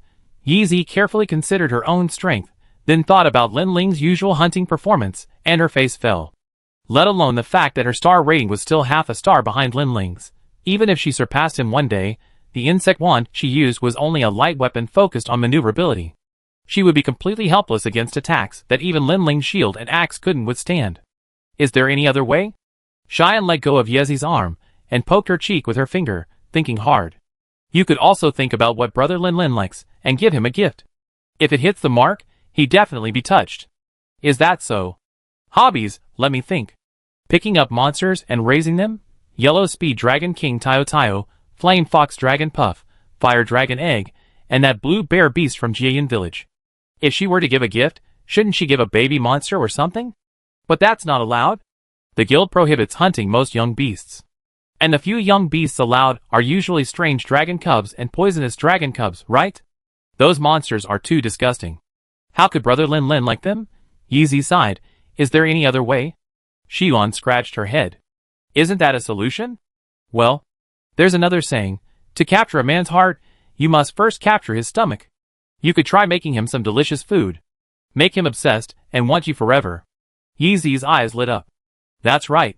Brother Lin Lin does love all kinds of food.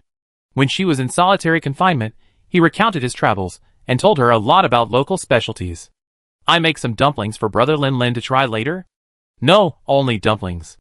Yeezy carefully recalled every detail of Lin Lin's time in Yanhua village and realized that, except when he went hunting, he rarely eaten rabbit dumplings. This undoubtedly meant that Brother Lin didn't like them. In that case, if I want to cook, I have to learn from others. Xiwan watched Yeezy's expression change and asked tentatively, any ideas? Yeezy nodded. Brother Lin Lin does like food, but Brother Lin Lin. He just came here from Yanhua village. He's tired of our local specialties, and I don't know what to make. By the way, Xiwan, where is your hometown? Are there any special foods? Xiwan nodded repeatedly. Yes, sister, yes. We have 9 specialties, like Kamaki. Kamaki? I seem to remember her. Brother Lin mentioned her, when he was talking about the food in Rocklack. So, is this girl from Rocklack? Yeezy pondered for a moment, then decided it wasn't surprising. Brother Lin hadn't been a hunter for long, and hadn't traveled many places. Rocklack was a very important stop, so it was normal for him to know someone from Rocklack. I just don't know how she and Brother Lin are related. Junior sister?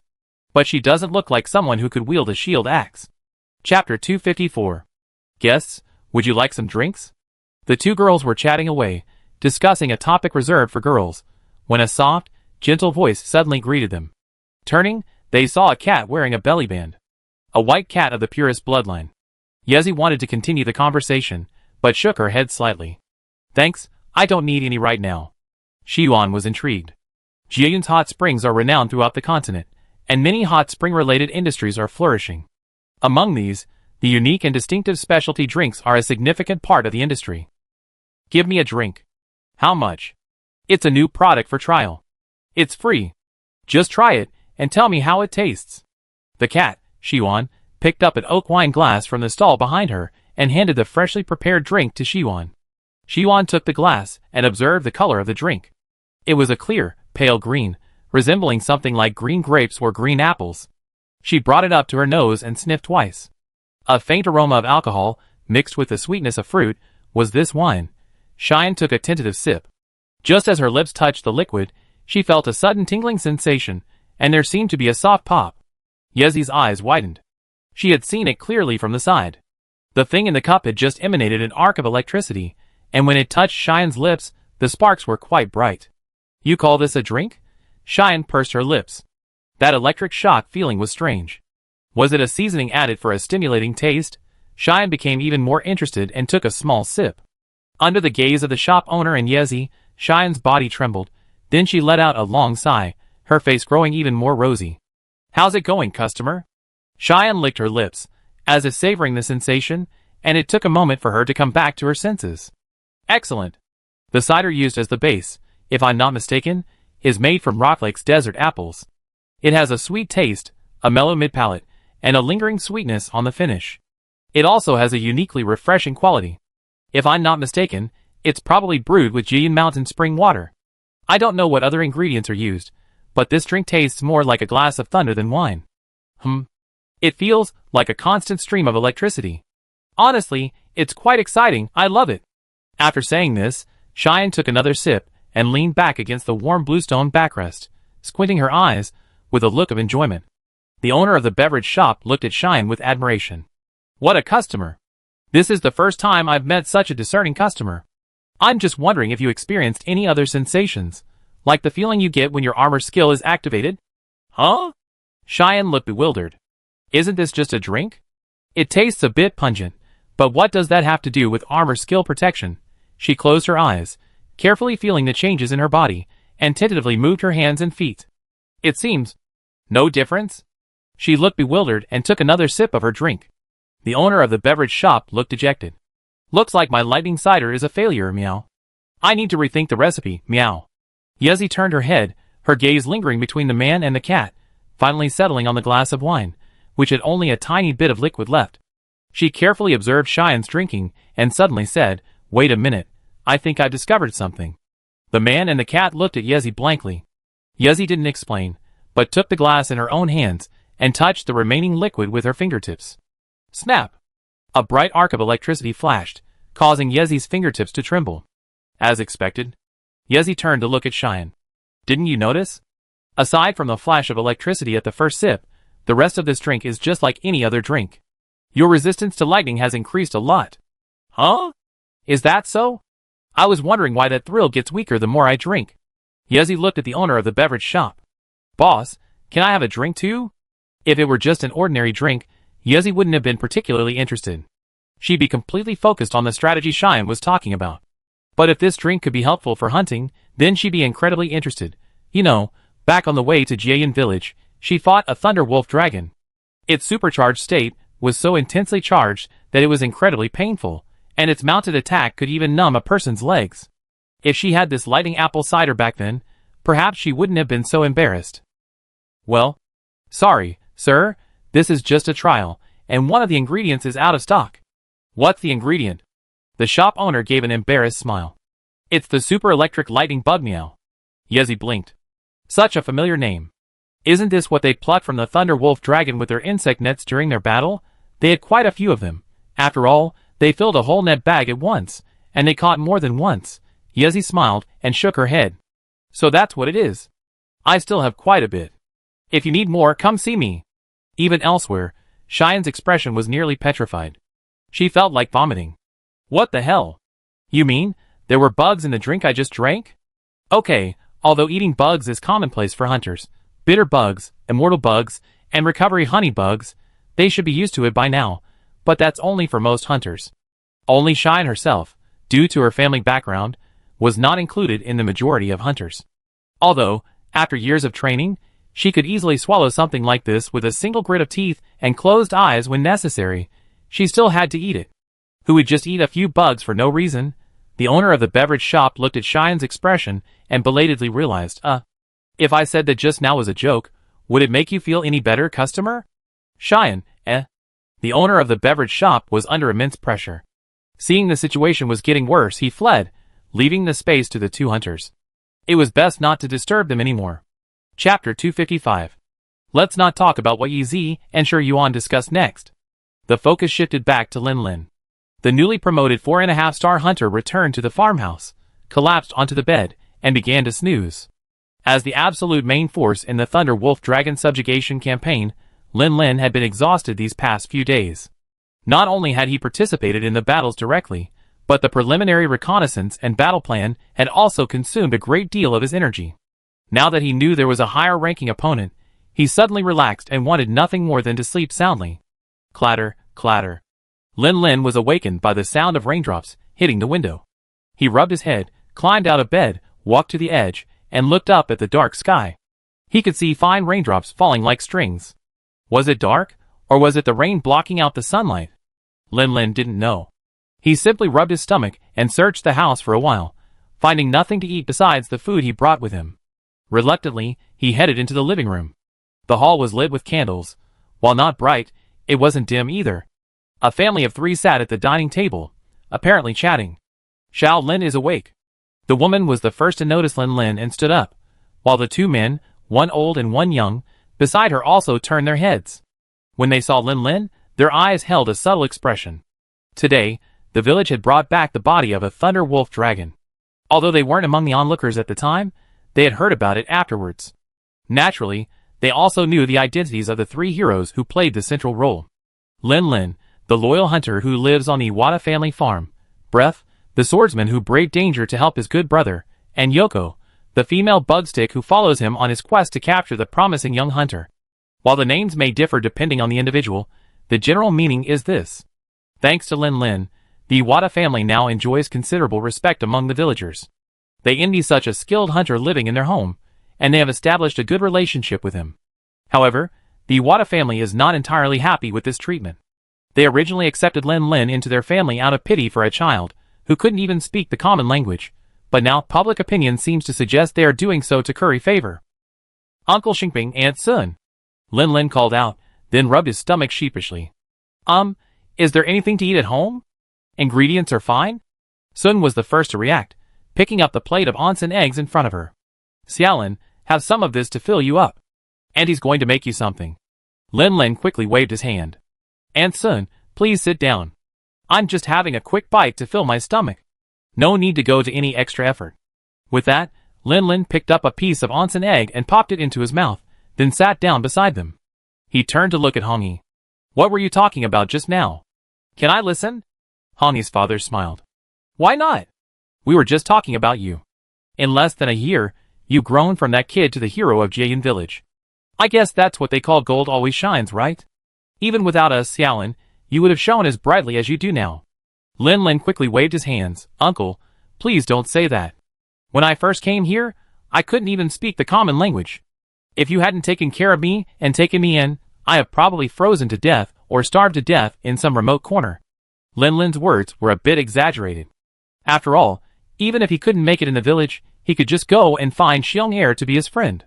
While his quality of life wasn't great, it was still a bit difficult to freeze or starve to death. But despite the exaggeration, the emotion behind it was genuine. He was truly grateful to the Iwata family. For example, the fact that they allowed him, who was penniless at the time, to live and eat for free, and simply let him help run the farm with feline, moved him to tears. Not to mention the fact that they later helped him learn the language, become a hunter, and so on. That's an exaggeration. Sun smiled, pushed the plate of fruit in front of him toward Lin Lin, and continued, but if you hadn't come back then, Hongyi would probably still be sitting around doing nothing at the village entrance all day. His father, and I would be so worried. Now he's a hunter. Although it's a bit dangerous, it's a legitimate job. People respect hunters, and we can finally put our minds at ease. Talking about those times, Iwata Hongyi couldn't help scratching his head, his mind reeling back. Back then, he was truly young and immature. He'd sit on the steps at the village entrance all day, like an idiot, constantly shouting about being a ghost gatekeeper, thinking he was cool and unique. But now it seems he was just idle and doing nothing. Of course, if he hadn't been in that state back then, he wouldn't have pulled off the interrogation of the little mute farce. Then, out of guilt and other factors, he offered to let Lin Lin live in his home. Well, even though he later realized that it was simply a language barrier at the time, he certainly couldn't be considered smart for doing something like that. Don't worry, Mom. I'm just a one-star hunter. The most dangerous monsters I face are little dragons and giant boars. Most of the quests I do are gathering related. Unlike Lin Lin, who's at a higher level, he faces terrifying monsters 10 or 20 meters tall. Lin Lin subconsciously glanced at Iwata Hiroichi, meaning, didn't you tell me about that time you encountered the Thunder Wolf Dragon? Iwata Hiroichi winked at Lin Lin, his eyes also conveying the same message. Of course I didn't. Anyway, the matter is resolved, and I'm safe. Wouldn't telling me just make Mom worry? Lin Lin smiled slightly. Perhaps this is what growing up is all about. Everyone sat together, eating snacks and chatting and reminiscing about the past. The atmosphere was joyful. Lin Lin felt dazed. It seemed like it had been ages since he'd been able to calm down and enjoy some quiet time like this, or sit down and chat like a family. Now, just chatting about things and their experiences recently, there was a gentle warmth. It was quite nice. If Brave, Yako, and the others were reliable teammates and companions, then the Iwata family were more like brothers and elders to him. Even though they were separated for a while, the bond between them remained undiminished. At that moment, Lin Lin felt his heart calm down, and a flash of inspiration crossed his mind, as if he had entered a state of enlightenment. Chapter 256. Ever since acquiring the Kinsect, Lin Lin had spent his free time pondering how to perform the full-charge counterattack. And just now, in this relaxed atmosphere, a sudden flash of inspiration struck him. Previously, he had been unable to make sense of the situation, but now he had a vague grasp of the direction. It was like holding a treasure chest, and the Kinsect was the key.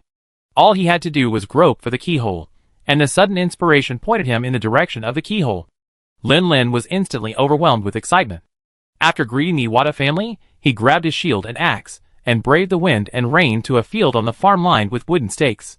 This was the shooting range that Koichi had erected at home after becoming a hunter to facilitate his training, and now it was convenient for Lin Lin. Stuck his shield upright in the ground, Lin Lin sorted out his thoughts. To perform a full-charge counterattack, one must understand the principles behind it. When using the shield axe normally, the principle of charging is that the slashing sword activates the energy storage device within the sword, absorbing and storing the impact of the collision. Inserting the sword into the shield activates the energy storage device, transferring this energy to the shield's energy bottle. The fully charged counterattack, however, skips this entire process, charging the energy bottle in one go. Lin Lin had a clear idea of the charging process. Simply inserting the sword into the shield directly connects the energy storage device, and the energy stored in the sword will be directly transferred to the bottle. The problem is that the shield axe's energy charging relies primarily on the sword's attack. If the sword remains inserted into the shield, charging is convenient, but the problem is that this method cannot accumulate energy. Therefore, the key to solving the problem lies in being attacked when using this move. Normally, the shield of a shield axe can absorb a certain amount of energy when attacked, but this conversion efficiency is far lower than that of a charged sword, and it's even more impossible to directly fill the bottle. To achieve that effect, the charged sword needs to absorb the main impact. Lin Lin inserted the slashing sword into the shield and guided the kinsect in his right hand, causing it to spit out silk threads that wrapped around the hilt of the slashing sword. He stretched out his hand, stretched a section of silk threads, and pressed his fingers across it. When he released his grip again, the taut silk threads made a loud pop sound and vibrated violently. Vibration. The energy sword also absorbs vibrations when converting energy. In other words, the taut wire can amplify the vibrations, and this vibration can be transmitted to the energy sword through the connection at the hilt. This way, if there's enough taut wire, even a weak attack hitting the shield can be amplified by the wire's vibrations. However, the wire's amplification is limited. It's probably difficult to achieve the same level of a game amplification that can instantly fill the bottle with just a single attack check. For example, if he kicks the shield, he'd probably only be able to charge 1 or 2 bottles, right? If the attack is particularly powerful, the wire can be connected to the ground to transmit the excess vibrations underground, eliminating the need to worry about overcharging the energy bottle and causing it to malfunction. Even the wire has its limits. If the attack is so powerful that it breaks the wire. Lin Lin shook his head. For now, he probably won't encounter such a powerful attack. In future battles, he just have to be vigilant and avoid using his insect defense to block every attack. With a general idea in mind, Lin Lin prepared to find a sparring partner to practice his new moves with. Jilin Village lacked advanced training mechanical beasts. If he wanted someone to cooperate with him in attacking, he would have to seek out other hunters, using their training weapons. But that was for ordinary hunters. For Lin Lin, he had a more practical training method. Lin Lin walked towards the shack on the other side of the house and peeked in. Tayo Tayo was curled up in the soft, fluffy straw, dozing with his eyes closed. Never mind, Tayo Tayo's injuries hadn't fully healed yet, so let him rest. Lin Lin looked around carefully. This shack had originally been used for Marunotorai to rest, but now that Tayo Tayo had moved in, the former Marunotorai had been forced to huddle and shiver in the next room. Overall, the environment was decent. Despite the wind and rain outside, it was warm and dry inside, making it a suitable place for Tayo Tayo. Lin Lin seemed to have brought in a bit of wind and rain when he opened the door. Tiao Tiao's eyelids fluttered, and he slowly opened his eyes and looked at Lin Lin. "It's okay, you go back to sleep. I go out for a bit and come back with some barbecue for you." Tiao Tiao seemed to understand. He yawned loudly and lay his head back down. This awful weather is really annoying. It's damp and chilly outside, so it's so comfortable here. At this moment, Tiao Tiao had completely forgotten the days when he lived in the desert and cherished every bit of water. Lin Lin filled a jar of honey from the beehive on the farm, cradled it in his arms, and left the village, arriving with ease at the wooded area just across the river from the farm. Finding the cave Xiong Er had originally dug, Lin Lin listened for a moment, but heard no sound, and was slightly startled. This guy isn't here? Shouldn't Xiong Er be quietly sleeping in his den on a rainy day like this? Could he have gone to sleep with his harem? Lin Lin's mouth twitched, and he dove directly into the cave. Xiong Er had chosen a good location. The cave was sheltered from the wind and the rain, so it was quite dry inside. However, for the same reason, the cave also had a lingering, fishy, wild animal-like odor. Lin Lin set the honey down and sat quietly waiting for a moment. Still no sign of Xiong Er, he gritted his teeth. Where did this guy go? Never mind. I'm hungry, so let's go get some meat. Lin Lin shouldered his weapon, left the cave, and walked deep into the forest. Strictly speaking, hunters can't enter hunting grounds without a commission. Even if they're just going to gather, they need to register for a commission. But as the saying goes, rules are fixed, but people are flexible. Some rules are too rigid, so there's room for flexibility. For example, if Lin Lin were to casually hunt a dog dragon, a colorful bird, a water beast, that would definitely be against the rules. But if he were just hunting elven deer, giant boars, mushroom pigs, or maru birds, and the number wasn't too large, the guild would often turn a blind eye. After all, what hunter doesn't have a stomach for food? If it's just for personal consumption, no one would care. Chapter 257. Walking alone through this familiar forest, without a companion, it felt as if everything had returned to the time when he first crossed over to this world. The flesh-red specialty mushrooms were tender and juicy, and the leisurely dancing lightning bugs emitted a beautiful blue glow. However, Lin Lin was no longer the young man whose life was threatened by a mere puppy, dragon, or wild boar. Walking through the forest again, Lin Lin now resembled Kevin back then, swaying left and right, looking around, feeling relaxed. Huh? Is this Polygonum multiflorum? Jujube would like it. Take it. Honey? I save it for the barbecue later. Take it. Huh? This looks like honey bait? Yeezy might need it to feed the hunting insects. Take it. Datura?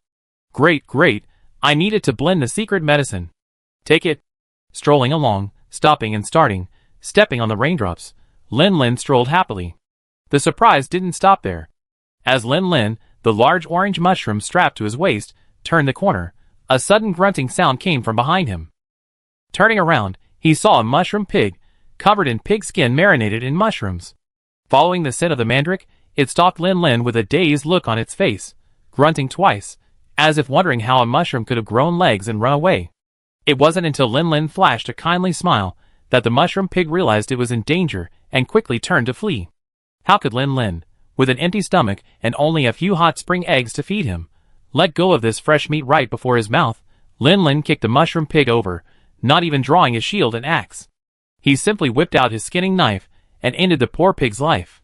The skin was expertly peeled, the blood drained, the meat sliced, and then brushed with freshly harvested honey. The meat was fragrant, the skin crispy on the outside, the inside tender and tender. Each bite was juicy and fragrant with the aroma of mushrooms. The fiery taste contrasted sharply with the continuous rain outside, giving rise to a sense of blissful satisfaction. Barbecue, so good. And there was the pork moss skin with mushrooms. It was also a good thing, and it made a great pork skin jelly. I had to keep it well. Hiding under the cliff, listening to the patter of rain and enjoying the fragrant barbecue, Lin Lin opened his stomach and unknowingly devoured the entire pig. It wasn't until he was done, and found only bones left, that he suddenly realized his mistake. Fuck. I'm such a big eater. The key wasn't just the ability to eat.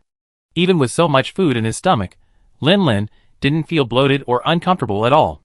The meat he eaten was digested rapidly, transforming into a warm current that flowed into his body, giving him the illusion of a growing strength. After stretching a bit, Lin Lin felt incredibly energetic and refreshed. He wasn't afraid to fight a thunder wolf dragon again. Ah! Lin Lin, ? Not my friend? How could I get slapped in the face so quickly? That howl just now was incredibly familiar to Lin Lin. Wasn't that the roar of a thunder wolf dragon? And judging by the tone, it wasn't a normal howl, but the passionate roar of a thunder wolf dragon in its hypercharged state. No, aren't there thunder wolf dragons fighting here? Lin Lin hesitated for a moment, then slung his sword and shield over his shoulder, preparing to move over to observe. If it was just a battle for territory between monsters, he better just take a quick look and leave. Awooh! As the thunder wolf dragon roared, an invisible wave of air spread out in all directions, a brilliant electric current swirling around the azure monster. Across from it, a much smaller giant bear, arms outstretched, roared menacingly at the thunder wolf dragon. Unfortunately, the thunder wolf dragon didn't feel threatened. Having just entered its supercharged state, it felt incredibly powerful. The minor setback it had suffered before its power-up was nothing serious. Now so powerful, what could it possibly withstand?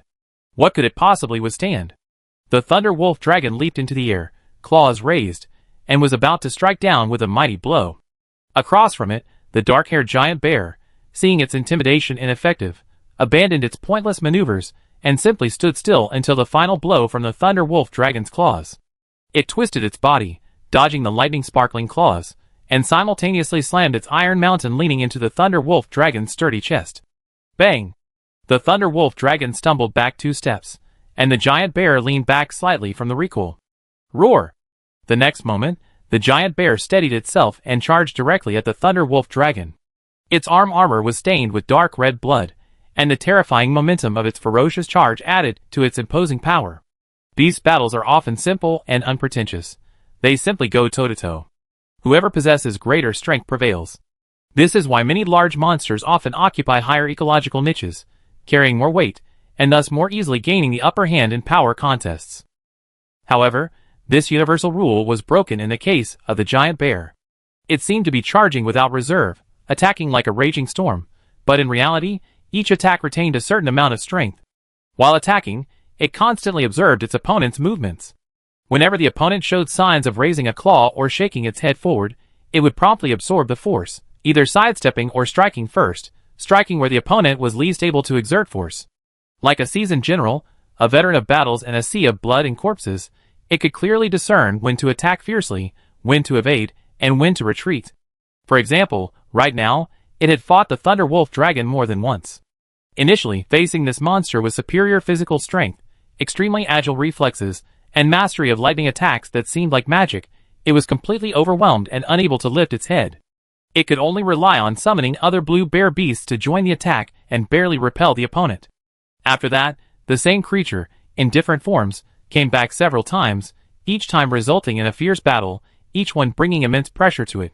Luckily, it successfully withstood this pressure and, through this tempering, rapidly grew, its combat experience increasing at an astonishing rate, continuing to this day. The supercharged state, which had once been impossible for it to withstand, now simply required more careful observation and response. It knew the opponent's every move like a mirror, and its response was crystal clear. For example, now, the Thunder Wolf Dragon, increasingly frightened by the fight, pressed its front paws against the ground and executed a Thomas turn, intending to sweep down the giant bear. However, as if anticipating it, the bear retreated out of range, and then, taking advantage of the moment when its old strength had faded and new strength had not yet returned, it suddenly lunged forward and delivered a heavy slap to the dragon's head. Chapter 258. When Lin Lin arrived at the scene, he brushed aside the banana leaves that were blocking his view and saw Xiong'er beating a Thunder Wolf Dragon.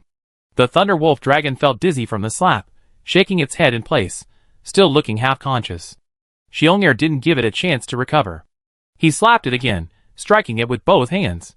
He actually knocked the Thunder Wolf Dragon off balance, sending it plummeting to the ground, unable to get up for a long time. Lin Lin hesitated and didn't leave immediately. Instead, he remained hidden, observing the situation. In fact, Lin Lin wasn't the only spectator of the battle. Another person had been hiding nearby, secretly witnessing the entire fight. This person was Kevin. He had been tracking the traces of the wandering Thunder Wolf Dragon mentioned in the mission, and noticed that its movements were trending towards the village. He arrived ahead of time to intercept it. Unexpectedly, even though he waited for the Thunder Wolf Dragon to arrive, just as he was about to launch a flashbang to initiate the attack, a monster resembling a blue bear mon suddenly emerged from the jungle on the other side, and engaged in a back-and-forth exchange with the Thunder Wolf Dragon.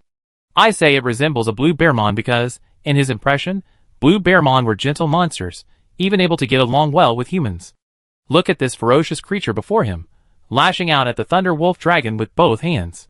Beyond the physical resemblance, how could a blue bear mon resemble a blue bear mon at all?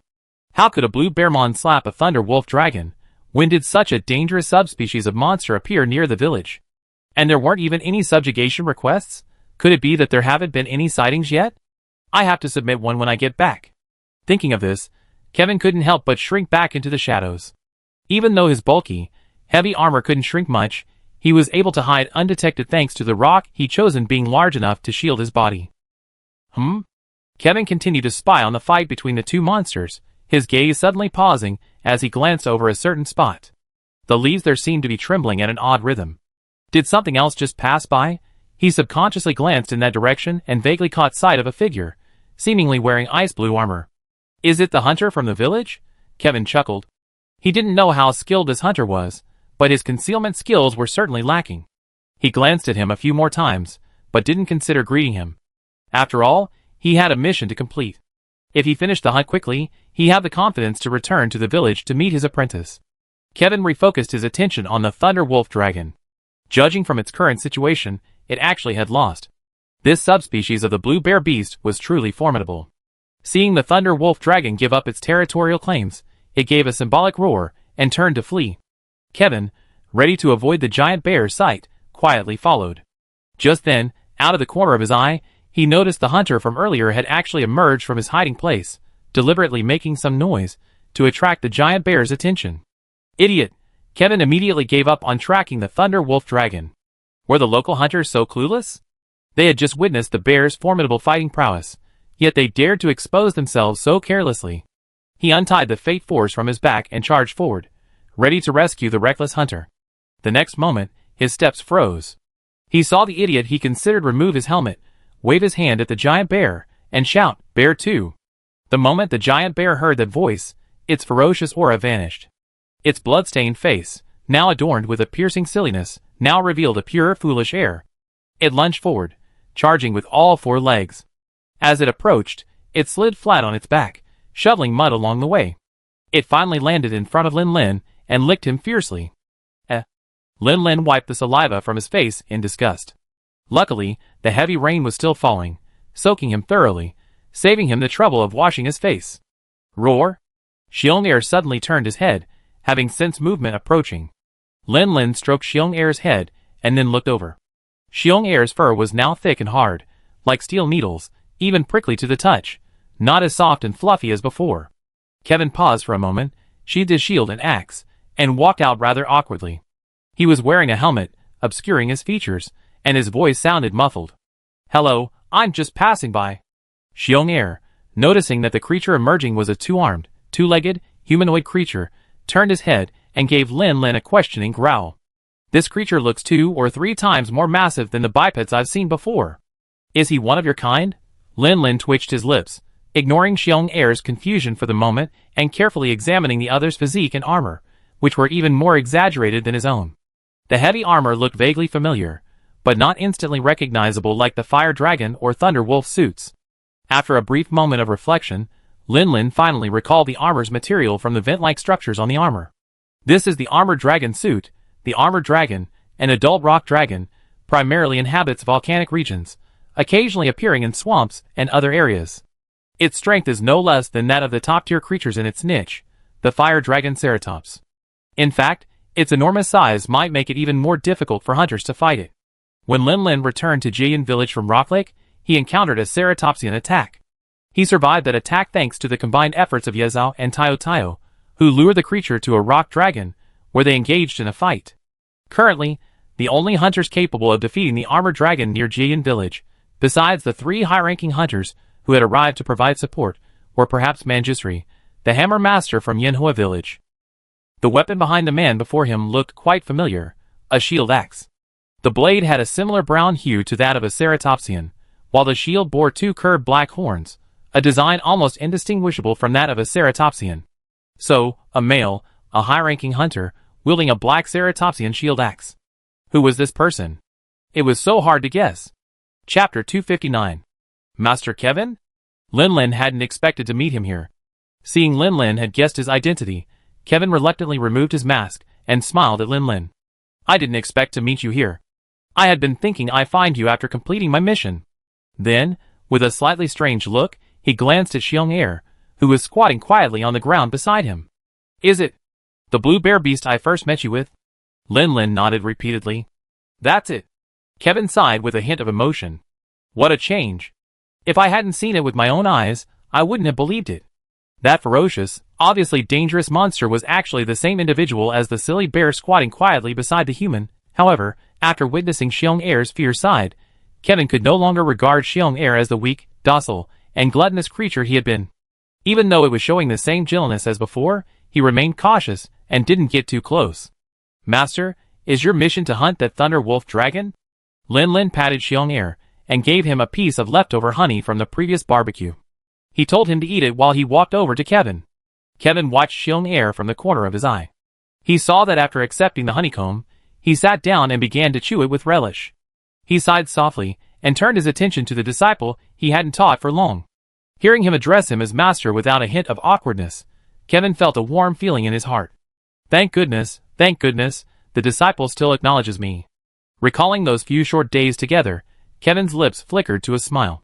He was about to answer when, as if struck by a thought, he swung to another question. When did you learn the common tongue?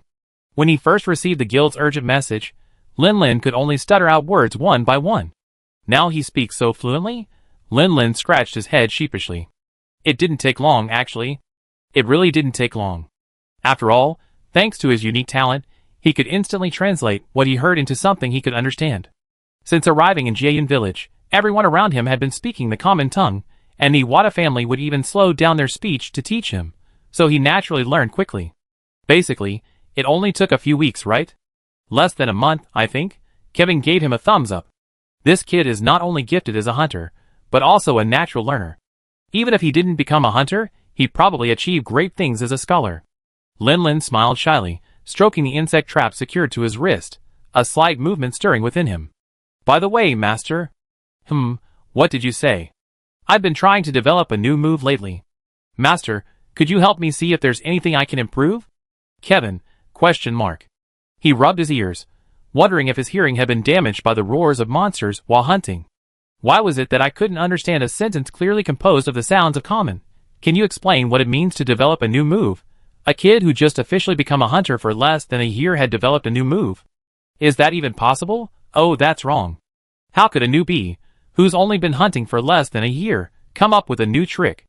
Most likely, they've arbitrarily modified a few standard moves and thought they were new, not realizing that those moves are the most scientific and effective methods of exerting force, accumulated through generations of experience among veteran hunters.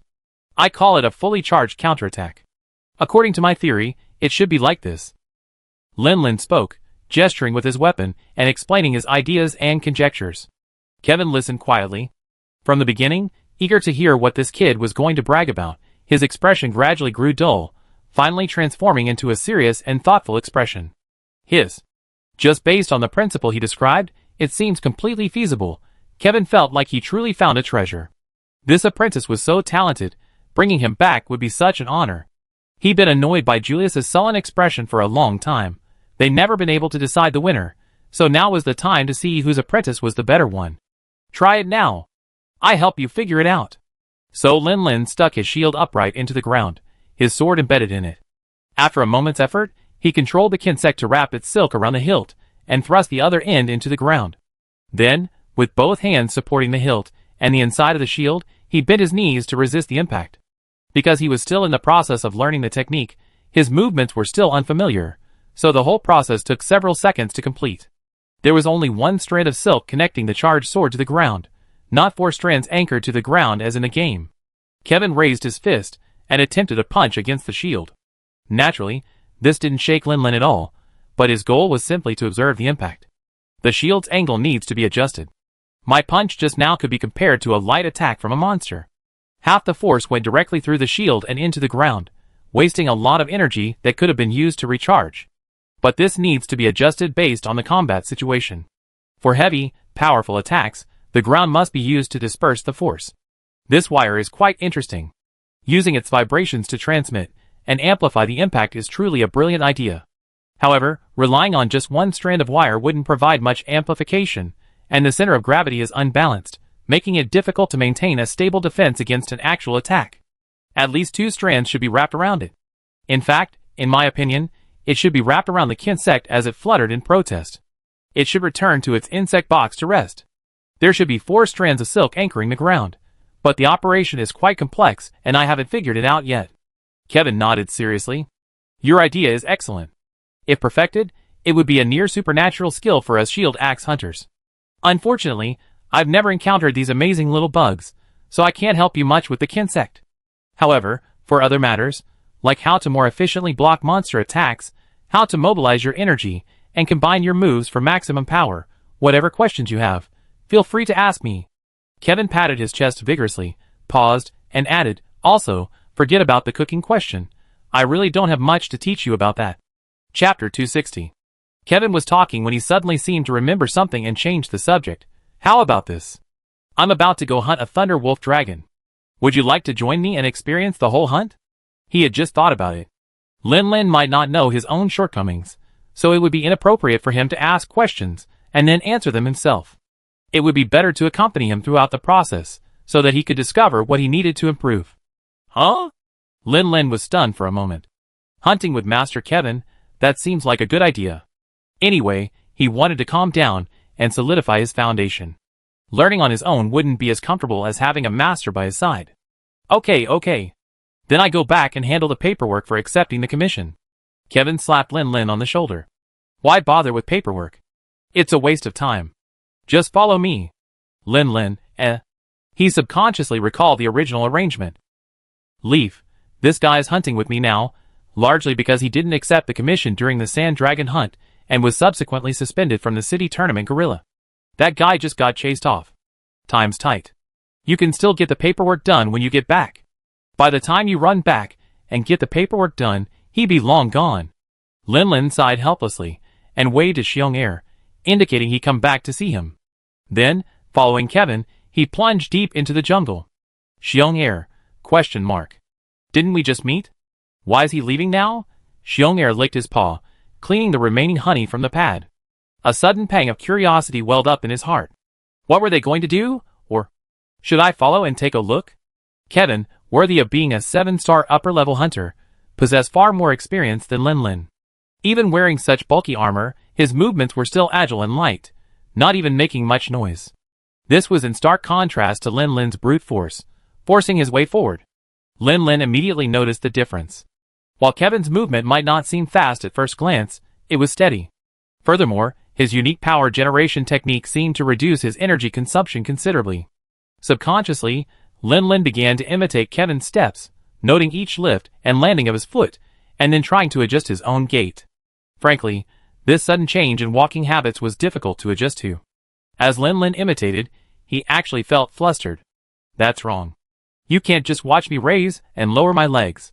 What's more important is to regulate your breathing, and use it to promote the circulation of qi within your body.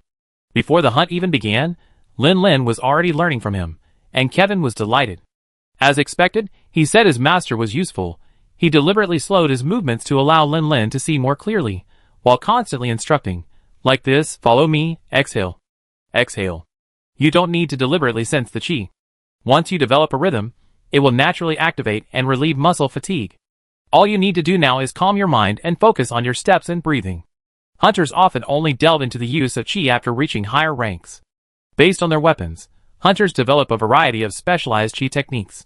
Some of these techniques are condensed into unique moves, reducing the learning cost and becoming widely circulated among hunters. Examples include charging with a great sword or hammer, transforming dual swords into demons, using a katana with a qi blade, using a one-handed sword with a JR, and playing the hunting horn. However, some techniques are not suitable for widespread dissemination, such as the breathing method Kevin is currently teaching.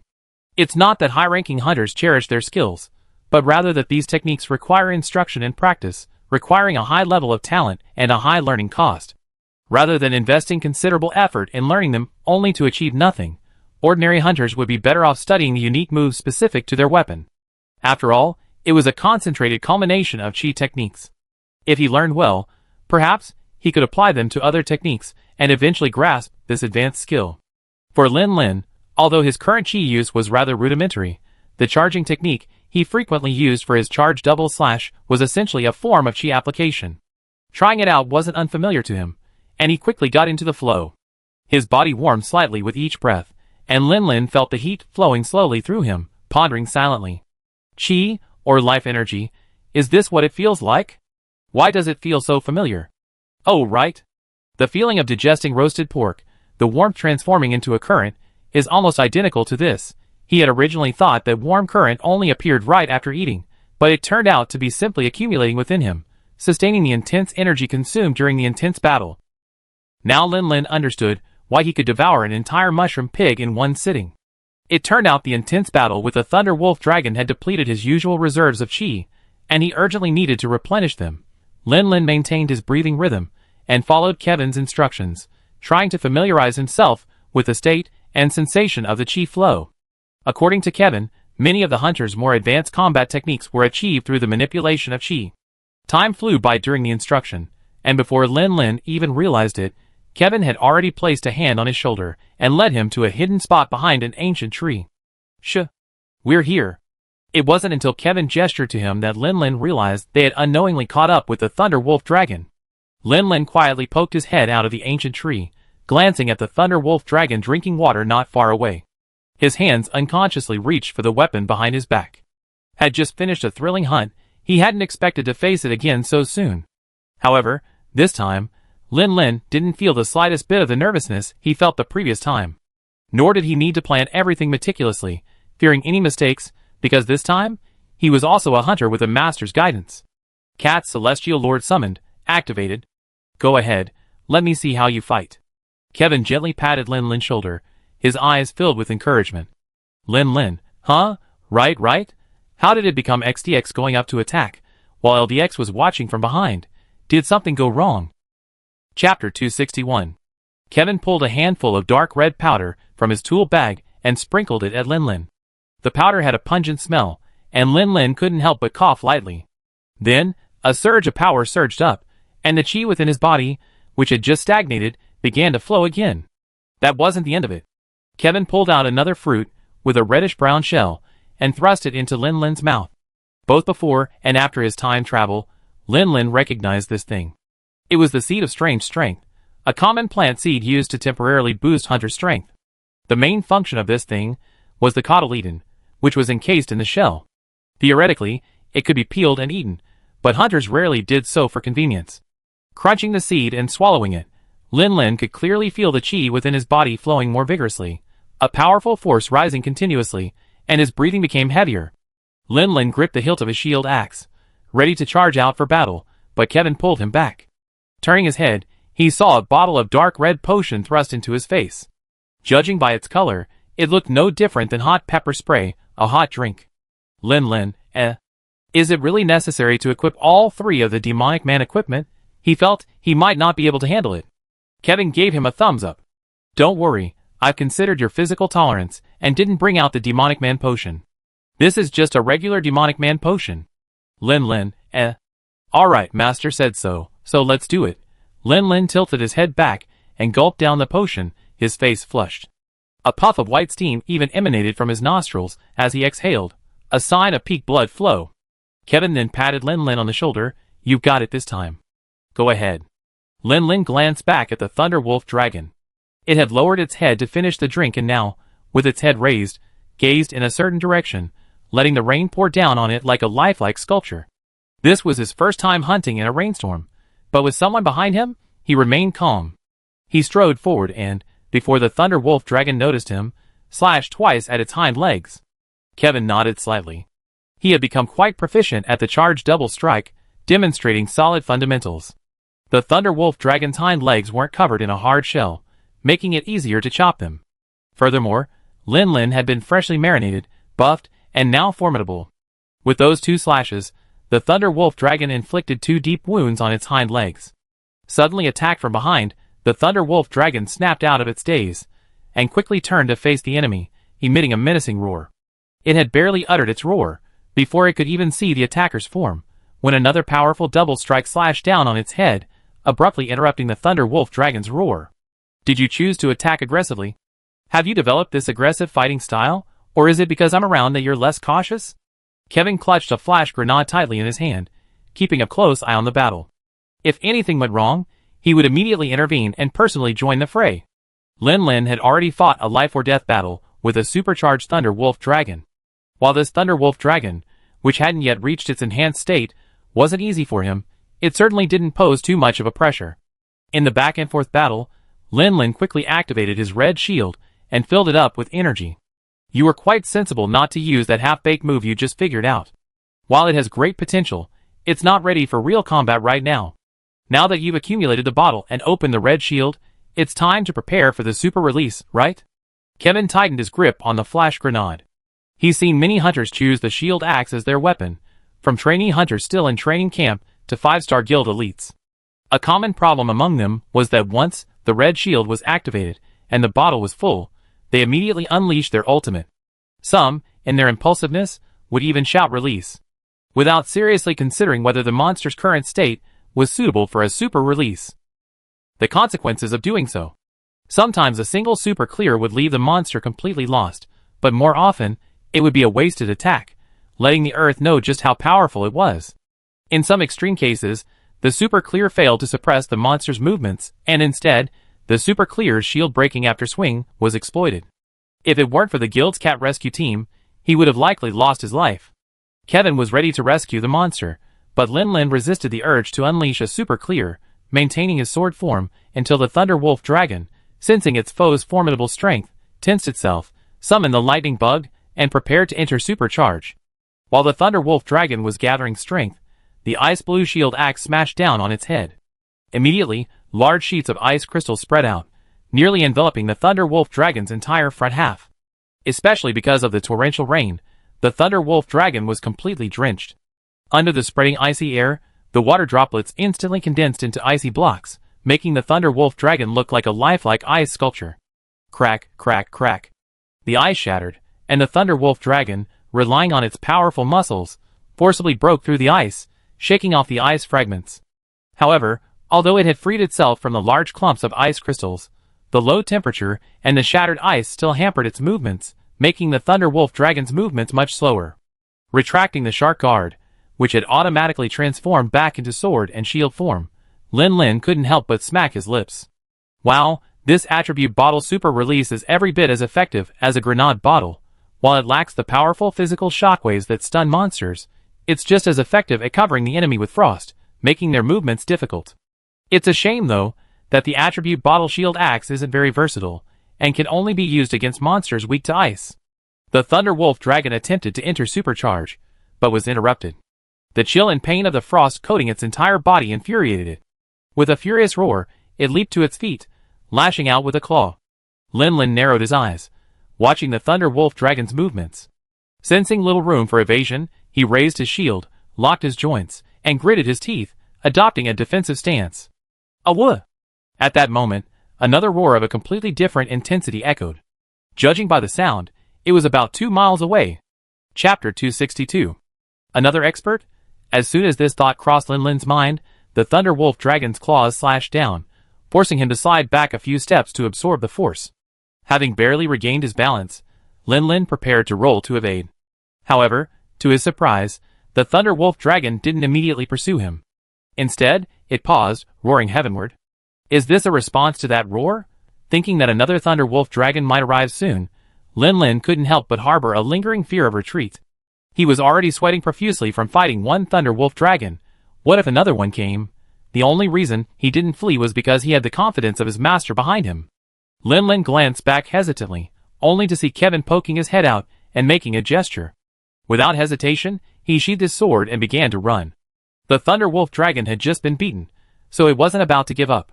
Seeing Lin Lin start to run, its rage suddenly flared up, and it leaped at him with all 4 limbs exerting force. Then, mid-air, it saw something being flung before its eyes. A sudden burst of bright light knocked it off balance, sending it plummeting to the ground. With its vision temporarily deprived, the Thunder Wolf Dragon panicked, feeling a sense that its cunning enemy would seize this opportunity to pursue it relentlessly. To force it back, it clawed, bit, flicked its tail, and dove. When it regained its sight, it stared at the empty riverbank.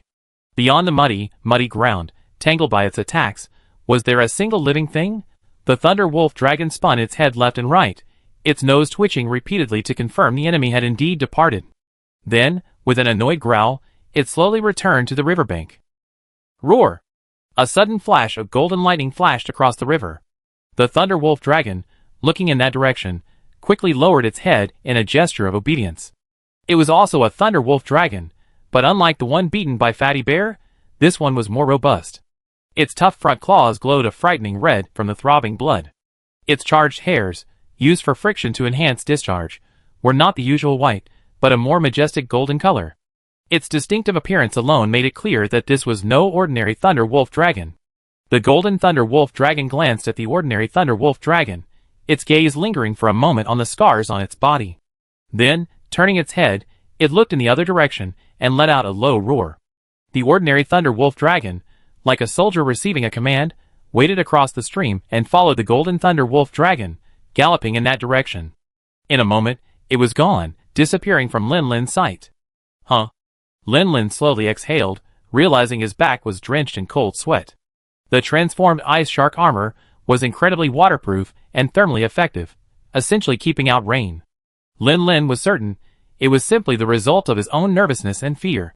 That golden lightning was most likely the Overlord Thunder Wolf Dragon, though it wasn't ruled out as 2 individual golden thunder gods. Regardless, the combat power of either was undoubtedly terrifying. Fortunately, he had evacuated just in time.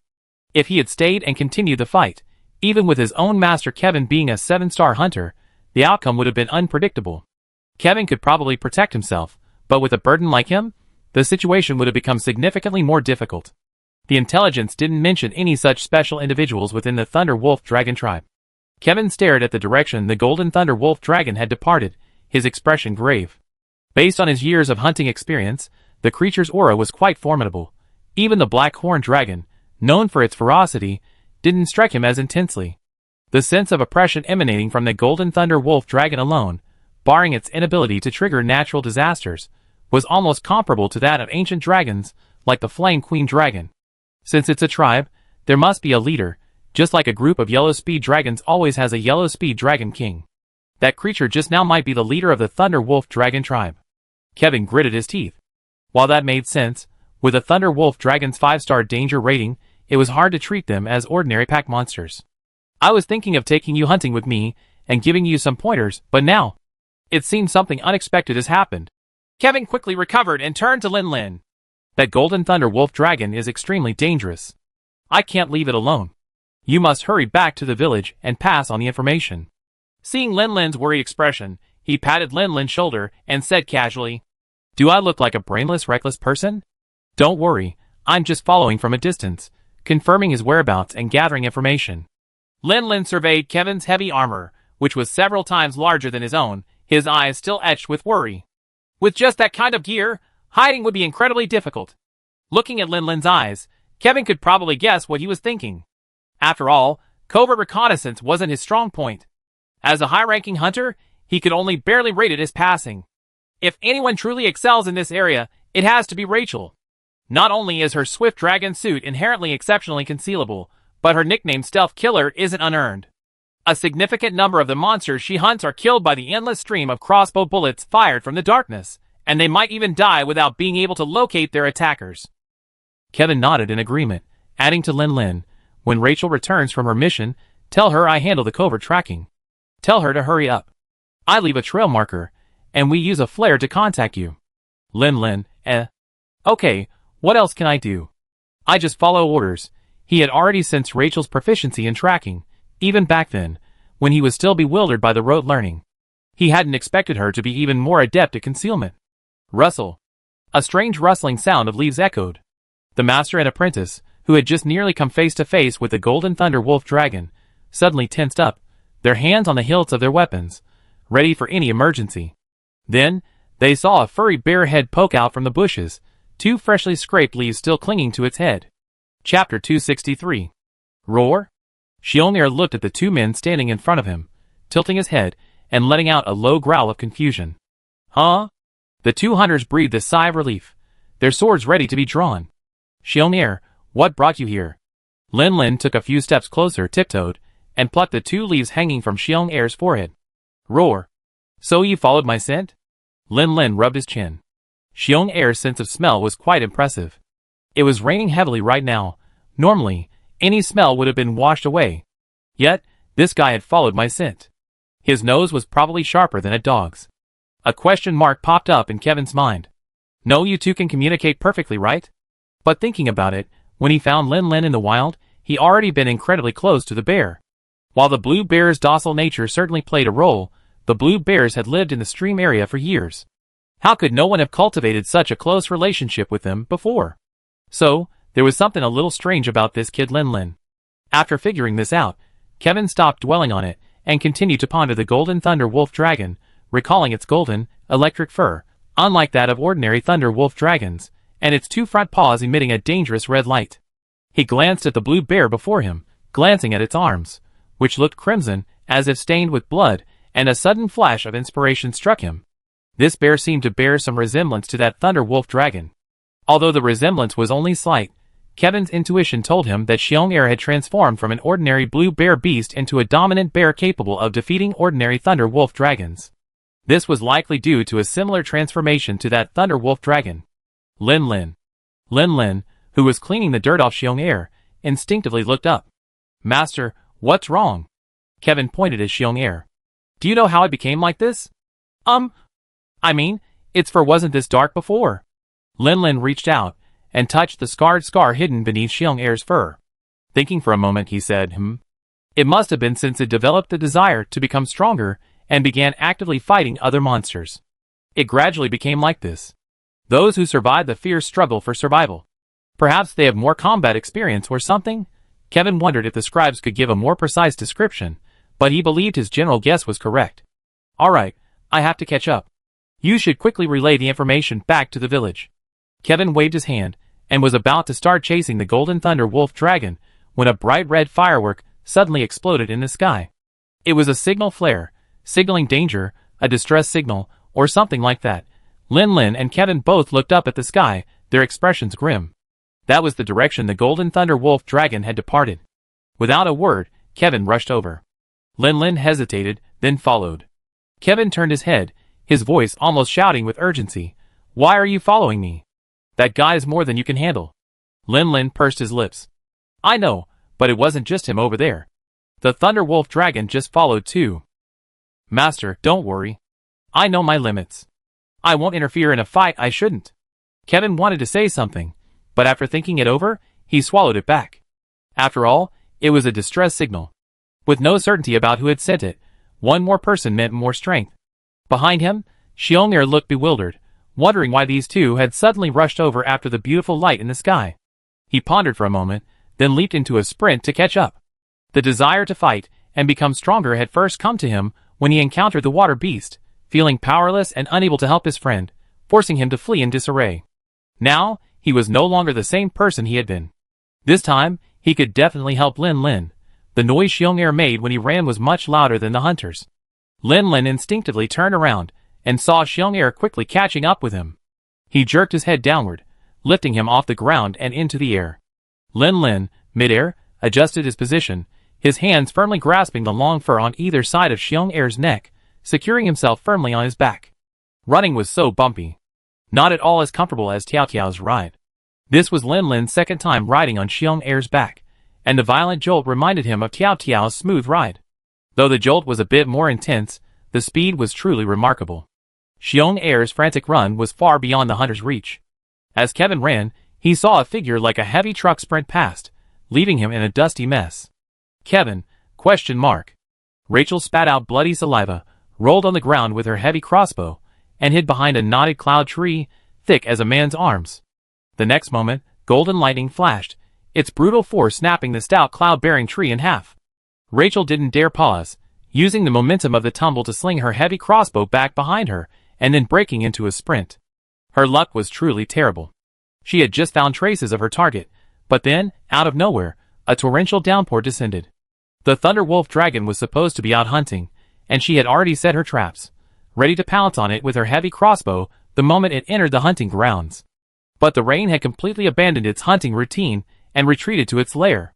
The downpour had soaked the pit trap she had dug, rendering it useless. Rachel laboriously refilled it, but the Thunder Wolf Dragon in the trench, for some reason, suddenly went berserk and ran to a higher point, howling incessantly. Rachel hesitated, then resumed her hunt. Although the trap was broken and unusable, that was simply to save trouble. For a Thunder Wolf Dragon, using a trap or not was simply a matter of time. The Thunder Wolf Dragon was nearly crippled by a barrage of attacks, and then a Golden Thunder Wolf Dragon suddenly appeared from nowhere, its reaction speed, strength, and agility far surpassing the previous Thunder Wolf Dragon, interrupting her hunt. If that were the case, she would at least have a chance of escaping. But this Golden Thunder Wolf Dragon wasn't fighting alone. It showed no respect for martial ethics, and led two of its minions to attack her, forcing her into a dangerous situation, and forcing her to fire a signal flare for help. Chapter 264. The air, ionized by the high voltage, gave off a strange, grassy scent. The ground, scorched by the current, radiated a blazing heat. Rachel seemed oblivious to the lingering sense of danger. She calmly changed direction and ran, each time avoiding a fatal attack by a hair's breadth. The mountainous terrain was complex. The area where the previous battle had taken place was relatively open. As Rachel ran, she consciously approached the densely wooded areas.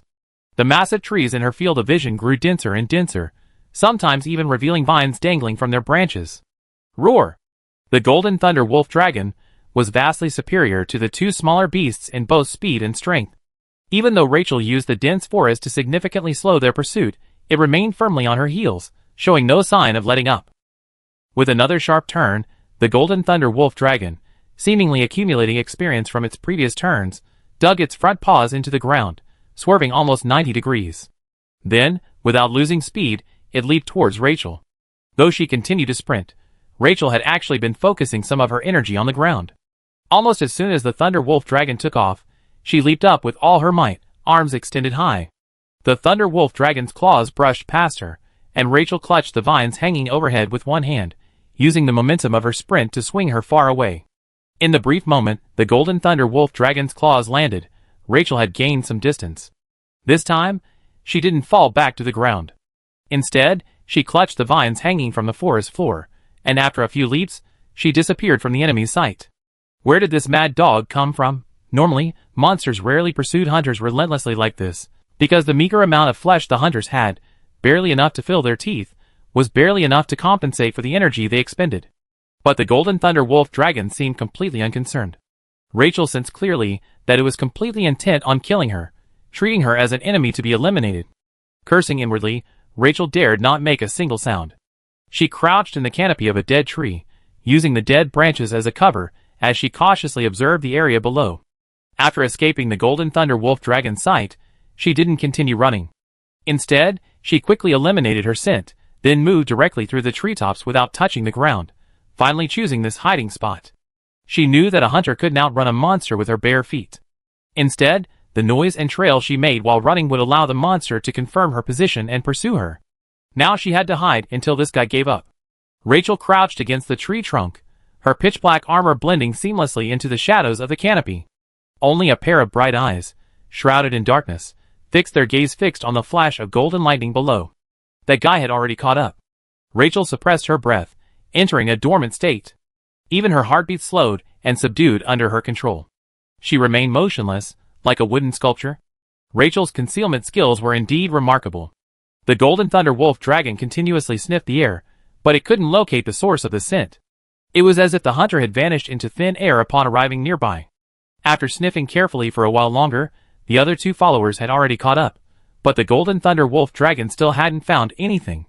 It roared angrily, its claws pawing the ground. Its aggressive behavior made the other two Thunder Wolf Dragons lower their heads in fear. However, to Rachel's frustration, the Thunder Wolf Dragon showed no sign of leaving, instead uttering another urging roar. As if on command, the other two Thunder Wolf Dragons dispersed, while it remained nearby, circling and constantly analyzing the air. Is it waiting for me? Why? Rachel's face darkened. The potion she had used to mask her scent had a time limit. If the Thunder Wolf Dragon waited until the scent dissipated and didn't leave, it would undoubtedly find her. At that point, no matter how good its concealment techniques were, they would be useless. Rachel couldn't help but carefully review all the memories of the Golden Thunder Wolf Dragon since its appearance, trying to understand why it was so obsessed with her. Although Thunder Wolf Dragons live in groups, there are limits to how close they can be. She was merely attempting to hunt that ordinary Thunder Wolf Dragon. It should be enough for the golden creature to chase her away. It made no sense for it to be so determined to kill the victim, when the victim had no intention of pursuing him to the end. As she pondered this, a sudden, powerful rumbling sound erupted from a distance. It sounded quite powerful, as if another large monster was on the rampage. The Golden Thunder Wolf Dragon instantly turned its head in that direction, its body quietly tensed, ready to attack at any moment. Soon, the sound approached, and after knocking over an ancient tree, the attacker revealed its true form. After seeing the attacker's true form, both Rachel and the Golden Thunder Wolf Dragon's eyes widened. Is that a blue bear beast? Why is there a person on its back? Wait, this combination looks familiar. Shit! Lin. Rachel was startled. Without a moment's thought, she abandoned her hiding place and pulled out her hidden sniper, loading a clip of penetrating bullets into it and aiming the crosshairs at the Golden Thunder Wolf Dragon. However, to her surprise, the golden creature didn't charge directly. After seeing the duo clearly, the Thunder Wolf Dragon even slightly toned down its aggressive stance, examining the man and the bear with its eyes, gleaming with golden light. Rachel didn't know if it was an illusion, but it felt as if it was thinking. Below, Lin, sprawled on Xiong Air's back, watched the Overlord Thunder Wolf Dragon glare at him with a fierce gaze, his heart aching. Concerned for the safety of the person who had sent the distress signal, Lin commanded Xiong Air to pursue the obvious trail of destruction. However, upon arrival, they only saw the Overlord, and the person they were supposedly hunting was nowhere to be seen. He jumped off Xiong Air's back and stared nervously at the Golden Thunder Wolf Dragon. Xiong Air, too, seemed to sense the overwhelming strength of this opponent, unlike any he had ever faced before, and his muscles subconsciously tensed. Chapter 265. The Overlord Thunder Wolf Dragon admitted that upon seeing the pair clearly before him, he felt a genuine sense of surprise. The blue bear beast was a common, weak monster, common wherever there was honey. But ordinary blue bear beasts, let alone charging right up to him, even ordinary thunder wolf dragons could easily scare them away. This blue bear beast was special, so special that it even gave him the illusion of meeting one of its own kind, the overlords of their kind. Humans, or hunters, were creatures it encountered while checking on the tribes that had migrated to the Flame region. In its mind, hunters were supposed to be brutal creatures who actively hunted and killed other monsters, cutting off parts of their bodies and wearing them as trophies. However, this creature before it was completely different from its image of a hunter. Since leaving Spirit Peak, their tribe's living conditions had been extremely difficult, battling various monsters, and bloodshed and injuries had become commonplace. However, death is still a relatively rare occurrence for them, at least for adult thunderwolves. So far, the only one capable of directly killing them in a territorial dispute has been the terrifying ancient dragon that occupied their homeland. However, when it arrived near the stream area, hoping to observe the progress of the small group that had migrated there, it discovered something quite unusual. At least 2 adult thunderwolves had died silently there. Besides those 2 dead thunderwolves, many others suffered obvious injuries beyond the ordinary course of a territorial dispute. One with a broken horn, one riddled with crossbow wounds, and another suffering from frostbite. The hunter was actively hunting down members of his pack. If he hadn't arrived quickly enough, he might have lost another member in no time. Even in the face of his pursuit, the creature vanished without a trace, in a way beyond his comprehension. But why was this hunter able to coexist peacefully with a blue bear beast, and even seemed ready to join forces to fight him, even within the Thunder Wolf Dragon's pack? Unless they were mates, they wouldn't actively participate in a fight unless the other was in danger. Is this species not as bloodthirsty as he had assumed, or was this individual the exception? I say, have you ever considered that your pack is being attacked because it threatens the survival of other species?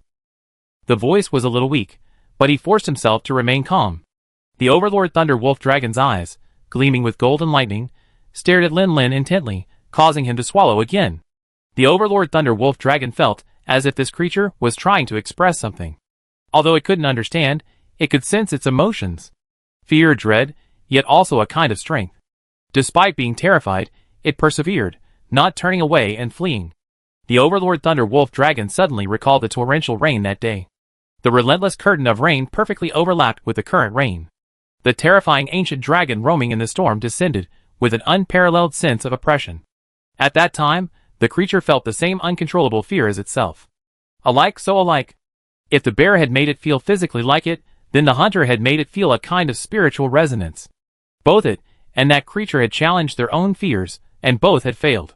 The difference was that, seeing no hope, it had given up, choosing to abandon its homeland, while that creature hadn't given up, challenging the godlike figure again and again. Even the torrential rain at this moment was likely the rage ignited by the godlike creature at the challenge. The Overlord Thunder Wolf Dragon temporarily ignored Xiong Air's presence, its golden eyes, brimming with lightning, fixed intently on Lin Lin, the creature who had brought back unbearable memories. Then let's see what you would do if you were struck down again and again. The Overlord Thunder Wolf Dragon roared, its golden lightning dimming considerably. It had actually voluntarily exited its normally supercharged state, and then leaped towards Lin Lin. Although Xiong Air was indeed wary of the golden creature, he had fought and lost, suffered injuries and fatigue, but never flinched. With a roar of unyielding determination, he swung his bare paws forward to meet the attack. Bang! Dong dong dong! The Overlord Thunder Wolf Dragon was truly formidable. Even after voluntarily exiting its supercharged state, significantly weakening its physical strength, it still managed to repel Xiong Air in their first head-on encounter, sending it stumbling back several steps. Lin Lin took advantage of the moment when the Overlord Thunder Wolf Dragon was momentarily paralyzed by the recoil, and drew his sword, slashing at its front paws. Because of the Overlord Thunder Wolf Dragon's slightly odd behavior upon their initial encounter, Lin Lin had been constantly trying to understand its thoughts. While using this to understand its psychology, he was able to resolve many of its doubts, but he couldn't help but feel a surge of anger. BYD, you couldn't defeat Lan Long and ran away, so you're looking for validation from me, right? Do you think you feel better if I ran away because I couldn't defeat you? Can you be a little more courageous? Go fight Lan Long. Why come down the mountain and kill other creatures? Lin Lin was a hunter after all. Since this guy had taken the initiative to test him, and had no killing intentions, he couldn't afford to back down. No matter how many wounds he sustained, he could only take more medicine. Dang! The cold sword slashed against the Overlord Thunder Wolf Dragon's front paws, sending out faint sparks. Although it didn't deflect directly, the hard touch and strong recoil still made Lin Lin's palms numb. Damn, how come the flesh on its front paws is so degraded after this thing's supercharged state has been removed, after 2 stealthy strikes, but with little damage. Lin Lin didn't bother to continue his attack. After the 2 strikes landed, he quickly slid back and forth to distance himself, just avoiding a downward slash from the Overlord Thunder Wolf Dragon. Swish, swish, swish. Almost instantly, as the battle began, a barrage of crossbow bullets blasted from the treetops, engulfing the Overlord Thunder Wolf Dragon's head, its most vulnerable spot. Faced with this painless attack, the Overlord Thunder Wolf Dragon simply lowered its head, shielding its face with its sharp horns, and then spun around. Iron Mountain. Chapter 266. The sudden onslaught of crossbow bullets completely overwhelmed everyone on the battlefield.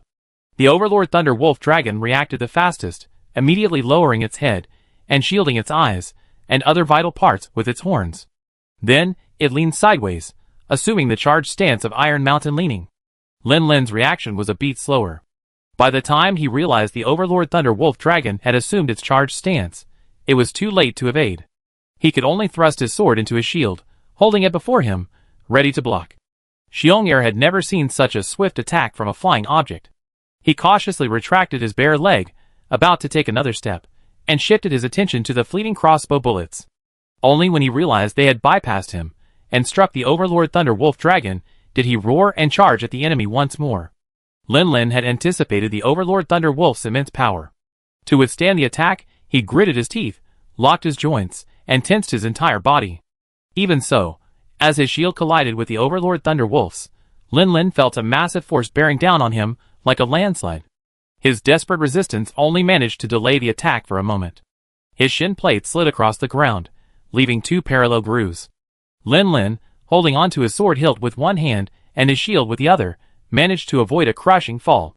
Even with the weight of his heavy armor helping to absorb the impact, Lin Lin still felt a dull pain ripple through his body, and a fishy, sweet taste welled up in his throat. He had been directly injured. Lin Lin couldn't help but feel a sense of shock. Even after actively releasing his supercharged state, even with his power reduced, he still possessed a terrifying suppressive force far exceeding that of an ordinary thunder wolf. Could this creature really be that strong? He had barely regained his balance, barely had time to unscrew the potion bottle, when Xiong'er, who had just charged forward, was struck by another tail swipe on his crossed front paws, stumbling back 2 steps to Lin Lin's side. Roar. This is a bit tricky. Should we keep fighting? Lin Lin spat out bloody saliva, looked up at the Overlord Thunder Wolf Dragon, which, after repelling them, was only slowly pacing ahead, not pursuing him. He gritted his teeth. Keep going. The sound of crossbow fire continued. Although a penetrating bullet barely shattered a single scale, the constant harassing attacks were enough to annoy the dragon. With a roar, the Overlord Thunder Wolf Dragon turned sideways, flicked its tail, and launched 2 golden balls of light in the direction of the crossbows. These balls of light seemed to have their own life and consciousness. They flew not in a straight line, but in an erratic arc, making it difficult to predict their direction and position and avoid them in advance. In reality, this ball of light possessed a life of its own. While seemingly a dazzling golden energy, it was actually formed by the combined discharge of numerous superelectric lightning bugs. While the lightning emitted by typical superelectric lightning bugs is bluish-white, the golden lightning bugs on this overlord were clearly more powerful. However, without the scholars of the scribe corps to rigorously name them, we simply call them superelectric lightning bugs. Plop. The female hunter, clad in black light armor, dodged the lightning ball's attack and, crouching in place, readied her heavy crossbow, continuing to fire at the Overlord Thunder Wolf Dragon. To attract the Overlord Thunder Wolf's attention, Rachel used level 1 penetrating rounds, which had low power and low recoil, suitable for rapid fire. However, their limited armor-piercing ability was ineffective against the Overlord Thunder Wolf's tough shell. Since noticing the crossbow's support in the tree, Lin Lin had already guessed the identity of the attacker. Rachel's appearance was not the slightest bit of surprise, not even bothering to greet her. While the Overlord Thunder Wolf was focused on Rachel, he ran behind her and swung his knife at her hind legs. Thankfully, the hind legs weren't covered by the thick, strong Overlord super electric shell, so the recoil from the blows wasn't too strong. Lin Lin's 2 strikes finally inflicted some noticeable pain on the Overlord Thunder Wolf. The Overlord Thunder Wolf glanced back briefly, then nonchalantly swung its tail to force the attacker back. Then, it leaped up and slapped Rachel in her direction. It hadn't shown much desire to attack Lin Lin and Xiong during the fight, ignoring the resonance their similarities evoked. However, against Rachel, who had briefly escaped its pursuit, it unleashed its full force. Seeing she had successfully distracted the Overlord Thunder Wolf Dragon, Rachel hurriedly rolled sideways, attempting to evade the attack. However, just as she was about to evade, she heard a bang. It was Xiong who had seized the opportunity, taking advantage of the Overlord Thunder Wolf Dragon's mid-air lack of leverage, and slammed directly into its side, sending it flying several meters. The Overlord Thunder Wolf Dragon stumbled twice upon landing. The Overlord Thunder Wolf Dragon felt a bit annoyed. While it didn't mind playing with this odd pairing, there was a creature nearby that looked like it could kill them at the first sight. If it ignored it, it would continue to harass it with its tickling attacks. If it did, the creature would be extremely slippery. Add to that the obstruction of the blue bear beast and this human, and it was practically helpless on its own. However, unlike that almighty deity, it couldn't rely solely on its own strength. The Overlord Thunder Wolf Dragon roared to the sky, its eyes flashing with lightning. It ignored Rachel, who kept harassing it with crossbow bullets, and turned its attention back to Xiong and Lin Lin. Rachel was just beginning to wonder when she heard 2 wolf howls approaching rapidly. Her face immediately paled. Lin Lin, hurry! I hold you here. What she hadn't expected was that Lin Lin actually confronted the Overlord Thunder Wolf Dragon head-on, leaving her with only one sentence: Master is on his way. You guys hurry up and take care of those 2 Thunder Wolf Dragons. Xiong and I can hold them. Rachel was furious. Even a 6-star hunter like me couldn't guarantee I could hold off this golden creature. How could you, a mere 5-star, from Rachel's perspective, be so confident? If you die here, what will I say to that bastard Kevin? Unfortunately, events didn't go according to Rachel's will. Seeing the 2 Thunder Wolf Dragons reappear and charge directly at her without even glancing at the man and bear, no matter how furious she felt, she could only start moving and firing. Often, as the number of monsters in a mission increases, the difficulty of hunting also rises sharply. Originally, a Thunder Wolf Dragon was only 5 stars, but if you face 2 Thunder Wolf Dragons at the same time, the difficulty will go straight to 6 stars. Even Rachel must be on high alert and cannot make any mistakes. Under attack from both Thunderwolf Dragons, Rachel was forced to resort to numerous evasive maneuvers, fighting and retreating, completely oblivious to Lin Lin's situation. The battlefield shifted constantly amidst the fierce clash, and before she knew it, she was already far away from the dominant Thunderwolf Dragon. You've got to hold on, brat. Rachel gritted her teeth, abandoning her usual sneak attacks and guerrilla warfare style. She became extremely aggressive, seizing every opportunity to attack and desperately attacking the 2 Thunderwolf Dragons. Under the intense consumption of penetrating bullets, shotgun shells, and other ammunition, the wounds on the Thunderwolf Dragons continued to increase. Blood dripped down, staining their green scales crimson. However, as her ammunition continued to deplete, Rachel's expression darkened. Another slide shot down the slope, and she felt her ammunition belt, a chill in her heart. Even though the ammunition she brought with her on this hunt was more than enough to take down 2 Thunderwolves, she would need to return to camp for more. After the initial hunt, the heavy fire she fired to lure the Golden Thunderwolf, and the intense battle with the 2 Thunderwolves, she had very little left. Reloading her last armor-piercing grenade, Rachel aimed at the Thunderwolf that had been wounded by her initial crossbow fire. In a flash, she pulled the trigger. Without even a glance back, she sheathed her heavy crossbow and turned, sprinting. Although it was probably too late to return to camp to restock her ammunition and come back again, she couldn't give up just like that. The armor-piercing grenade lodged precisely in the Thunderwolf's eye, causing it to howl and stumble a few steps. After a brief 3-second delay, the armor-piercing grenade exploded with a bang, the intense blast penetrating the steel spike deep into its eyeball and transmitting directly to its brain.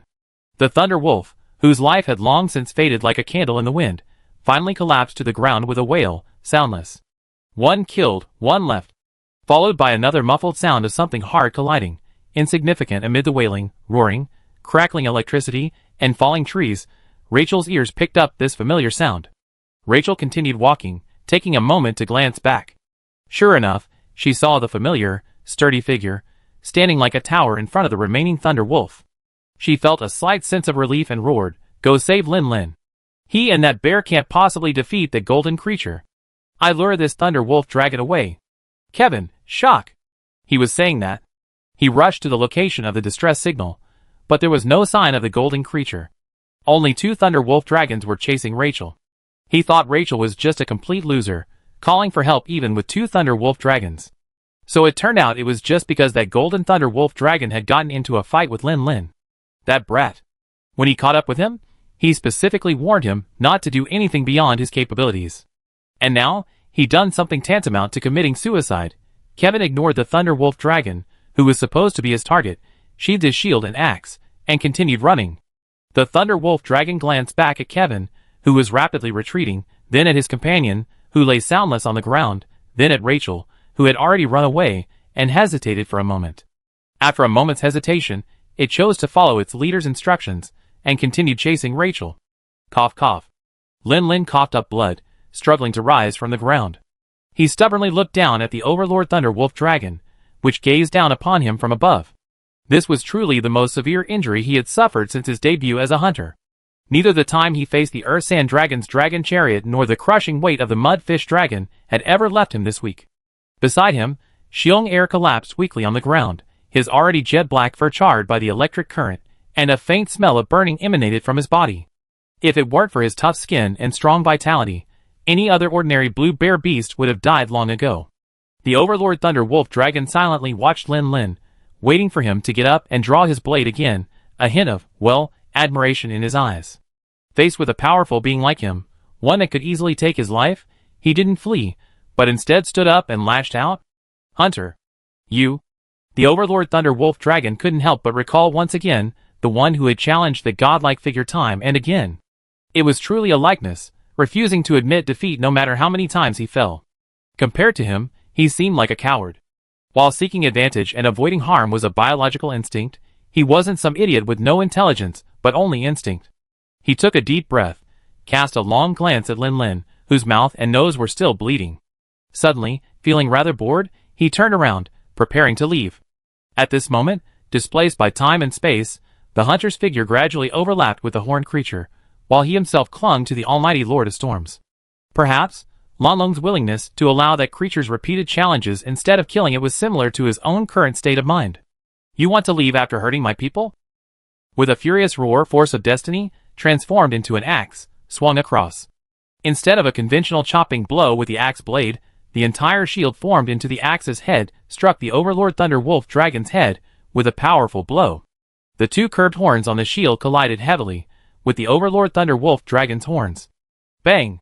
In terms of lethality, this move wasn't even as lethal as a casual claw strike from Xiong Air, but to the Overlord Thunder Wolf Dragon, it was a complete insult. It slowly straightened its head, its gaze fixed on the bloated, almost inhuman creature before it. Its eyes swept over the giant axe that was split into a sword and shield. It felt very familiar. It had just been chopped several times by this axe, leaving several new wounds. However, compared with the human who had commendable spirit but insufficient strength, it felt that the guy in front of it seemed worthy of its attention. Chapter 267. Roar! The Overlord Thunder Wolf Dragon let out a deafening roar, then swung out its front claws, which were clearly much stronger than those of its kind. Facing this blow, Kevin thrust his sword into his shield. In the split second before the Overlord Thunder Wolf Dragon's claws slashed down, a flash of white light suddenly illuminated the shield, seemingly poised to block the blow head-on. Lin Lin, panting heavily, pulled a handful of life dust from his pocket and sprinkled it towards himself and Xiong Air, his gaze fixed on the battle between the Overlord Thunder Wolf Dragon and Kevin. Despite being extremely exhausted, Lin Lin forced himself to observe the fight with full concentration. This kind of battle between powerful individuals wasn't something you often witness, and he wanted to learn from it. For example, if Lin Lin had just dodged the Overlord Thunder Wolf Dragon's claw, he would have definitely not taken it head-on. Kevin's decision to do so was likely a test, hoping to gauge the opponent's strength through this clash. However, the result of this collision was far beyond Lin Lin's expectations. Kevin slipped back a few steps, but that was all. His defensive stance remained remarkably stable, showing no sign of wavering. If it weren't for the white mark left on his shield, the Overlord Thunder Wolf Dragon's attack would have seemed to have had no effect at all. Lin Lin's eyes widened. Could the power gap between him and Master Kevin be so vast? If he had received the same claw attack, he would have been thrown back, and would have been 100% injured. There was no way he could maintain such a stable defensive stance, acting as if nothing had happened. Lin Lin was shocked, unaware that Kevin was equally astonished. After the actual exchange, he realized the monster's incredible strength. A single claw strike could make him feel like he was facing the might of a blackhorn dragon's head. This creature wasn't just powerful, but also incredibly agile, unlike the blackhorn dragon's swift and unrestrained movements. This meant that against the Overlord Thunder Wolf Dragon, he wouldn't have many opportunities to counterattack. Can't be too aggressive, must be conservative. After exchanging blows with Kevin, the Overlord Thunder Wolf Dragon had a rough idea of its opponent's combat power. With a roar, it entered its hypercharged state. For the Overlord Thunder Wolf Dragon, a normal Thunder Wolf Dragon would need to accumulate energy to reach this extreme, but this was simply a normal state it could maintain without any pressure. The battle between the two sides instantly reached a fever pitch. Fierce clashes echoed, and golden lightning nearly engulfed the battlefield. Lin Lin had no choice but to retreat with Xiong Er, who had just recovered some strength, to avoid being caught in the crossfire. Lin Lin narrowed his eyes, gazing at the battlefield through the dazzling lightning, while constantly pouring regeneration potion G into himself and Xiong Er's mouths, hoping to quickly recover their strength. While he himself could play no role in such a battle, if Xiong Er could recover his fighting strength, he would undoubtedly become a vital general to distract the Overlord Thunder Wolf Dragon. He couldn't help but be anxious. Facing the Overlord Thunder Wolf Dragon's torrential attack, although Master Kevin could still hold his own for a while, he was clearly at a disadvantage. If he couldn't find a way to reverse the situation, things would become very dangerous. After all, the Overlord Thunder Wolf Dragon wasn't completely nonchalant like before. Beside him, being flattened by the Overlord Thunder Wolf Dragon, Xiong Er was also filled with rage. He had thought he'd been well trained and would show off his prowess in his good brother's time. Instead, he'd been beaten by the water beast before training, and the Thunder Wolf Dragon after training. Hadn't all the hardship he endured fighting for so long been in vain? So, after discovering that Lin Lin was giving him the familiar healing potion, he immediately picked up the small vial with his paw and forcefully poured it down his throat. Fortunately, the potion bottles hunters use are reinforced with metal, otherwise Xiong Er would have crushed them to pieces. Time ticked by. After Lin Lin finished the potion, he felt the pain in his body, as if his bones were shattering, eased considerably. He pulled a flash grenade from his pocket, his eyes fixed on the battlefield, ready to throw it if a crisis arose. However, Kevin was a seasoned 7-star hunter, a key player in the battle to repel the Flame Queen Dragon. Even when temporarily overwhelmed by the Overlord Thunder Wolf Dragon's attacks, he remained calm. While silently familiarizing himself with the opponent's attacks, he also mentally analyzed the afterswing of each move, searching for safe moments to launch a major or super swing counterattack. He seemed like a small boat in a raging storm, yet he showed no signs of capsizing.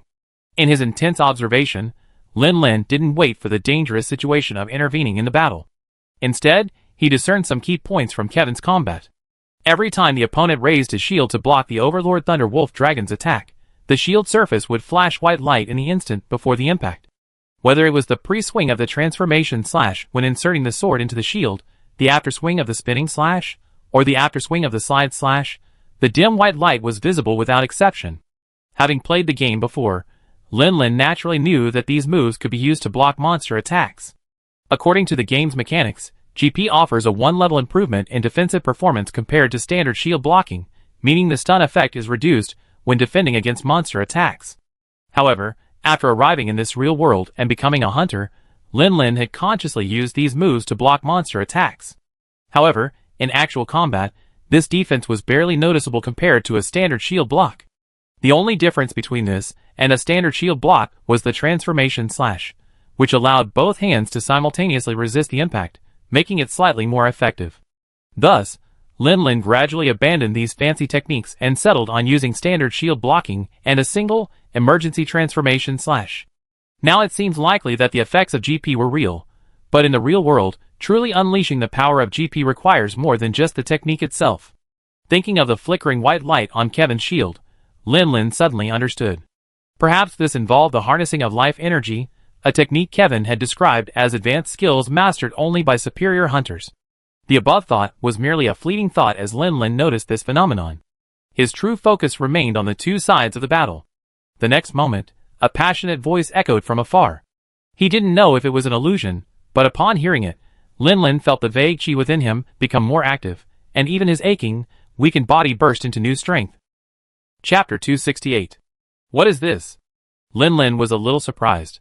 The effects of the strange strength seed and demon dust had long since worn off, and he hadn't taken any more drugs to replenish his strength. Why had his strength suddenly surged out of nowhere? Then, the faint, rousing drumbeat from earlier resonated in Lin's mind. It seemed as if the power had suddenly surged from that sound. Ha ha! Reese, you're finally here. Kevin laughed loudly in the arena. He dodged the Overlord Thunder Wolf's blow with a leap, then fused his sword and shield into an axe, striking down hard on the opponent's still stretched front paws, causing the Overlord Thunder Wolf to howl in pain. Then, Kevin separated his sword and shield, and with a spinning slash, he thrust the shield in front of him, just blocking the Overlord Thunder Wolf's sharp horn as it stabbed downward. From the shadows not far away, a hunter wearing yellow and blue armor scurried out at lightning speed, a strangely shaped, long-handled hammer slung across his shoulder. He unceremoniously smashed it down on the Overlord Thunder Wolf Dragon's head. Another burst of bells and drums rang out, and Lin realized that the weapon the man was carrying only vaguely resembled a hammer. While it could be used for striking, it seemed to be a special musical instrument. It's a hunting horn? Lin's eyes widened. Now he understood why he was suddenly filled with energy. It turned out to be a hunting horn user. Of the 14 weapons commonly used by hunters, those who choose to use the hunting horn are undoubtedly the rarest. According to incomplete statistics, only about 2% of hunters choose this weapon. Another weapon that could rival the hunting horn for the most unpopularity is the spear. While the spear has the strongest shield, it requires too much physical strength.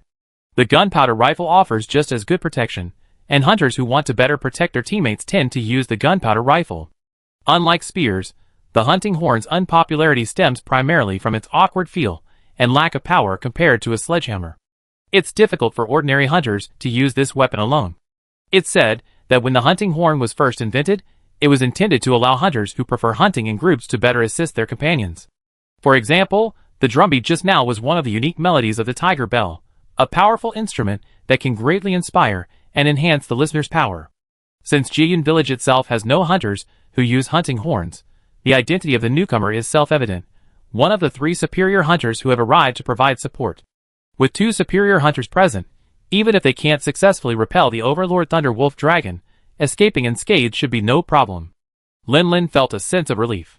He placed the sweat-soaked flash grenade back into his item bag and turned to look at Xiong'er, only to find that he seemed to have regained some of his energy, even looking a bit more vigorous. No, huh? Does the melody of the hunting horn have an effect on monsters? Looking at the Overlord Thunder Wolf Dragon, its condition remained unchanged. Aside from the rage from being slashed, which made the lightning on its body brighter, it showed no sign of being affected by the drum sound at all. Lin was a little confused about how the hunting horn worked, but as a hunter, he didn't really need to understand all that. He just needed to know that it was beneficial to him and could buff him. The specifics were matters for the scholars and craftsmen to consider. Xiong'er, let's go! Lin rubbed his hands in anticipation. His team's momentum was soaring. If he didn't seize this opportunity to retaliate for the previous beating, when would he? Behave yourself. A hand suddenly reached out from the darkness behind him and struck Lin hard on the head. Even though he was wearing a helmet, his head still felt a buzzing sound. Lin turned to look and saw the attacker standing behind him, panting. His long hair was wet and tangled in clumps, stained with dirt and fallen leaves, making him look extremely disheveled. Ouch! Xiong'er had just heard Lin's furious speech and was about to charge forward to continue the attack when he turned and saw his good brother being attacked. He immediately fixed his gaze on the other man and shouted to Lin, "Should we kill this guy who attacked you?" Lin, with a frown on his face, pressed down Xiong'er's paw as it was about to be raised. He turned to look at the female hunter who had hit him on the head and said with a wry smile, "Senior Rachel? When did you get here?" Rachel looked furious. She pointed a finger at Lin's nose and began to curse. "Did you just survive the guy's claws so badly that you don't know your own worth? This kind of thing. You dare to interfere in a fight like this? Are you desperate, or are you just itching for a fight? I can help you get a beating." Lin chuckled awkwardly and fell silent. It must have been the blood rushing to his head from the hunting horn buff that had confused him, causing him to act so impulsively. It wasn't because he realized the Overlord Thunder Wolf Dragon hadn't yet harbored any killing intent, so he wanted to return the blow he'd taken from it. Absolutely not, Rachel gasped. She was truly furious. She risked her life, even running out of ammunition, not using a heavy crossbow, relying solely on fallen rocks, vines, and other natural traps along the way to nearly cripple the Thunder Wolf dragon that was chasing her.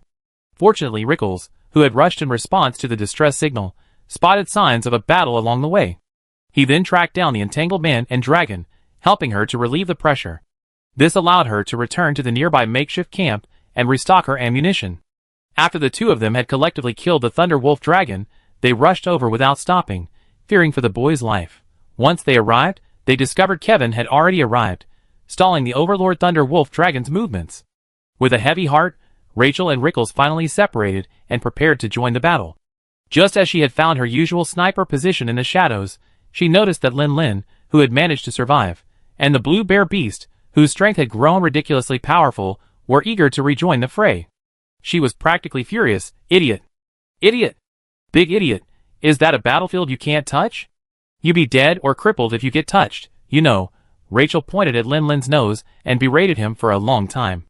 Seeing that he admitted his mistake with such a positive attitude, and that the battlefield desperately needed her combat power to distract the enemy, Rachel snorted and let him go for the time being. Take your bear brother and hide well. Don't come back until the battle is over. Chapter 269. Lin Lin, along with Xiong Er, was driven away from the battlefield, and naturally had no idea how the battle unfolded. He only knew that the battle raged all night, until the rain cleared and the roars and explosions finally ceased. When the noise died down, he led Xiong Er and cautiously approached the center of the battlefield. He saw two high-ranking hunters wielding melee weapons collapsed on the ground, with Rachel silently counting their ammunition nearby. The center of the field had been almost completely razed to the ground by the fierce battle. Aside from broken wood and sundered vines, a dark red stained with blood could be seen here and there, along with shattered scales and shells. It seemed that the battle ultimately ended in victory for the hunters, but Lin Lin looked around for a long time, and didn't see the corpse of the Overlord Thunder Wolf dragon, indicating that Kevin and his men had only temporarily repelled it. Kevin, slumped on the ground, panting heavily, glared at Lin Lin as he noticed him approaching. However, his almost drained strength left him barely enough to speak, let alone lecture him about cherishing his life. He took 2 deep breaths and rolled his eyes. Go grill me some meat. Rachel sat on a relatively intact rock, counted her ammunition, and began cleaning and maintaining her heavy crossbow. She added casually, while you're at it, go skin those 2 Thunder Wolf dragons. They're in that direction, not far away, so they should be easy to find. Lin Lin, They didn't have any raw meat on them, so if they wanted to grill it, they had to kill it on the spot. However, the battle between the hunters and the Overlord Thunder Wolf dragon was noisy. After a whole night, any small animals in the area would have probably fled. How could they possibly hunt raw meat so easily? Finding raw meat to roast now will probably take quite a while. I have some food on hand. How about you fill up first? Kevin said nothing, only rolling his eyes at Lin Lin, letting him figure it out. So Lin Lin had no choice but to bring Xiong Er with him, embarking on a new journey of foraging for food and collecting materials. Why bring Xiong Er? To provide free labor, of course. He didn't have a cart, so if he wanted to carry all that stuff, he'd have to rely on Xiong Er to carry it. The next morning, the superior hunters, who had gone on the expedition, returned to their loyal Jian village. The first thing they did upon returning to the village was to report to the guild about the Overlord Thunder Wolf dragon that had intruded during the mission. Based on their own experience and intelligence from the encounter, they proposed a subjugation plan. The Jian Village Hunter Guild branch naturally took the advice of the superior hunters, who came to support them very seriously. After quickly verifying the information, they immediately issued a subjugation commission. Hunting mission, Emergency Thunder Wolf Dragon Rebellion. Mission description, subdue an individual. Overlord Thunder Wolf Dragon. Reward, 30,000 Z. Mission location, stream. Time limit, 30 days. Client, researcher from the Hunters Guild. The Hunters Guild has issued an urgent notice. A unique Thunder Wolf Dragon instance has been confirmed to be roaming the area surrounding Jian Village. Due to its high risk, it has been designated Overlord Thunder Wolf Dragon and must be subdued as soon as possible. Please note that the threat posed by this instance exceeds that of a regular Thunder Wolf Dragon. In critical situations, do not act recklessly, retreat immediately. In reality, this request is merely a formality, a statement of the Hunters Guild stance. Currently, the only individuals in Jian Village truly capable of accepting and potentially completing this request are the 3 high-ranking hunters who have come together. Besides this incident that shook the entire Jian Village Hunter Guild branch, there were also some minor incidents that were less publicized. Before setting out, the 3 senior hunters each accepted a commission to hunt a Thunder Wolf dragon. Although there were some hiccups due to the intrusion of an Overlord Thunder Wolf dragon, the ultimate outcome was satisfactory, with the 3 Thunder Wolf dragons that had caused the most trouble and had the greatest impact being slain. These materials were originally supposed to go to each of the 3 senior hunters, but at Rachel's insistence, Lin Lin also received a significant portion, more than enough for him to craft a full set of heavy armor. According to Rachel, if Lin Lin hadn't brought Xiong'er into the battlefield and distracted the Overlord Thunder Wolf dragon, she would have struggled to escape the clutches of the Overlord and its 2 minions on her own. This material was Lin Lin's due. Neither Kevin nor Sasuke, the liaison, raised any objections, so Lin Lin accepted the spoils without hesitation and sent them to the workshop, hoping that the bald-headed, braided old dragon craftsman could craft a suit of sturdy Thunder Wolf dragon armor. Another point worth mentioning, Kevin, his nominal master, and Rachel, his de facto master, strongly condemned Lin Lin's reckless behavior, his ignorance of his own strength and his disregard for his own life. Though Lin Lin tried to argue with seemingly unreliable excuses, like the Overlord Thunder Wolf dragon had no killing intent, he still couldn't escape the wrath of his elders. He received the exact same treatment as Yi Zi had received, confinement. Of course, Lin Lin's confinement was slightly different from Yi Zi's. At least his 2 masters weren't too strict with him. They simply restricted his freedom to hunt outdoors for a period. As long as he was confined to the village, they turned a blind eye. Lin Lin couldn't help but sigh inwardly. Fortunately, he and Xiong'er had been almost inseparable during the battle against the dominant Thunder Wolf dragon. Otherwise, the thought of not seeing it for a long time, while being so close, would have filled him with a faint sense of guilt, as if he had neglected it. With a challenging goal in mind, the 3 senior hunters didn't linger in the village for long. Instead, after resting to their peak strength and replenishing their supplies, they set out again, carrying 2 large carts of ammunition and various other supplies. Of his 2 teammates, Braid had been taking on minor commissions while training the hound he brought from Yanhua village, Song Xiang. After hearing about Lin Lin's detention, he placed Song Xiang with him, asking him to help guide him on missions. Lin Lin felt a strange sense of déjà vu, as if he asked Hoya to do the same thing back then. As for the other, Yi Zi, besides taking on daily commissions, also had a mysterious aura about her, as if she was doing something else that she didn't want Lin Lin to know. Chapter 270. After his encounter with the dominant Thunder Wolf dragon, Lin Lin, though confined, had at least found some peace and stability. In his free time, he would practice his moves in the training area set up on the farm. Besides exploring his still unfinished full-charge counterattack, Lin Lin was also figuring out how to mobilize his chi to perform a GP like Kevin's. Although he couldn't go out into the wild for the time being and couldn't ask Xiong'er for help practicing full-charge counterattack, fortunately, besides Xiong'er, he still had Tiao Tiao by his side. Tiao Tiao had sustained serious injuries during the previous Thunder Wolf dragon hunt, but thanks to the monster's inherently strong vitality and Lin Lin's constant care, including delicious food and drinks and the constant production of healing potions, Tiao Tiao had essentially recovered in just 2 days. 2 days of peace passed, and on the 3rd day, an unexpected visitor arrived at the farm. Sophia? Lin Lin wiped the sweat from his forehead, set his shield and axe aside, and sat down on a nearby wooden post. He untied his water bag and took a gulp. Why are you here? Did the scribes give you a day off? Sophia walked over to the wooden post opposite Lin Lin and sat down as well. However, compared to Lin Lin's hunter style, uninhibited sitting posture, Sophia's elegant posture, legs together and palms resting lightly on knees, seemed a bit out of place. No, I came to say goodbye. Goodbye? Lin Lin was stunned for a moment, then realized what was happening and exclaimed in surprise, so soon. Sophia pursed her lips. No, it's not fast.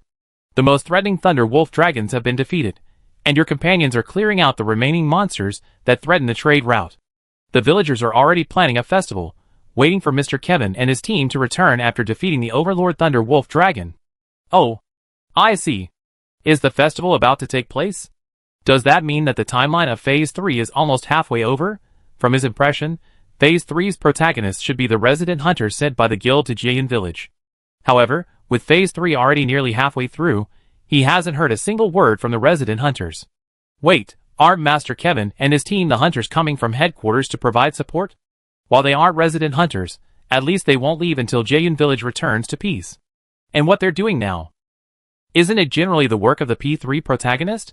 Could it be, like Brother Todd, whom I met in Rocklark, that one of the three of them is the P3 protagonist? Or more simply, that the entire team of three is the P3 protagonist? Lin wasn't sure. He didn't have time to dwell on it right now. After all, Sophia was sitting across from him. So, after you return to East Dorma, will you still conduct monster ecology surveys like you do now? Sophia lowered her eyes and shook her head slightly. It's difficult. Field research at headquarters requires a lot of experience and qualifications. I'd probably be assigned to some clerical work. My favorite thing is observing and studying the monster ecology. I also like my current job. I get to see them in person, not just from pictures and books. Lin thought for a moment, then pointed upward. Hey! I have an idea. Sophia blinked, staring at Lin in a daze. What? Have you considered being a poster girl? Huh? While it's certainly not as good as field research, where you can actually come into direct contact with monsters, at least you can get materials from them. Lin pointed at his ice blue heavy armor. Made of transformed ice shark material, it was now faintly charred, the traces of the electrical current that had passed through it when it blocked the Overlord Thunder Wolf Dragon's attack. It wasn't as badly damaged as the earth and sand suit, but the damage could be restored to its original state with some maintenance from the craftsman. However, once the suit was gone, Lin would be left with nothing comfortable to wear. He had delayed the suit a bit, waiting for the earth and sand suit to be repaired before sending it over. Sophia looked at Lin seriously, then smiled and nodded after a moment. It's an option worth considering, if all the hunters she'd be meeting as a clerk were like you. Lin knew what Sophia was referring to. She meant that hunters like him, who would occasionally befriend monsters and even pick up and raise their young, weren't rare, but they were 1 in a million. Oh, right. Sophia suddenly seemed to remember something. Speaking of which, I heard you're grounded? You won't be able to go hunting for a while, right? When are you going to get that dragon egg back? She sighed softly. It's a shame, I won't be able to see the dragon hatchling. What a beautiful symphony of life that would be. Lin coughed lightly. The appearance of the Overlord Thunder Wolf Dragon had thrown his plans into disarray these past 2 days, to the point where he even forgotten about the dragon egg. Ahem, better today than tomorrow. How about now? That's fine too. Sophia had placed the dragon egg and its incubator in the staff quarters provided by the scribes, so Lin had the opportunity to see what the female scribes' boudoirs looked like. But upon seeing it with his own eyes, Lin was deeply disappointed.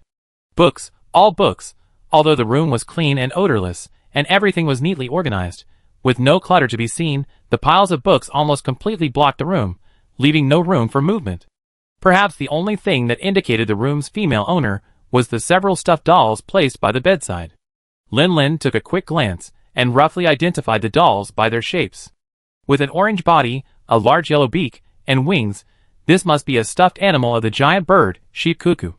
It has a chubby, round body, and a bright red tongue half-peeked from the corner of its mouth. Is this Xiong-Er?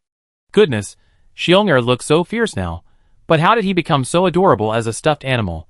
It has a long, violet body and large, cartoon-like eyes that are both adorable and cunning. And with those slightly upturned corners of its mouth, it's clearly based on Puff. And this orange and green stuffed animal looks ugly, like a bipedal dinosaur. Could this be Tiao Tiao? Chapter 271. Did you sew all these? Lin raised an eyebrow, noticing Sophia's face flushing slightly. I just made them to pass the time when I have some free time. Ahem, don't worry about them. Sophia seemed a bit flustered as she casually put the stuffed animals into her bag and moved to move a large wooden box from the corner. Lin, there's no need to hide it. I've known you're a dragon fetish for a long time. But speaking of which, I didn't seem to see the Dragon Slayer figurine just now. Did I miss it, or is it not made yet? Lin wanted to take a closer look, but Sophia blocked his view. He had no choice but to return his attention to the incubator in front of him. Is the little one still stirring? Sophia sighed softly. No. She really wanted to witness the moment Charmander hatched, but unfortunately, the truck taking her to East Dorma was leaving that afternoon, and she wouldn't be able to wait. Lin couldn't help but scratch his head. He had clearly sensed earlier that the little creature's vitality had recovered quite well, long since emerging from its weakened state. Its development should have been complete by now, yet it was still clinging to the egg. That shouldn't be the case, right? Lin cradled the incubator in his arms and surveyed the surrounding pile of books. When are we leaving? What are you bringing? I help you move it. Sophia shook her head slightly. No, I've already packed everything I need. I leave as soon as the time comes. The research group we established is now completely defunct with my departure. After this separation, I don't know when we see each other again. Lin Lin thought briefly before remembering that the so-called research group was actually a group studying the possibility of befriending monsters. It consisted of only 3 members, Mia, Sophia, and himself. Mia was terribly concerned about the ecological disruption caused by the Thunder Wolf Dragon, and Sophia was the only one in the group actually conducting research. As for Lin Lin, he knew nothing about research. His participation was purely nominal. So, to say it existed in name only wasn't necessarily wrong. Thinking about it, there does seem to be a sense of sadness about parting. Lin Lin gave a thumbs up, trying to dispel the feeling. Don't forget, my teacher is from Donnarumma, too. Once Jian Village is completely settled, I probably follow them back there, so it won't be too long before we meet again. Sophia pondered for a moment, then smiled. That's true. Well then, I go to Donnarumma and wait. Don't miss your appointment then. I want to personally massage the fire dragon cub's wing membrane. Lin Lin, I felt strangely like I was being a scapegoat. A bit dangerous. After chatting for a while, Sophia saw that the time was almost up and stood up to leave. Lin Lin, of course, wanted to see her off, so he simply carried the incubator to the caravan waiting at the village entrance. It's worth mentioning that in this caravan, Lin Lin met an unexpected acquaintance, or rather, a familiar cat. It was a golden-haired Elu cat. Mr. Seabuckthorn? When did you come to Jieyun? Lin Lin's eyes widened. He turned to look at Sophia beside him, then looked down at the golden Elu. A single thought welled up in his mind, fate, indescribable. The golden-haired Elu was naturally Coconut Date's father, Seabuckthorn. Actually, Lin Lin's acquaintance with Sophia stemmed from the girl's Marudori carriage, and he happened to have saved both man and cat from the clutches of the dog dragon leader. Now, as they were about to part, they unexpectedly met again. Is it Master Lin Lin, meow? Seabuckthorn looked quite surprised to see Lin Lin. He quickly took a few steps closer, cautiously surveying him. Not seeing the cat he'd been waiting to see, Seabuckthorn's expression became visibly alarmed. Coconut Date is fine. He's currently helping refine the design of his followers' armor at the blacksmith shop. He's also an excellent hunting cat. Why don't you wait a moment while I fetch him? Lin Lin immediately saw what he was worried about and blurted out everything he had to say. Then, Seabuckthorn breathed in a deep breath, his expression calming down considerably, and a hint of pride growing on his face. Listen, the hunter praised my son as an excellent hunting cat. My Coconut has brought honor to the family. However, when it came to Lin Lin's final suggestion to bring Coconut here for a meeting, he hesitated for a moment and reluctantly declined. I just joined the caravan to Jieyun 2 days ago, transporting wine. I didn't expect you, Master Lin Lin. We're still in Jieyun. If I had known earlier, I would have made time to visit you. But now that I know Coconut is safe, I'm relieved. Thank you, Master Lin Lin, for your continued care. But I can't let you delay the caravan's time because of me. Lin Lin smacked his lips, wondering how Coconut would react if he knew he missed this meeting. Standing at the village entrance, Lin Lin nodded to the girl, who turned and waved back at him. He stood there for a long moment, only turning back when the caravan shadows gradually faded. Now he had a glimpse of the sorrow the ancients felt when bidding farewell to their friends. After all, this world is full of dangers. A caravan could easily encounter a monster like a dog dragon or a velociraptor, which would be a catastrophic disaster. You never know if this separation will be the last time you see each other, and it's inevitable that you worry about your friends.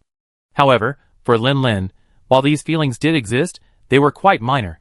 After all, in his heart, Sophia was the poster girl for the 4th generation, and it wasn't her time to appear in the original storyline yet, so the chances of her getting hurt were smaller than the few strands of hair he let a tornado from Lon Long sweep into the sky. After standing there for a moment, Lin Lin turned around, carrying the incubator in his arms, and walked towards the blacksmith shop, ready to tell Yezo about his recent encounter with Seabuckthorn. But before he'd taken 2 steps, he suddenly sensed something was amiss. Something seemed to be moving in the incubator in his arms. Lin Lin paused, realizing something. Coming to his senses, he abandoned his earlier plan to head to the blacksmith's shop and sprinted towards the farm. Luckily, the distance between the farm and the village entrance wasn't far, and Lin Lin had plenty of stamina. After a short sprint, he arrived back at the farm. He sat down on the edge of the field and carefully placed the incubator on the ground in front of him. With a slight tremor in his fingers, Lin Lin opened the lid of the incubator, and the crystal-clear dragon egg came into view. While remaining completely still, the egg was noticeably trembling ever so slightly. Lin Lin slowly lifted the dragon egg from the box and gently placed it on the nest he had made from 2 handfuls of straw. The spring breeze was gentle, the sun was warm, and the jade-white dragon egg trembled and swayed rhythmically, like the pulse of a heart. Lin Lin's fingers unconsciously clenched, his knuckles turning white from the excessive force. He couldn't tell whether it was from nervousness or excitement. Crack! Suddenly, a tiny crack appeared at the tip of the eggshell, so fine that it would be imperceptible without intense concentration. At the same time, Lin Lin no longer needed to touch it with his palm. He could directly hear the tender new life within the eggshell struggling to enter this world. Crack, crack! The tiny crack slowly widened as the eggshell swayed, expanding horizontally bit by bit. The cracks were not the spiderweb-like, dense, and chaotic pattern Lin Lin had imagined, but rather quite regular, like a paintbrush carefully painting over a thin line, extending and thickening it. Lin Lin suddenly realized that the little creature within the eggshell might possess remarkable body control, for he could see a wet, slimy mouth through the crack that split the tip of the dragon egg horizontally. The little creature had actually used its mouth to forcefully pry the shell open from within. With a soft pop, the eggshell completely split in 2 at the tip, and the next moment, a tiny head lifted the tip. Chiji. The young dragon's cry was so tender and weak that Lin Lin couldn't even find a suitable onomatopoeia to describe it. Perhaps a combination of Chiji and Inging would produce a similar sound?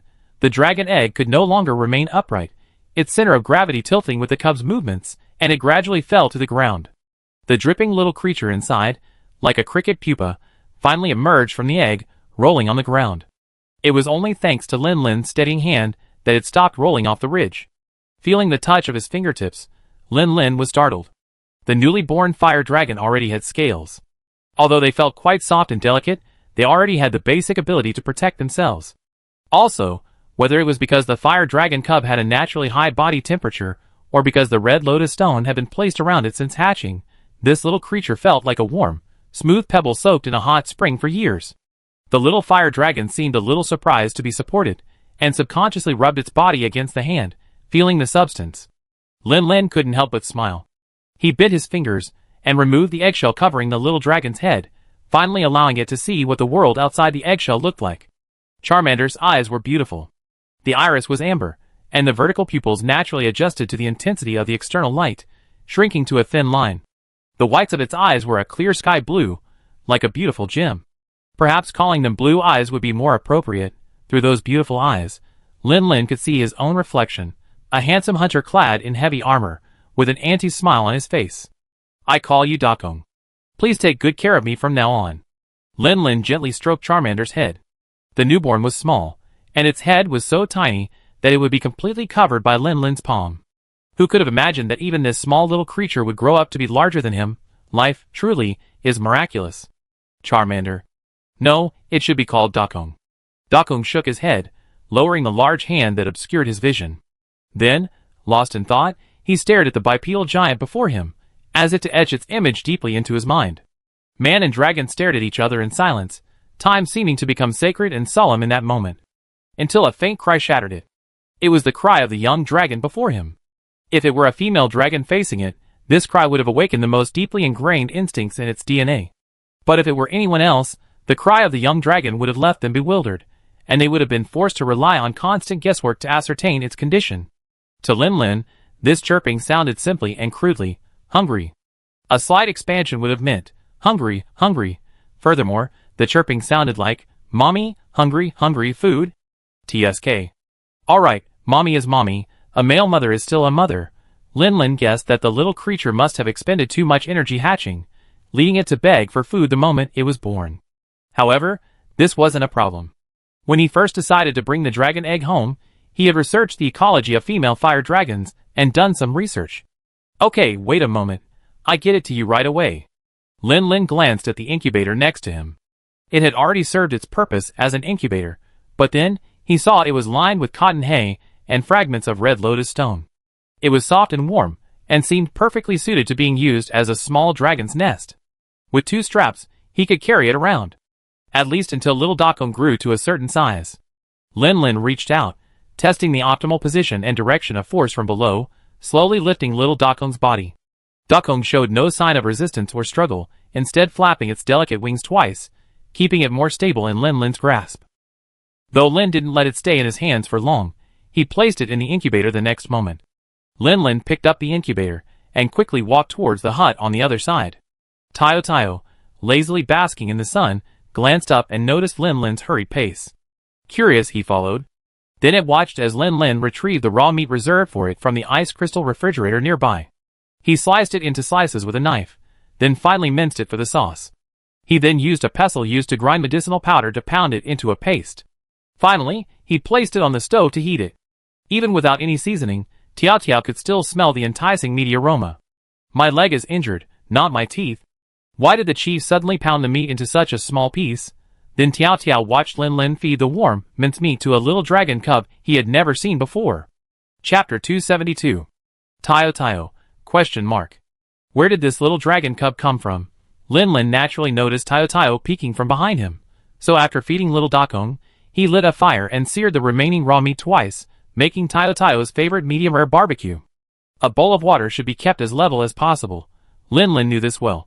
Lin Lin returned little Dakong, who had eaten and slept, to the box behind him.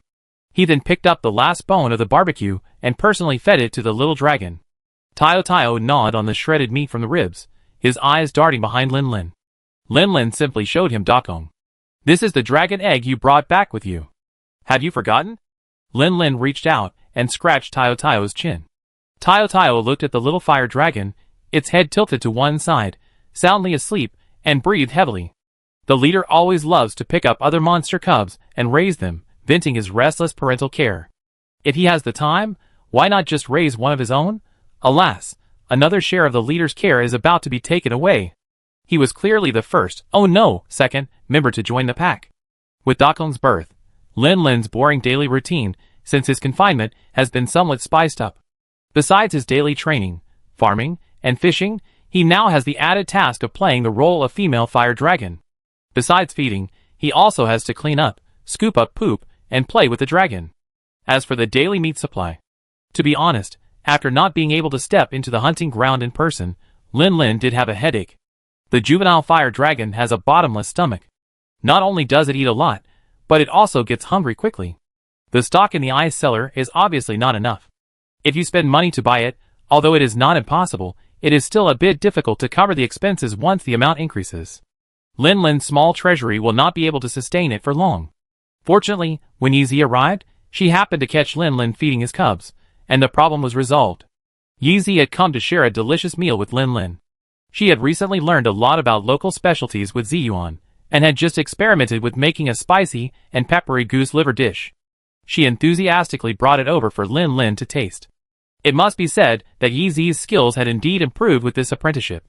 Of course, it's also possible that her previous cooking skills weren't as impressive as rabbit dumplings. The dish itself features specially bred, extra-large goose liver, with a creamy texture and rich, layered flavors.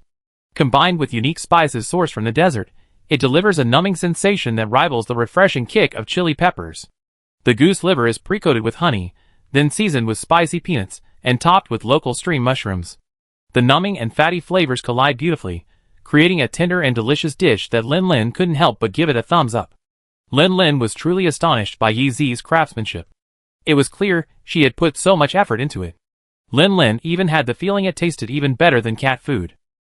Lin Lin chewed with a look of admiration on his face. Yizi sat quietly beside him, watching his movements with a smile. For a moment, a gentle breeze filled the air, and the days were peaceful. But soon, a childish howl shattered the atmosphere. Yizi turned to see a young dragon, barely a meter long. Sniffing the spicy aroma in the air, it stretched its neck and howled rapidly. It howled twice. Lin Lin didn't react for a moment. The little creature was so anxious that it kept scratching at the wooden box with its delicate claws, trying to escape from it. Is that fire dragon egg actually hatched? Yes, it's a male fire dragon. Its name is Dakong. Yizi was a little surprised. She had heard Lin Lin talk about the dragon egg before, but she hadn't expected it to actually hatch successfully under these circumstances. She carefully recalled what Cheyenne had said in the hot springs. She glanced at the fire dragon, and was about to change the subject back to the dish she had just made, but suddenly changed her mind. It looks like it's really ravenous. Shouldn't we feed it some? Lin Lin hesitated subconsciously. It wasn't because he was reluctant, but mainly because wild fire dragons couldn't eat such cooked food. Wait, really? Lin Lin suddenly felt a little skeptical. Even with the pharyngitis of fire dragons, shouldn't the meat be cooked medium rare? As for these spices, for a fire dragon as resilient as this, they shouldn't have much of an effect. Lin Lin used a knife to slice a piece of foie gras into thin slices. Then, he picked up one slice and swung it over Dakong's head. Dakong, like a hungry chick, stretched its head and opened its mouth, its head swiveling back and forth in response to the movement of Lin Lin's hand. Yezi couldn't help but burst out laughing. She'd been so focused on the battle during her previous hunts, how could she have missed the cuteness of baby monsters? After laughing, she couldn't help but feel a little worried. The fire dragon was still young, and Lin Lin could take care of it, but what if it grew up, and its feral nature returned? After all, the male fire dragon was the king of the sky, unlike Tayo Tayo, a yellow speed dragon king whose ecological niche was almost at the bottom. But seeing the relaxed smile on Lin Lin's face, she restrained herself, not intending to spoil his fun at this moment. After teasing Dakong for a while, Lin Lin didn't let the little creature get too anxious, and finally let it go, allowing it to enjoy its delicious meal as it wished. The cub's growth rate was astonishing.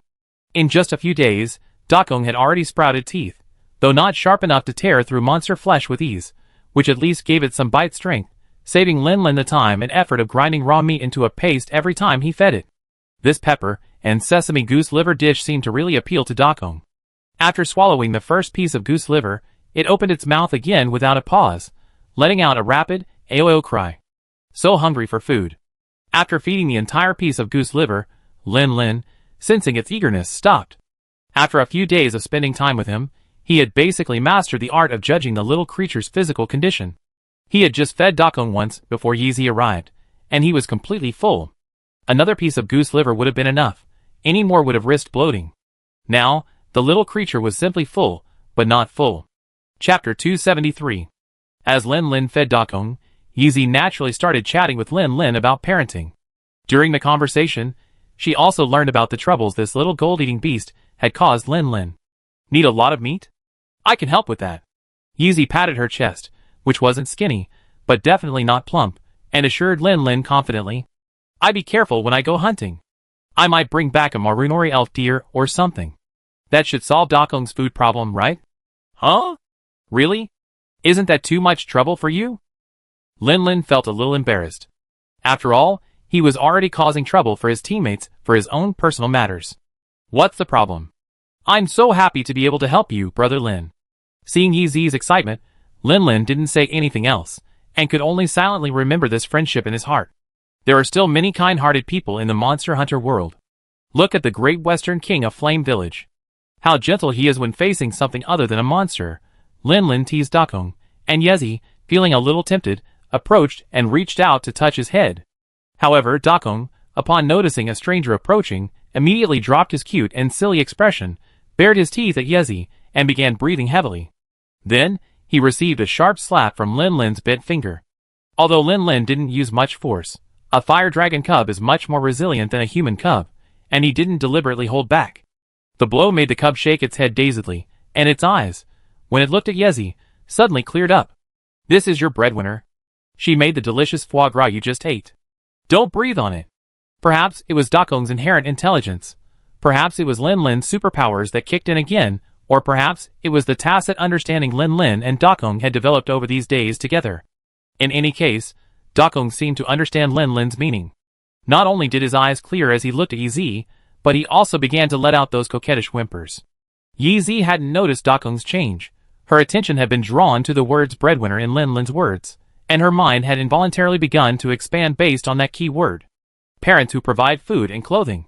The mother in this case is her, and the father is undoubtedly Brother Lin Lin. Ugh. So embarrassing. This is too fast, and yet, we haven't even confirmed their relationship yet. Wait, something seems wrong? Yi subconsciously recalled the ecological data on fire dragons. It seems that in a fire dragon family, the female is responsible for building the nest and raising the chicks, while the male is responsible for patrolling the territory and defending the nest. Although both sides hunt, the male is much more frequent than the female. So, she seems to be the male fire dragon, and Brother Lin Lin is the female? Huh? How strange. It wasn't until Lin Lin called out twice that Yi snapped out of her daze, and then she noticed the drastic change in Dakong's attitude towards her. The little one is quite good at reading expressions. She didn't know if it was because of Lin Lin's words parents, who provide food and clothing, but Yi suddenly felt more comfortable with this youngest of the family, and even a little fondness for him grew in her heart. So, naturally, she reached out and gently stroked Dakong's head, playing with the child alongside Lin Lin. Though the child was a little older, and of a different race, at least they looked like a family. Until Dakong tired out and dozed off, Lin Lin returned it to its sleeping incubator. Speaking of which, Yezi, since you're here, I have something I want to ask you. After settling Dakong down, Lin Lin seemed to remember something, and suddenly led Yezi towards the training grounds. What can I ask Brother Lin about that would make him use the word ask for advice? Yezi couldn't help but feel a little surprised. Lin Lin had always been her goal, the master she considered herself. How could he possibly need to ask for advice? She gathered herself. Brother Lin, just tell me. I definitely do my best to help. Lin Lin scratched his head. There's no need to be so formal. I've just been stuck in my research for a new move lately, and I was wondering if you could offer any inspiration. As he spoke, Lin Lin had already reached the training ground Iwata had built. Since he had requisitioned this ground, the amount of wood piled up daily had increased significantly increasing the farm's demand for wood. It even forced Iwata to take time out to cut down trees from a nearby safe area to ensure there was always enough wood piles available. Shield axe moves? But I don't know how to use one. Hearing Lin Lin researching new moves, Yezi felt no strange emotion at all. In her mind, Brother Lin was just such a genius, nothing to be surprised about. She was only concerned that she didn't know how to use the shield axe, and might not be able to help him. No, I've almost perfected the framework. I'm only holding back on one last challenge. Lin Lin untied his wrist armor, revealing the insect box embedded within. He showed it to Yezi. With Master Kevin's guidance, I've mostly fixed the other minor issues, but I can't seem to get the crucial filament fixed right. I figured, since insects are a specialty of your Yanhua village, your understanding of them must be much better than mine, so I wanted to ask for your advice. Actually, Yezi wasn't the only Yanhua villager currently in Jiayan. There was also a hammer master of a higher star rating, but firstly, he wasn't that close to Yezi, and secondly, the man before him was the future Great Western King Lai Yin. To say his insect skills were truly masterful was an understatement. His talent was unmatched in Yanhua village, a village overflowing with talent. Even her instructor, an Ai Tai, could only surpass him in move development and dragon controlling techniques.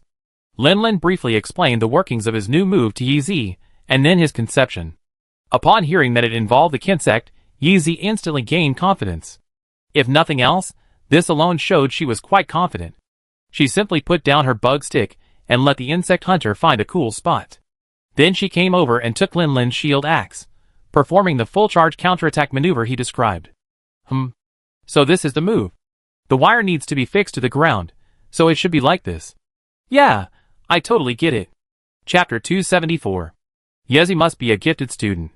She muttered to herself as she fiddled with Lin Lin's shield axe for a moment, then let out an expression that said, I totally get it. Lin Lin watched Yezi's every move closely, but couldn't discern what Yezi had grasped. Actually, this move isn't something a hunter can perform on their own. Yezi put down her shield axe and pointed at the insect box on her wrist. The rest of the movement isn't what we're supposed to do. It's better to let the Kinsessor do it. Let the Kinsessor do it. That's right. Whether it's splitting the silk into 4 strands, piercing the ends of the silk into the ground to secure it, or wrapping the silk around the hilt, let the Kinsessor do it. Yezi excitedly grabbed Lin Lin's wrist.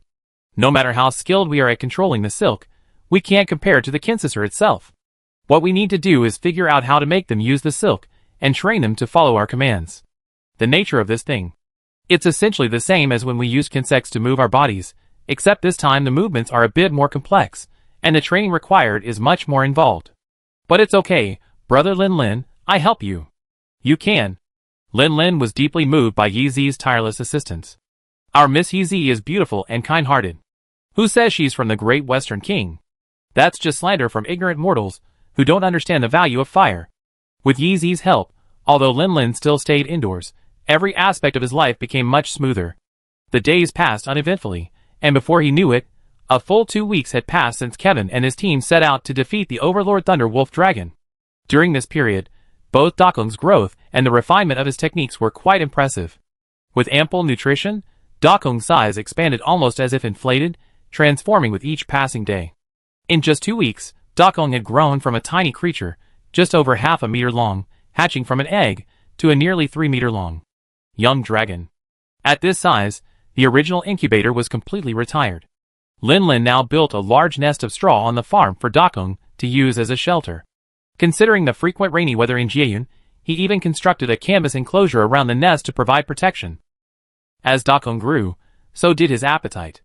The meat Ez brought back from his hunting trips was no longer enough to satisfy the little creature.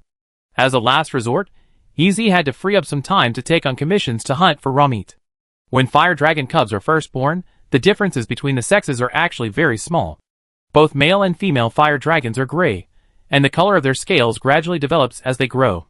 After passing the infant stage of hatching from the eggshell and successfully entering the kindergarten stage, Dakong's body has already taken on a faint hint of bright red, and the patterns on his wings are gradually emerging, giving him a bit of the demeanor of a king of the sky. Lin Lin had just fed Dakong his meal for the day, and the little guy was still full of energy, not at all the sleepy look he had initially shown after eating. He was now whimpering and chasing after Tayo Tayo, wanting to play with this big brother. Tayo Tayo actually disliked this noisy creature, and didn't want to bother with Dakong at all. But since Dakong was the leader's favorite, he didn't dare to be aggressive with him. The result was that he lay on the ground with a look of despair on his face, his tail wagging back and forth like a cat toy. Lin Lin looked at the two lively creatures before him, and nodded with satisfaction.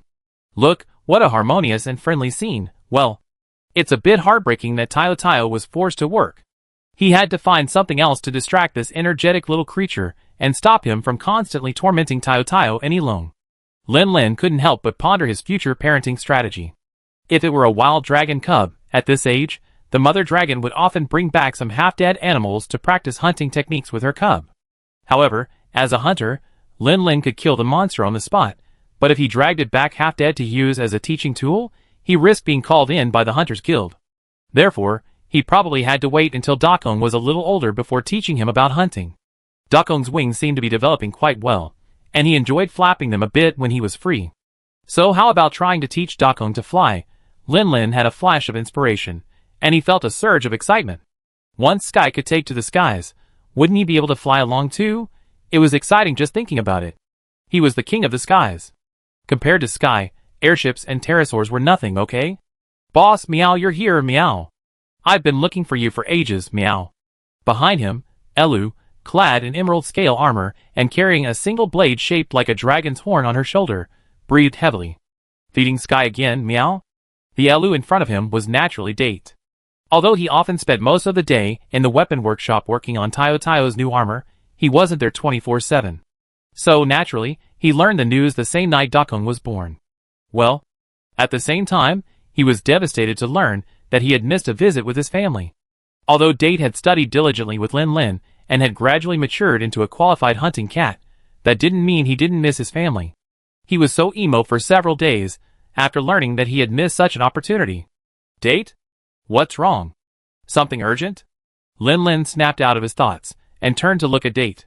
His attention was immediately drawn to his adorable yet powerful outfit. Is this the Thunder Wolf Dragon Cat armor? It's ready so quickly? No wonder Coconut Date put on this set right away. It's much more stylish than the evening gown-like outfit of the female Fire Dragon Cat armor. Lin Lin then realized that since Coconut Date's cat armor set was already finished, it probably wouldn't be a mistake to find him with urgent matters. Hey meow, boss, if you don't think new armor is urgent, then there's nothing to worry about, meow. Lin Lin's mouth twitched. He no longer cared to think about the Dakong flight training plan. After instructing Coconut Date to stay and keep an eye on the over-energized Dakong, he hurried towards the village workshop. Chapter 275. Come! The Dragon Man owner of the workshop lowered the sledgehammer from his shoulder and waved at Lin Lin. Come with me. Your things are all here. Lin Lin followed the old Dragon Man into the inner room, ducking his head to avoid scratching the door frame with his helmet. Once inside, Lin Lin saw two sets of heavy armor, one blue and one brown, sitting quietly on two armor racks facing him. Lin Lin didn't rush to look at the blue armor, but instead walked over to the brown one and examined it carefully. I have to say, the old Dragon Man in the workshop's workmanship is truly remarkable. Despite such severe damage, he still managed to restore the set of Earth Sand Dragon armor to pristine condition. Really impressive. Lin Lin was still examining the repaired armor with a look of satisfaction when the old Dragon Man stood beside the blue armor, urging Lin Lin to come and see his masterpiece. Lin Lin then approached the new set of equipment, carefully examining the humanoid Thunder Wolf Dragon suit. How does it look? Does it meet your requirements for heavy full-body armor? This is a new style painstakingly designed just for you. I've decided to name it the Thunder Wolf Dragon S series. Thunder Wolf Dragon S? Lin reached out and stroked the arm guards on the armor. The sharp claw blades gleamed with a chilling brilliance. However, in a battle against large monsters, these impressive-looking claw blades wouldn't be very effective, would they? They just feel a bit flashy and useless. The suspicion in Lin's eyes didn't escape the old dragon man's gaze. He immediately jumped up like a cat whose tail had been stepped on, angrily expressing his dissatisfaction. Hey! Boy, are you questioning this master's masterpiece? Lin quickly shook his head, saying he didn't dare. But the old dragon had lived for so many years, seen more people and things than Lin had eaten salt. How could he not see that this kid didn't agree at all? He pointed at the seemingly exaggerated arm blade. Do you know why it's designed this way? Lin shook his head honestly. For this set of equipment, I've abandoned the traditional armor design philosophy of the past, so there won't be any protections like defense, defensive performance, or attack. The protection it provides is entirely based on activating the lingering spirit of the Thunder Wolf Dragon within the materials. Those arm guard blades, and the slightly exaggerated shoulder armor are all designed to mimic the Thunder Wolf Dragon's posture, allowing this equipment to maximize its true essence. Lin pursed his lips. It sounded rather mysterious. Without further explanation about the specific effects, it felt like this equipment, aside from a bit of increased base defense, had little else to offer. What exactly it does? You might as well try it on, and experience it for yourself. Hey! This old man still keeping things a secret. Lin's curiosity was piqued. Without a second thought, he took off his transformed ice shark armor and, under the guidance of the workshop owner, put on the Thunder Wolf Dragon S series armor piece by piece. From shin armor, waist armor, to torso armor, and arm armor, as the number of Thunder Wolf Dragon armor on his body gradually increased, Lin could see that some areas on the armor that looked like patterns actually began to glow. Until he put on the helmet, the brightness of those glowing areas reached its maximum. Looking in the mirror beside him, Lin felt that he really saw a little golden Thunder Wolf Dragon. The claws on his arm armor that he had just criticized were the brightest parts of his body. What does it feel like? The old dragon asked confidently. Lin clenched his fists and made a few tentative moves. Although there were no wooden stakes in the workshop for him to test, he could still clearly feel the difference just by swinging his fists in the air. This equipment. It's like it's alive. It's affecting my power. But my movements have definitely become much smoother, and my power is more comfortable. In combat, it should be easier to spot monster weaknesses. The old dragon nodded. Yes, that's one of its effects, critical strike. Then, as if remembering something, he reassured Lin, don't worry. Equipment is just equipment, completely inanimate. The reason you feel it's still alive is because the monster's spiritual influence lingers within the material, and this equipment's design amplifies that effect. With my exceptional crafting skills, when you're not in combat, this effect will at most make you look sharper and more feral. Don't worry. Lin carefully examined it for a moment. Although a little uncomfortable with the equipment, it didn't seem to have any adverse effects on him, so he felt at ease for the time being. So, is this protection just critical hit? Are there no other effects? The old dragon man smiled mysteriously. Don't worry, besides critical hit, there are 2 other protections. However, these 2 are difficult to manifest without combat. Seeing Lin eagerly draw his shield axe, ready to chop something, the workshop owner could no longer hold back. If he kept the secret any longer, he feared his shop would be demolished. The remaining 2 protections are called Power Release and Critical Attack Attribute. Don't tear down my shop. Oh. Lin regretfully slung his shield back behind him. Just as he was about to speak, he was stunned. Wait, what's that? He wasn't surprised that the Thunder Wolf Dragon set had Power Release, but what was the other protection called? Critical Attack Attribute. Is it the one described in the game as when an attack causes a critical hit, the attribute damage dealt is increased? How did you know I had a strong ice and water shield axe in my hand? Lin's mind was a tangle.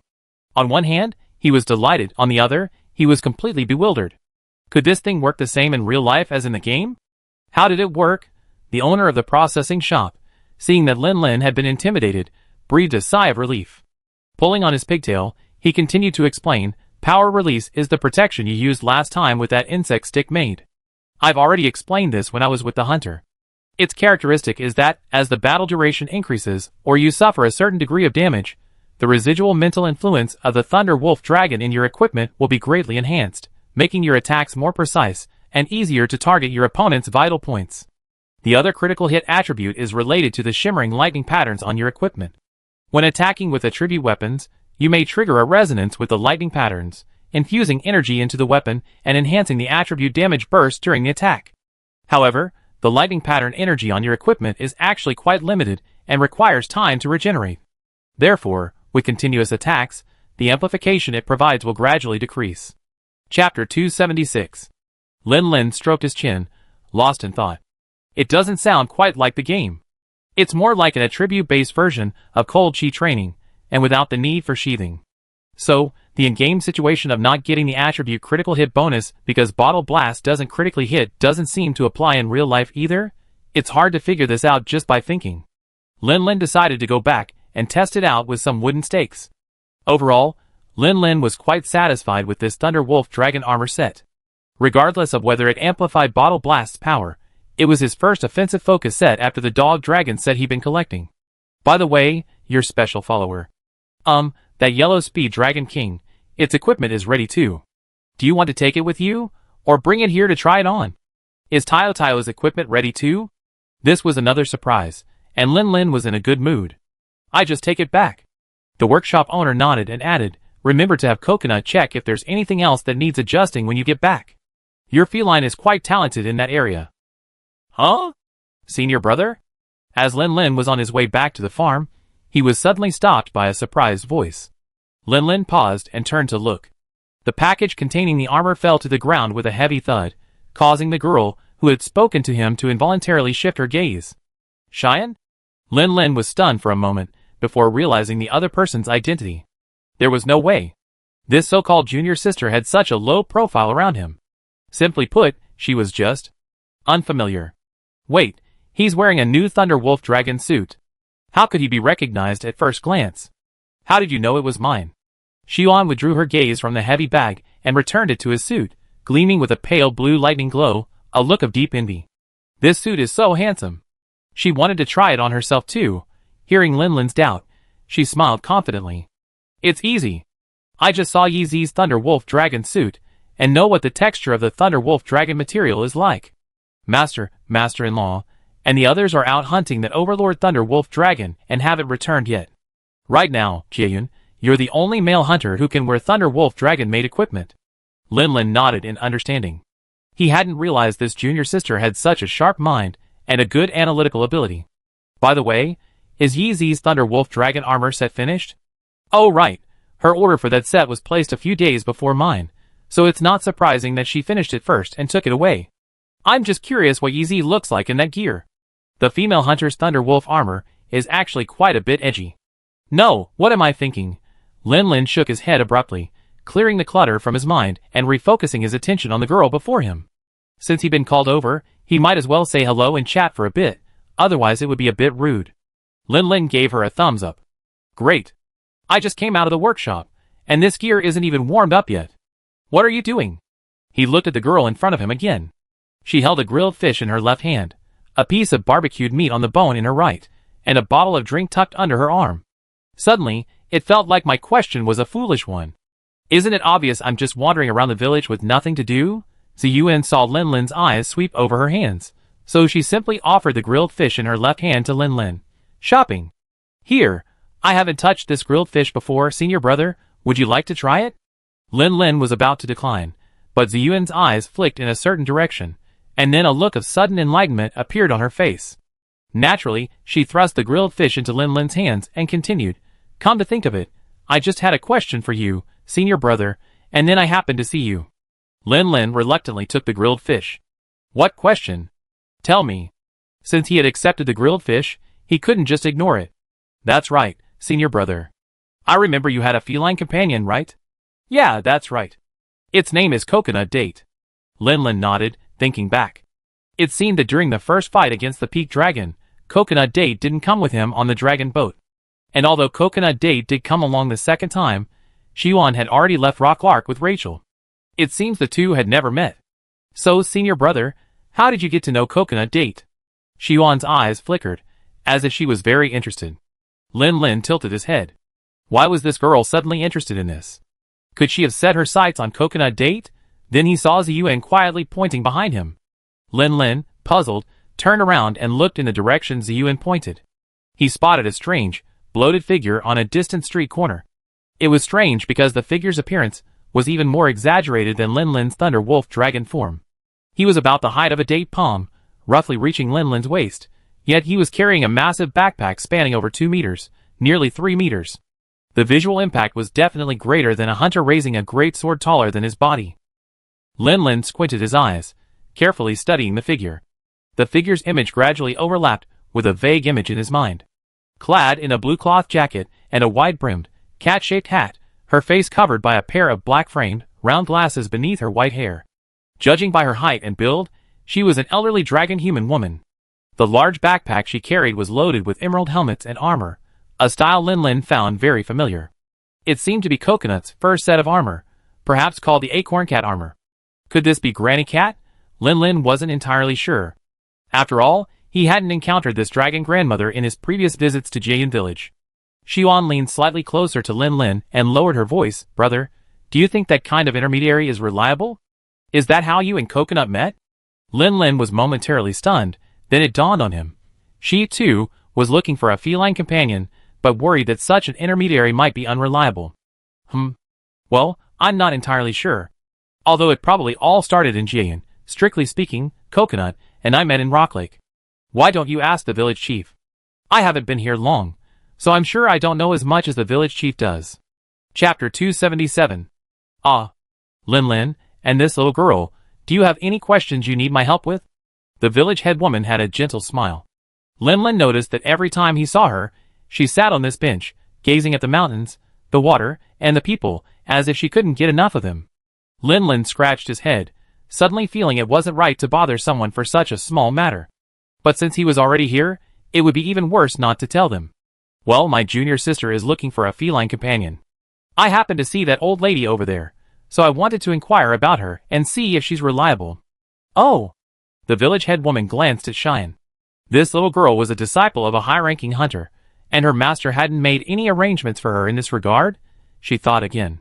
The 3 high-ranking hunters who had come to Jayan village didn't seem to have a single feline companion. That wasn't surprising. The older generation of hunters didn't seem to have a habit of bringing cats with them. Is that the old lady who introduced the follower cats? She looked in the direction Lin Lin pointed and, as expected, saw the elderly dragon man carrying the impressive backpack. It's her. It's okay, don't worry. Grandma Cat has been in this business for a long time. She's introduced many fellow hunters, not just in Jayan village. She's trustworthy. And the contract signed with Grandma Cat is also certified by the guild. This means that follower cats introduced by Grandma Cat don't need to re-register with the guild like Lin Lin did. The village head woman smiled at Lin Lin. Lin Lin couldn't help but scratch his head in embarrassment. I didn't expect you knew all this. It was because of this ignorance that he secretly partnered with Date, resulting in a loss in Date's record for a battle against a large ancient dragon. Luckily, a trip to Rockcrack would make up for it later, otherwise Lin Lin would have felt guilty for a while. Hee. I just overheard Chihuahua mentioning this. It's normal for young Lin Lin to not understand these things back then. Chihuahua. Lin Lin couldn't help but grit his teeth. This big mouth, when will he finally become more mature and steady like Sasaki? After a brief moment of awkwardness, the brothers and sisters, having achieved their goal, said goodbye to the village headwoman and went straight to Granny Cat. Greetings? Cheyenne, following the traditional etiquette she learned from Chihuahua, bowed at a full 90 degrees.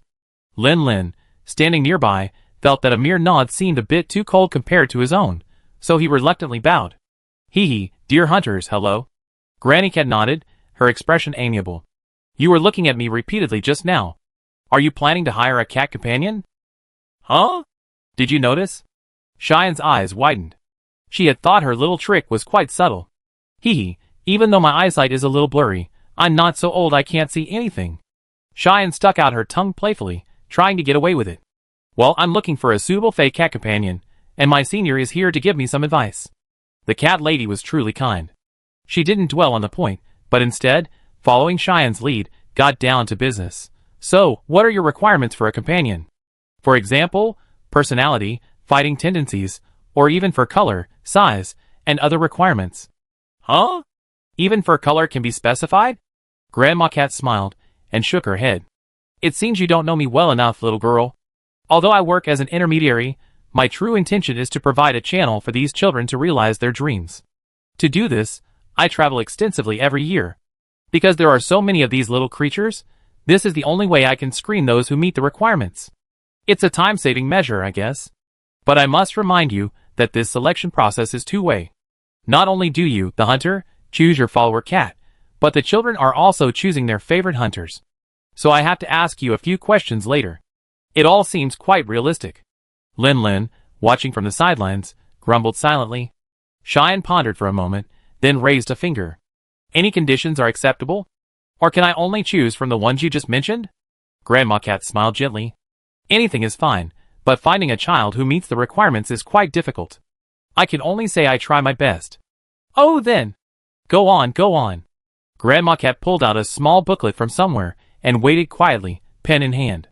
I want a powerful cat companion. Powerful? Do you mean a brave fighting style? No, that's exactly what it means. Cheyenne's eyes sparkled. For example, a 5-star or 6-star hunting cat. Grandma Cat was stunned. Why didn't she understand what this girl was talking about? Could hunter's language be arranged and combined like this? She lived for so many years in vain, yet she still saw too little. Lin's face darkened, and he couldn't help but raise his hand and slap the girl on the head. A 5-star or 6-star hunter cat is giving you a 2-star hunter, a follower cat. Team member Ziyuan, are you awake? Ouch. Ziyuan clutched her forehead and cried out in pain. This feeling, such a familiar force.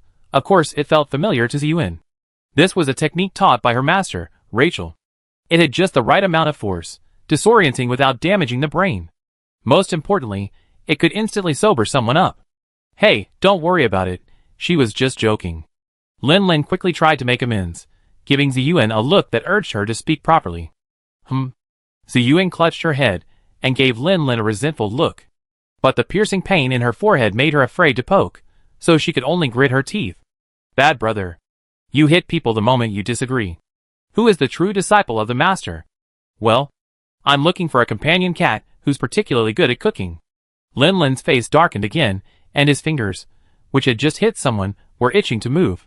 Just listen to what kind of requirements are these. Who looks for a companion cat like this? Grandma Cat didn't express any objection, but simply wrote down the request. As for being good, it's actually a bit difficult, but there should be someone who likes cooking. I remember a few children saying that if they can't become a hunting cat, their second choice is to become a cat chef. Are there any other requirements? Like a fighting tendency, personality, or something like that? Shiyuan bit her lip, thinking for a moment, and finally shook her head. I don't know. I haven't thought about it. So let's go. Chapter 278. No other requests? I understand. Please be patient and wait for a while. I bring back the children who meet the requirements. Grandma Cat nodded. How long does that period of time roughly mean? Shiyuan looked a little impatient, and Grandma Cat, having seen this happen many times before, skillfully soothed her. Those little ones are scattered around, and many are from the wild feline population. So it take a little longer, and the fluctuations are quite large. To give you an estimate, maybe about a month? A month? Shiyuan bit her lip. It felt like a long time. Seeing that Shiyuan's search for feline companions had been temporarily settled, Lin said goodbye to the two of them, and went home to take care of the children. Farm. Lin fiddled with Tayo's new gear for a while, still not quite figuring out how to put it on. Finally, it was Coconut Date who stepped up and helped Tayo get it on neatly. This suit of armor boasts impressive protection. Not only does it securely protect key vulnerable areas, it barely affects Tayo's movements. Plus, it looks incredibly handsome. Wearing it, the dragon's aura becomes even more ferocious. Just for its appearance alone, it deserves at least a 3-star rating. Come on! Tayo, practice with me. I want to see how effective this new armor is. These past few days, Lin had repeatedly used Tayo as a sparring partner to practice his insect skills. At first, Tayo wasn't sure why his leader was attacking him, so he was timid. It took intense practice before he finally got used to it. Standing on the training ground, Lin drew his sharp guard and gestured to Tiao, signaling they were ready to begin. Tiao wasted no time, turning and lashing out with a tail swipe, lashing out at Lin's chest. Even if he failed to block an attack of this strength, The most he could do was to fall backwards to the ground. Protected by the thick armor, the pain was minimal. This was the most suitable training method Lin Lin had found after several attempts. Lin Lin aimed the tail swipe in the right direction and slammed his shield into the ground. With a gentle flick of his left hand, an emerald shadow flew from his wrist. Almost instantly, 4 strands of silk erupted, their tips wrapping around the hilt and their tips evenly piercing the ground around the shield. After the defensive stance was established, another blink of an eye passed before Tiao Tiao's tail lashed out hard against the shield, making a dull thud. The shield didn't budge, and Lin Lin barely felt the force of the attack. Only the silk threads at the 4 corners trembled briefly before loosening from the hilt. This was the only result of Tiao Tiao's tail swing. Tiao Tiao was accustomed to this, but this time, he was wearing protective gear, with the tail tip specially protected. The lack of pain after the tail swing was a novelty. The moment the silk threads loosened, Lin Lin pulled the shield from the ground again and spun around. A tribute-enhanced spinning slash. Of course, he swung the sword sideways. He didn't want to hit Tiao Tiao with it. Looking at the hazy red light emanating from the shield, Lin Lin couldn't help but smile. Finally, I've mastered it. With this level of proficiency, I should be able to put it into combat, right? Jump, jump, do it again! The Kinsen that had just released its silkworms entered a brief period of fatigue. This time, Lin Lin used the Kinsen in his right hand for insect defense. Although both Kinsen had received the same training, the difference between the left and right hands had a significant impact in combat. Since the right hand held the shield, wrapping the silkworms around the hilt naturally required an extra step. Therefore, this time, the insect defense was released a bit slower. From Lin Lin's perspective, the difference was about the blink of an eye. I have to pay attention next time and choose which Kinsen to use depending on the situation. Lin Lin pondered in his mind, his body moving non-stop. His left hand firmly gripped the axe handle, and he swung the heavy axe in a full circle, gathering all his strength to throw it out. The moment the heavy axe struck, Lin Lin could clearly feel an inexplicable shift in his armor. The sensation was quite similar to the flow of qi within his body. This surge of energy flowed through his gripping hand and into the shield axe. Bang! Boom, boom, boom, boom. The axe smashed down on the wooden stake, and 5 icicles fanned out, appearing and shattering in an instant. The target stake cracked with a resounding sound, as if cracked by the sudden temperature difference. The air on the ground, once warm and breezy, suddenly turned icy. Lin Lin shivered as he felt the chill hitting him. A bit cold. TSK, worthy of the Thunder Wolf suit with its -20 ice resistance. Even with this drawback, Lin Lin felt quite satisfied with the power of this super attack, which clearly surpassed the previous one. If he were to fight the Thunder Wolf dragon with this equipment again, not to mention simply overwhelming it, it surely wouldn't be as tiring as before, right? Lin Lin reflected on it carefully, and his confidence receded. Although he'd been conceited about his nearly constant growth in strength since arriving in this world, practically possessing the innate hunter's body, as his star level increased, and the monsters he encountered grew stronger, he could clearly sense that his own strength growth couldn't keep up with the monster's upgrades. Furthermore, Lin Lin had discovered that his physical fitness seemed to have reached a plateau recently. Even with consistent exercise, he could only maintain his form, with minimal improvement. Thinking of Master Kevin's ability to hold up a shield against the Overlord Thunder Wolf Dragon's attacks, it seemed he'd have to delve into the use of qi if he wanted to improve further. Frowning, Lin Lin pondered for a moment, but before he could come up with a solution, he was interrupted by the shout of Coconut Date next to him. "There's a fire! Boss, put it out!" Lin Lin turned his head, and saw a blazing red flame a little way off. After taking a quick look at the direction, Lin Lin was startled. "Holy crap! Isn't that the nest I built for Dakong over there? Dakong, don't get hurt." Lin Lin hurried to fetch a bucket of water. As soon as he took a step, he caught sight of the wooden stake, now covered in ice chips after his ice attribute superb ability had thawed it, and his body paused slightly. Then again, did he still have a water-attributed Viking shield? Chapter 279. Lin Lin felt like a genius. Falling out of fire with a bucket of water would require running back and forth, and with fewer people involved, the fire might even be impossible to extinguish. But using a water-attributed shield axe only required one person, plus a few attacks from Jump Jump to charge it. With a single super release, the gushing torrent, like a fountain, almost instantly extinguished the flames. Then, Lin Lin spotted Dakong, innocently watching him from behind the curtain of flames. Okay, now he knew where the fire had come from. It had to be this little guy. Back off a little further. Lin Lin waved his hand, and Dakong immediately retreated a distance. After ensuring Dakong's position was safe from accidental damage, Lin Lin repeated his old trick and unleashed another super release, completely extinguishing the remaining flames. The heat dissipated, and Lin Lin looked around. Fortunately, the damage was limited to the fire dragon's lair he had built, and the surrounding piles of fodder. No major damage. Lin Lin put away his salted fish shield axe, and stepped forward to Dakong. He lifted his large head with his hand, allowing the troublemaker to look him in the eye. "Tell me, why did you destroy the lair I worked so hard to build for you?" Dakong, of course, remained silent. He simply blinked innocently at Lin Lin, and licked him gently, smearing his face with saliva. "I saw it, meow." Jujub ran over to Lin Lin, and leaped onto his shoulder. He extended his small paw, pointing to the nearby farmland. Dakong was nibbling on things for fun. "He just nibbled on several plants over there, meow." After chewing it, he started coughing. Soon, a few wisps of fire erupted, and then the flames landed on the hay and spontaneously caught fire. Meow! Lin Lin looked at the ravaged farmland, where a plant with red flowers grew abundantly.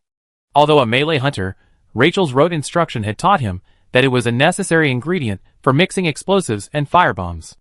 Okay, I was wondering, little guy, how did you learn to breathe fire when your flame sack isn't even fully developed yet?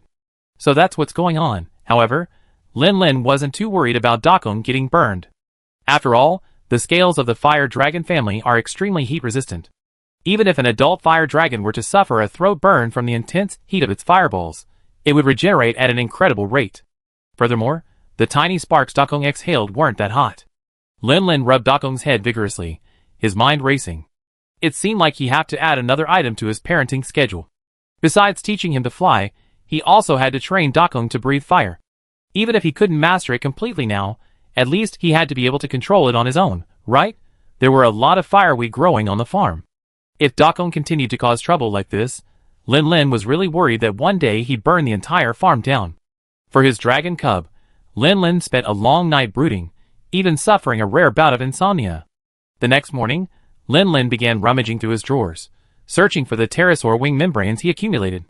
These snake dragon monsters are particularly fond of joining in the fun, and their combat effectiveness is extremely low. The only thing they can cause trouble with is the poisonous mist they breathe. Lin Lin had seen this creature appear quite often while hunting large monsters before, which naturally led to Lin Lin accumulating a considerable amount of material. After finding a few wing membranes, Lin Lin spent a long time comparing and measuring them, but found he had no idea how to cut them. He had no choice but to ask Date for help. "What are you cutting this for?" Date looked bewildered. "I'm planning to use this wing membrane to make a wing suit, which will also facilitate my future flight training with Dakong." Lin Lin's idea was inspired by the gliding suit in the game, and the wingsuit flying technique used in extreme sports. While this thing wouldn't allow him to take off from the ground, gliding shouldn't be a problem. When he practiced with Dakong, he wouldn't have to flit hundreds of meters away with a few flaps of his wings while he limped along on the ground, unable to catch up. Yezo expressed his incomprehension and was deeply impressed, muttering, "Boss, what a creative idea, meow." For a man and a cat with no experience, building a hang glider directly seemed unrealistic, but Lin Lin was content with just making a hang glider suit. After much fussing, he finally managed to create a passable prototype. "Dakong, starting today, we're going to practice flying. How's it going? Are you excited?" Dakong tilted his head and looked at Lin Lin. He was wearing a different outfit today. It wasn't the ice blue or the cyan, but instead, there was a membrane connecting his arms and legs. Dakong turned his head to look at his wings, suddenly feeling a little happy. "Mom looks a lot like me today." "Ah! Isn't this happiness a little off?" Lin Lin blinked, not really paying much attention. He simply patted Dakong's neck, signaling him to follow him. Although Jian Farm is mostly flat, there are still some areas of height difference, like that towering tree. According to the farm's housekeeper, this tree attracts all sorts of insects.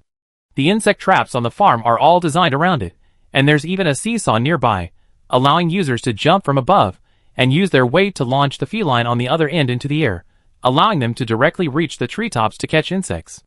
Of course, Lin Lin wasn't here to catch insects, and he didn't care much about disturbing these Pokemons. He casually climbed up using his hands and feet, and soon, he was standing on the upper branch. "Aw?" Dakong tilted his head in confusion, watching Mom's actions, unsure of what he was up to. "Look, Dakong, this is how you use your wings." Lin Lin took a deep breath and leaped down. "Spread your arms, keep your breathing steady, and don't panic." Plop! Then Dakong saw Lin Lin slam to the ground with a thud. Ouch!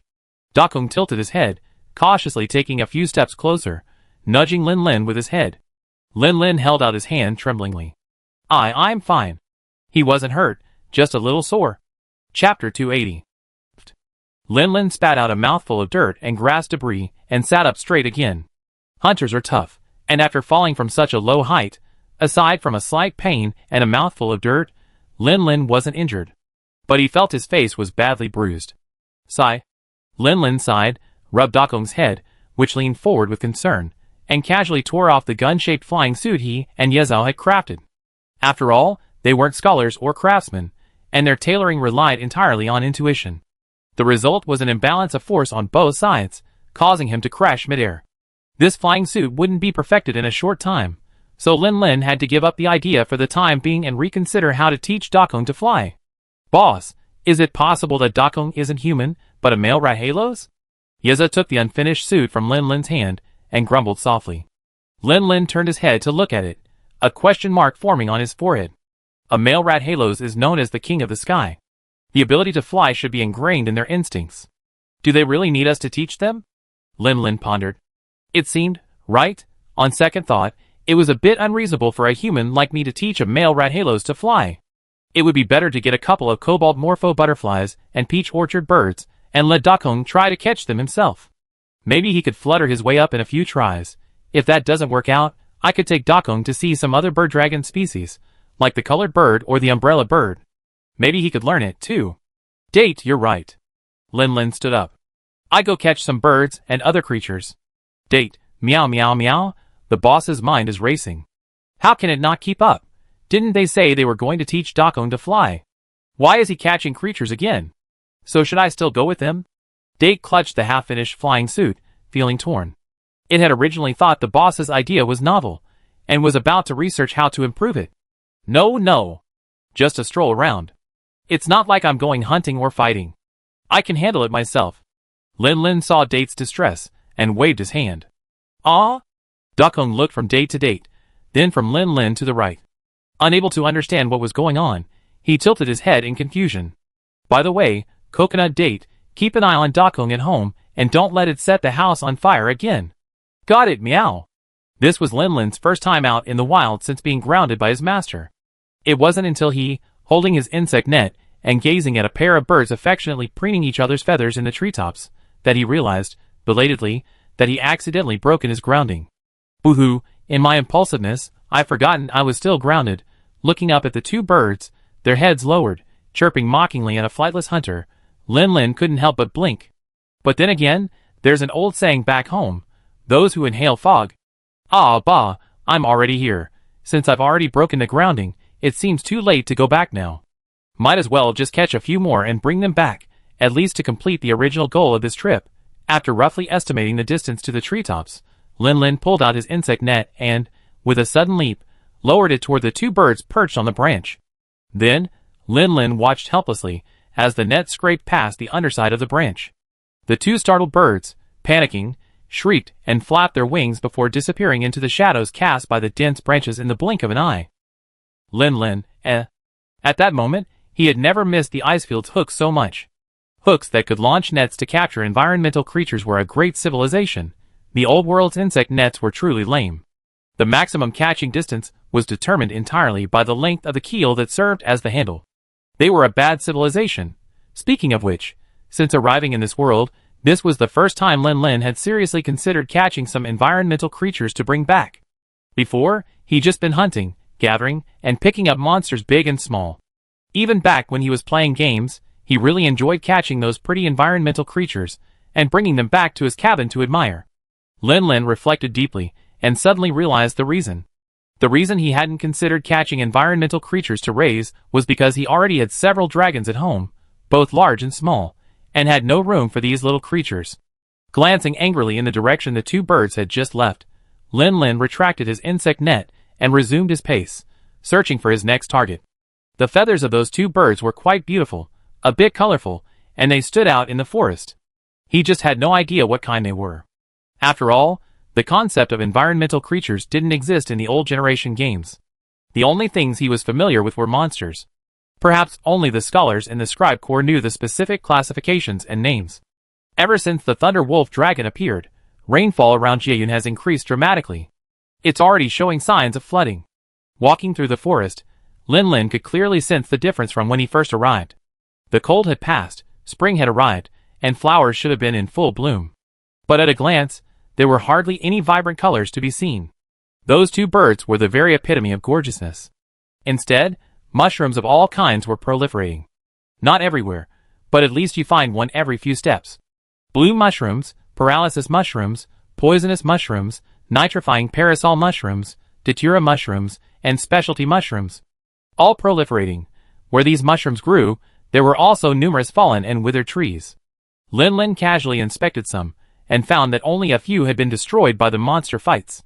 Most of them had drooping branches and leaves, their colors black and a faint musty odor. They looked like they had been killed by excessive rain. Lin Lin twisted the moss climbing the rotten wood before him with his fingers and sighed inwardly. This is Jieyun wood. Even if it's not as strong as the specialized species that grow in flooded forests, it's still remarkably resistant to waterlogging. Yet, it was all killed by the floods, and this happened in less than half a year after Lan Lan arrived at Lingfeng. At that moment, Lin Lin truly felt the vast impact of the ancient dragon as a walking natural disaster. Jieyun's two main industries are tourism and forestry. The tourism industry was nearly destroyed by the ecological impact of driving the Thunder Wolf dragons down the mountain.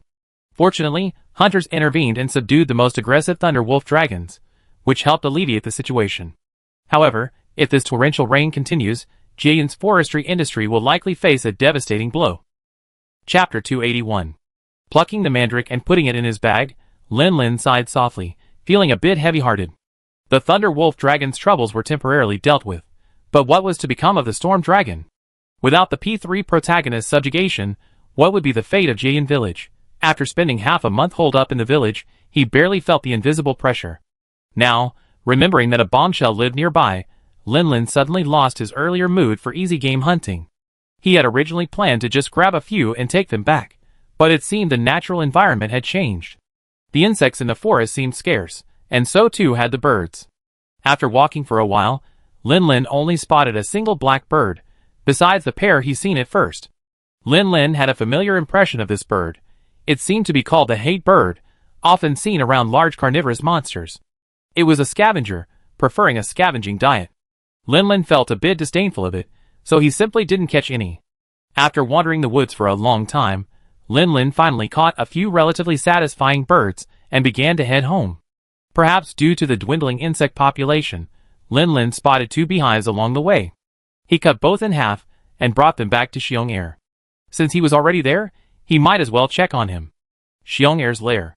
When Lin Lin saw this creature, it was repeatedly swiping its claws against the rock wall, apparently honing its strength. It had been doing this for quite some time, as evidenced by the large cracks on the nearby rock wall.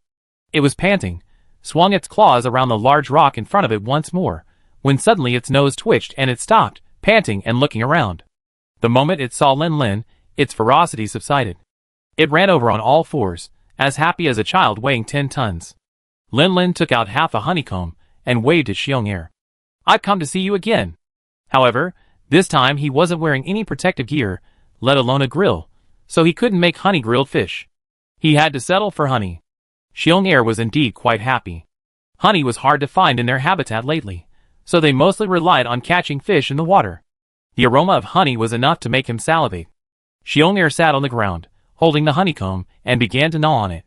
Lin Lin sat down beside him, took out another piece of honeycomb, and casually broke off a small piece and popped it into his mouth. Chew. So sweet. Sweet things definitely make you feel better. After squeezing out every last ounce of sweetness, Lin Lin spat out the tasteless beeswax and turned to look at the battered rock face left by Xiong Air's training. Suddenly, an idea popped into his mind. Xiong Air has been training like crazy lately. Is it because he's even more eager to get stronger after being beaten up by the Overlord Thunder Wolf Dragon last time? My strength growth has hit a plateau recently, and ordinary training isn't enough. So why not try something a little more exciting? For example, try wrestling with Xiong Air. Yezi told me that when Shu from Yinhua village, shortly after her debut, had developed enough strength to wrestle a blue bear beast. Logically, my own strength isn't bad either, so maybe I should give it a try? Xiong Air. Hearing Lin Lin's call, Xiong Er, who had already quickly destroyed the honeycomb in his hand, glanced at Lin Lin. Before his gaze could land on the remaining half of the honeycomb in Lin Lin's hand, he heard Lin Lin continue, "Let's wrestle. If you win, I give you this honeycomb too." Roar? Xiong Er tilted his head, but after Lin Lin's gestures, he roughly understood what he meant and roared excitedly. "My little brother is quite thoughtful. Just give me the honey directly. No, I have to beat you before I give it to you. Why bother? Come on. I'm ready." As Lin Lin stumbled back to the farm, Iwata, who happened to be passing by, spotted him. Seeing Lin Lin's bruises, he was immediately horrified. Hey! Are you okay? Has a monster more dangerous than the Thunder Wolf Dragon appeared near the village? It's okay, I still have 2 bottles of healing potion here, drink them. Lin Lin's face was taut, trying to maintain a straight face, but his facial muscles were still slightly contorted. He waved his hand, trying to be calm and nonchalant. "It's nothing, just a minor injury. I've already taken the medicine. Are you really okay? You look really bad." Iwata looked worried, and tried to come forward to support him, but Lin Lin quickly waved him off. "I'm really fine, just a little tired." Iwata, Your frail and forced appearance is really unconvincing. Okay, you're okay. So can you tell me what happened? What kind of monster could have so thwarted the powerful hunter, who successfully hunted the Thunder Wolf Dragon? Lin Lin, I'm glad you praise me as a powerful hunter, but I really don't want to talk about the topic you're discussing. He could only mumble, "Well, don't worry, the village is safe. I just took a quick look around and checked everything. Relax." Iwata was about to speak again, but Lin Lin simply opened his arms and gestured, "Look, I'm fine. It's okay, don't worry. Okay, I'm a little tired. I stop talking and go get some sleep." Lin Lin, dragging his heavy steps, was about to continue walking towards the cabin when a thought struck him. He turned, lowered a wicker cage he was carrying, and gestured to Iwata, "By the way, here are some of the creatures I captured. Please take care of them for me. I come get them when I wake up." After explaining this to Iwata and saying goodbye, Lin Lin walked weakly back to his room. Under Yeza's surprised gaze, he collapsed onto the bed and died. Yeza was startled and quickly jumped off the table, reaching out to check Lin Lin's breath. "Boss? How did he end up like this while trying to catch a creature? Boss, please don't die." Just as Yeza's paw stretched out, before it even reached Lin Lin's cheek, a snoring sound like muffled thunder was heard. Hoo-ah! Yeza's outstretched paw froze in midair. Good news, Boss is just tired, not dead. Bad news, Boss's snoring is too loud. It's almost like a monster's roar. Chapter 282. The next day, Lin Lin awoke from a deep sleep. He sat up in bed, stretched vigorously, and let out a satisfied sigh. It had been a truly comfortable sleep. Lin Lin felt all the accumulated fatigue washed away, feeling refreshed and in better shape than ever before. Lin Lin clenched his fist, raised his arm, and looked at his biceps.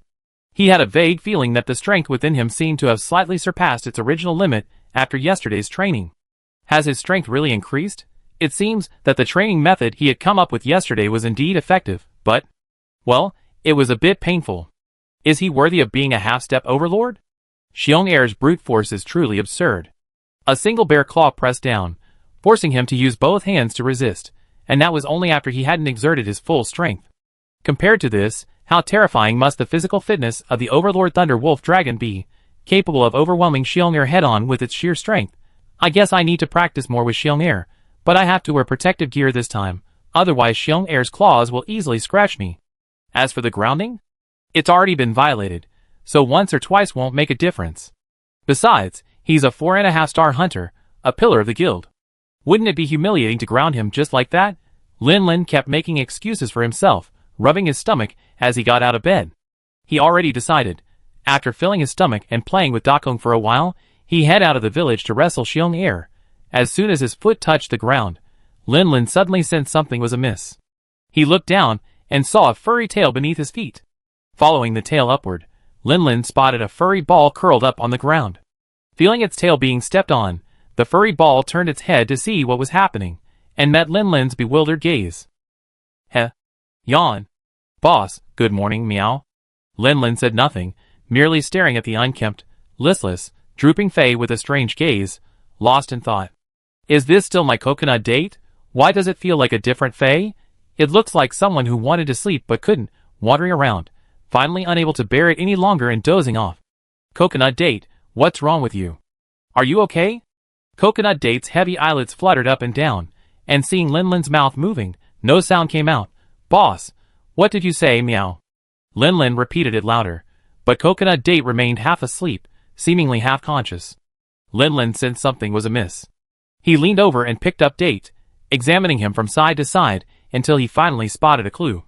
He reached out and removed the 2 oversized earplugs from Date's ears, then repeated his previous words.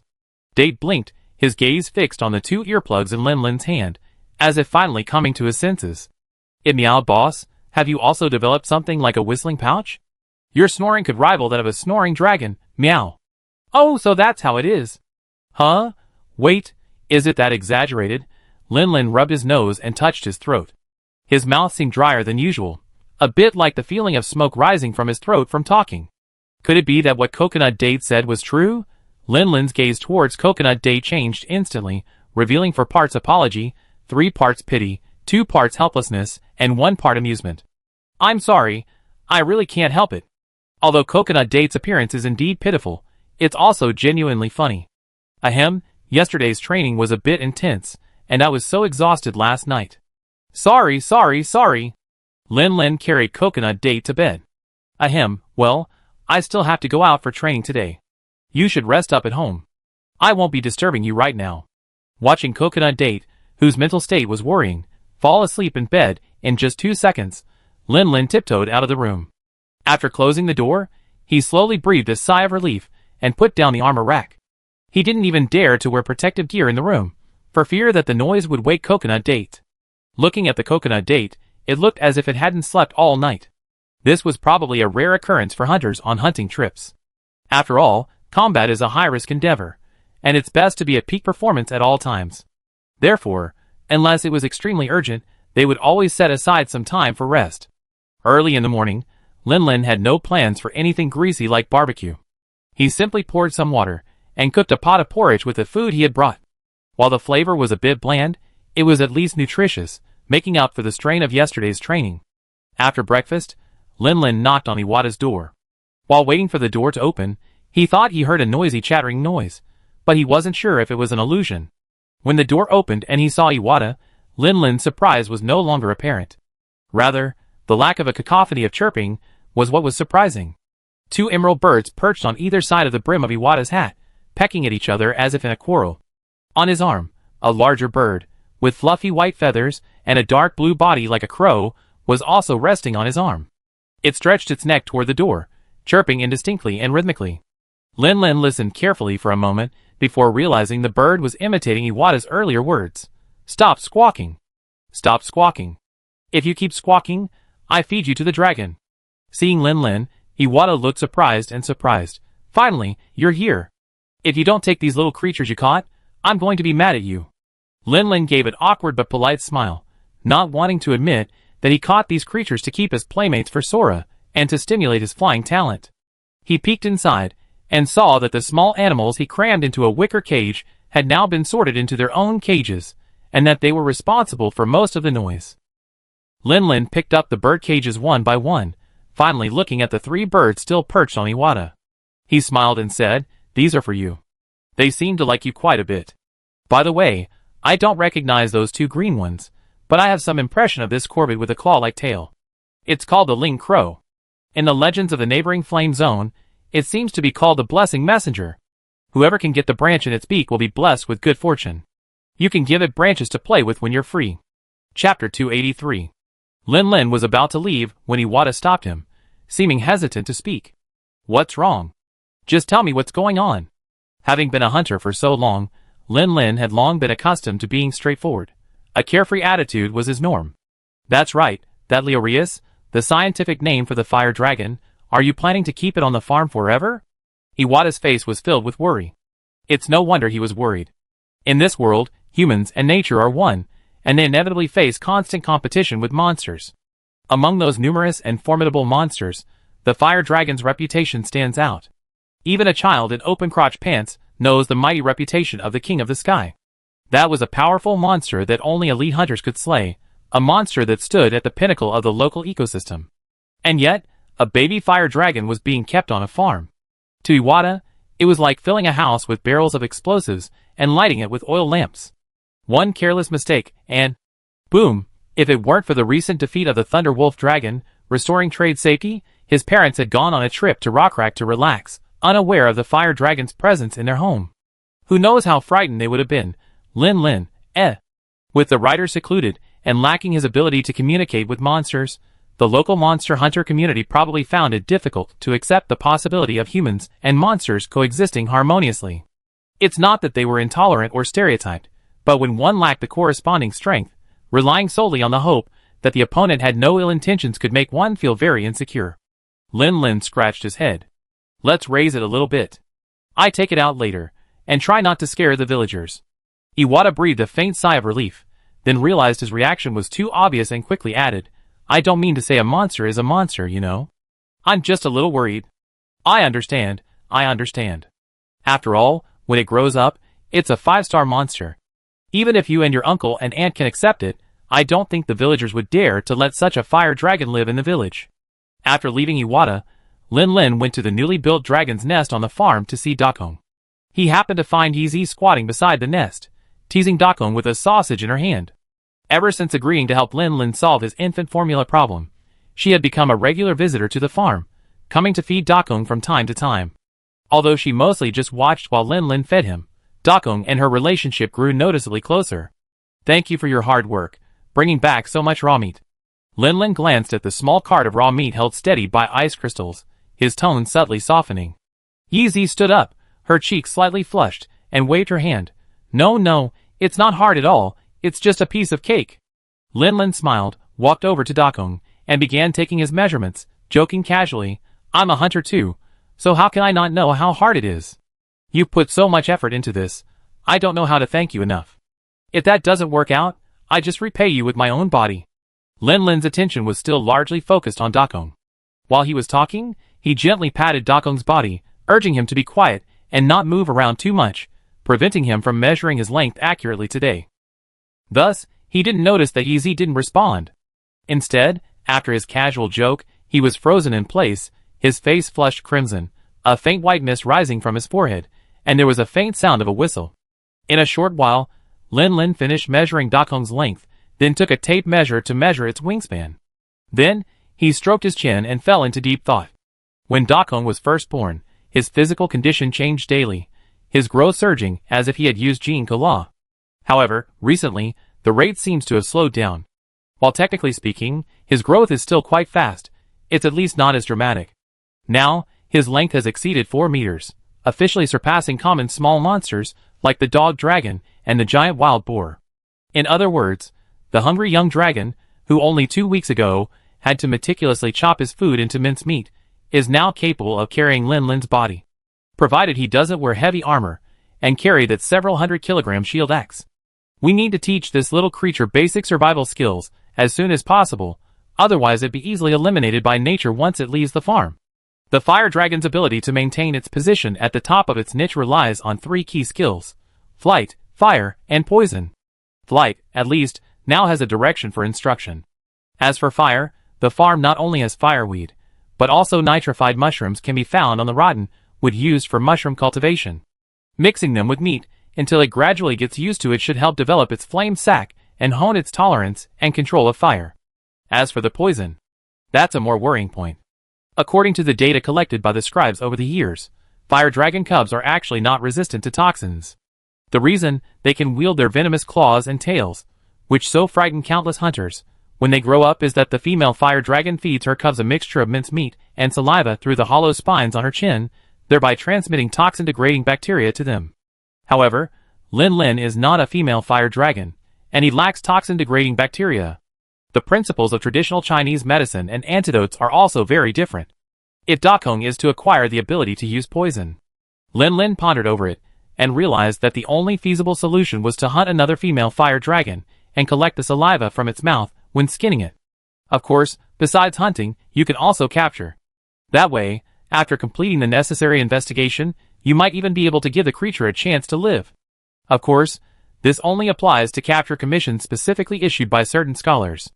Most monsters listed as guild hunting commissions genuinely pose a threat to human survival. These monsters, once captured, will likely be sent to workshops to be turned into more materials, or sent to the arena for hunters to use as sharpening stones.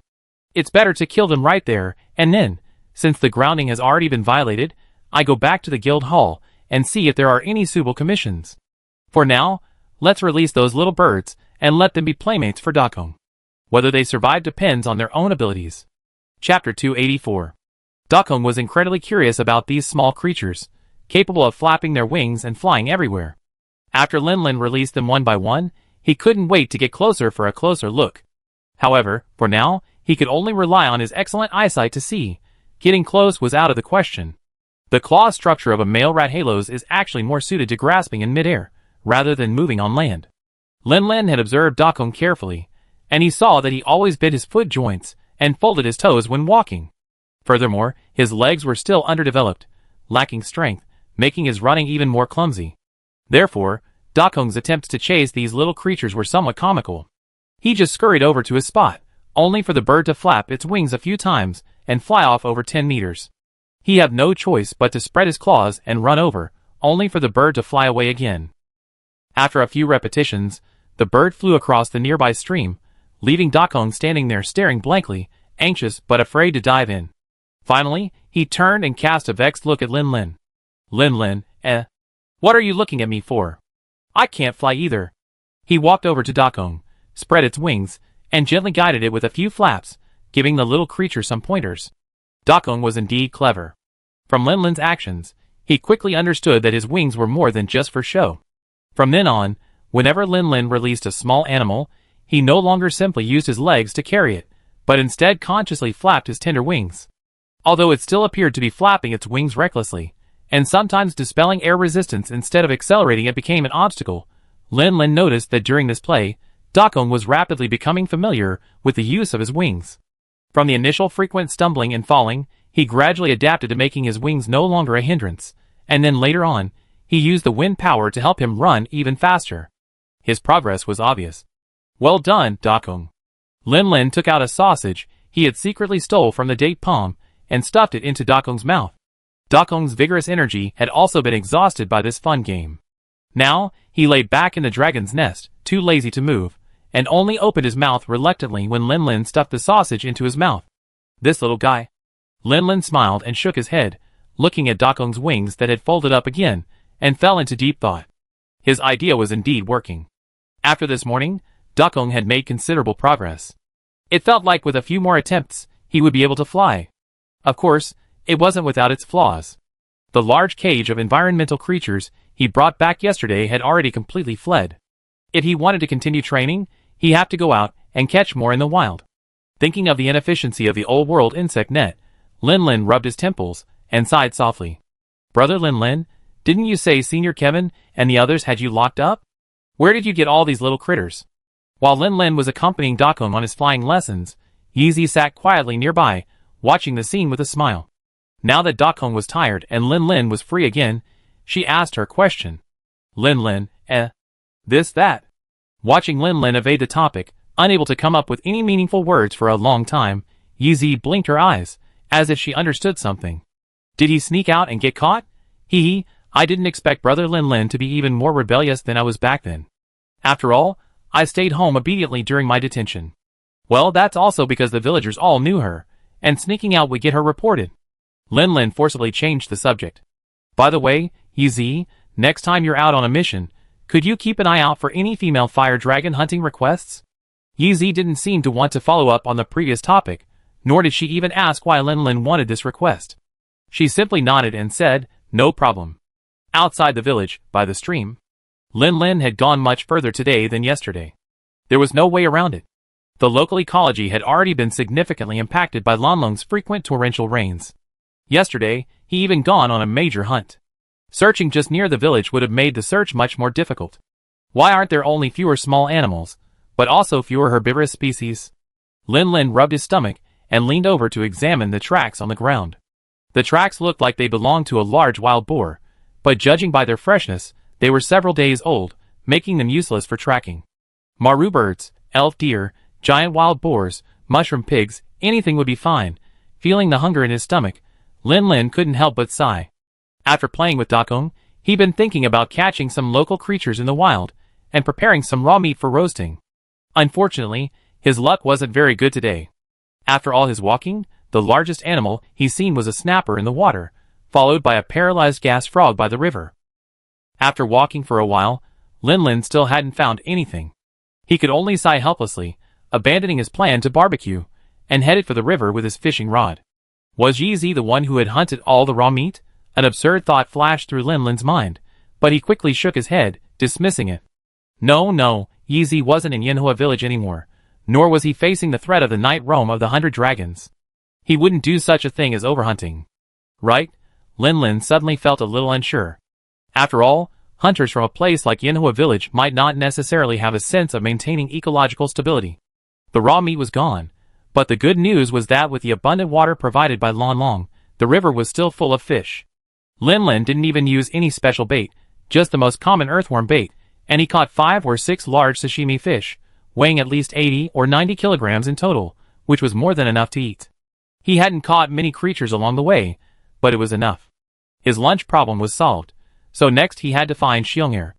Afterward, he could wrestle him again and prove his prowess.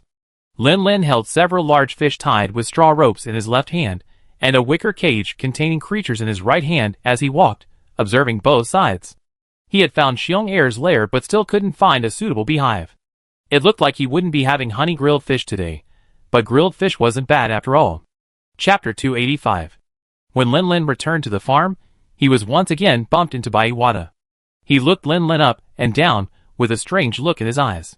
He wasn't as disheveled today, but he looked even more exhausted from the battle. Lin Lin opened his mouth, wanting to say something, but ultimately gave up. He waved his hand, and simply shoved the birdcage back at him.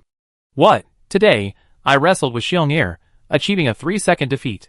Want to try it too? Shameful, Lin Lin sighed, but fortunately, at least he lasted a second longer than yesterday, indicating improvement. Next time. Lin Lin's life had been quite fulfilling lately. Morning spent with Dakong learning to fly, lunchtime spent fishing in the wild, grabbing supplies for the next day's lessons, afternoon spent wrestling with Xiong'er, and evening spent returning to the farm exhausted and falling asleep. Of course, due to his exhaustion, his snoring was so loud at night that Yeza couldn't stand it anymore, forcing him to run to Tayo Tayo's shack and sleep on the straw with him. This made Lin Lin feel a little guilty, but he couldn't give up such a practical and effective training plan.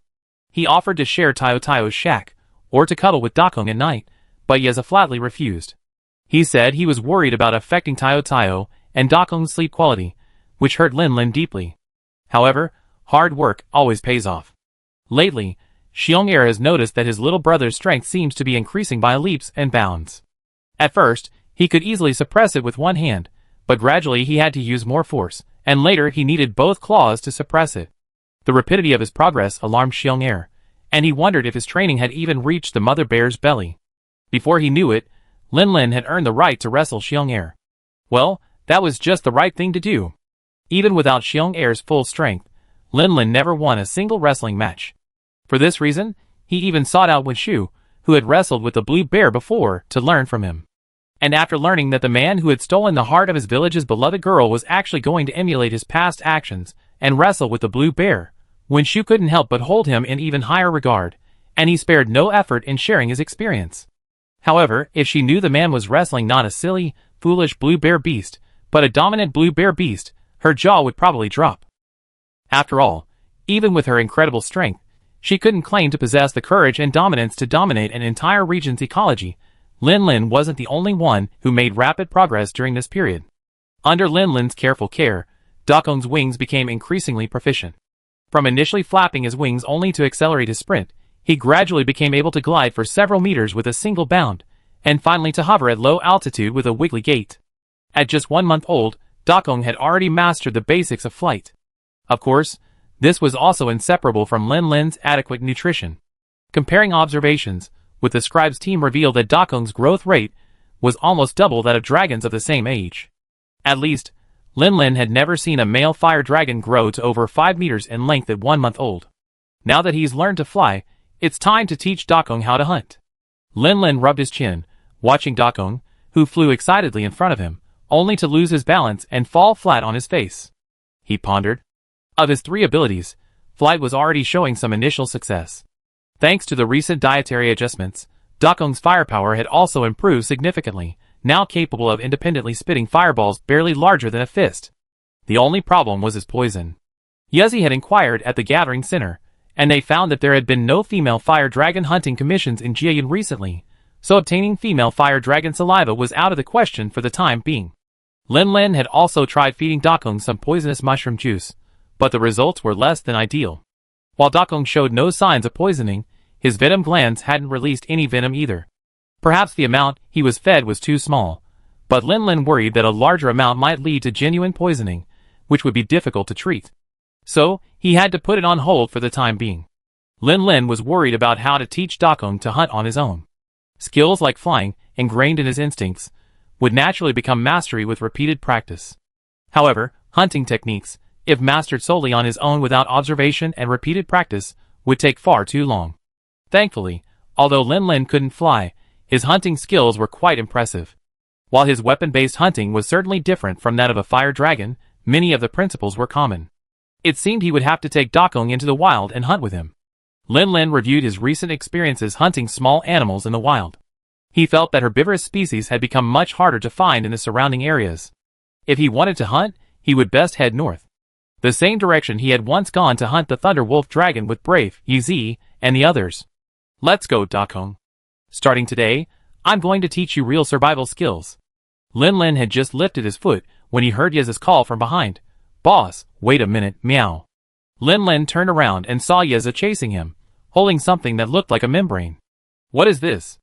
Yeza shoved the object into Lin Lin's hand, then let out a long sigh and placed his hands on his hips. This is the sky sliding suit I've been tinkering with these days, meow.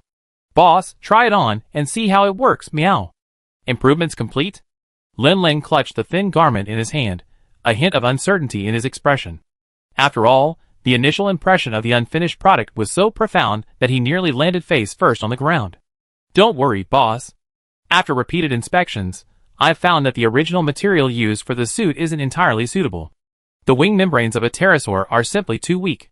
I recreated this using the wing membranes of a female fire dragon. After numerous measurements and personal testing, it's absolutely flawless. Is it truly flawless? Lin Lin was skeptical, but he put the suit away anyway.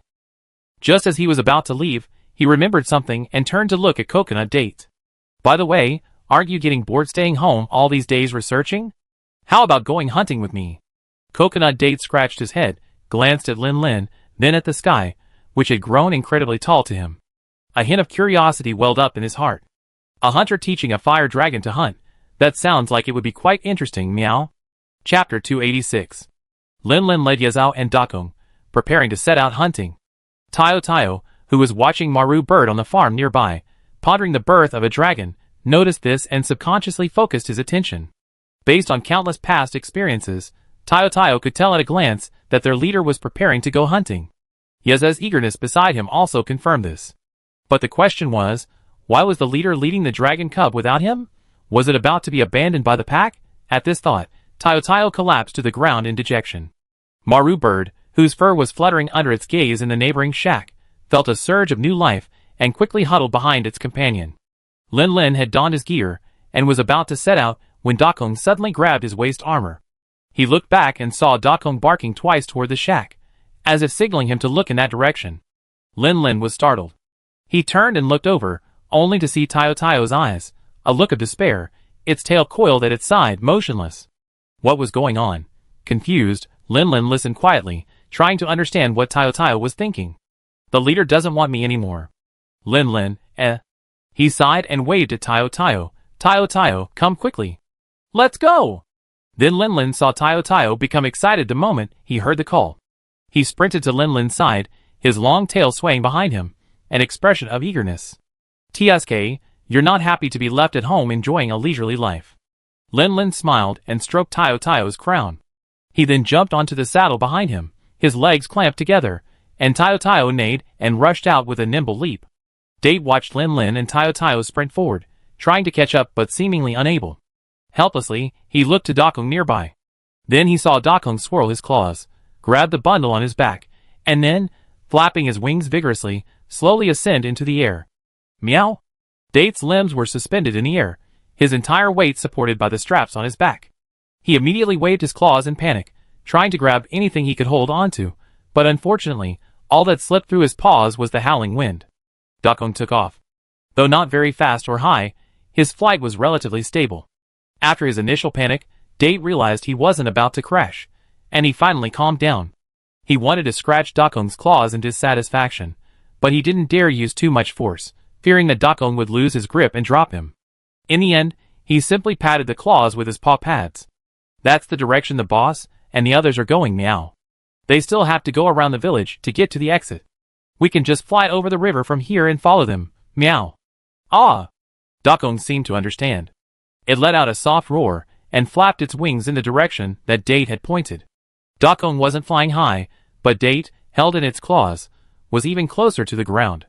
As Dakong flew low over the river, the wind pressure created a small depression in the water, sending water splattering along the edge. Date felt the steam hitting its face, the river surface so close it could see fish swimming in it. It tried to pull its little feet upward, its heart pounding. It was thrilling, yet there was also an inexplicable thrill. Is this what flying feels like? The river that skirted the village wasn't particularly wide, and even though Dakong wasn't flying very fast, they still crossed it in a short time and entered the wild area. Date even spotted a head peering down from the trees below. Looking at that dark blue fur, it looked like a familiar face. Bear. Bear too. Meow meow meow. As Date had barely uttered his name, Dakong, as if sensing the danger from the creature below, suddenly flapped his wings with all his might, carrying Date so rapidly upwards that the strong wind muffled all his remaining words, leaving only a meowing cry. Bear too, watching the little golden fire dragon flying from the direction of the village, took a deep breath, ready to roar in defense of his territory, when he heard a familiar cat's meow, and his overlord's roar was stuck in his throat. After catching his breath and preparing to take a closer look, he discovered the creature had already flown high into the air, practically reduced to a tiny speck. He couldn't even see it clearly, let alone hear its meows. Roar. That sound just now seemed to be the cat next to Little Brother.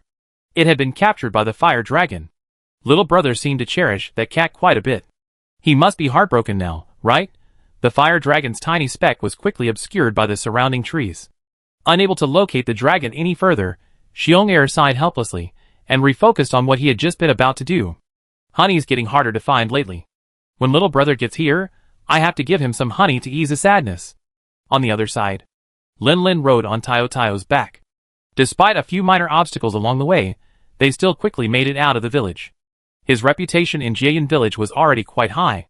Most villagers knew Taio Taio, the yellow speed dragon king who fought alongside the hunters.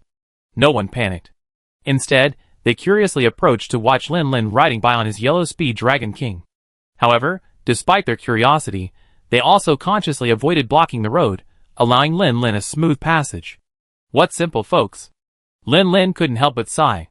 Not far from the village, Lin Lin asked Taio Taio to stop and wait while he peered around. A moment later, he saw Dakong fluttering his wings and landing beside him, releasing the date palm he had been clutching in his claws. Seeing Date's fur distorted by the strong wind, Lin Lin couldn't help but laugh. Then, facing Date's irritated gaze, he coughed softly to suppress his laughter. Ahem, anyway, let's head north. So, Lin Lin continued riding Taio Taio ahead, galloping along at full speed. Date, still held by Dakong, flew along in midair. Since they were out of the village, Taio Taio no longer needed to control his speed and could run with abandon. His speed was like lightning, like a meteor chasing the moon. To keep up, Dakong had to increase the frequency of his wings to keep pace. Lin Lin glanced back and saw that Dakong seemed to be flying more and more skillfully. He didn't deliberately ask Taio Taio to slow down, but let him do what he wanted. Chapter 287. Looking at Taio Taio, it seems like he's been grounded. During this period of nominal grounding, Taio Taio must have been suffocating. Now that he can finally run at full speed, Taio Taio is incredibly happy and excited. Since Taio Taio is so happy, Lin Lin lets him run freely, just making sure he doesn't stray from the general direction.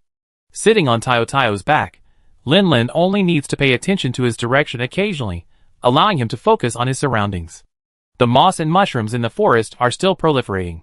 Many of the trees have yellowed and wilted leaves, but the various vines are growing lushly, even tangled.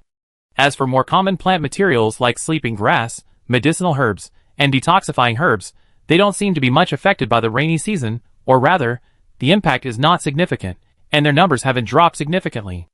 After galloping for nearly an hour, completely out of the vicinity of Jian village and deep into the sparsely populated wilderness, Lin Lin slowed down, dismounted Tayo Tayo, and focused his attention on observing the surrounding tracks. Although fire dragons possess superior flying endurance compared to other species, Dakong was still a baby fire dragon after all. After so long, he was beginning to tire. Noticing Lin Lin slowing down, he flapped his wings a few times and landed beside him, folding them back together and returning to ground control. As he walked, Lin Lin observed various tracks, occasionally pointing them out to Dakong for him to observe. He didn't expect him to learn to analyze them, but simply hoped to help him learn how to be aware of his surroundings while on the ground, so as to avoid approaching danger without his knowledge. Freed from Dakong's clutches, Day Tree's first action was to climb onto Tayo Tayo's back and comb his windswept fur. He also followed Lin Lin's gaze around him. "Boss, meow! Look over there." After walking for a while, Day Tree suddenly sounded a warning. It was an ancient tree, with only the roots remaining, the upper half completely gone. Judging by the bark grain and the texture of the wood, it was a familiar knotwood. And it wasn't one that had died from excessive rain. Before it broke, it must have been a perfectly healthy knotwood. Lin Lin reached out and stroked the jagged, rough fracture, then gently twisted it a few times before making his assessment. This knotwood had been broken for at least half a month, and the upper part had been shattered by some brutal force. This is a knotted cloud wood, which can be used as weapons and as material for dragon-slaying boats. It's incredibly strong. The attacker who could violently destroy this tree must be a formidable force. No ordinary Thunder Wolf Dragon possesses such terrifying strength. The Overlord Thunder Wolf Dragon back then should have been able to do so. But it wasn't very large. If it had done it, the fracture would have left a smooth, claw-like mark. Also, it's been almost a month since Master and his team accepted the commission to hunt the Overlord Thunder Wolf Dragon. Lin Lin still remembers the original time limit was 1 month, but until now, there's been no news, which makes him a little worried. But those are 3 high-ranking hunters. Even if they really faced an ancient dragon, they wouldn't be able to escape, right? Lin Lin could only wonder if some unplanned incident had slowed their progress, or if they had already succeeded, or were close to succeeding, and were already on their way back. After a moment of worry, Lin Lin shook his head and refocused his attention on the trace before him, pondering the other party's identity.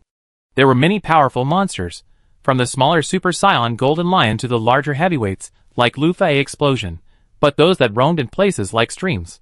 Lin Lin pondered, and a creature with a massive body, but an unexpectedly gentle and herbivorous disposition suddenly emerged from his mind. If it was a tailbanger dragon, its hammer-like tail, a mixture of bones and wood shells, could definitely cause similar damage.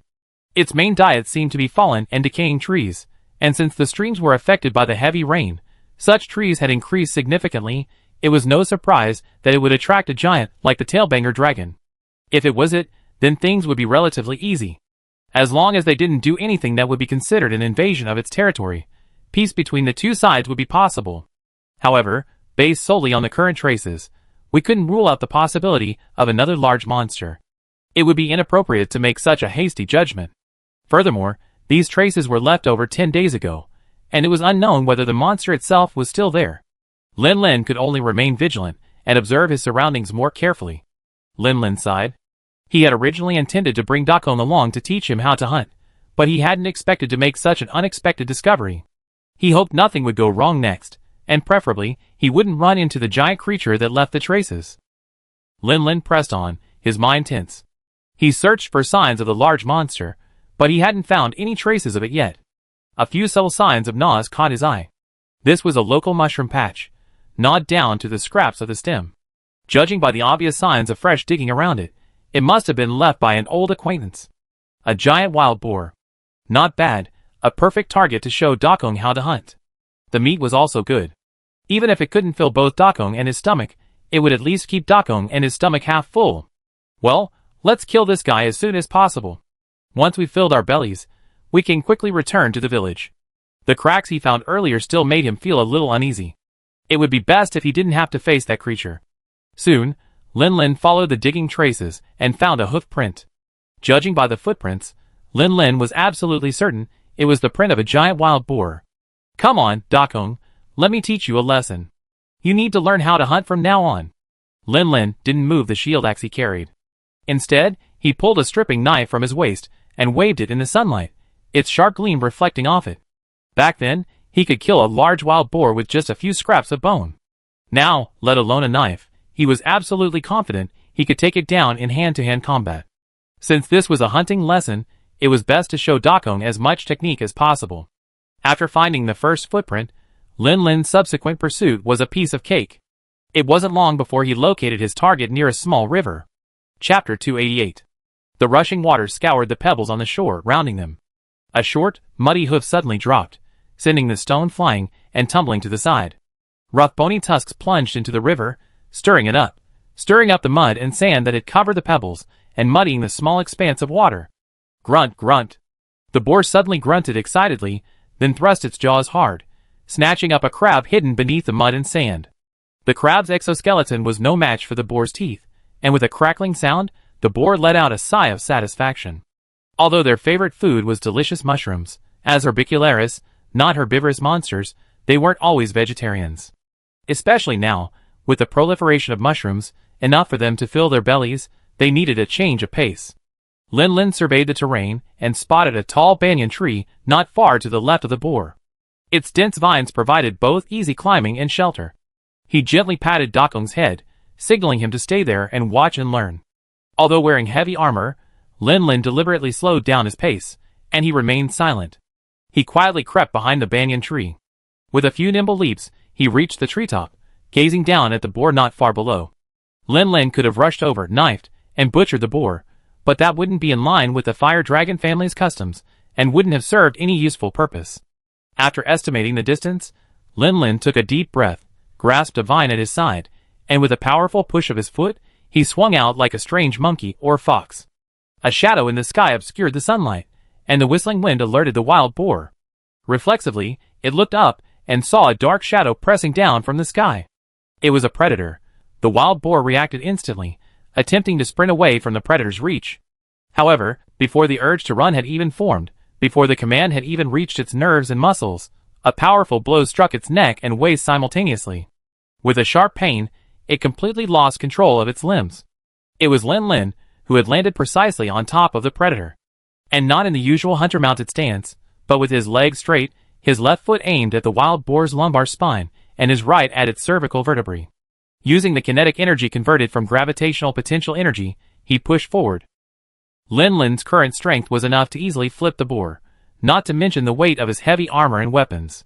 With one stomp, he instantly crushed two of the boar's most fragile bones.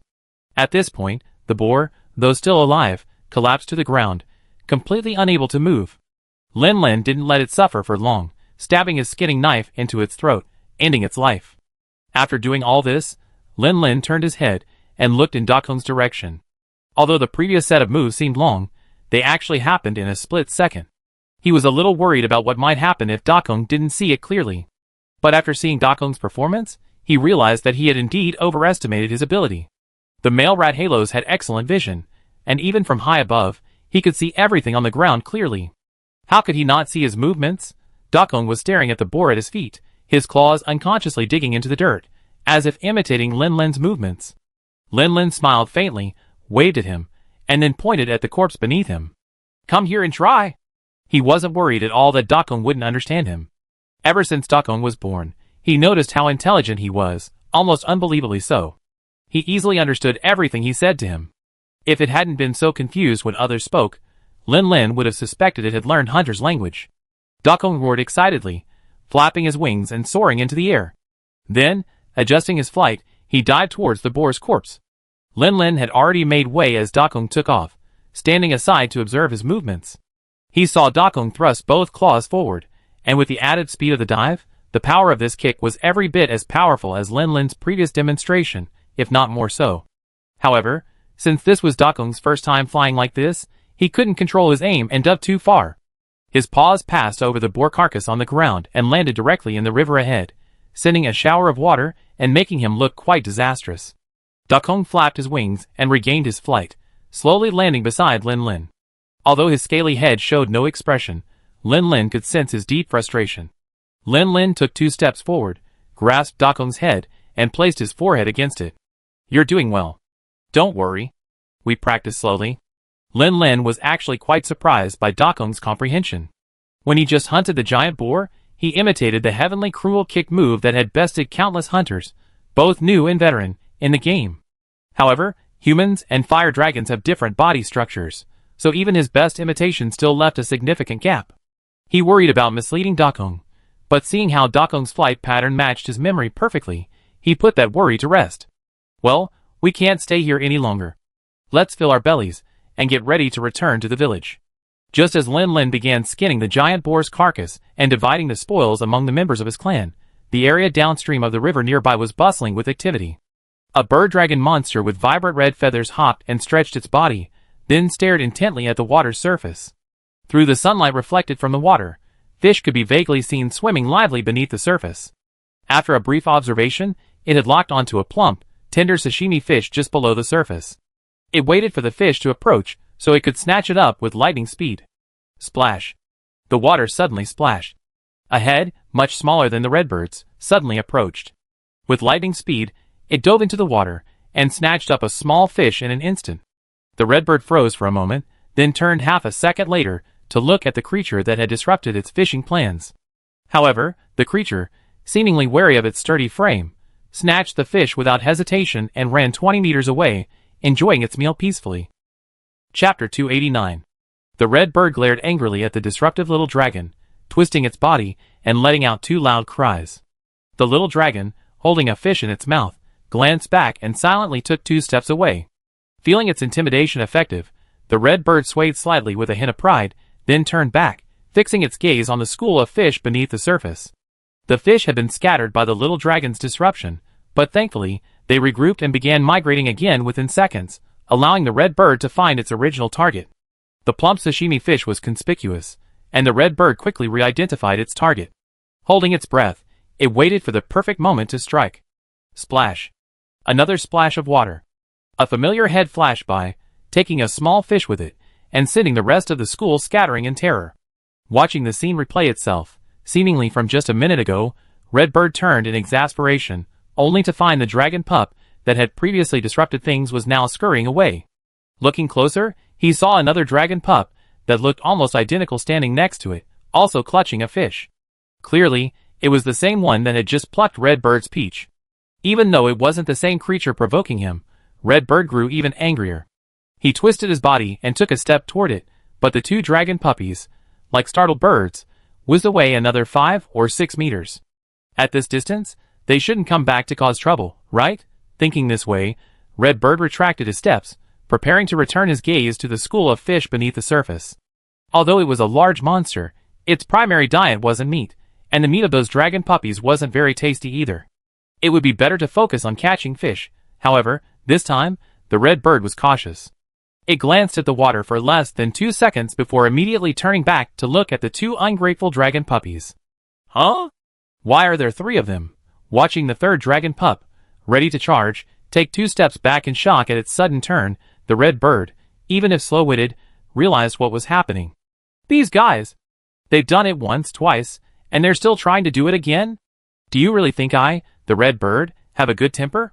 It was furious. The throat pouch on the red bird's chest bulged, and the trumpet-shaped membrane above its beak expanded, making its call even louder. Roar! It looked only about 10 meters long, making it a relatively petite monster among large monsters, but its roar was no less powerful than that of a large flying dragon. Its roar was like thunder, frightening the 3 little dragons. Why did this colorful bird seem a little different today? But the 3 little dragons were no fools. Although startled by the red bird's unexpectedly loud voice, they instantly realized it was angry and needed to run. The little dragons weren't physically strong, making them low-level predators among monsters, but thanks to their petite stature, they ran with agility unmatched by larger monsters. This area happened to be a densely wooded stream area, with numerous obstacles. While large monsters couldn't run at full speed, these obstacles had little impact on the little dragons. Geo-eo. Geo-eo. The 3 little dragon dogs leaped up and down nimbly, communicating with each other through barks. They quickly left the red bird behind. Based on past experience, they were safe at this point. Realizing they had successfully driven them away, the creature would undoubtedly return to its fishing spree in anger. The first 2 little dragon dogs, having caught fish, slowed down their pace upon seeing they had escaped the red bird. But the third little dragon, still hungry, didn't stop. Instead, it sniffed the air carefully and howled excitedly. There's a smell of blood ahead. Small predators have their own unique survival wisdom. When they encounter a large predator, they simply wait quietly nearby and receive a satisfying meal of leftovers. After all, a large predator, once well fed, won't bother with their tiny counterparts. Gao? Soon, the three little dragon dogs arrived at the source of the bloody smell and encountered a very strange pair of large predators. The largest one was even larger than their former dog dragon leader. Although they didn't know its exact species, they instinctively felt that they might bear a passing resemblance. The slightly smaller one was a flying dragon? Female fire dragons occasionally appeared in the stream area, and they had witnessed the terror of large flying dragons. The flying dragon before them bore a striking resemblance to that terrifying creature, though much smaller, appearing to be a young adult. Also, there was a human and a cat beside them, seemingly like underlings, not particularly noteworthy. The three little dog dragons chatted among themselves, none of them understanding this strange group, so they waited quietly for them to finish their meal, hoping to share any scraps. However, before their exchange could conclude, another resounding cry suddenly echoed from above. The familiar cry startled the three little dragon dogs. Oh no! Why is this colorful bird holding a grudge today? It hasn't given up even after chasing us this far? Sensing danger, the three little dragon dogs rushed directly towards the strange pair without hesitation. Small monster survival wisdom. When targeted by a large monster, try to lure it to another large monster, letting them fight while you escape. Elsewhere, a stream of sparks erupted from Dakong's throat, landing on a piece of tender meat in front of him. Once the surface of the meat had turned a dark brown with slight scorch marks, he grabbed the meat and swallowed it whole. This little fellow has even learned to grill himself. Lin Lin shook his head and chuckled, stuffing the medium-rare barbecued meat in his hand into Tio Tio's mouth to prevent it from feeling partial. As for dates, Elu Cat actually prefers seafood to grilled meat. He was currently enjoying the sashimi Lin Lin had grilled for him. Lately, with raw meat so hard to find, Lin Lin had often had fish for lunch. This had honed his fishing skills, even approaching the efficiency of Xiong Air's direct fishing. A group of 4 different species were quietly enjoying their lunch when a sudden cacophony of howling erupted from a distance. Lin Lin glanced over and saw 3 little dragon dogs, seemingly wary of them, watching from a distance. Heh, just 3 small fish. Don't bother with them. Chapter 290. Lin Lin had just expressed his disdain for the 3 weaklings when, the next second, he saw them charging towards him. Lin Lin, ? Hey buddy, aren't you so brave? Before he even laid his hands on his weapon, Dakong, who had already noticed them, took a deep breath and roared at the 3 guys. Lin Lin blinked. Huh? Dakong's roar is so intimidating at such a young age? He's a fire dragon, after all. Wait. That doesn't seem to be Dakong's roar. Lin Lin glanced at Dakong's closed mouth after roaring, then turned to look in the direction of the 3 little dragon dogs. These 3 guys weren't frightened at all by Dakong. They ran up to them in a few steps. He drew his weapon and prepared to strike, but they suddenly dispersed, bypassed them, and disappeared into the deep forest without looking back. Lin Lin blinked, turned back toward the direction of the resounding roar, and couldn't help but curse. Zhao! Where did this colorful bird come from? Its feathers were bright red, and it was a subspecies of the red bird?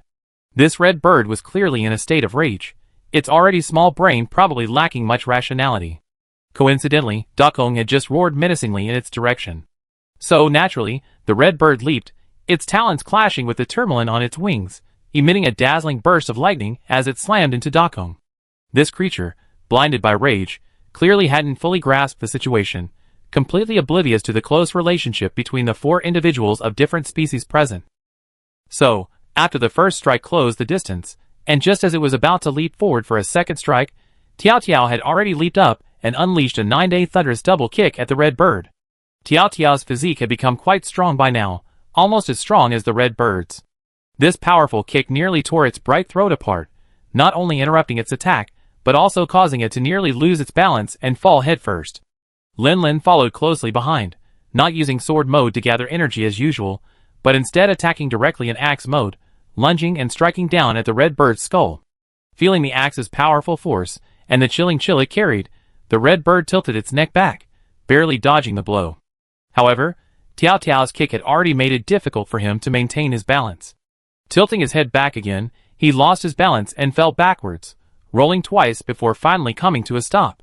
The red bird lay on the ground, and before it could react, Tiao Tiao opened his mouth and unleashed a mouthful of thick phlegm. A mouthful of highly concentrated paralyzing venom. The red bird was no thunder wolf dragon, so paralyzing venom was less effective. Tiao Tiao's mouthful of venom temporarily paralyzed large swaths of its muscles. Lin Lin didn't hesitate, swinging his axe at the bird. Its muscles were stiff and unable to move, making it a perfect wooden stake. Lin Lin immediately struck it with 2 blows, followed by a full blow. In a matter of seconds, he had left several deep wounds on the creature, covered in a cold, frozen frost, stained crimson by the seeping blood. This trip wasn't intended to combat large monsters, so Lin Lin traveled light, wearing only his Thunder Wolf suit and his Ice Attribute Shark Guard. He simply hoped to avoid being completely helpless in the event of an unexpected encounter with a large monster. After all, this gear was exceptionally effective against monsters weak to ice, but against anything even slightly resistant to frost, it was, in a word, helpless. What surprised Lin Lin was that the red bird clearly disliked the frost on his weapon, dodging whenever possible. Ice Attribute attacks were particularly effective against it. If Lin Lin hadn't used sword mode to perform calisthenics beforehand to activate his red shield and refill the bottle, the less than 10 seconds it was paralyzed and unable to move would have been enough for him to cover it in frost. After unleashing his great attack, Lin Lin's breathing quickened slightly.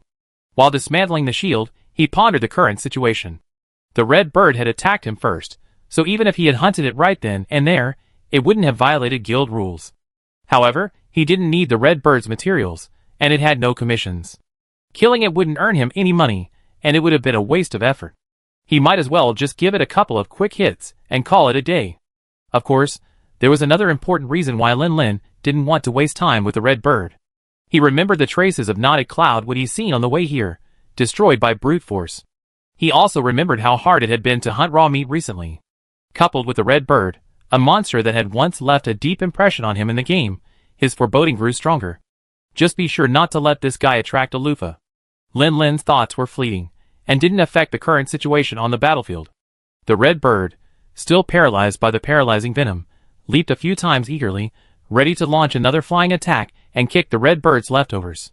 Date's physique made it more suitable for using various props and mechanisms for support, but since this was a skirmish, it hadn't brought the small crossbow it and Taio Taio used together.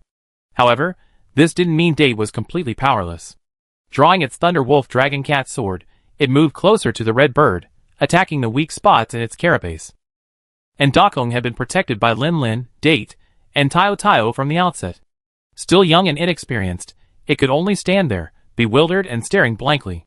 However, while Dakong was merely watching, he wasn't simply observing. While observing the battle, he was also constantly pondering.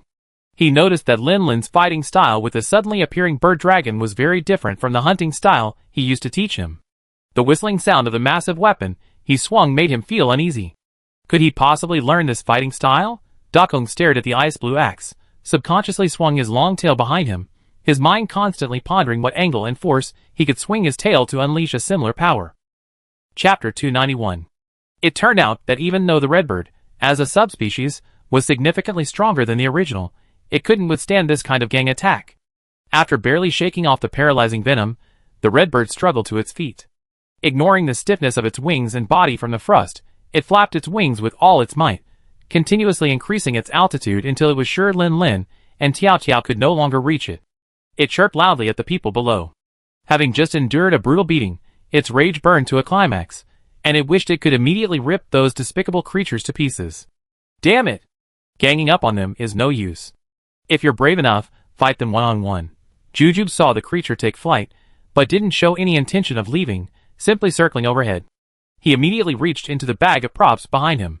Having been with Lin Lin for so long, it wasn't just wasting time. Lin Lin had already taught it how to deal with this kind of monster that flies and never lands. Eat my flashbang. Dakong watched the red bird take flight and instinctively flapped his wings twice. He realized that he seemed to be the only flying member of his family. If he wanted to deal with it in the sky, he would probably have to rely on himself. Out of the corner of his eye, he noticed Coconut Date taking out something and throwing it at the red bird, so he instinctively followed it. His excellent eyesight allowed him to clearly see a pale yellow sphere. However, before he could get a closer look, the sphere suddenly exploded, emitting a powerful flash of light. Dakong cried out in pain and felt dizzy. Even when he squeezed his eyes tightly, he could still see nothing but white. Lin Lin turned at the sound, and saw that Dakong had been accidentally hit by his own flashbang. Feeling helpless, he glanced at the red bird, still hovering unaffected, and sheathed his weapon. He walked over to Dakong, gently stroking his forehead and soothing him, trying to prevent him from panicking and instinctively attacking. Listening to the mocking cries of the red bird above, Yezo was also confused by the situation. How could this contradict what he had learned? The red bird flapped its wings and landed a little further away from them, bouncing and flapping its wings, making mocking cries, which made Yezo's teeth itch. Unconvinced, he pulled out another flashbang, but before he could pull the fuse, he saw the red bird's wings clink in front of him. A bright light blazed, even brighter than a flashbang. Yinzao and Tayo were caught off guard and immediately plunged into the same predicament as Dakong. Only Lin Lin, realizing the red bird wasn't affected by the flashbang, had a vague memory and ducked just in time when its wings collided, averting the danger. This guy. Lin Lin gritted his teeth and smacked Yinzao on the head, helping it regain consciousness. You keep an eye on Dakong and Tayo for now. I handle this guy. The red bird, having just scored a goal, saw the other three stunned by its glare, leaving only Lin Lin approaching with his weapon. It let out an excited cry and charged fearlessly. Just now, I've been surrounded and beaten, but now I'm dealing with a tiny creature no bigger than a puppy. How could I possibly be afraid of you? The giant axe fell, and even though the red bird had tried its best to retreat, another gash was ripped through its wing membrane. The red bird flapped its wings, struggling to fly, but its wings, so leaky from repeated blows, could no longer support its body. It stumbled twice before falling back to land. At this point, its body was covered in frost, stiffening it, making any movement difficult. I had thought its massive size would have given it an overwhelming advantage in a one-on-one fight, but this seemingly tiny creature possessed terrifying strength, easily holding its own in a head-on confrontation and even inflicting wounds with its agility. The red bird's mind, clouded by rage, finally regained consciousness, driven by the urge to survive. However, its wings were now no longer able to support flight, and the two dragons and cat nearby, dazed by the flash of light, had long since recovered. Although they didn't directly attack, they were already forming a subtle encirclement. I must find a way to escape. The red bird hesitated for a moment, then decided to imitate the roar of the most terrifying monster it had ever seen, hoping to scare off the ferocious creatures before it. Roar on, on! Roar on, on! Deep in the dense forest, the stench of rotting leaves was shattered by the sudden roar. Countless birds flew out in panic, and the sky seemed to darken in an instant. Lin Lin's expression suddenly became extremely solemn. The faint tremor under his feet, like the beating of a drum in his heart, told him that his ominous premonition seemed to have come true. An ear-rending roar pounded against the shield. A foul wind blew from the gaps in the forest onto his face. A massive figure, over 10 meters tall, rumbled like a collapsing mountain, crushing everything before it. Beneath its dark green skin, its tangled muscles bulged and twisted, snapping ancient trees of all sizes and species in its path in half with the force of its twisting body. Its jaws, strewn with teeth and drooling, held shreds of scarlet, rancid flesh. The highly corrosive saliva dripped onto the ground, sending wisps of green smoke rising. Lin Lin swallowed hard. Even though he still held the sharp guard shield axe in his hand, a lingering chill lingered behind him. If the name alone didn't capture its oppressive power, the Devil's Mouth, the Devouring Demon, the World Devourer, and other nicknames were also known as it. This terrifying beast, its mind dominated by appetite, had no time to observe the battlefield. With a twist of its body, its two studded jaws clamped down on the red bird's slender neck. With a crisp sound of bone snapping, the 10-meter-long ornithopod was flung into the air like a rag, its body and head violently torn apart, a shower of blood splattering across the devil's scarred, dark green skin. Its chest heaved violently, its blood-soaked muscle fibers bulging like red-hot chains. Even the air above it twisted and steamed from its boiling heat. Its turbid yellow pupils swept across the frozen Lin Lin, then quickly landed on Tayo, who was beside him. This was the largest piece of food on the scene, aside from the ornithopod in its mouth. Feeling the ocean of evil, Lin Lin took a deep breath and, with all his might, shouted, "Run!" Chapter 292.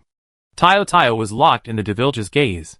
The terrifying aura of the superior predator stirred a primal fear in his heart, his limbs stiffening, unable to even move. "Run!" Lin Lin's cry broke the heavy, almost frozen atmosphere, allowing Tayo to barely snap out of a state of shock. He turned and tried to escape. However, the Devilja's reaction was even faster.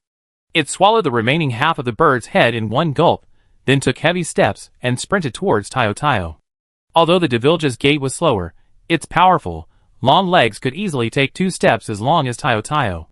It was already approaching like a rumbling chariot, its jaws, studded with razor-sharp teeth, stretched to their limit, ready to scoop Tayo up, along with the dirt beneath him.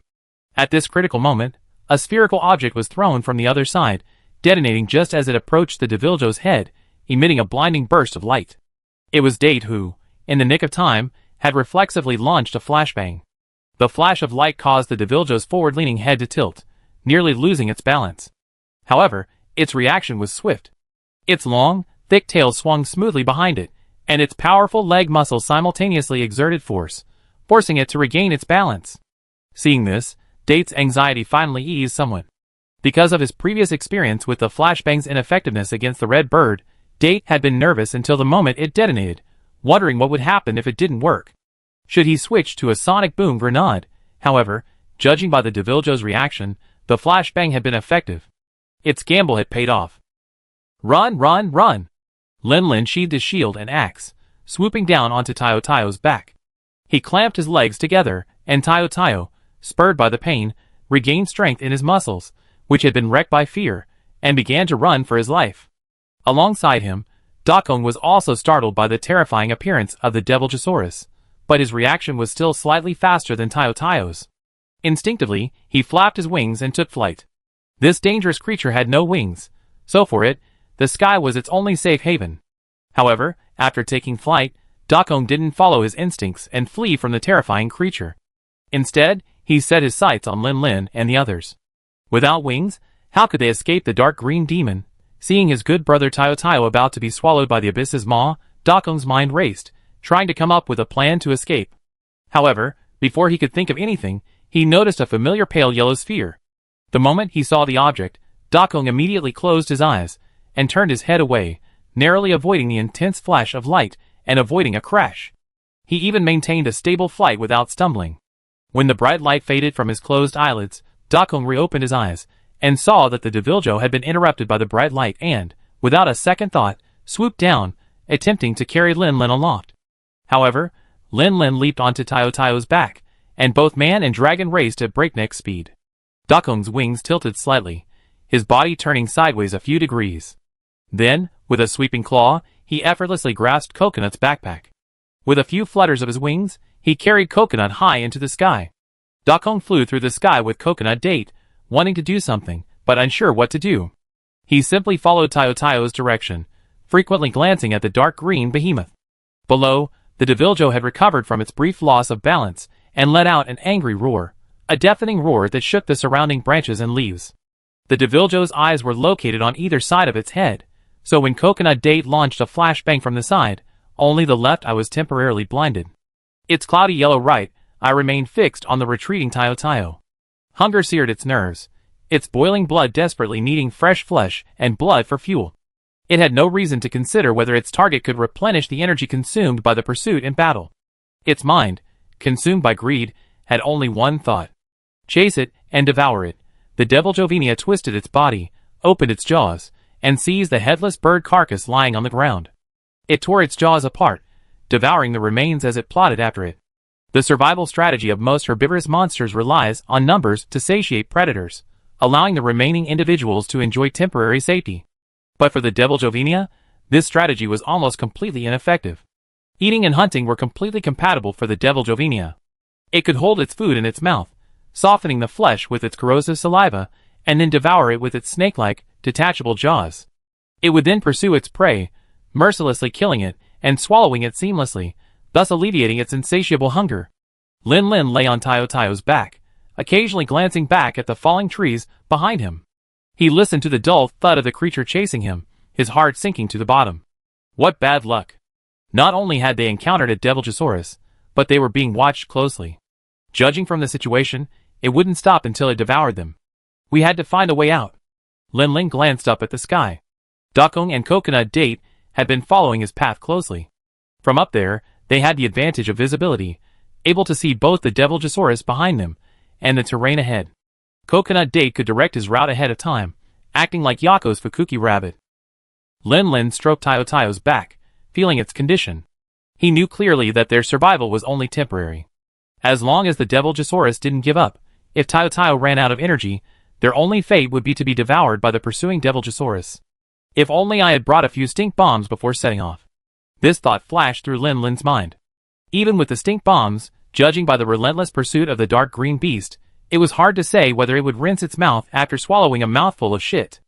After all, Dano and Bombasaurus were very different. Bombasaurus was a consummate gourmand, preferring only Bobo meat, but Dano was a perpetually hungry ghost.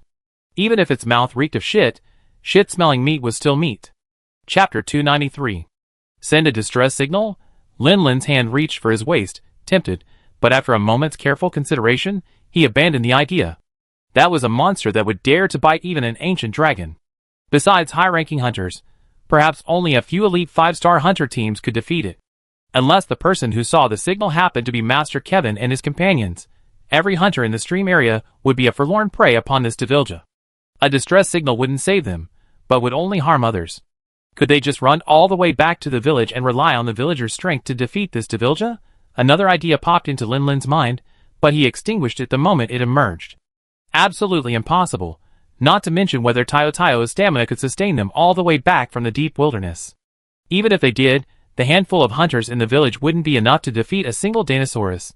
As for adding Xiong Air, recall that when they faced the Overlord Thunder Wolf Dragon, it didn't even activate its supercharged state to overpower the two of them.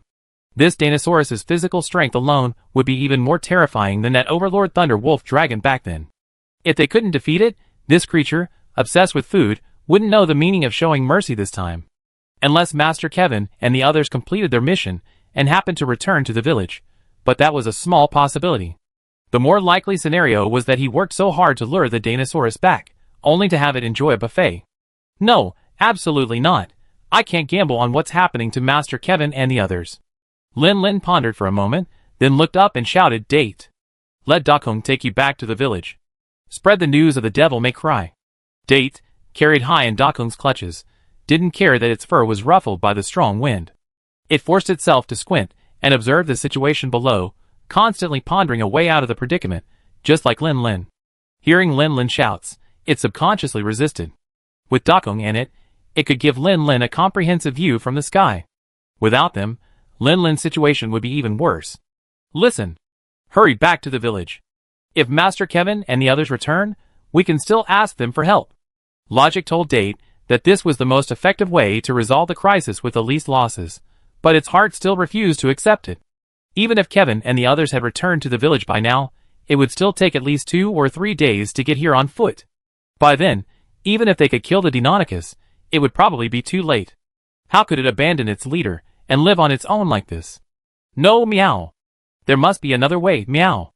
Lin Lin gritted his teeth, listening to Coconut Date's tearful cries, his heart a turmoil. He glanced behind him. The Deinonychus had already devoured the red bird whole in the brief chase.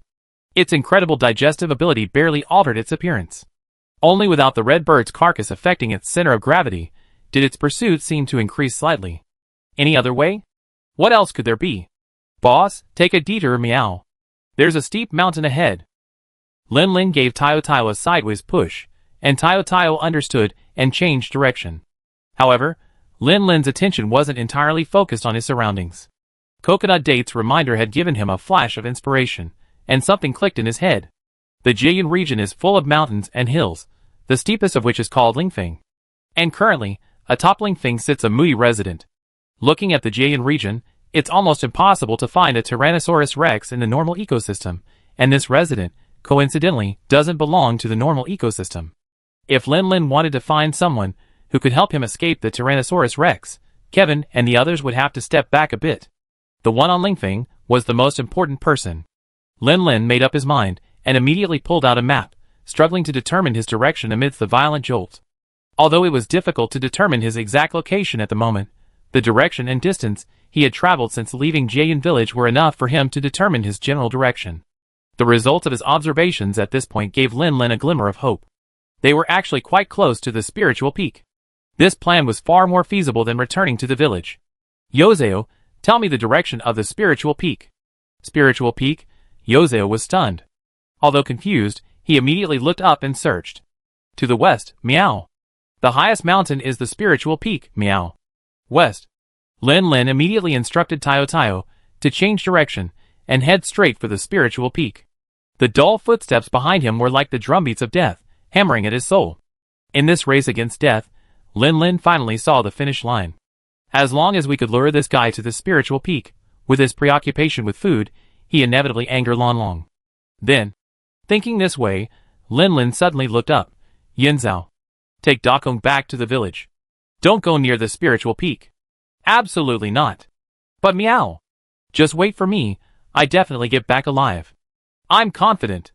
Yinza choked back a few sobs, but still scratched Dakong's paws with his cat paw, trying to get him to change direction. Don't die. Dakong lowered his head, his azure eyes gazing down at Lin Lin below.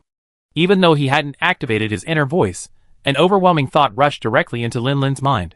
A drop of crystal water fell from the corner of his eye. Dakong flapped his wings, gaining altitude, and turned towards the village. It understood my communication with Yinzao. Lin Lin watched Dakong and Yinzao disappear, forcing himself to suppress the turmoil in his heart and force himself to calm down. Tayo Tayo's stamina was severely depleted from the high-speed sprint, and his speed was already decreasing. He had to find a way to slow down the Devilges, otherwise they might be caught up before they even reached their destination. Lin Lin reached into his item bag, hoping to find something useful. Restoration Potion G, a must-have in his item bag, but he couldn't use it right now. Flashbangs, also a must-have in his bag, were indeed effective against Devilges, but the effect wasn't long-lasting, so it was best saved for the most critical moment. Whetstone, Insect Net, Sky Gliding Suit 2.0, Pickaxe, all of them were useless. At this moment, Lin Lin desperately wanted a hook shot. That way, when the Devilges approached, he could knock down the vines above to temporarily entangle the pursuer. Wait, what is this? Lin Lin suddenly pulled out a small vial from the bottom of his item bag, revealing a clear, pale yellow liquid. This is a walking potion. Chapter 294. The walking potion is made by mixing a booster with nutrient-rich ingredients like half-cooked meat or galloping extract, which boosts endurance. After drinking it, it reduces fatigue for a hunter for a period of time, effectively boosting their stamina. For dual blade and bow hunters, it's a near-essential hunting potion. As a shield axe user, Lin Lin rarely needs the walking potion. He keeps a bottle in his bag, purely for practice when he's free, and then casually tucks it away to collect dust. But at this critical moment, it could undoubtedly save his life. Tayo Tayo, drink this. Lin Lin uncorked the bottle, stretched his arm, and poured the potion into Tayo Tayo's mouth. Because of this action, Tayo Tayo's running speed slowed down slightly, and the devil may cry behind him closed the distance. Seeing its prey approaching, driven by its urge to eat, it suddenly leaped up and lunged forward. It had anticipated this pounce. If Tayo Tayo hadn't reacted in time, he would have been slammed headfirst into its massive tail, swept down, and left lying on the ground, ready to become its dinner. Change direction. Lin Lin felt the shadow looming above him and reacted almost instantly, leaning sideways, almost flat on the ground, desperately tugging at the reins. Lin Lin's pull caused Tayo Tayo to involuntarily swerve, narrowly darting past the tip of the Deviljo's tail. Roar! The Deviljo roared furiously, as the fat meat it had snatched from its mouth slipped away. Having just devoured a red-colored bird, a glimmer of sanity had returned to its hunger-ravaged brain, and this very glimmer of sanity only fueled its fury at being toyed with. It twisted and bit behind it, but Tayo Tayo had already escaped. The Deviljan's maw settled on a dead tree. Crack! The dead tree snapped, and the Deviljan ignored the mouthful of wood debris as it continued its pursuit. However, as it watched the desperate figure fleeing ahead, a flicker of doubt crossed its still quite mad mind. It had been clear just now that this creature was exhausted and about to be eaten, so why did it seem as if it had gained a new strength now? Lin Lin had no idea how long their desperate escape lasted. He only knew that after Tayo Tayo, who had taken a bottle of dreadlocks, could no longer withstand the exhaustion and his running slowed, a steep mountain finally appeared not far ahead. Finally. We're here. Perhaps the Deviljo's rampage was so loud that it had already alerted the monsters along the way. Lin Lin was chased all the way, but he didn't see any scapegoats like the Marutori giant boar. Even the Thunder Wolf dragon, which should have been a common sight after being driven off the sacred peak, didn't show up. I wonder if they had already experienced the power of the Deviljo. Lin Lin didn't know what kind of mental state he had to persevere, carrying Tayo Tayo without a single mistake. He glanced back at the furious Deviljo. After so long, the slight sense of fullness it had gained from devouring the red bird had long since disappeared. The only thing left in its mind was eating. Find a place to hide. Lin rolled over and jumped off Tayo's back, who was already at the limit of his strength. Seeing the Deviljo was about to leap towards Tayo again, he raised his hand and threw the flash bomb he had been holding for a long time. Roar! As expected, the Deviljoven crashed midair. Lin drew his sword and shield, and while the Deviljoven was struggling to regain its balance, he raised his hand and slashed twice at its thick, sturdy tail. Although the dark green gelatinous membrane was scarred on the surface, with faint glimpses of dark red muscle beneath the scars, it looked almost defenseless. However, the resistance transmitted back from the blade devoured the force of Lin's blows. He had clearly used all his strength in the strikes, but all he did was add 2 inconspicuous new scars to the Deviljoven's membrane. The frost attached to the blade melted and evaporated before even touching the Deviljoven's body, its scorching body heat making it virtually ineffective. Lin didn't expect his attacks to have any effect on the creature. His only goal was to temporarily distract it and prevent it from mistaking its exhausted jumping for a dessert. He didn't dare take advantage of the Devilger's fall to attack its head, where the flesh was relatively tender. He simply stood at its tail, stealing a few strikes until he had enough bottles to open a red shield, and then distanced himself, not even waiting for the Devilger to get up and retreat. Roar! Having been lured away for so long, its energy drained, and its desired prey still unsuccessful, the Devilger's insatiable hunger nearly drove it mad. The pain in its tail, though insignificant, only made it even more ferocious and aggressive. The moment it struggled to its feet, the Devilger swung its massive tail, thicker than its 2 legs combined, behind it with a powerful sweep. Feeling the violent tremors of the ground, watching the giant creature, a head taller than him, sweep past, Lin's heart raced. Luckily, he hadn't taken advantage of the monster's downfall to strike. Otherwise, even with his shield, he would have vomited 3 liters of blood and lost half his life. Run! Fighting was no match for the attack. The only way out was to run. Being carried all this way by Tiao had kept Lin's strength relatively high. Otherwise, he probably wouldn't have been able to run. Lin glanced ahead. Tiao had already vanished from sight. Taking advantage of the brief moment, he distracted the Deviljo. A slight sense of relief washed over him, and without hesitation, he sheathed his weapon and broke into a run. Just as he ran about 3 meters, the Deviljo had taken a step, turned, and thrust its head towards him, biting down on the spot where he'd been standing. Lin glanced back, meeting those cloudy yellow eyes, with a chill that sent a chill down his spine. I can't run in a straight line, or I definitely get hit. The moment he saw the Deviljoven's body dip slightly, this thought flashed through Lin's mind. He ignored the strain of changing direction while sprinting, and simply ran to the side. Just as he was determined to continue his game of chase and escape with the Deviljoven, the surroundings suddenly darkened. Plop! A drop of rain hit Lin's helmet. Though the sound was faint, it was distinct in his ears. Chapter 295. Between the streams and mountains, the sky was clear, the air gentle, and the breeze was gentle. At least it had been that way just a few minutes ago. The young man, his muscular arms bared, watched the clouds around him grow visibly thicker and darker, and the winds rapidly intensify. He couldn't help but once again marvel at the mysteries of nature. To scholars like them, the world seemed never to truly reveal its secrets. The young man's name was Kyukasen, and he came from a recently established academic institution called the Dragon History Research Institute. His daily routine consisted of crisscrossing the continent in his airship for his joint research project with his advisor. 2 days ago, having just arrived in Rockrak, they received a message mentioning the whereabouts of a monster they were currently researching. Excited, he and his advisor barely rested, and set off non-stop for Jian, hoping to successfully locate and observe their target. Professor, the weather's changing. Should we land? Or climb above the cumulonimbus clouds? Kyukasen shouted at the top of his lungs, trying to make sure the hard-of-hearing professor couldn't hear him. He pressed his felt hat against his head to prevent it from being blown away by the sudden surge of wind. High up in the sky, if the hat were lost, it would be impossible to find it again. The shrunken dragon man known as the professor clutched a telescope tightly in his hand, scanning the area below, as if searching for something. Noticing the professor's lack of response, Kyukasen knew he probably hadn't heard him, so he raised his voice again. Professor. Professor. The weather's changing. Should we land? Or climb? The professor finally pulled his attention back from his constant observation. He sighed regretfully and waved his hand, saying, Let's climb. Fly above the clouds. According to the latest intelligence, that guy should be operating in this area. Landing rashly is too dangerous. As they talked, the clouds grew thicker, and the howling wind rustled the bald professor's few remaining strands of hair.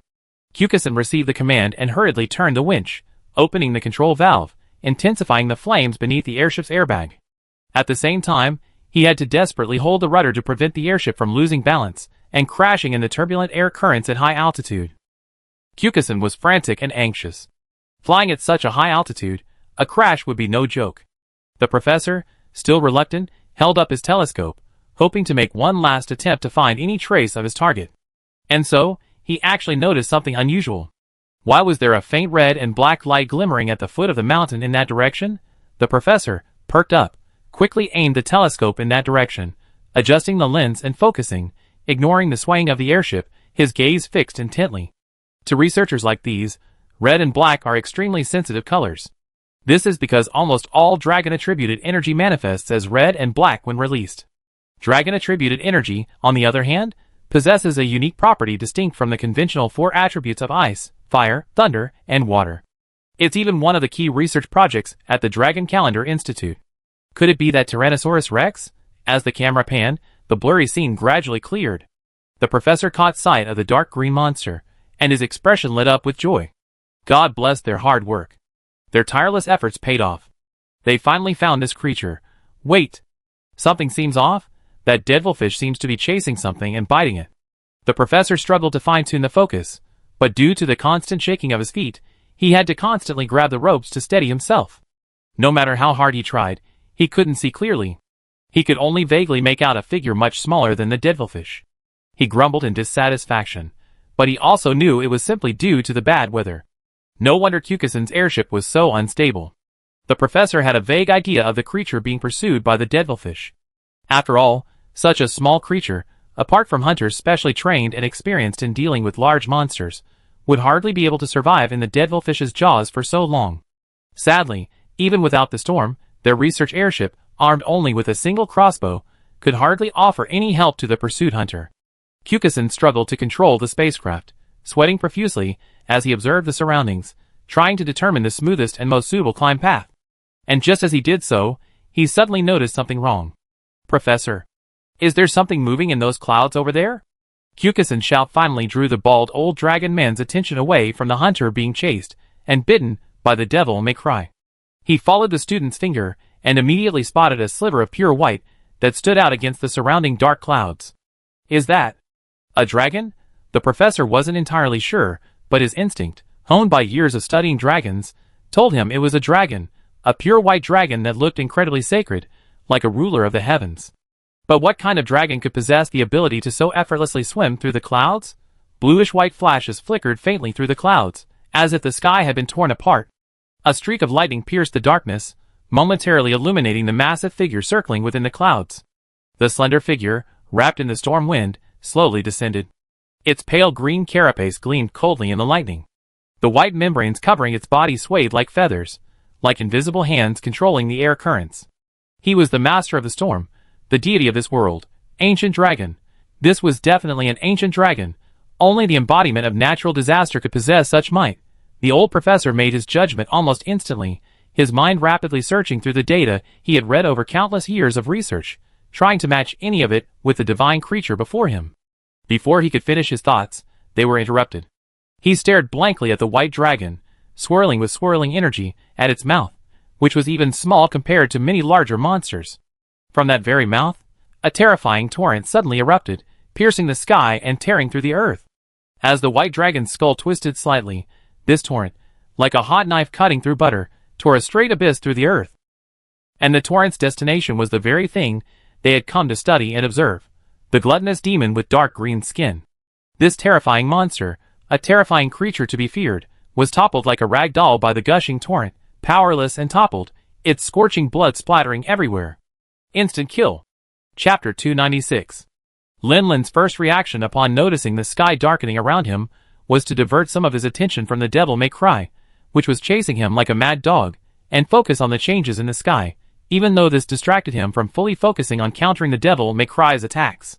At the same time, he simultaneously activated his senses to listen to the monster's inner voices, trying to ignore the raging, mentally polluting thoughts before him and trying to listen to something else. For example, "That's so noisy."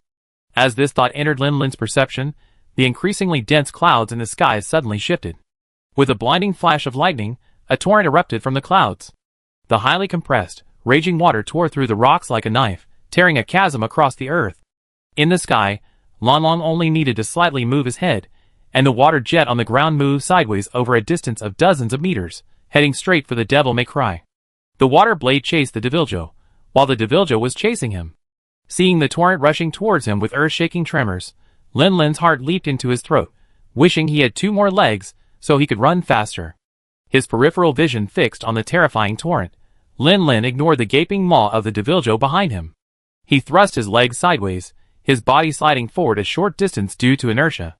A thick layer of dust coated his gleaming armor with lightning patterns. The Deviljo, intent on devouring Lin Lin, finally noticed something was amiss.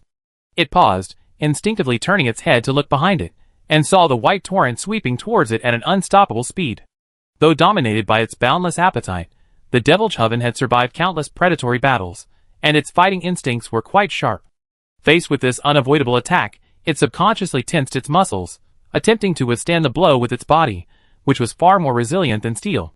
Alas, the seemingly frail torrent was far more powerful than the Deviljoven could resist.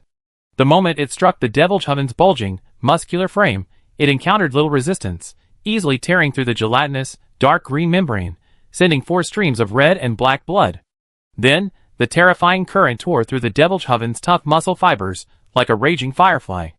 The immense force of the impact crushed the Deviljoven's 10-ton body to the ground, pushing it along, plowing a deep trench deep enough to serve as a river channel in the already battered landscape. Lin Lin lay prone on the ground, listening to the resounding crack of rock behind him, feeling incredibly relieved. Luckily, fortunately, Lan Long's only target was the Deviljosaurus. As long as he avoided the Deviljosaurus's path, he most likely avoid being hit by the deadly torrent.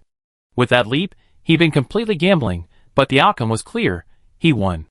Lin Lin braced himself to his feet and instinctively glanced up in the direction where the current had vanished. Amidst the inky black clouds, an ancient dragon, covered in feather-like flying membranes, gazed down at the ground with a golden, emotionless gaze.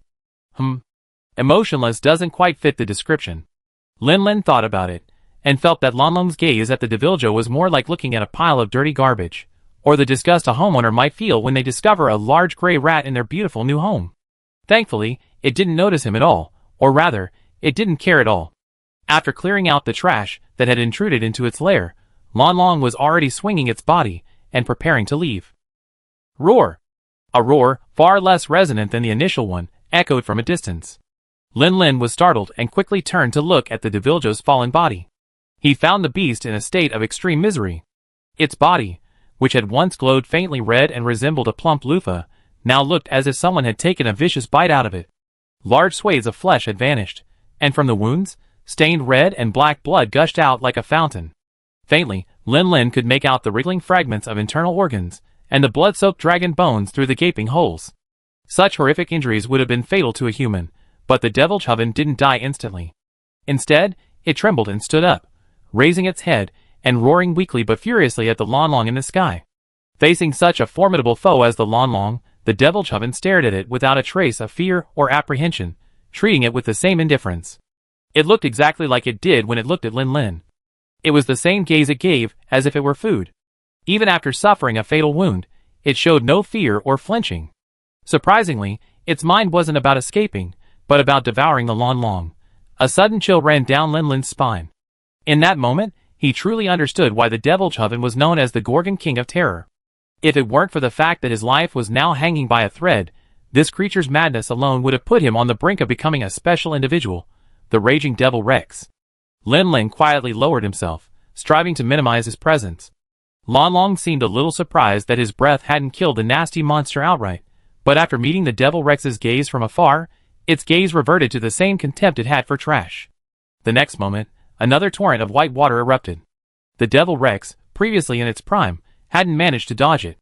Now, bleeding profusely, and on the verge of death, it completely lost the ability to dodge, and was blasted squarely into the gaping hole. Like a hot knife through butter, the solid keel and muscles, as strong as steel, were all shattered by the torrent. Lanlong's water jet sliced the Devil Rex's dark green loofah in two. This time, without a single incident, a terrifying monster, powerful enough to devastate an entire region and rivaling even ordinary ancient dragons, was utterly annihilated at the foot of the sacred peak. Watching Lanlong confirm the Tyrannosaurus's death, then flicking its tail and ascending again, gradually disappearing into the clouds, Lin Lin couldn't help but slump to the ground, breathing heavily. It was a close call. He almost died. But fortunately, luck was on his side. The Tyrannosaurus fell directly to Lanlong's hand. He and Taio only needed to carefully avoid Lanlong's attention and recuperate for a while before returning to Jieyun and bringing back Lanlong's sighting intelligence to the village.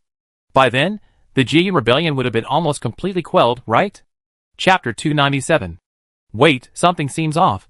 Lin Lin was sitting on the ground, catching his breath and recovering his strength, when he suddenly noticed that the dark clouds in the sky hadn't dissipated with the death of the Deviljo.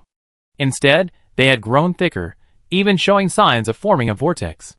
It seemed Lanlong's anger hadn't dissipated even after killing the Deviljo. Lin Lin craned his neck, eyes narrowed slightly, and searched the leaden-thick clouds repeatedly, finally finding the source of the anomaly. Where? Was an airship? Although only a faint outline could be seen due to the cloud cover, nothing else in the sky could have such a large airbag. The people up there are in danger. Lin Lin instantly realized why Lanlong hadn't dispersed the dark clouds. It had already locked onto the airship as its next target. Lin Lin's palm sweated. He wanted to save the people on the airship, but given Lanlong's current altitude, let alone a melee hunter like him, even a heavy crossbowman would be at risk. Lanlong's altitude was far beyond the effective range of most heavy crossbows. Even if a crossbow bullet managed to reach that height, it would be deflected by the chaotic airflow due to insufficient kinetic energy. All he could do was stand there and watch, praying that luck would favor the airship's crew. From the moment he saw the white torrent piercing the sky, the professor finally connected the ancient dragon cloaked in white feathers with the information he had previously read. Tianjin Huitu, the god of heavenly disaster, is said to have been passed down in legends since ancient times in the Jieyun region. He briefly appeared over a decade ago and destroyed an entire kingdom called the Moon People's capital with overwhelming force. Since then, he has become the guild's key target for years. Lanlong, such a creature, actually appeared here?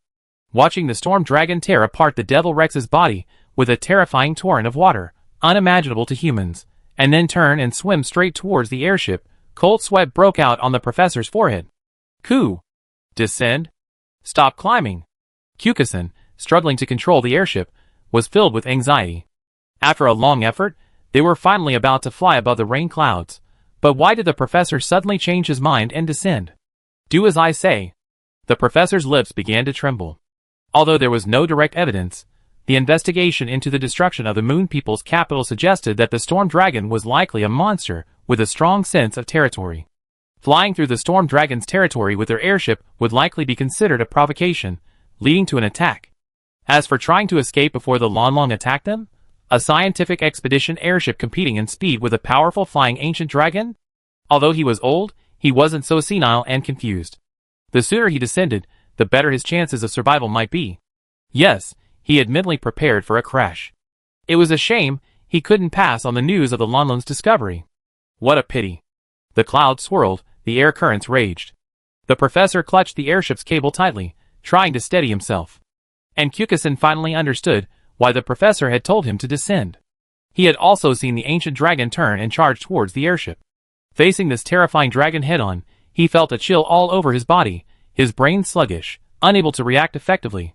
He could only cling to the rudder tightly to prevent himself from collapsing to the ground. Unfortunately, an airship is merely a tool humans use to fly. Against a Lanlong, gifted with the ability to manipulate air currents, the difference in combat power is even greater than the difference between an elf deer and a Qilin. The Lanlong didn't immediately attack the airship. Instead, it nimbly circled it, observing this unfamiliar giant. If you included the air bladder, the airship was actually slightly larger than its own body. However, as an ancient dragon possessing considerable intelligence, after circling it, it realized that it lacked any signs of life. It was a completely inanimate object. It quickly lost interest in the ship, swung its tail, and swam upward again, disappearing directly into the clouds. Like a drowning man struggling for a long time before finally surfacing, Kyukasan gasped for breath, not caring about his clothes soaked with rain and sweat. His voice trembled as he asked, "Professor, Does it seem to have lost interest in us? The old professor was about to reply when his expression suddenly changed, and he shouted, "Hold on." The inky black cloud suddenly swirled, and another torrent of water shot out, its target unmistakably. The airship. The clouds, pierced by the current, revealed the clear sky above. The scene seemed quite sacred, but neither the two people on the airship nor Lin Lin on the ground paid any attention. Even though the torrent didn't directly strike the airship, which was swaying from side to side due to the turbulent airflow, and only grazed the edge of the airbag, it still dealt a devastating blow to the airship. If it weren't for the sturdy wood of the hull, the airship would have disintegrated in midair. Although the hull structure remained largely intact, the violent tremors threatened to throw the two people aboard. Coupled with the ruptured airbags, no longer providing stable lift, the airship plummeted like a broken rag doll. Luckily, despite the rupture, the airbags still provided a negligible amount of lift, at least slightly slowing the airship's descent, preventing it from free-falling to the ground and shattering into pieces. Ah! The intense feeling of weightlessness washed over them. As the ground drew closer, their adrenaline surged. They clutched at objects around them, tensing their muscles, bracing for the violent impact. Boom! Bang! Crack! Thankfully, the airship crashed not onto a rocky terrain, but onto a relatively wide, flat area. Furthermore, the airship was falling at an angle rather than straight, so the hull didn't shatter into a pile of debris the moment it hit the ground. Instead, it gradually disintegrated from the intense friction of the gliding motion, ultimately becoming a few unrecognizable wooden planks. Even so, the impact was still too much for the two researchers. The old dragon man was stunned unconscious the moment he landed. Kyokusen, as a young man, the young man, relatively resilient, had limited strength. He held on until the wreckage's momentum ran out, and then he groaned and fainted. Lin Lin had already stood up when he saw the airship begin to fall, sprinting towards it. After Lon Long brought the airship down with a single water cannon shot, it ignored them and plunged back into the clouds. It didn't fire another shot, leaving the crew a chance of survival. Lin Lin believed that as a hunter, he shouldn't leave without confirming their utter failure. Before it crashed, the airship had been flying high, almost level with the summit of the spiritual peak. Now, having been knocked down, it had landed above halfway up the mountain. The spot where Lin Lin and the Deviljosaurus had clashed was at the foot of the spiritual peak. At first glance, it seemed very close to the crash site, but the road to it was treacherous, with steep cliffs and thorny bushes. Lin Lin, already highly stressed from being chased by the Deviljosaurus, was now even more exhausted. His continued progress was a sheer effort to save lives. After more than half an hour, panting heavily, Lin Lin climbed the last vine-clinging rock face, and finally saw the miserable remains of the airship. Not caring to catch his breath, Lin Lin sprinted upwards in a few quick steps, forcefully lifting the wooden planks covering the wreckage and searching for any survivors. Anyone? Anyone alive? I'm a hunter, I'm here to save you. The place was littered with scraps of paper, broken wood, ropes, and nets, all sorts of miscellaneous debris. Add to that the smoke and dust from the crashed airship, and the area was covered in a thick layer of dust. This severely hampered Lin Lin's search and rescue efforts, forcing him to shout twice, risking attracting Lon Long's attention again. Thankfully, Lin Lin's adventure wasn't in vain. Amid the chaotic clatter of moving the wreckage, he discerned a strange sound. It sounded like someone was pushing hard, but lacked the strength to push it away. Lin Lin immediately stopped, listened carefully for a moment, and quickly walked to the area in front of him covered by the airbag fragments. He lifted it with force. Although the dark clouds created by the storm dragon had not yet dispersed, severely dimming the sunlight, the sudden bright light still pierced his pupils, causing a slight discomfort. The young man blinked slowly, his dizzy head barely registering what had happened when his vision, which had just brightened, dimmed again, a hazy shadow obscuring the light. What was that? It looked like a monster. Was it a thunder wolf dragon? The young man blinked blankly as the blurry shadows in his vision gradually focused into a human form. His ears, already buzzing with noises, seemed to be muffled and indistinct, as if through thick water. The young man felt as if his body was being lifted up, floating like cotton in the man's hands.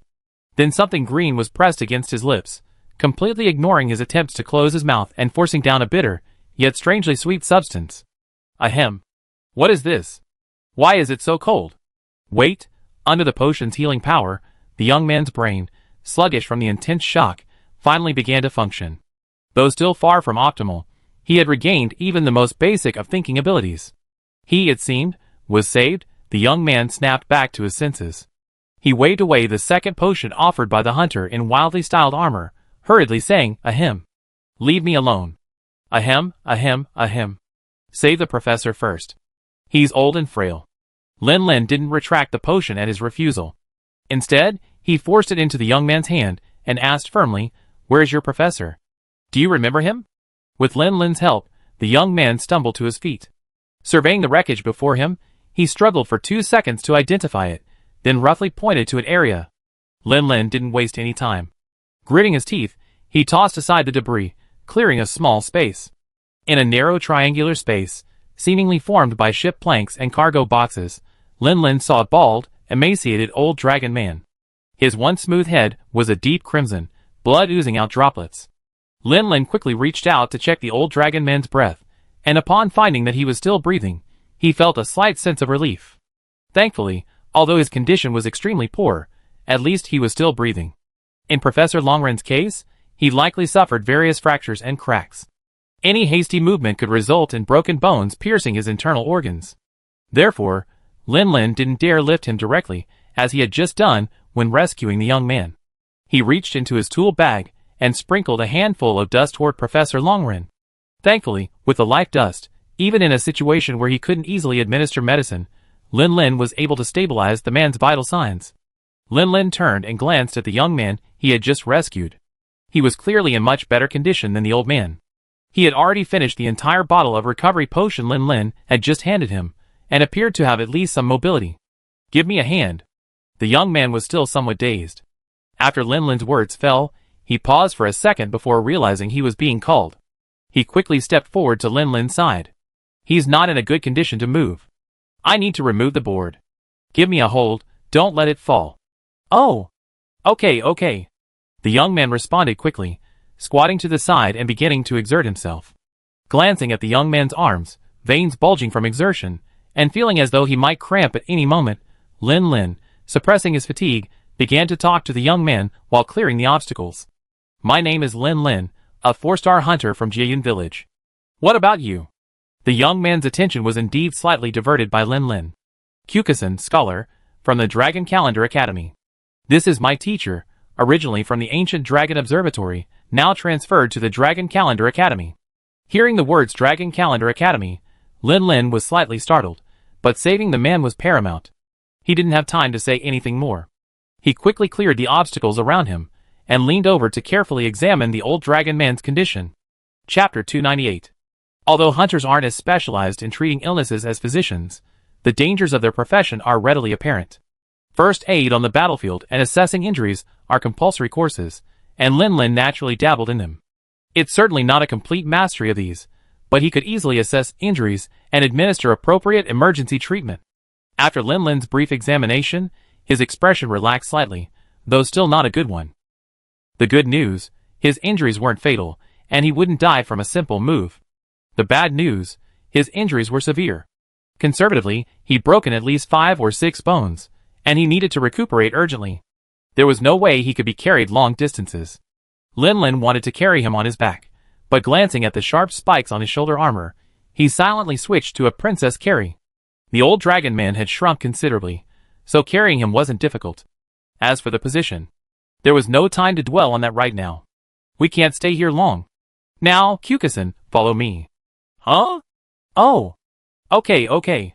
Given the old professor's condition, Lin Lin didn't dare carry him far. He simply found a nearby, secluded cave he seen on the way here and led the two of them inside. "It's fairly well hidden here. We won't be discovered by that creature. And with it here, we don't have to worry about other predators." Lin Lin set the old dragon man down and called for Kukison to come and look after him. He dragged his exhausted body out again. "Wait, where are you going?" Having just survived a near-death experience, Kukison was under considerable mental stress.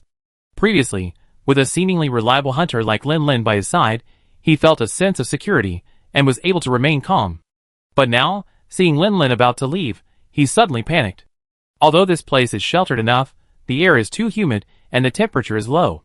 Plus, you've just been injured, so you could easily run a high fever. Lin Lin pointed to the side. Water cascading down the cliff formed a series of small waterfalls, the gurgling water soaking everything around. "We need to set up a makeshift camp. I don't have any materials, so I have to find them among the wreckage of your airship. Lin Lin took a deep breath and reached into his bag of supplies, pulling out all the healing potions. Guard the old professor. If anything goes wrong, give him some healing potions. At least, he can keep him alive. After setting his things down, Lin Lin retraced his steps along the path beneath the cliff, hidden by the cascading water, and returned to the open area where the airship had crashed. He didn't rush over, but cautiously glanced up at the sky a few times to confirm that Lon Lon wasn't paying attention. Then, he quickly ran over. He had already surveyed the wreckage of the airship during the previous rescue, and had memorized the locations of various pieces. So, without wasting any time, he headed directly for the materials he needed, his purpose clear. Canvas, planks, nails, tanned leather, the wing membranes of the strange bird. Amidst his rapid search, Lin Lin suddenly paused. Is that a heavy crossbow? And it looked relatively intact, with no obvious signs of damage. Almost instinctively, a thought flashed through Lin Lin's mind. This thing could be very useful. However, the storm hadn't yet subsided. Staying outside any longer would only increase the risk, and there were still people waiting to be rescued. Lin Lin simply made a mental note of the matter, and hurried back to the cliff cave with the pile of materials. Using barely usable materials scavenged from the wreckage, Lin Lin built a tent, as simple as it could be. As a purely emergency camp, it did everything it could. Moisture-proof, wind-proof, heat-insulating, and a place to sleep. After finishing all this, the already exhausted Lin Lin could no longer resist sleepiness. He plopped down on the canvas, leaning against the wooden box. With his head tilted, a soft snore began to emanate. The rain pounded. Kyokusen glanced from the unconsciously slumbering Lin Lin to his right, then from the professor lying on the leather mat that could barely be called a bed, and sighed quietly. Having been unconscious since the crash and only recently awakened when he was rescued, Kyokusen couldn't feel any sleep for a while, so he stared intently at his surroundings in the dim cave. His gaze first fell on his mentor, finding him relatively stable and unharmed. Then he turned to look at the hunter in the exaggerated armor. He introduced himself earlier as Lin Lin. Sounds quite similar to Qilin. I wonder what would happen if they met. No, what am I thinking? Qilin is an ancient dragon. Thinking he meet one is like cursing him, isn't it? Although there's an even more powerful ancient dragon hovering overhead. Seeing the terrifying might of this ancient dragon, this guy still managed to run up the mountain to save them. He's truly courageous. Kyokusen couldn't help but feel curious about Lin Lin. He subconsciously moved closer, and was surprised to find that the hunter's face was surprisingly youthful, no more than 22 years old. He's truly young and promising. The top newcomer from Donnarumma seems to be about his age, right? Huh? Kyokusen blinked suddenly. The light was too dim here, and he couldn't see clearly. Something seemed off about this hunter's face. His expression changed, and he quickly raised his hand to touch Lin Lin's forehead. Hot! And not only was his forehead burning, but his face was also pale, his breathing was rapid, and his body was trembling slightly. All of this clearly indicated one thing. He had a fever. Kyokusen then realized that while he and the professor were resting and waiting in the cliff cave, the other party had been out gathering supplies and setting up camp in the pouring rain. And this hunter had likely been entangled with the Deinonychus they were pursuing for a long time before running all the way from the foot of the mountain to the top to rescue them. His physical strength must have been severely depleted. Kyokusen felt compelled to do something. He tried to retrieve the restorative potion Lin Lin had left behind, hoping to rouse him and have him drink it. However, Lin Lin's condition was clearly not good, and no matter how he called, he showed no sign of waking. He had fallen into a high fever coma. Kyokusen took a few deep breaths, forcing himself to calm down. He was the only one of the three still conscious and able to move, so he must not panic. Calm down and think about what we need most right now. His fever was probably caused by hypothermia from the heavy rain, coupled with severe exhaustion. He might also have sustained other injuries. The most urgent thing was to start a fire and prepare some food. Chapter 299. Kyokusen could no longer sit still. He stood up and, with all his might, dragged Lin Lin to lie down beside the professor. He then gently covered him with the membrane and other items Lin Lin had brought back. This would at least provide a little more insulation. Then, without further hesitation, he also took a piece of canvas as a spare raincoat and walked out of the cliff cave with trespassing but determination. He knew that finding dry firewood in the forest after a recent rainstorm was almost impossible, but trying was better than waiting to die. The rain had gradually subsided, and the thick clouds were dispersing, revealing a clear, starry sky and a bright moon. It seemed that Lon Long had finally vented his anger after defeating 2 trespassers. For Kyokusin, this was good news. He was merely a scholar, relying on airships for most fieldwork. His mobility wasn't incapable, but rather limited. After the rain stopped, the steep mountain path would at least become easier to navigate. Kyokusin wasn't aimlessly on his journey. His first destination was the open field where the airship had crashed. The reason was simple. If there was any dry firewood to be found anywhere, it would undoubtedly be the remains of planks that had once been part of the airship. Those planks had been waterproofed with tung oil, and even if the broken pieces were soaked, it would definitely be better than searching the mountains for dry branches. He also wanted to try his luck and see if he could find the supplies they stored on the airship among the shattered wreckage.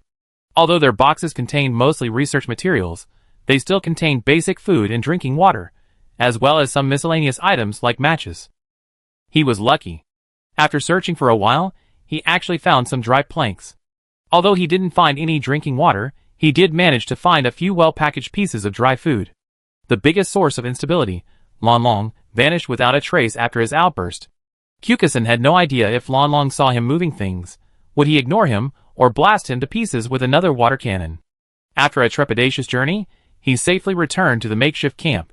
After working himself into a sweat, he finally managed to light a fire in the camp. Feeling the damp chill of the cliff caves slowly dissipate and the air gradually warm, Kyokusin breathed a sigh of relief. He leaned over to spread the canvas, then struggled to drag Lin Lin to lie down next to the campfire. The flames would quickly dry the water droplets on his body, so there was no need to worry about hypothermia. Kyokusin rubbed his hungry stomach, which had been busy for a long time. He glanced at the few pieces of dry food in his hand, his Adam's apple rolling. He set them aside and stood up, walking to the bottom of the cliff where water was still dripping, using the pure mountain spring water to moisten his parched throat. It would be better to save these dry food for the hunters to recover their strength. When Lin Lin regained consciousness, he felt dizzy and heavy, like the unbearable feeling of waking up the next day after a hangover. It had been a long time since Lin Lin had felt this way. The last time he was drunk seemed to be at Rocklark's celebration party. Rubbing his head, he slowly sat up, stunned by the scene before him. Where did this bonfire come from? I don't know how long it's been burning. Sparks still flickered red in the ash. Was there a bonfire before I fell asleep? Lin Lin turned his head and looked around twice, realizing that the position he was lying in didn't seem to be the same as before he fell asleep.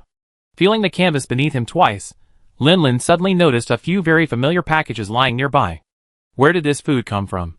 Lin Lin didn't have time to think. The burning hunger in his stomach made him peel off the outer packaging as quickly as he could, and almost instinctively stuffed the starchy block of dried meat inside into his mouth. After swallowing a few mouthfuls of the food, Lin Lin slowly breathed a sigh of relief. As the food in his stomach quickly digested and transformed into heat that flowed through his body, the extreme discomfort quickly subsided, and his drowsy mind quickly returned to clarity. Finally alive. Comparing the agonizing feeling he had just felt, Lin Lin now understood with unprecedented clarity why Lufa was so frantic in his eating habits. His brain racing, Lin Lin reassessed his surroundings and quickly grasped what had happened. This could only have been done by the scholar named Kyokusin. Lin Lin stood up and looked around, finding him lying in the tent, frail and comatose, the look of a completely frail scholar. It was surprising to see him so undeterred and ready to act after Lan Long's recent plane crash. Lin Lin briefly checked on the 2 scholars, one old and one young.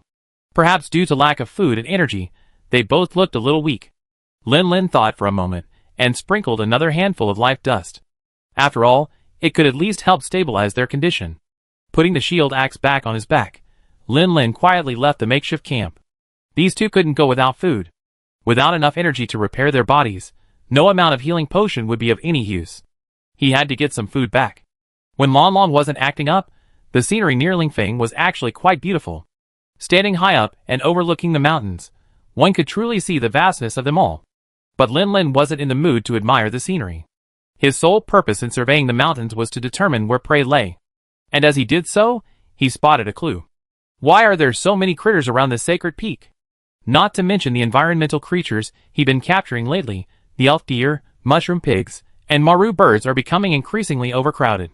Even before the sudden decline in the number of the noxious Lufa creatures, even before the thunder wolf dragon descended from the mountain, there weren't so many raw meat around Jieyun, and these creatures seem a bit too relaxed. Aren't they worried about predators at all? Sneaking up behind a maru bird, Lin Lin, with his knife almost drawn, was startled. Why wouldn't they worry about predators? Unless there were no predators here, why not? Because the master of this place is Lon Long. Would the sight of blood directly attract Lon Long? Lin Lin didn't dare to gamble on that possibility. He quietly sheathed his knife and turned his gaze to search the forest. A hunter wouldn't be stumped by such a situation. Even without a knife, he had other ways to fill his stomach. It was simply that he couldn't enjoy that little bit of food. Chapter 300. While collecting the necessary materials along the way, Lin Lin also searched for Tiao Tiao. When he was left alone to tangle with the Deviljo, he had allowed the exhausted Tiao Tiao to hide. After the Deviljo was cut in half, he rushed back up the mountain to rescue people, then fell into a coma again, waking only recently. It had been quite some time since he and Tiao Tiao parted ways. Lin Lin briefly wandered around but saw no sign of Tiao Tiao. He reached the foot of the mountain. The bloody ground where the Deviljo had once lay had been washed clean by the heavy rain, leaving only the dark green carcass of the beast lying there quietly, with several hate birds struggling to peck at its flesh. The terrifying monster that once feasted on all life around it was now also food for other creatures. This was a sacred peak, where predators large and small dared not approach. Otherwise, Lin Lin suspected that nothing would be left of the Deviljoman he saw right now. Wait, what was this? Lin Lin looked at the small, clearly hollowed-out area where the Deviljoman's body had been broken. Undoubtedly, these were bite marks only a large carnivorous monster could leave. Judging by the size and height of the marks, Lin Lin's face darkened. There were no other large monsters nearby. Who else could have left such marks but Tiao Tiao? Although he couldn't find where Tiao Tiao had gone, he found its traces and knew it had a healthy appetite. Lin Lin felt a little relieved, knowing that the dragon was fine. Faced with Lon Long's undisguised ancient dragon pressure, this creature likely wouldn't stay in Lon Long's territory for long. It must have fled to some nearby mountain. However, after following him for so long, it had already learned its lesson. Lin Lin wasn't too worried about it being taken down by some other large monster. After all, if he couldn't defeat it, he could always run away. And now, before him lay a Tyrannosaurus, its material perfectly preserved. This was an extremely rare material he could never obtain under normal circumstances. This was the reward he deserved for his repeated struggles against death. Lin Lin glanced back at the summit of the sacred peak and, like a thief, fetched his skinning knife. The Tyrannosaurus was over 20 meters long, and its material was so intact that it would have taken up too much space in a trailer to completely skin it. Lin Lin could only selectively remove parts, such as its claws, fangs, black scales, and saliva. He had no choice but to discard the scarred, blood-stained, and difficult-to-process dark green gelatinous skin. While peeling its skull, Lin Lin's knife tip accidentally struck something hard where bone shouldn't be. An idea struck Lin Lin, and he pried the object free with force. It was a dark green, spherical crystal. When viewed through sunlight, it had the clarity of an imperial jadeite. When Lin Lin touched it, a tiny red-black electric current radiated from its surface, stinging his fingers with a burning pain. Lin Lin couldn't help but feel a surge of joy. This repeated struggle on the brink of death had been arduous, but the rich reward was well worth the effort. Hunters had a common name for this type of crystalline object, jade. For example, the red jade of a fire dragon, the water jade of a bubble fox dragon, the jasper of a thunder wolf dragon, the precious jade of a tyrannosaur. Unlike the various bags of scales, claws, and fangs, this type of material isn't found in all monsters. It's only found in a few individuals. Furthermore, it's impossible to tell from their appearance whether a particular monster possesses a precious jade, making obtaining it quite a matter of luck. Often, hunters hoping to craft a weapon requiring a precious jade would kill dozens, or even dozens of monsters, only to find the desired material once. This is also a major factor in many poachers going astray. Scholars have long studied the mechanism of the creation of precious jades, but a definitive conclusion remains. There are only relatively reasonable guesses. They are essentially crystals of highly compressed energy, the product of the gradual accumulation and enrichment of some energy as monsters absorb and utilize life energy over many years, including through feeding, absorbing earth energy, and frequently using certain parts of their bodies in battle. Although there is no definitive evidence, it seems that older and stronger monsters are more likely to harbor precious jades than younger, weaker ones. Putting the devil's precious jade close to his body, Lin Lin stood up. Even though he had selectively discarded some of the materials, the remaining pieces still amounted to a considerable mass. Lin Lin did not carry them on his back, but instead found a nearby spot, wrapped them in canvas, and buried them. He marked them, intending to take them with him when he left. Fortunately, the Deinonychus had been dead for some time, so Lin Lin didn't need to get himself bloody to extract the materials. He simply applied some plant juice to eliminate the smell, and then headed back to the temporary camp with the materials he had collected along the way. When he returned, Kyokusen had already woken up, though he still looked sick and listless. Seeing Lin Lin walk in, looking well, he relaxed, knowing his gamble had paid off. Lin Lin greeted him, and found a clean place to sit down. He took out the grinding tools for mixing, and unloaded the materials he had just collected from his tool bag. "What are you doing?" Kyokusen walked weakly over to sit beside Lin Lin. Although his body was exhausted, the insatiable curiosity of a scholar was already burning. "Make some potion." Lin Lin took out a palm-sized blue mushroom, placed it in the mortar, and ground it into crumbs. "Is this a blue mushroom?" Lin Lin nodded gently, took out an empty medicine bottle, and poured the blue mushroom juice into it. Glancing at the slightly cloudy light blue liquid, and the tiny debris mixed in with it, Lin Lin smacked his lips. His tools were limited, so he could only perform a limited, simple blend. Without filtering, the quality of the resulting potion would undoubtedly decline. But given the current conditions, any use was good enough. He couldn't be too picky. He then took out a beetle with a white shell, and squeezed it gently. Before Kyokusen could speak, he explained, "This is an immortal beetle. I know it. I've seen it in the research notes of my predecessors. Its lifespan is estimated to be up to 1,000 years.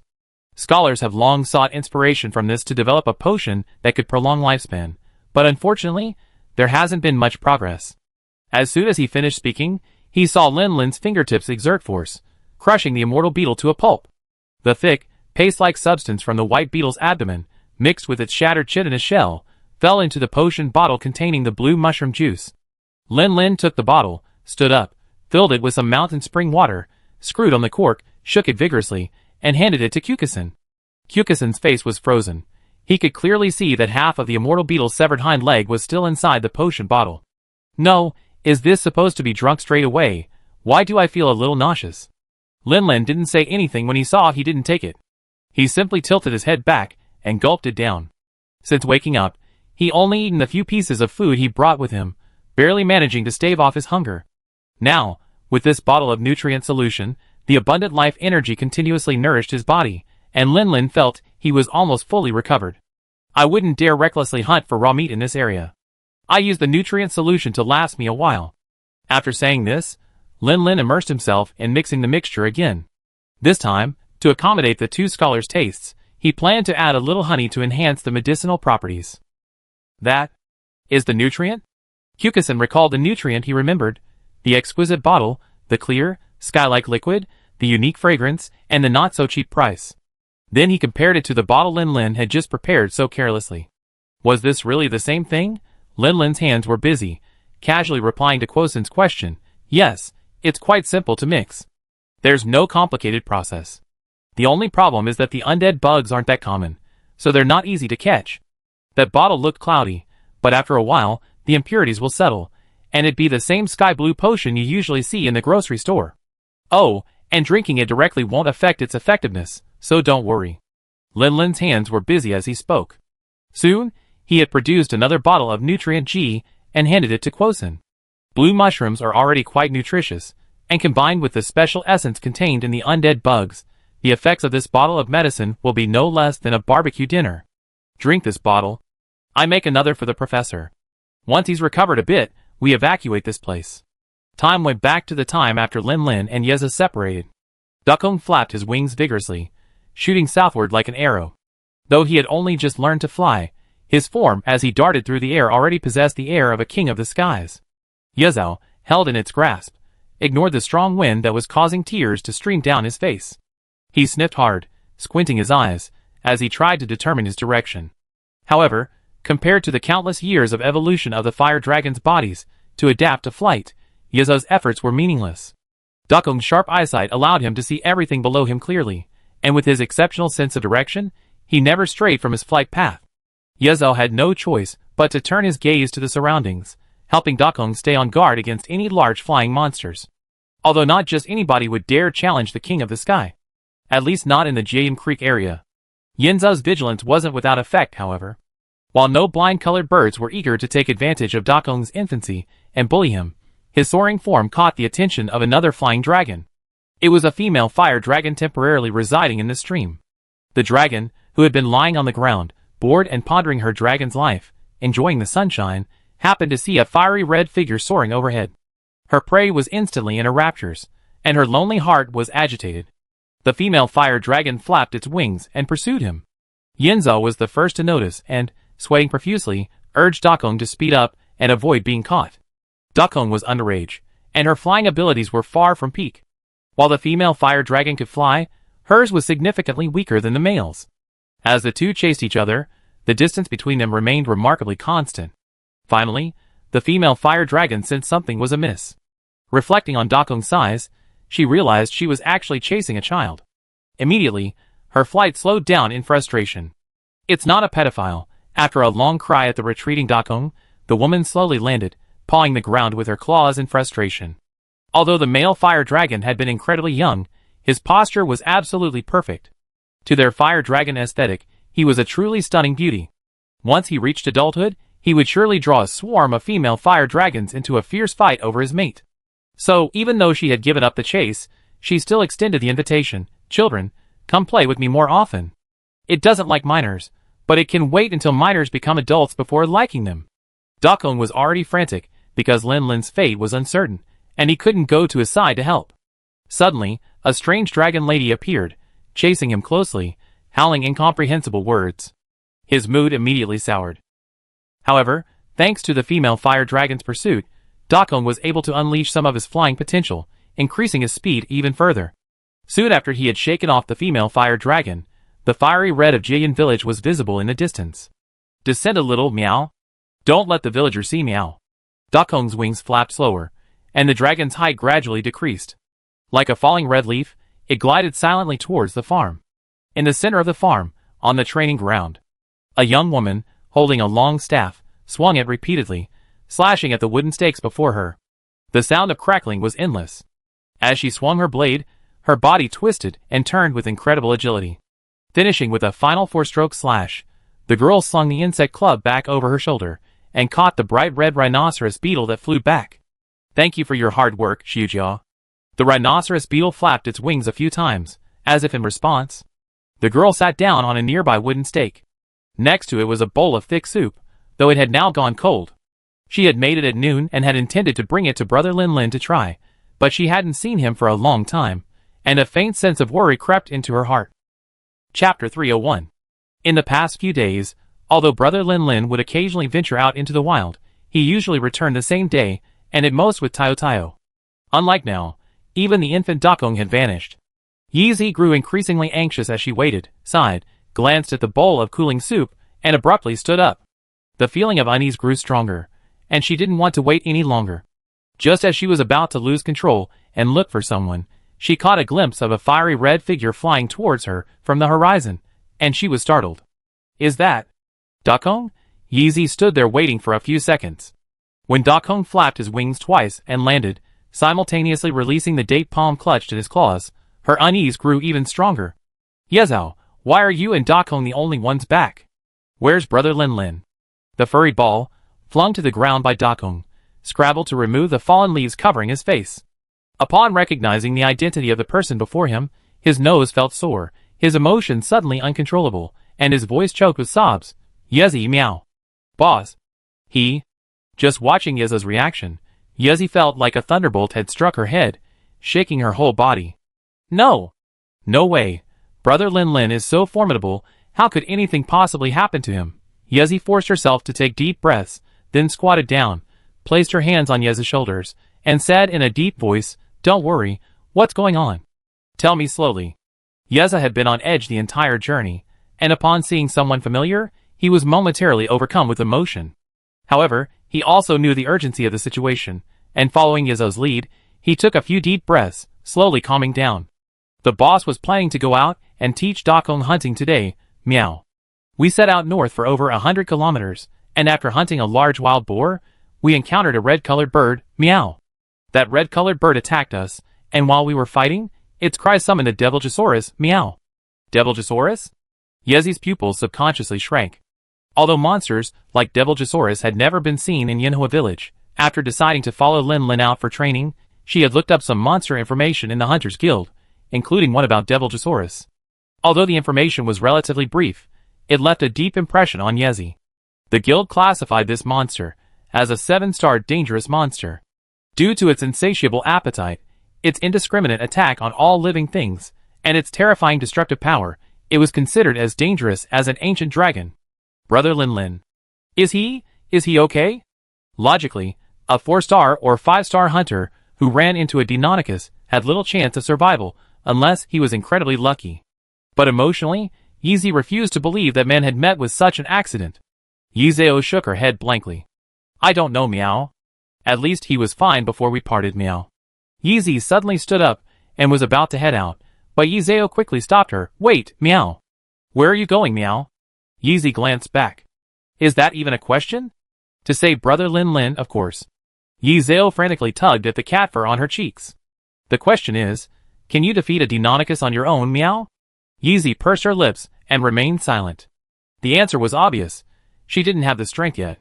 Boss said before, meow, that monsters like the Devil Rex can only be dealt with by at least a high-ranking hunter, meow.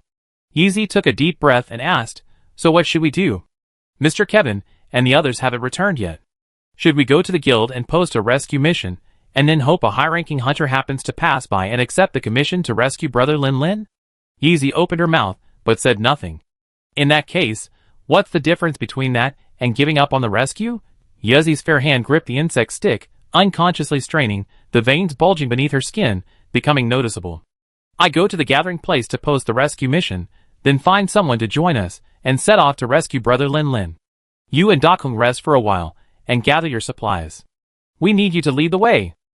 She met Yeza's slightly worried eyes, and said firmly, if I have to watch someone I love fall into danger just because it's dangerous, what's the point of being a hunter? Yeza opened his mouth, then sighed and nodded.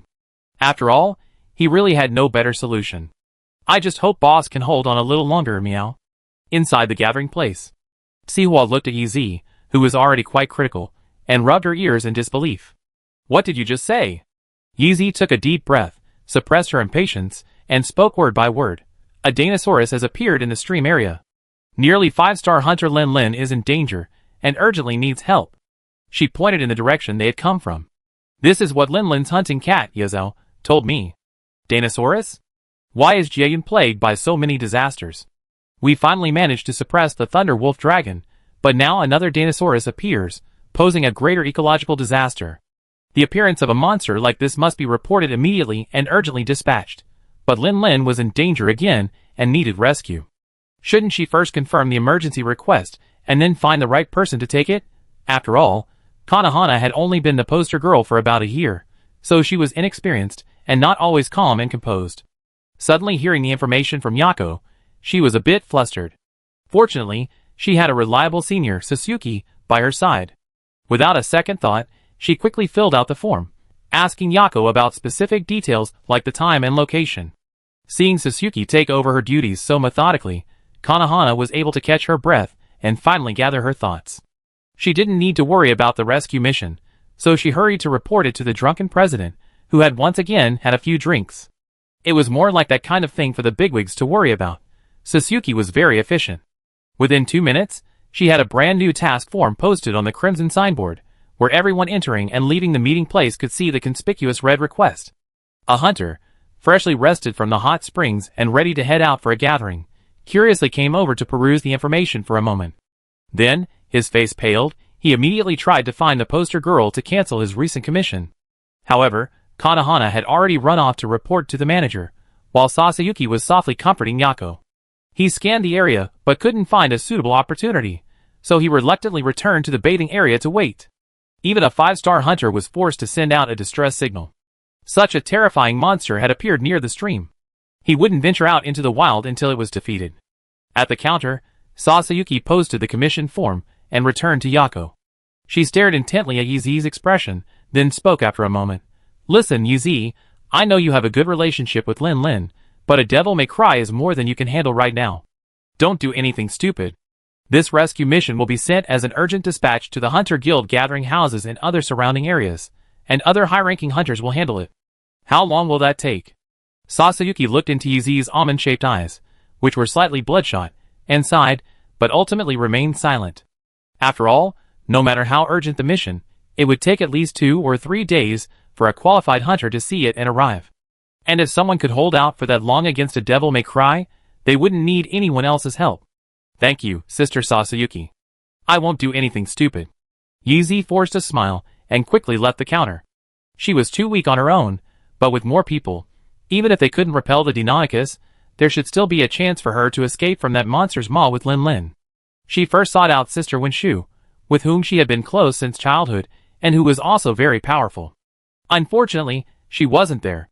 Upon inquiring, she learned that she had just accepted a mission to hunt the Blastron in the volcano 2 days earlier, and was no longer in Jian territory. So her next target was Brave, but before she could find Brave's cabin, she ran into someone unexpected.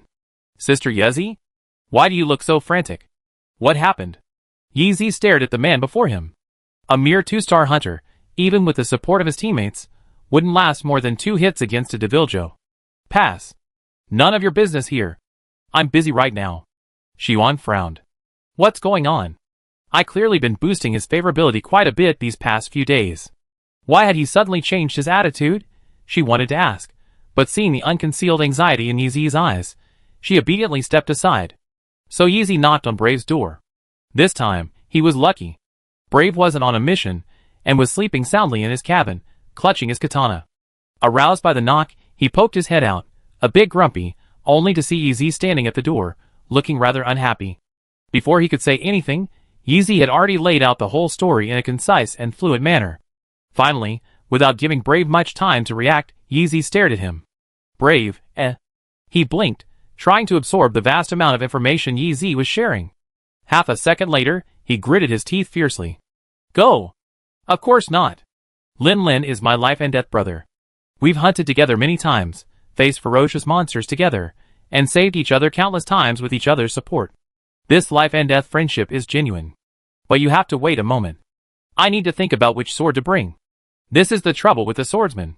He now has 3 swords, one with ice attributes, one with fire attributes, and one with poison attributes. All of them are quite powerful weapons. When hunting, he now carefully chooses the most suitable weapon based on the target. Unlike Yeezy, she's been using the Dragon Bone Staff for hunting. Originally, the materials from her Thunder Wolf Dragon hunt could have been used to craft a lightning-attributed insect-controlling staff, but this girl insisted that she already had enough for this set of armor, and that the remaining materials were being saved for Lin Lin's armor. The Devil's Dragon. Let me think about it. That creature seems quite resistant to elemental energy. Fire and ice aren't very suitable. So let's use that Flying Dragon Blade Shui. While Brave was choosing weapons and putting on armor, Yeezy, who was outside the door, had her armor pulled by Xian, who was eavesdropping nearby. Yeezy, ? Xian, I want to go with you. Yeezy, She reached out and rubbed the girl's head, ruffling her soft hair. You're just a 2-star little Karami. It's best not to get involved in something so dangerous. No. I'm serious. Xian angrily slapped the hand off her head. Master hits senior brother hits senior brother, and now this sister, not even my future sister-in-law, is rubbing her too. Her height is stagnant. She smoothed her hair and said sternly, Sister Yezi, think about it. Whether it's you, senior brother, or that katana user, you're all melee hunters. You're more adept at fighting than us ranged hunters, but when it comes to saving lives, can you be better than us ranged hunters who can just raise our hands and fire a single recovery shot? But that's a Deinonychus. The risk is too great. Frankly, Yezi was deeply tempted, but she hadn't lost her mind. Although I'm only 2-star, aren't you all only 4-star, Sister Yezi? Isn't that a big difference against a 7-star dangerous Tyrannosaurus? Yezi, Seems like it, is it? And I'm ranged. With you guys directing the attention, I'd be less in danger. Besides, my master is Sister Rachel. When it comes to stealth and tracking, you might not even be able to match me. Xian put her hands on her hips, a hint of pride on her face. Yezi, Oh no, she seems convinced. I'm ready. Let's go! The door opened, and Brave, fully dressed, stepped out, his expression resolute. Yezi took a deep breath, then nodded to Xian. Okay, I give you 10 minutes to prepare the ammunition. Meet at the village entrance in 10 minutes. 10 minutes later. Village entrance. Looking at the cart of ammunition that Xian had dragged out, Yezi and Brave exchanged a blank look. Isn't that a ridiculous amount of ammunition? Exaggerated? Isn't this perfectly normal? I always do this when I hunt. Finally, Yeezy sighed. We're going to rescue people, not hunt. Do you think we can hunt a 7-star Devil Rex with just a few of us? Cheyenne blinked, it seems. Yeah. Try to keep your load minimal. Bring only what you need. I have Xiao Bai carry the ammo box for you. Chapter 302. After a moment's thought, Ziyuan abandoned the usual lethal ammunition, primarily carrying supplementary ammunition like recovery rounds, demonic rounds, and hardened rounds. After securing the ammunition box on the back of the fanged hound, Xiaobai, Ziyuan tightened the straps of her heavy crossbow, her face eager to try. Let's go! Do you know the direction? Bref, clutching the flying dragon blade Shui, glanced at Ziyuan. Ziyuan's steps froze as she took a step forward. No, I don't know. Bref sighed and turned to Yezi. Where's the coconut cat? We have to rely on it if we want to find it, right? Yezi shook his head. Coconut told me before Brother Lin Lin parted ways with it, he specifically asked for the direction to Lingfeng and told it not to go there. Bref frowned slightly, then realized what was happening. When he and Yi had first followed Lin Lin to the Jian territory, Lin Lin had shared his analysis. There was a high probability that an ancient dragon capable of controlling storms lived at Jian's spiritual peak. If one were to put themselves in his shoes, if he encountered an invincible foe in the wild, the best way to create a chance for escape would be to lure the monster into the territory of other powerful monsters, let them fight among themselves, and then use the opportunity to escape. So? Xiuan replied, confused. Yeezy pointed northwest. So we're heading straight to Spiritual Peak. What about Senior Brother's hunting cat companion? Aren't we taking it with us? Yeezy shook his head. It arrived before us. Huh? Xiuan tilted her head. How could a single Fey cat surpass them? Could they have set out ahead of them? But what could a single Fey cat do, meanwhile, inside Jian Farm? Huh? These props should be almost ready, meow. Juju breathed heavily, as he looked at the bag before him, overflowing with supplies.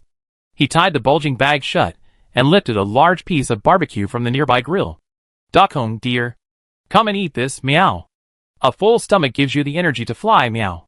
Dakong's fuel consumption is 1 piece of barbecue per 100 kilometers, meow. Awuh! Dakong didn't bother with Jujube at all. He devoured the barbecue in one gulp, then flapped his wings and took off. Wait, I'm down there, meow! Jujube, in a hurry, rushed towards Dakong with the bag on his back. He then leaped upward with all his might, barely touching Dakong's claws at the highest point. Dakong then grabbed his tail and launched him into an awkward, upside-down position. This feels worse than being held by a backpack and flying like a cat. As they rapidly ascended, Coconut Date's screams grew fainter, and finally, his mouth full of curse words, like Locklack, was muffled by the wind. Thankfully, under Coconut Date's constant protests, Dakong loosened his grip slightly and readjusted his grip, finally regaining his head-on-heels position. Why is the sky overcast? The trio were hurriedly making their way, when they suddenly noticed dark clouds gathering overhead at a visible speed. Before they could react, bean-sized raindrops began to patter down, drenching them in the blink of an eye. Of the three, only Cheyenne and Xiaobai seemed concerned about getting soaked. Brave and Yezi stared solemnly ahead, toward the northwest of the sacred peak. They had just seen clearly that the dark cloud was spreading from that direction, moving so fast it didn't seem like a natural phenomenon at all. Brother Lin's speculation was correct. There truly is an ancient dragon on the sacred peak, and the clouds and heavy rain are all its fault. Brave wrenched his shin guard from the rapidly muddy ground. But this is good news for us. This means the ancient dragon is fighting something, and that thing is most likely a Deinonychus. I hope Brother Lin has escaped the Deinonychus.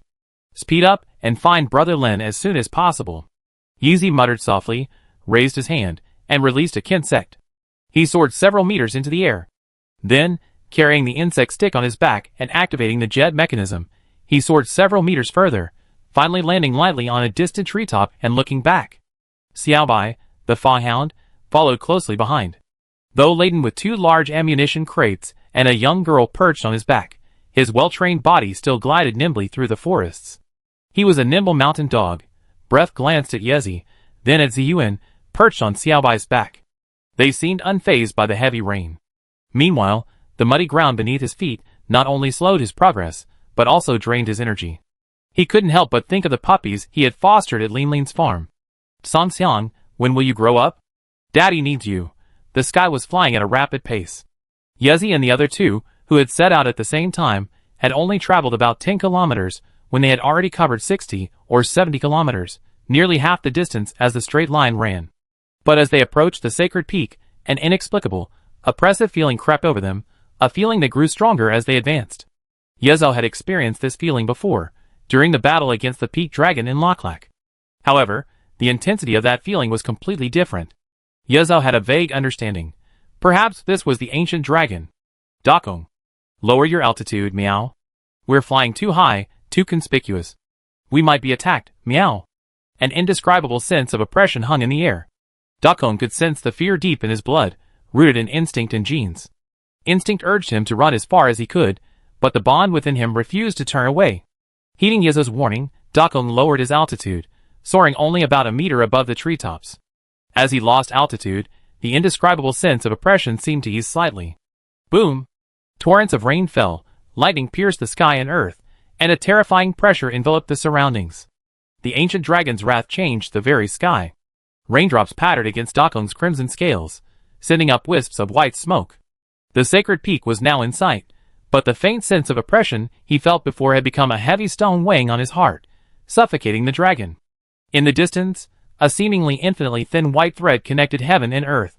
However, the thread appeared for a brief moment before vanishing, leaving only sunlight streaming through a single hole in the dense dark clouds, a sacred and majestic sight.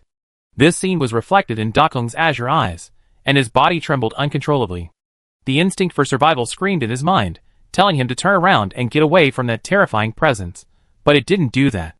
Dakong folded its wings and glided down from the treetops to the ground, its fiery red form hidden by the trees and invisible to the terrifying being perched high in the clouds. Yinzhao breathed in a lingering sense of fear. Even from such a great distance, the white line that pierced the sky and earth could still feel its devastating power. It dreaded the thought that if it and Dakong even brushed against each other even slightly, it would be reduced to a speck of scum between heaven and earth. That guy, Dakong, you're too conspicuous. You can't go any further. If you attract its attention, you're doomed. Yinzhao glanced around and spotted a platform not far ahead, formed by the intertwining of 3 ancient trees, and covered with countless vines. There had once been a nest built of dead branches there, but it looked a bit dilapidated, as if it had been abandoned. According to Yeza's theory, this place was too close to the sacred peak. After that terrifying creature arrived, the original inhabitants migrated to the outskirts. This place is well hidden and safe, meow.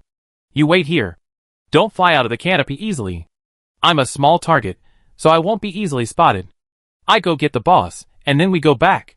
Dakong looked up, gazing in the direction of the vortex in the sky. After a moment, he let out a low roar and flapped his wings, landing in the nest. Dakong was a little anxious, but in fact, he wanted to rush out. He had an intuition that Lin Lin was not in good condition, but the monster in the clouds was indeed too terrifying.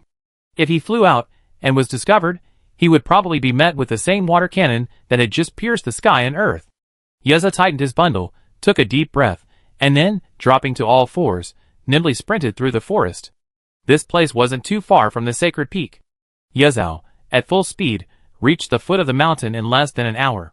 As soon as he emerged from the forest, his gaze was drawn to the straight river ahead. Wait, no, that wasn't a river. Yezhao mentally reconciled the location of the stream he had just glimpsed, piercing the heavens and earth, with the scene before him. He was horrified to discover that this river before him was clearly created by the ancient dragon's attack. At the end of the river, 2 dark green figures lay quietly, motionless, their bodies no longer possessing the terrifying, earth-shaking aggression they had previously possessed. Is that a Tyrannosaurus Rex? Yeza was startled again, his fur standing on end. He looked up with dilated pupils, instinctively shuddering. A Tyrannosaurus, a terrifying monster as dangerous as an ancient dragon, was it? Killed instantly by that attack we just saw, even cut in half. Is that thing really just an ancient dragon? Yinzhao forced himself to calm down and put all these things aside. The most important thing right now was to find Lin Lin and Taio Taio. Everything else was put aside. Yinzhao took a deep breath and glanced around, reviewing the techniques Lin Lin had taught him, bit by bit, to find traces. A large area of the ground here was overturned, and there were large scratches on the ground, probably left by the Tyrannosaurus's jaws, which were covered with teeth. The puddles here must be the Tyrannosaurus's tracks, but they were very disorganized and in all directions. But a Tyrannosaurus couldn't just turn around, so it was chasing something. Yezo searched around and found several traces of Tayotayo's tracks. Although deformed by the heavy rain, he was quite familiar with Tayotayo's footprints after living together for so long that he recognized them immediately. Tayotayo's tracks were widely spaced, deep at the forefoot and shallow at the heel, clearly indicating a high-speed run in a single direction. This didn't match the tracks of a Devil Jano's circling attack. Therefore, the victim could only be Lin Lin. "Boss, you must be okay, meow." After a brief inspection, Yazao found no armor fragments or anything similar. Instead, he did find a number of loose teeth from the Devil Jano's attack, which gave him some peace of mind. This at least proved that Yazao hadn't died instantly in the Devil Jano's jaws. As for whether he was injured, that was impossible to determine. After all, the blood all over the ground had spilled from the Devil Jano's corpse. Yazao glanced at the Devil Jano's corpse and then stopped paying attention to it, trying to locate Lin Lin. Unfortunately, under the intense downpour unleashed by the storm dragon, even the tracks of large monsters couldn't be seen for long, let alone hunters intent on concealing their movements. Coconut Date searched for a long time, but found nothing except the direction Tayotayo had left. Could Tayotayo have carried the boss away again? Coconut Date scratched his head and followed Tayotayo's footsteps. The rain was pouring down. Rickers took off his helmet and wiped the rain from his face, a look of gloom on his face. What kind of luck is this? That guy was already hard to chase, and now it's raining. Rachel finished examining the broken tree trunk and glanced back at him. "I've been doing the tracking the whole time. What are you complaining about? Isn't it just bad luck and a bad mood? We were fighting well, harassing that big golden guy repeatedly, and we were already weakening him. But then a Deinonychus showed up mid-fight. All my hard work for the past month has gone to waste. Oh, my bad luck. Why would a Deinonychus just show up?" Riker sighed. "Rachel." Chell's face grimaced. "Looks like this is your first time being invaded by a Deinonychus? Then you're quite lucky." Kevin sighed, rubbing his forehead, swollen from the bickering, and said, "Race, please keep your mouth shut and don't interrupt Rachel's investigation. We can't be of much help here, so just avoid causing any trouble. A Deinonychus's appearance will inevitably bring about an ecological disaster. We must act quickly and defeat it before it completely destroys the stream's ecology. We can put the matter of the Overlord Thunder Wolf Dragon aside for now." Rick Rex rubbed his head and muttered a few times, but remained silent. The big golden man was quite clever. Their harassment tactics became less effective as time went on. They had managed to weaken it last time, but there wasn't a chance they have the next chance. Chapter 303. The rainstorm came and went just as quickly. Just a moment ago, it seemed like a torrential downpour, but soon it had transformed into a gentle drizzle, and it looked like it would completely subside in a moment. Yinzo stopped at the foot of a sloping rock, gazing at the armored dragon crouching and trembling before him, his gaze darting around. Tayotayo had found it, but it looked a little off. Was it too affected by the ancient dragon's pressure? Also, why couldn't I see the boss? Was my guess wrong, and they weren't together? Yinzao leaped down from the high rock and, in a few steps, reached Tayotayo, who was huddled in a crevice. He was about to speak, but Tayotayo was clearly not feeling well. As soon as he sensed something approaching, he suddenly lunged and bit. Fortunately, Coconut Date had been alert the moment he noticed Tayotayo was acting strangely. He dove to the side the moment Tayotayo suddenly leaped, thus successfully avoiding the attack. "Tayotayo, what's wrong with you, meow? Wake up, meow. I'm Coconut Date, meow."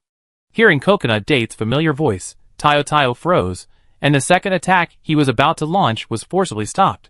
He panted heavily, shaking his head and looking at Coconut Date. Finally seeing Tayotayo's face, Coconut Date instantly realized what was wrong with Tayotayo. Tayotayo's eyes were now bloodshot, and a faint red-black mist swirled around his nose with every breath. With the slightest movement, a red-black arc of electricity flashed. This was clearly not normal. "Tayotayo. Calm down, meow. Take a deep breath." Coconut Date soothed Tayotayo with words, while observing its reaction, trying to reason about its change. Thankfully, Tayotayo hadn't completely lost his mind. After seeing Coconut Date clearly, he did his best to restrain his tense, ready-to-fight stance, though his muscles still trembled slightly. Coconut Date approached tentatively, pressing his paw pads against Tayotayo's scales. Tayotayo didn't react violently, simply lying flat on the ground, resting his head on the cool ground, a low sob emanating from his throat. Coconut Date was able to observe more closely the flashes of red and black electricity on Tayotayo's body, and the faint red and black mist that lingered around his mouth and nose as he breathed.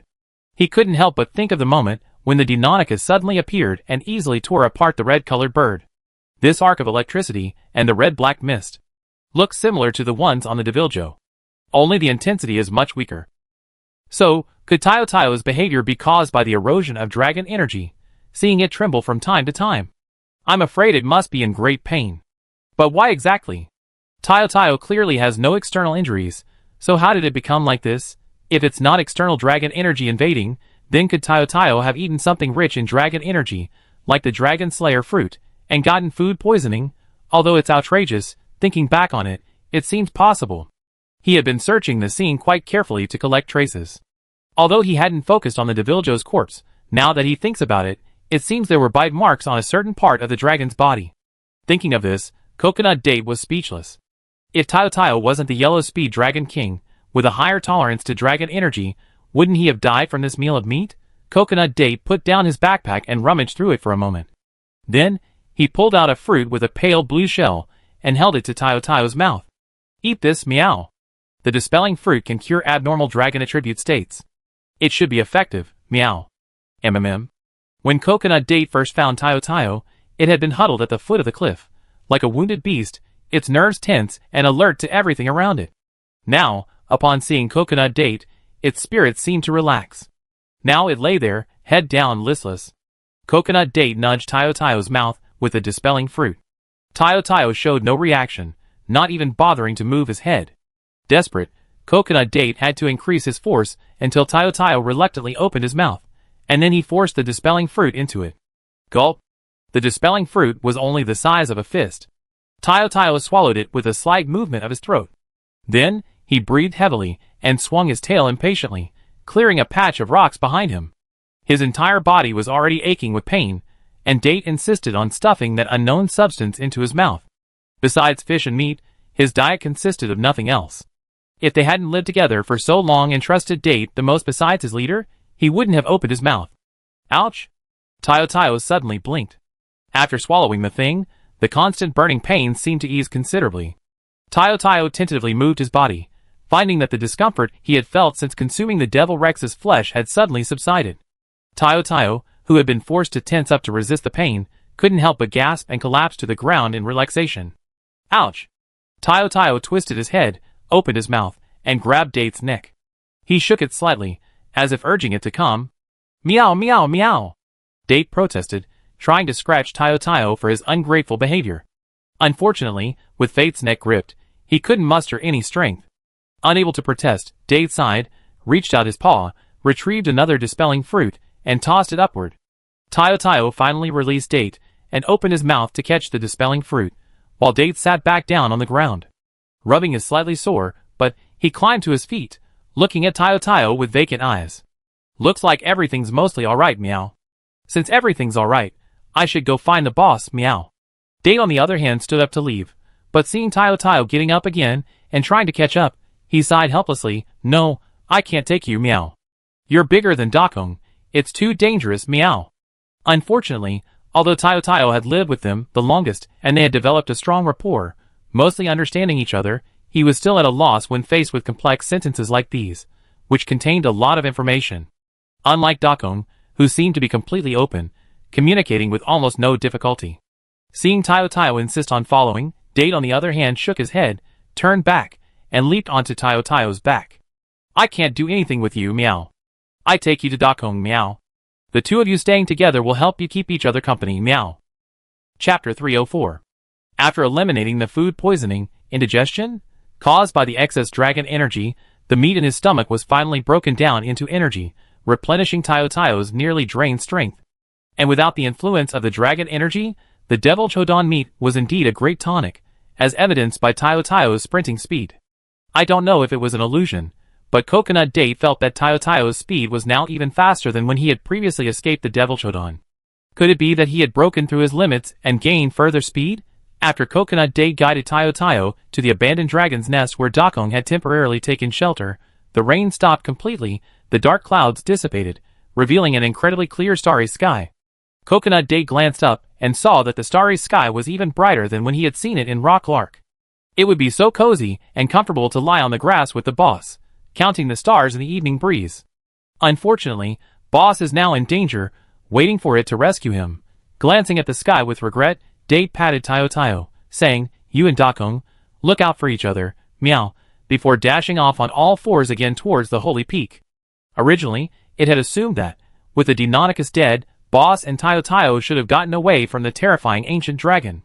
However, after circling the mountain's foothills, it only found traces of Tayo Tayo, but no trace of Boss. This made it doubt its assumption. Could it be that some other unforeseen event forced Boss to ascend the mountain? It seems I have to venture into the mountains this time to search. Spirit Peak is called Spirit Peak because it's the most majestic peak among the rolling hills surrounding Jiyun. The ancient inhabitants of Jiyun believed it to be sacred, endowed with an indescribable spirituality, hence its name. While Yeza expressed doubts about the mountain's spirituality and holiness, he nonetheless deeply understood its height and steepness. Elu cats are naturally petite. Even though Yezhao, with adequate nutrition, is relatively robust among his kind, he's only about 1.4 meters tall, making climbing vines and rock faces difficult. This difficulty is exacerbated by the constant need to be vigilant above to avoid being spotted by the ancient dragon roaming the area. As the stars faded and the sun rose, Yezhao finally reached a relatively open and flat area. It panted wearily for a moment, then pulled a small dried fish seasoned with Aurelia from its package. It popped it into its mouth and began to chew. The sharp, pungent flavor of the Aurelia refreshed Yezhao's spirits. It should be around here, meow. After a full night of searching, Yezhao finally found some traces of human activity and followed them to this place. This was an open area, completely visible from the sky, making it incredibly dangerous. Yezhao crouched low, then quietly peeked out, first looking up at the sky. Although the weather was clear at the moment, there was no telling when it would turn into a torrential downpour. The good news was that after scanning the area, it didn't see any large creatures, which gave it a slight sigh of relief. Then, Yezhao's pupils suddenly constricted as he gazed at the scattered debris on the distant ground. A thunderclap erupted in his mind. Now, he finally understood the reason for the unexpected incident that forced the boss to go up the mountain that had been puzzling him. It turned out that besides the boss and Tayo Tayo, there was actually another airship near the sacred peak, and why this airship had become a scattered pile of wreckage and parts on the ground seemed to be a no-brainer. Yinzao tried to reconstruct the scene in his mind. The boss, riding Tayo Tayo, had led the Deviljo all the way here, then parted ways with Tayo Tayo, remaining alone to tangle with the Deviljo. Then, the unknown ancient dragon appeared and killed the Deviljo with a single water cannon. The boss had achieved his goal, and had originally planned to find Tayo Tayo and turn back, getting away from the ancient dragon. However, he discovered that after attacking the Deviljo, the ancient dragon had immediately shot down the airship that had inexplicably appeared there. So, to save them, the boss dragged his exhausted body up the mountain. Then, there were only two possible outcomes. No one survived, and the boss left. Or he found the wounded and escorted them away. Could the boss have already left the spiritual peak? Jujube hesitated for a moment, then scurried towards the wreckage. He still needed to inspect the scene to determine the true situation. Lin Lin gently helped the unconscious old professor to his feet, while Kyokusen carefully poured him the freshly brewed bottle of Nutrient G. To avoid choking, he moved very slowly, not until he had finished the entire bottle, and noticed a faint blush on the old professor's pale face. He sat down with a sigh of relief. The professor looks well, and should be waking up soon. Lin Lin checked on the old professor and, as expected, his injuries, which had been stagnant for a while, were healing at a noticeable rate. He had just fixed his bones after they stabilized to prevent any deformities from forming after the broken bones healed.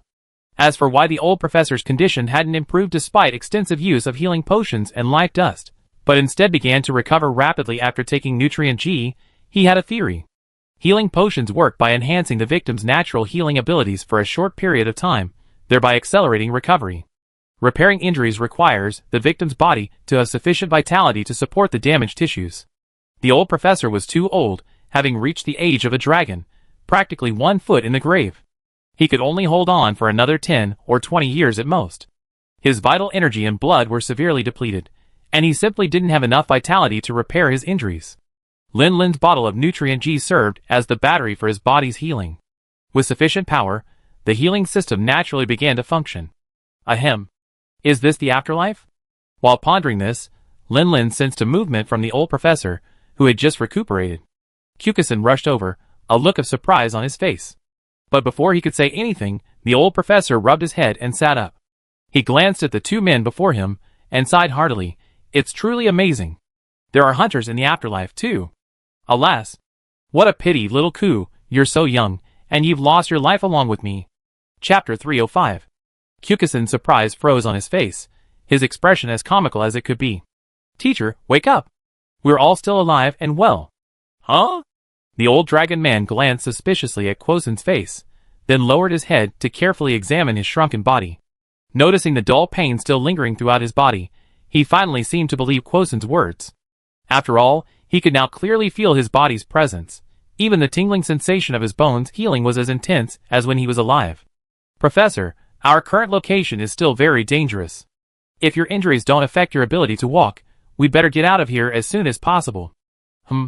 The old dragon man glanced at Lin Lin carefully, a flash of understanding in his eyes. At the time of the plane crash, he knew that without immediate medical attention, his life would be over. Now, it seemed that it was this hunter who saved him. The old professor stretched himself, his wounds still unhealed causing him to groan, sweat breaking out on his forehead. Lin Lin quickly stopped the old professor's movements. It seems you haven't recovered yet. You should rest for a while. With that, Lin Lin stood up again, preparing to go out again to collect materials and mix more potions to help the old professor recover faster. Logically, their current location was sufficiently secluded and safe that Lan Long would have little chance of detecting them. Lin Lin could have allowed him to recover and retreat once fully recovered. However, for some reason, a sense of urgency lingered within him, a nagging uneasiness that made him subconsciously want to get away from this place. Just as he crossed the narrow path, Lin Lin suddenly paused, blinking uncontrollably. Across from him, a haggard figure stood there blankly. The two stared at each other, and a momentary silence descended. The next moment, Mao Tuanzi rushed forward and threw himself into Lin Lin's arms. He instinctively wanted to burst into tears, but feared his voice would alert the unknown ancient dragon. He could only suppress his sobs, burying his head in Lin Lin's chest, wiping his snot and tears onto his breastplate. Woo woo woo. Boss Meow. I almost thought I'd never see you again, Meow. Lin Lin was stunned for a moment, then gave a helpless smile. He rubbed Yazao's little head, then gently patted his back to soothe him. Okay, I'm fine, aren't I? Yazao finally calmed down a bit, and Lin Lin released him. This isn't the place to talk. Come with me. Are you saying that it's not just you, Dakong, Yezi, brave, and Shine heading this way? In the makeshift camp, Lin Lin looked at Yazao, who sat on the ground, panting, and asked as if to confirm. Yes, Meow. I was afraid Dakong would attract the monster's attention, so I didn't let it get too close. And Tayo, I found him not far from the foot of the mountain. I'm leaving him with Dakong now. What about Yezi and the others? Because Dakong flies, he's faster, so we got there first. Yezi and the others should still meet another day or so. Sigh. Lin Lin sighed. Didn't I specifically tell you to stay away from Lingfeng before we parted? That ancient dragon is truly too dangerous. It's because I was worried about you. Lin Lin was silent for a moment, then slowly exhaled. Okay, I'm fine now. Come, I haven't introduced you yet. These two are the scholars I rescued from the airship, from the Dragon Calendar Institute. Kyokusen sat up straight and nodded vigorously. Hello, my name is Kyokusen, and this is my teacher, Westram. Lin Lin then turned to the two scholars, one old and one young. This is Coconut Date, my hunting cat partner. We were separated when we encountered the Devil May Cry, and he's just reunited with us. Hello, Meow. Coconut Date bowed vigorously, then untied the bag he was carrying and pulled out a bunch of bottles and jars. You look like you're still injured, Meow. I have some potions here to help you recover quickly. Lin Lin, watching from the sidelines, took a quick glance and noticed that Coconut Date had packed quite a bit of supplies on this trip. He had everything from recovery potions, nutrients, ambulation potions, demonic potions, hardening potions, life dust, dispelling fruits, dispersants, traditional Chinese medicine, and vitality potions. I'm so lucky it could fit so much in there. With such a plentiful supply of potions, the old professor's recovery time would be significantly shortened. Lin Lin roughly estimated that he'd be able to move freely by tonight, just in time to take advantage of the cover of darkness, and quickly descend the mountain, and away from the sacred peak. Alright, Coconut Date, you're probably tired too, right? Rest here for a while. I go explore the route, and try to find the quickest way down. Coconut Date, exhausted from all the traveling, nodded, stretched, and laid down for a nap. Just as it closed its eyes, it suddenly jumped up again with a start. Lin Lin looked at it, puzzled. What's wrong? Did you sense anything? Date looked left and right. Everything around him was as peaceful as before, as if nothing had happened. Maybe it's an illusion. I felt like the wind had picked up. Meow. The wind got stronger? Was Lon Long acting up again? Lin Lin pursed his lips, seriously considering whether to continue with his previous plan or, for the sake of safety, wait in the makeshift camp until things calmed down and see what happened next. After weighing the pros and cons, Lin Lin decided to sneak out and see what was going on. While staying here was safe, he had no idea of Lon Long's condition, which would make it even more dangerous if he made his move.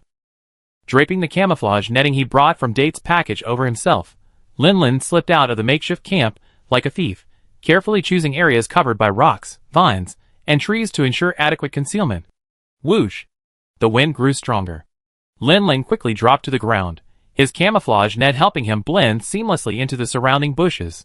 A shadow cast a shadow overhead. Lin Lin dared not move, even his breathing slowing to a barely perceptible degree. Only out of the corner of his eye could he see the shadow drifting toward him. It wasn't until the sun set again and the shadow faded that Lin Lin quietly glanced up. Sure enough, he saw the figure covered in pristine white membranes drifting overhead. This time, it wasn't perched high in the clouds like last time. The distance between Lin Lin and it couldn't have been more than 200 meters. What was it doing? Patrolling its territory, Lin Lin couldn't help but wonder. He reviewed his information about the Mist Dragon, but realized he knew very little about its detailed ecology. What it ate, what it did, whether it was active at night or hidden during the day, nothing was clear. All he knew, perhaps, were its abilities and deeds. The Mist Dragon, an ancient dragon that controlled the Tempest. Even the ancient Steel Dragon, wind-soaring dragon, known as the Lord of Storms, would be outmatched by its storms. The torrents it spewed from its mouth were powerful enough to pierce the heavens and earth. Appearing at dawn, the Mist Dragon even possessed the power of thunder and lightning. Its deeds included, but were not limited to, driving the Thunder Wolf Dragon from the spiritual peak, causing devastating damage to the Jiayan ecosystem and the village's economy. Destroying the Moon citizen capital, Ai Chao's hometown, leaving almost no one alive in the vast kingdom except Yang Yen, who fled with her like a god of war. And even earlier, destroying an unknown ancient village. The remains of its former terrace fields can still be seen in the abandoned logging camp by the stream. Lin Lin watched the Lon Long retreat until its figure rounded the corner and was obscured by the mountain. Then, he suddenly leaped up and continued his sprint down the mountain. The mountain's terrain was complex and varied, so he had to plan ahead so that he could achieve maximum speed when leading the old professor and the others down. It was best to ensure cover along the way, or at least use shrubs like the one just now to provide some shelter. This would ensure safety should he encounter the Lon Long again, circling the sky. When he reached the foot of the mountain, Lin Lin had almost finished planning the route and was about to go back up the mountain, but he saw Lon Long's floating figure appear again in the sky in the distance. He quickly shrank under the rock with a serious expression. Why is this Mist Dragon here again? Why is it patrolling its territory so frequently, just like the Fire Dragon? Or is it doing something else, something he can't quite grasp? Curiosity piqued Lin Lin's instinctive urge to listen in on its thoughts. Here it comes again. What a strange feeling. Is it this way? Watching the Mist Dragon in the sky suddenly swish its tail, its body abruptly turning, and swimming towards Lin Lin was horrified. He quickly shut off his senses, even closing his eyes tightly, and huddled against the rock wall, as cold as a stone. Not just his body, but his heart felt icy cold as well. This was the first time in all this time that someone had noticed his ability to listen to their thoughts. No, that's not right. Strictly speaking, the first time this ability showed any signs of abnormality was after he encountered the Peak Mountain Dragon and drank the ancient dragon's blood. After that, he developed a resonance with the Peak Mountain Dragon's wife. That was also his first time having a spiritual conversation with a monster, or rather, an ancient dragon. Could it be that this ability, while for ordinary monsters it's a two-way resonance for ancient dragons? No, that's not right.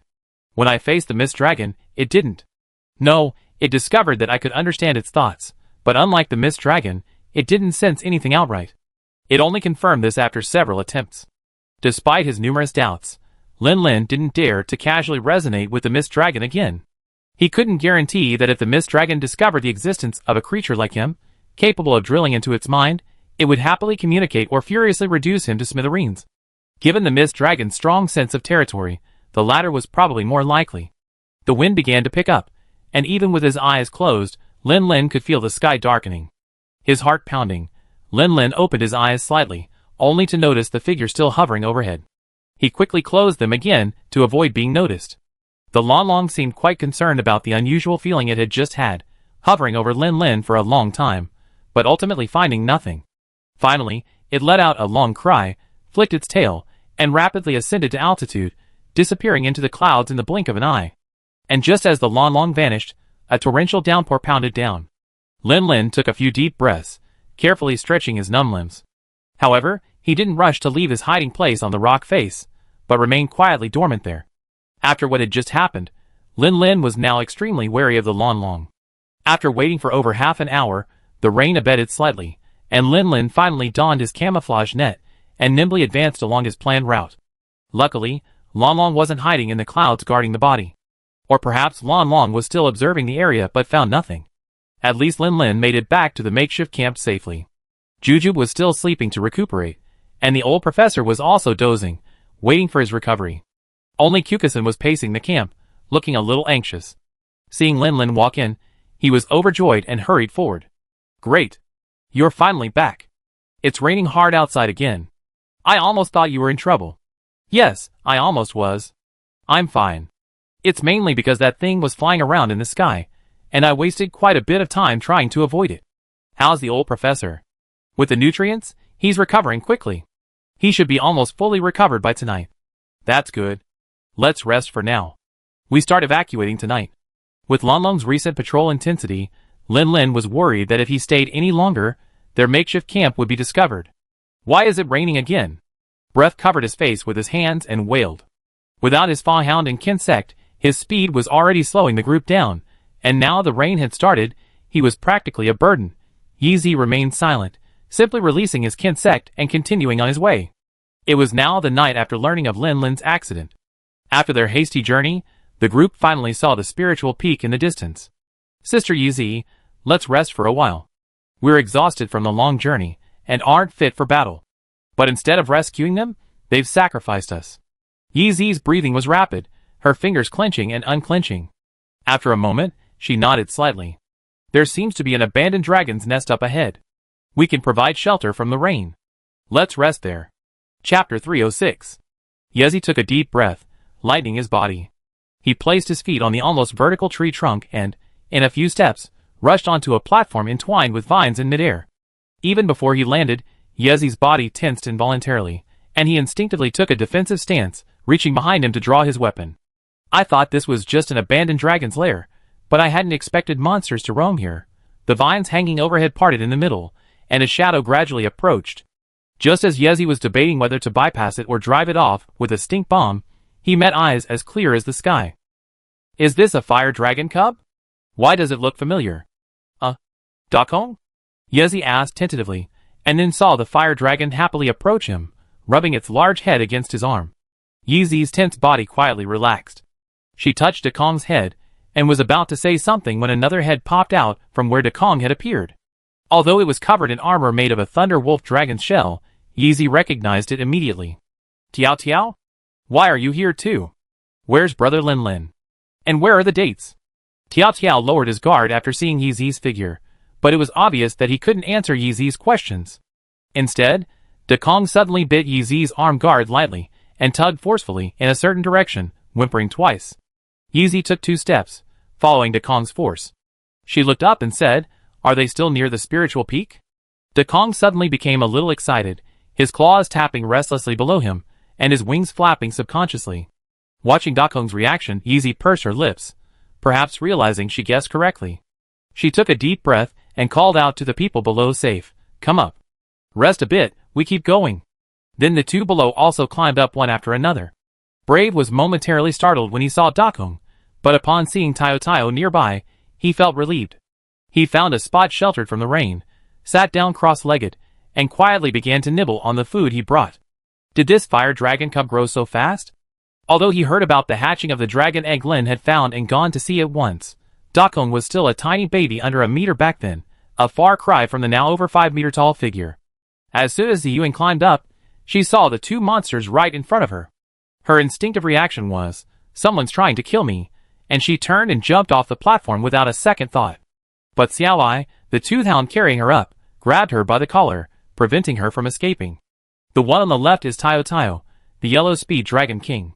The one on the right is Dakong, a male fire dragon cub. Both are raised by your senior brother. Well, buddy, don't worry. A question mark crossed Xuan's mind. She glanced back at the two dragons, noticing they were indeed rather docile, showing no intention of attacking. Only then did she regain her composure. Male fire dragon, yellow speed dragon king? This wasn't some bobo herbivorous dragon. Her senior brother must be a true genius to be able to tame such a monster. Alright, get some rest. We be leaving in half an hour. Yezi casually pulled out a bunch of rabbit dumplings and stuffed 3 large ones into her mouth. As she chewed, she looked toward the spiritual peak, a nervous ache forming in her heart. What had happened? Why was Tayo Tayo, who was supposed to be with Lin Lin, here, while Yeza was nowhere to be seen? Professor, how's it going? Are you feeling alright? Lin Lin looked at the old dragon man, who was stretching himself out before him, his face serious. That creature in the sky may be a little quieter now, but there's no guarantee it won't go crazy again when we get down the mountain. The old professor smiled and gently patted the arm of Kyokusen, who stood cautiously beside him, ready to support him. If that ever comes to that, just leave me behind. I attract his attention. Before the old dragon man could finish his words, Kyokusen anxiously interrupted, Teacher, how can that be? If you're going to do this, I should be the one doing it. The old dragon man waved his hands, sending Kyokusen to the side. He bit back, I've lived long enough. I don't have many years left, but you're different. You're still young and incredibly talented. Ahem, even if I die, it doesn't matter. But there are some things you must remember. He looked around, his gaze sliding from Kyokusen, Lin Lin, and Yezid in turn. You must remember the information about that creature in the sky. Whoever manages to escape must bring it back to the Hunters Guild. The old dragon man's gaze finally rested on Lin Lin, and he spoke gravely, that creature's name is Lon Long. He has destroyed human settlements numerous times. The most recent destruction was of a kingdom called the Moon People's Capital. The guild has been tracking this creature, but for over a decade, we've had few leads. We never expected it to come to the Jilin region. Be sure to report Lon Long's whereabouts. Also, although I didn't observe it for long, it was enough for me to deduce some information. Listen carefully, if the guild decides to defeat Lon Long, this information will be crucial. That's all I can analyze for now. After speaking so many words in one breath, Professor Longren looked a little tired. Lin Lin nodded slightly. The information he was given was largely consistent with what he knew, except for the details about its anatomy and flight principles, which he found a bit puzzling. Meanwhile, Kyokusen nodded repeatedly, his face brimming with excitement. Looks like I don't need to memorize this part anymore. Good thing. Lin Lin took a few steps out, gazing upwards for a moment. Only after Lon Long's figure drifted past, obscured by the peak, did he suddenly turn back and call out, that guy's gone the other way now. Let's get going now, we're descending. Stay close to me. Some sections are steep, be careful. Jujube, I lead the way, you stay behind. No problem, meow. Having planned their route in advance, Lin Lin and his group made rapid progress downhill from camp.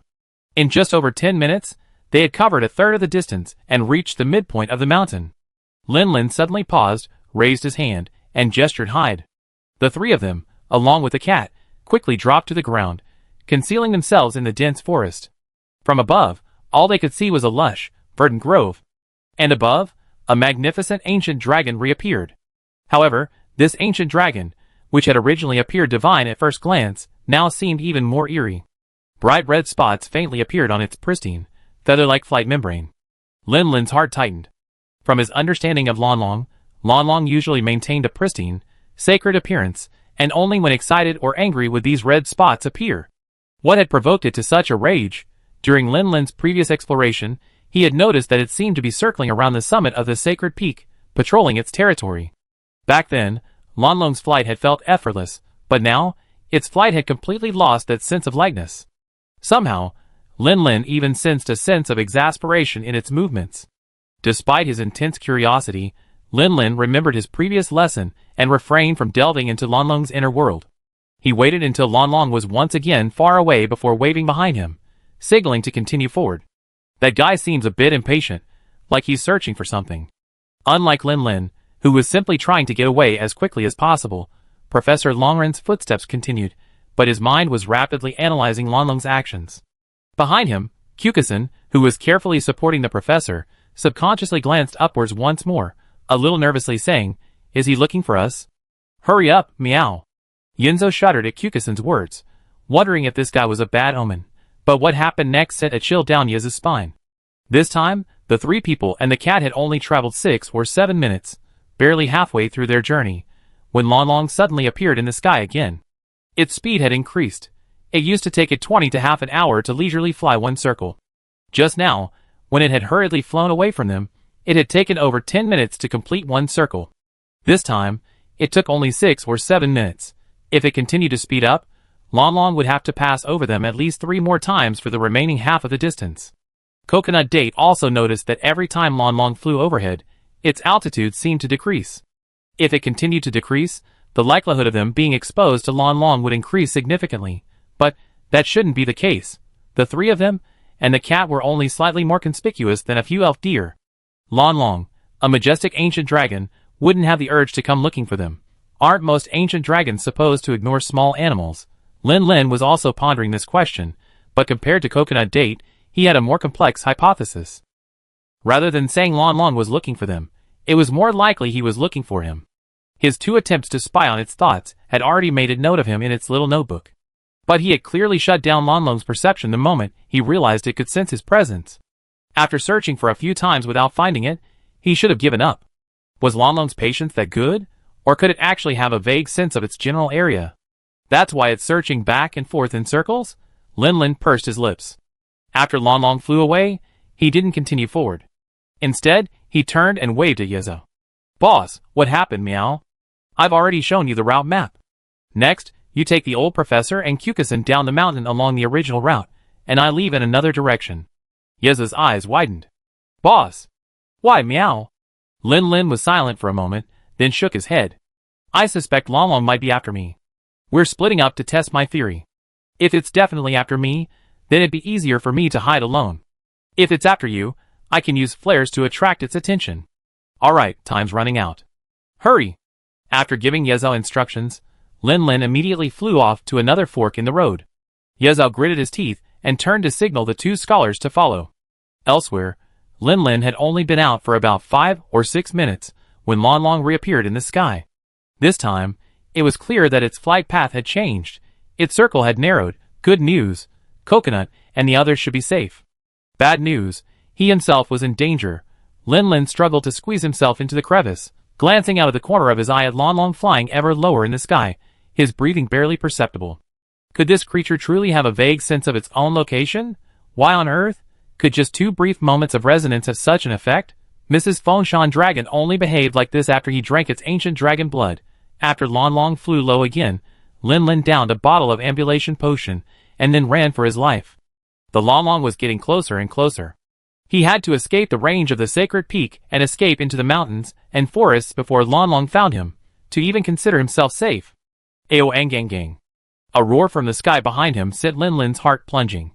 He maintained his high-speed run, leaping over a huge rock as he glanced back.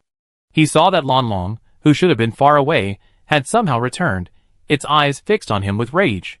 Without time to think, Lin Lin slid into a ravine. The next moment, a massive ball of water descended. If Lin Lin hadn't changed direction, it would have hit him squarely. You? The impact of the water ball sent a large amount of dirt and rock flying off the ground. The broken rocks, dripping with dampness, slammed into Lin Lin's back. Even with the shield of his armor, a faint tingle of pain still lingered. But Lin Lin had no time to care about the pain.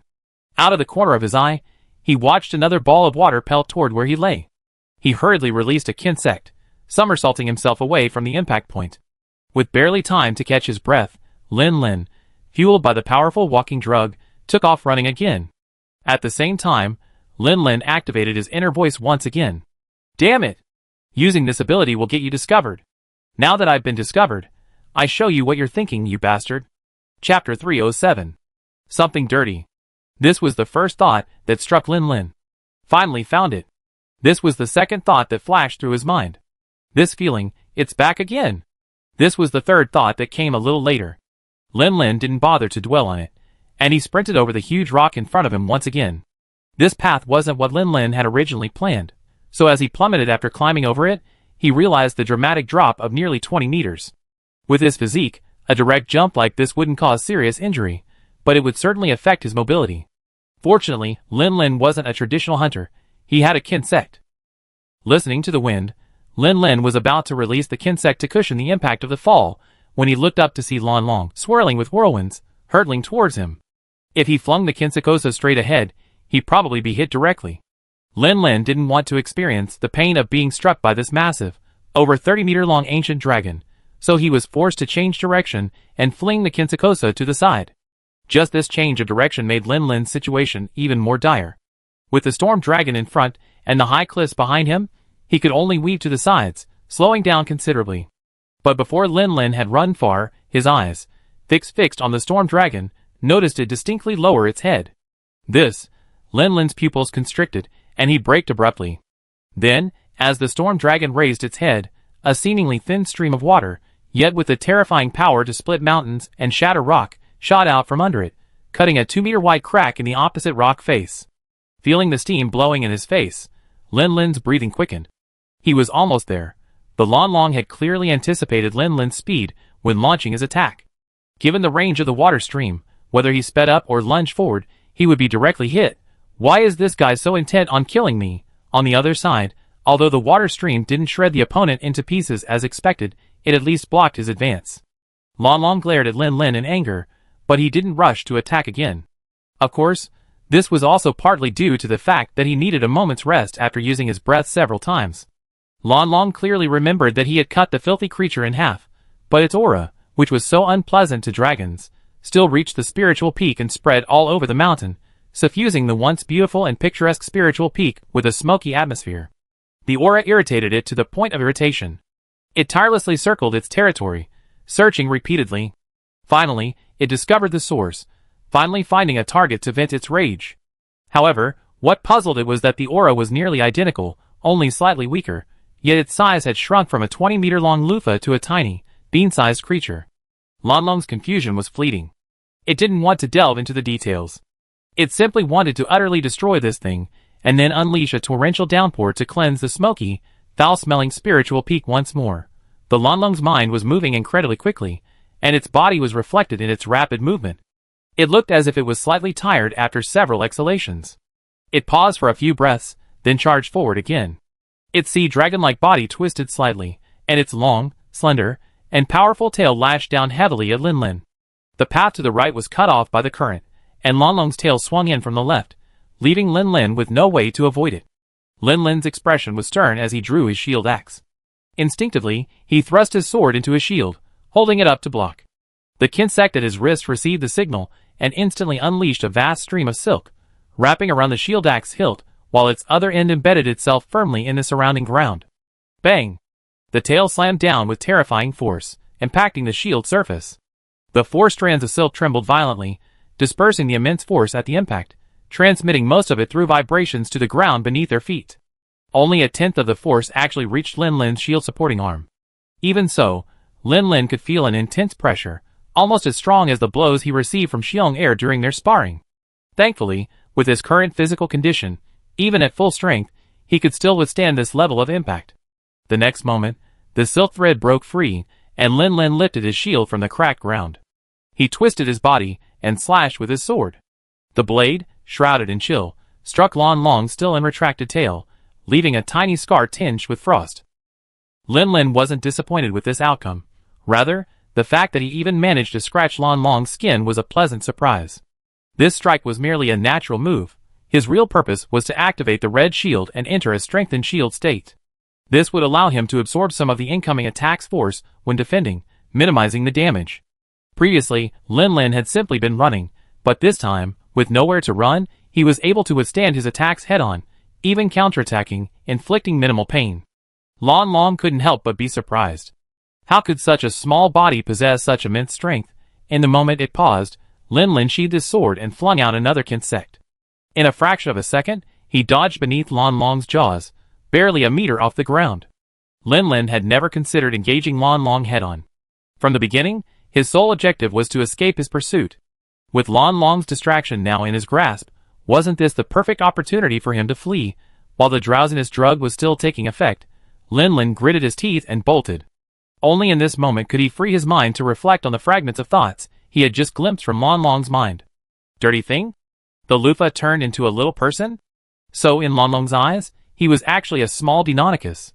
It wasn't searching for him across the mountains and plains because he could hear its inner voices, but why did Lan Long see it as a Deinonychus? He was clearly wearing a full set of Thunder Wolf Dragon armor, so he should have seen him as a Thunder Wolf Dragon, right? The only thing on him that was related to the Deinonychus was... Lin Lin's eyes widened suddenly. Precious jade. Strictly speaking, the dirty thing Lan Long perceived wasn't him, but the Deinonychus jade on his body. Chapter 308. To be honest, after discovering the reason he was being hunted, Lin Lin briefly considered throwing the Devil Chodon's jade to the other side to dissuade Lan Long from pursuing him. But as he raced, he took a moment to probe Lan Long's thoughts again, and immediately abandoned this seemingly tempting plan. Dare you play tricks on me? You're dead today. Yes, all Lin Lin's efforts to save his life, including fully charging his counterattack to withstand the tail strike, using his red shield to swing his sword, and exploiting the moment of distraction to find an opening to escape from under Lan Long, were seen by Lan Long as a mockery and provocation. In the eyes of this almighty ancient dragon, the daunting struggle of a tiny life already doomed to destruction was a provocation and mockery. Now, it was no longer simply the Devil Chodon's jade that attracted its hatred. Its target had become Lin Lin himself. Whoosh whoosh whoosh. As Lin Lin raced, the sound of the whistling wind lingered in his ears. But the sound wasn't simply the sound of him breaking through the air. In a split second or two, he was completely enveloped by a whirling, swirling, mist-filled wind. As the tornado formed, Lin Lin felt an increasingly strong suction force, threatening to drag him back. Even though he ran with all his might, the increasing pull caused his body to slowly slide backward. Lin Lin glanced back, and saw Lan Long curled up into a ball, circling behind him. As it spun, the tornado's air grew stronger, until it formed a gray, horizontal tornado. That's the move. Washing machine. Lin Lin quickly connected the scene before him with his memory of Lan Long's moves. He glanced at the whistling, solid wall of wind beside him, and gave up his intention to roll sideways. In the center of the tornado, the airflow was relatively balanced, with only suction pulling at him. If he collided with the rapidly rotating wall of wind, it was doubtful whether his armor, made of Thunder Wolf Dragon material, would be able to keep him from being torn apart. Seeing the surrounding cyclone show signs of expansion, Lin Lin instantly made a decision. I can't escape. If I can't escape, I must find a way to deal with Lan Long's pursuit. Flying? No, I'm inside the tornado now. I can't avoid the flying. Lin Lin stopped his futile escape and turned to draw his sword again, wielding the silk thread to penetrate his shield. He tucked his entire body behind the shield as far as possible. With the silk thread connecting to the ground, Lin Lin was finally able to avoid being pulled back to Lan Long's front. The next moment, silence. The air seemed to have been completely drained away, so thin that no sound could be heard. Lin Lin's ears were filled with silence, only the sound of his own heartbeat was clear. Time seemed to freeze at that moment. A blink of an eye stretched infinitely, as if he were being torn away from the world. Lin Lin's heart was filled with uncontrollable panic. Is there really any hope of escaping Lan Long's hands on his own? An unknown amount of time passed before the clanging sound of something breaking brought Lin Lin back from his soul-leaving state. He found himself feeling light and airy, as if gravity had completely vanished. Cough, cough. Lin Lin's eyes widened, until a sharp pain ripped through his body, and his brain, seemingly disconnected from its original state, finally reconnected to his body. A whirlwind erupted, sweeping away the ground where the insect silk had anchored him. Lan Long followed, launching him, now untethered, into the air before plummeting back down. Lin Lin couldn't help but vomit blood. Feeling the excruciating pain throughout his body, his heart sank uncontrollably. Am I really going to die here? Watching Lan Long, realizing it hadn't killed him earlier, turned back and raised its claws, which were more like fins than forelimbs, ready to strike him down. Lin Lin stared intently into Lan Long's eyes, his weakened arms quietly rising. Even if I have to die here, I won't let you kill me so easily. Swish. Just as Lin Lin was about to fling his insect away to avoid Lan Long's blow, a strange sound rang out. Lin Lin's hunter instinct caused him to close his eyes subconsciously. The next moment, a powerful flash of light erupted. The unsuspecting Lan Long was caught dead in the glare. Originally, to adjust to the darkness it had created, its pupils had widened, allowing it to see clearly. However, this adjustment caused the flash to completely absorb the intense light within its eyes. Roar on, on! Temporarily blinded and deprived of vision, the Lan Long roared in anger and flapped its wings wildly. Of course it missed. The next moment, a heroic female voice, filled with murderous intent, echoed from above. Die! After dodging the flash, Lin Lin opened his eyes and looked in the direction of the voice. A figure clad in swift thunder wolf dragon armor descended from the sky, piercing the magnificent horns of the Lan Long with a dragon bone staff. A fierce burst of red and black lightning erupted. Boss! Boss, hold on, meow! Thunder and lightning roared, dark clouds filled the sky. The ancient dragon, bearing divine power, was about to deliver its final judgment when a spear pierced its forehead from the woman, resembling a god of war, soaring above. This scene was etched in Lin Lin's mind. Before he could see what happened next, a furry figure descended, obscuring his view. It was Yezhao, who had just led the two scholars down the mountain. Boss, open your mouth, meow. Take this secret medicine, meow. Yezhao was so anxious that his claws trembled as he reached for the medicine, but he managed to tear open the wallpaper wrapping and slip the small black pill into Lin Lin's mouth. As soon as Lin Lin took a secret medicine, he felt a warm sensation spread from his stomach to his limbs. In just 2 or 3 seconds, the excruciating pain in his body had mostly subsided, and even the exhaustion caused by the continuous full-strength bursts of energy within a short period of time had completely subsided. Whoosh, whoosh. The whistling sound of wings approached slowly. Lin Lin had just climbed to his feet when he saw a fiery red figure slowly descend beside him. Eyes as clear as the sky gazed at him, filled with a complex emotion that Lin Lin could barely discern. Was it joy, sadness, anger, or worry? Lin Lin couldn't tell. He took a deep breath, reached out to touch the crimson scales on Dakong's head, and then turned to look in Lan Long's direction again. Chapter 309. Stepping on the raging wind, Yeezy stretched his body and somersaulted through the air, narrowly avoiding Lan Long's head swing. The dragon bone staff in his hand swept across Lan Long's head again, and the gleaming rhinoceros beetle took the opportunity to take a mouthful of ancient dragon essence. In fact, given the blue slashing power of this dragon bone staff, it should have been difficult to cause any damage to Lan Long, just like Lin Lin. However, due to the dragon-attributed energy inspired by the ancient dragon bone, Yeezy's several slashes, the continuous bursts of red and black arcs of electricity, truly stung Lan Long. Hearing Lan Long howl in pain, Yeezy's expression was solemn, his eyes fixed on it, constantly monitoring its every move. Just now, riding on Dakong's back, she watched helplessly as the demonic dragon prepared to kill brother Lin Lin. Her fury and murderous intent overflowed. After interrupting its movement with a flashbang at the last moment, she attacked Lan Long without a second thought. Though she yearned to slice and dice the massive monster, Yeezy remained calm. At least to a certain degree. She wouldn't recklessly launch an attack, dodging when necessary. Lan Long's attention was briefly distracted by Yeezy. Lin Lin took advantage of this brief moment to take a secret potion, quickly recovering and quickly standing up. Watching Yeezy clashing with Lan Long, narrowly avoiding Lan Long's attacks, Lin Lin was delighted but also nervous. Can Yeezy defeat Lan Long? Yes. Lin Lin was absolutely certain of this, or rather, he was absolutely certain that Yeezy absolutely had the ability. But that's assuming he's not there. Everything unfolds as normal in the game, and she's the one who successfully ends the flames of the night parade of 100 dragons in that village. But now Yeezy not only debuted a year or two earlier than originally planned, but she's only recently reached 4-star status, making her relatively immature and nowhere near the level needed to defeat Lan Long. Also, this girl seems a bit over the top. At first, she was able to fight Lan Long fairly evenly, because Lan Long had just been stunned by a flashbang. But as time went on, the flash's effect gradually diminished, and it became clear that Yeezy was gradually losing ground, frequently forced to interrupt and evade Lan Long's attacks. No, it's worse than that. Lan Long seemed to be deliberately using wide-area attacks to shrink Yeezy's evasive space. At this rate, she'd soon be left with nowhere to dodge. Lin Lin took a deep breath, leaned over to retrieve the recharged sword he had just dropped, and forced down the dull pain emanating from his body. His steps were still a little unsteady. The secret potion was effective, but it was essentially just a higher-level healing potion. Restoring his mobility in a short period of time was already the limit. A complete recovery was impossible. Lan Long couldn't continue to block Yeezy's range of movement. Lan Long's attention was temporarily focused on Yeezy, allowing Lin Lin to quietly approach Lan Long's side. He inserted his sword into his shield, switched to axe mode, and swung it hard at the ground. With his other hand, he simultaneously released a kinsect. Using this combined force, Lin Lin soared upwards. At his highest point, he could already see Lan Long's back, covered in a vast membrane.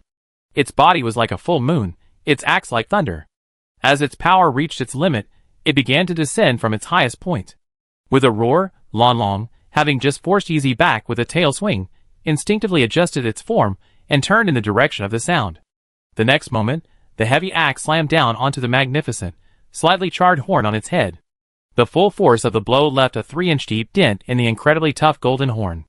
The Lonlong's head also sank downwards from the immense force, its slender snout nearly hitting the ground. But that was all. Lonlong simply shook its head, deflecting the icy blue axe from the golden horn. It opened its mouth to let out a furious roar, but was met with a massive cloud of extremely cold ice crystals that appeared out of nowhere, muffling the roar.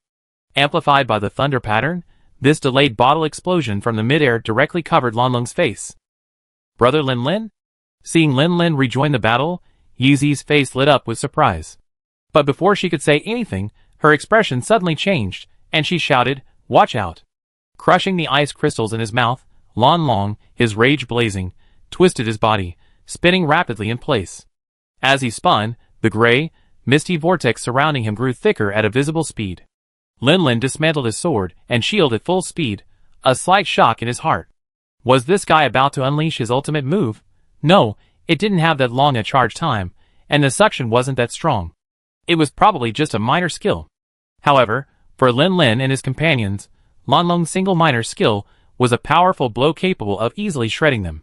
Without a second thought, Lin Lin quickly turned and began to run, trying to get away from the massive waterspout behind him, which was already over 30 meters in diameter and still expanding. He simultaneously kept a peripheral eye on Yizi's position, and was slightly relieved to see her retreating while reminding him. The thick wall of wind obscured Lonlong's presence, completely obscuring his form. Unable to see Lonlong's movements, Lin Lin felt a strange sense of dread. But no matter what, before it caught up and attacked, they had to get away from it as quickly as possible. Lin Lin never forgot his goal. Escape, not a life-or-death battle with Lonlong. He gestured retreat to Yizi and broke into a sprint. Dakong flapped his wings again and took flight, while Yezo clung tightly to its tail.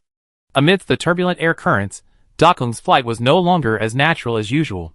The intense desire to see Lin Lin overwhelmed the fear of Lonlong's overwhelming power, allowing it to fly over with Yizi aboard.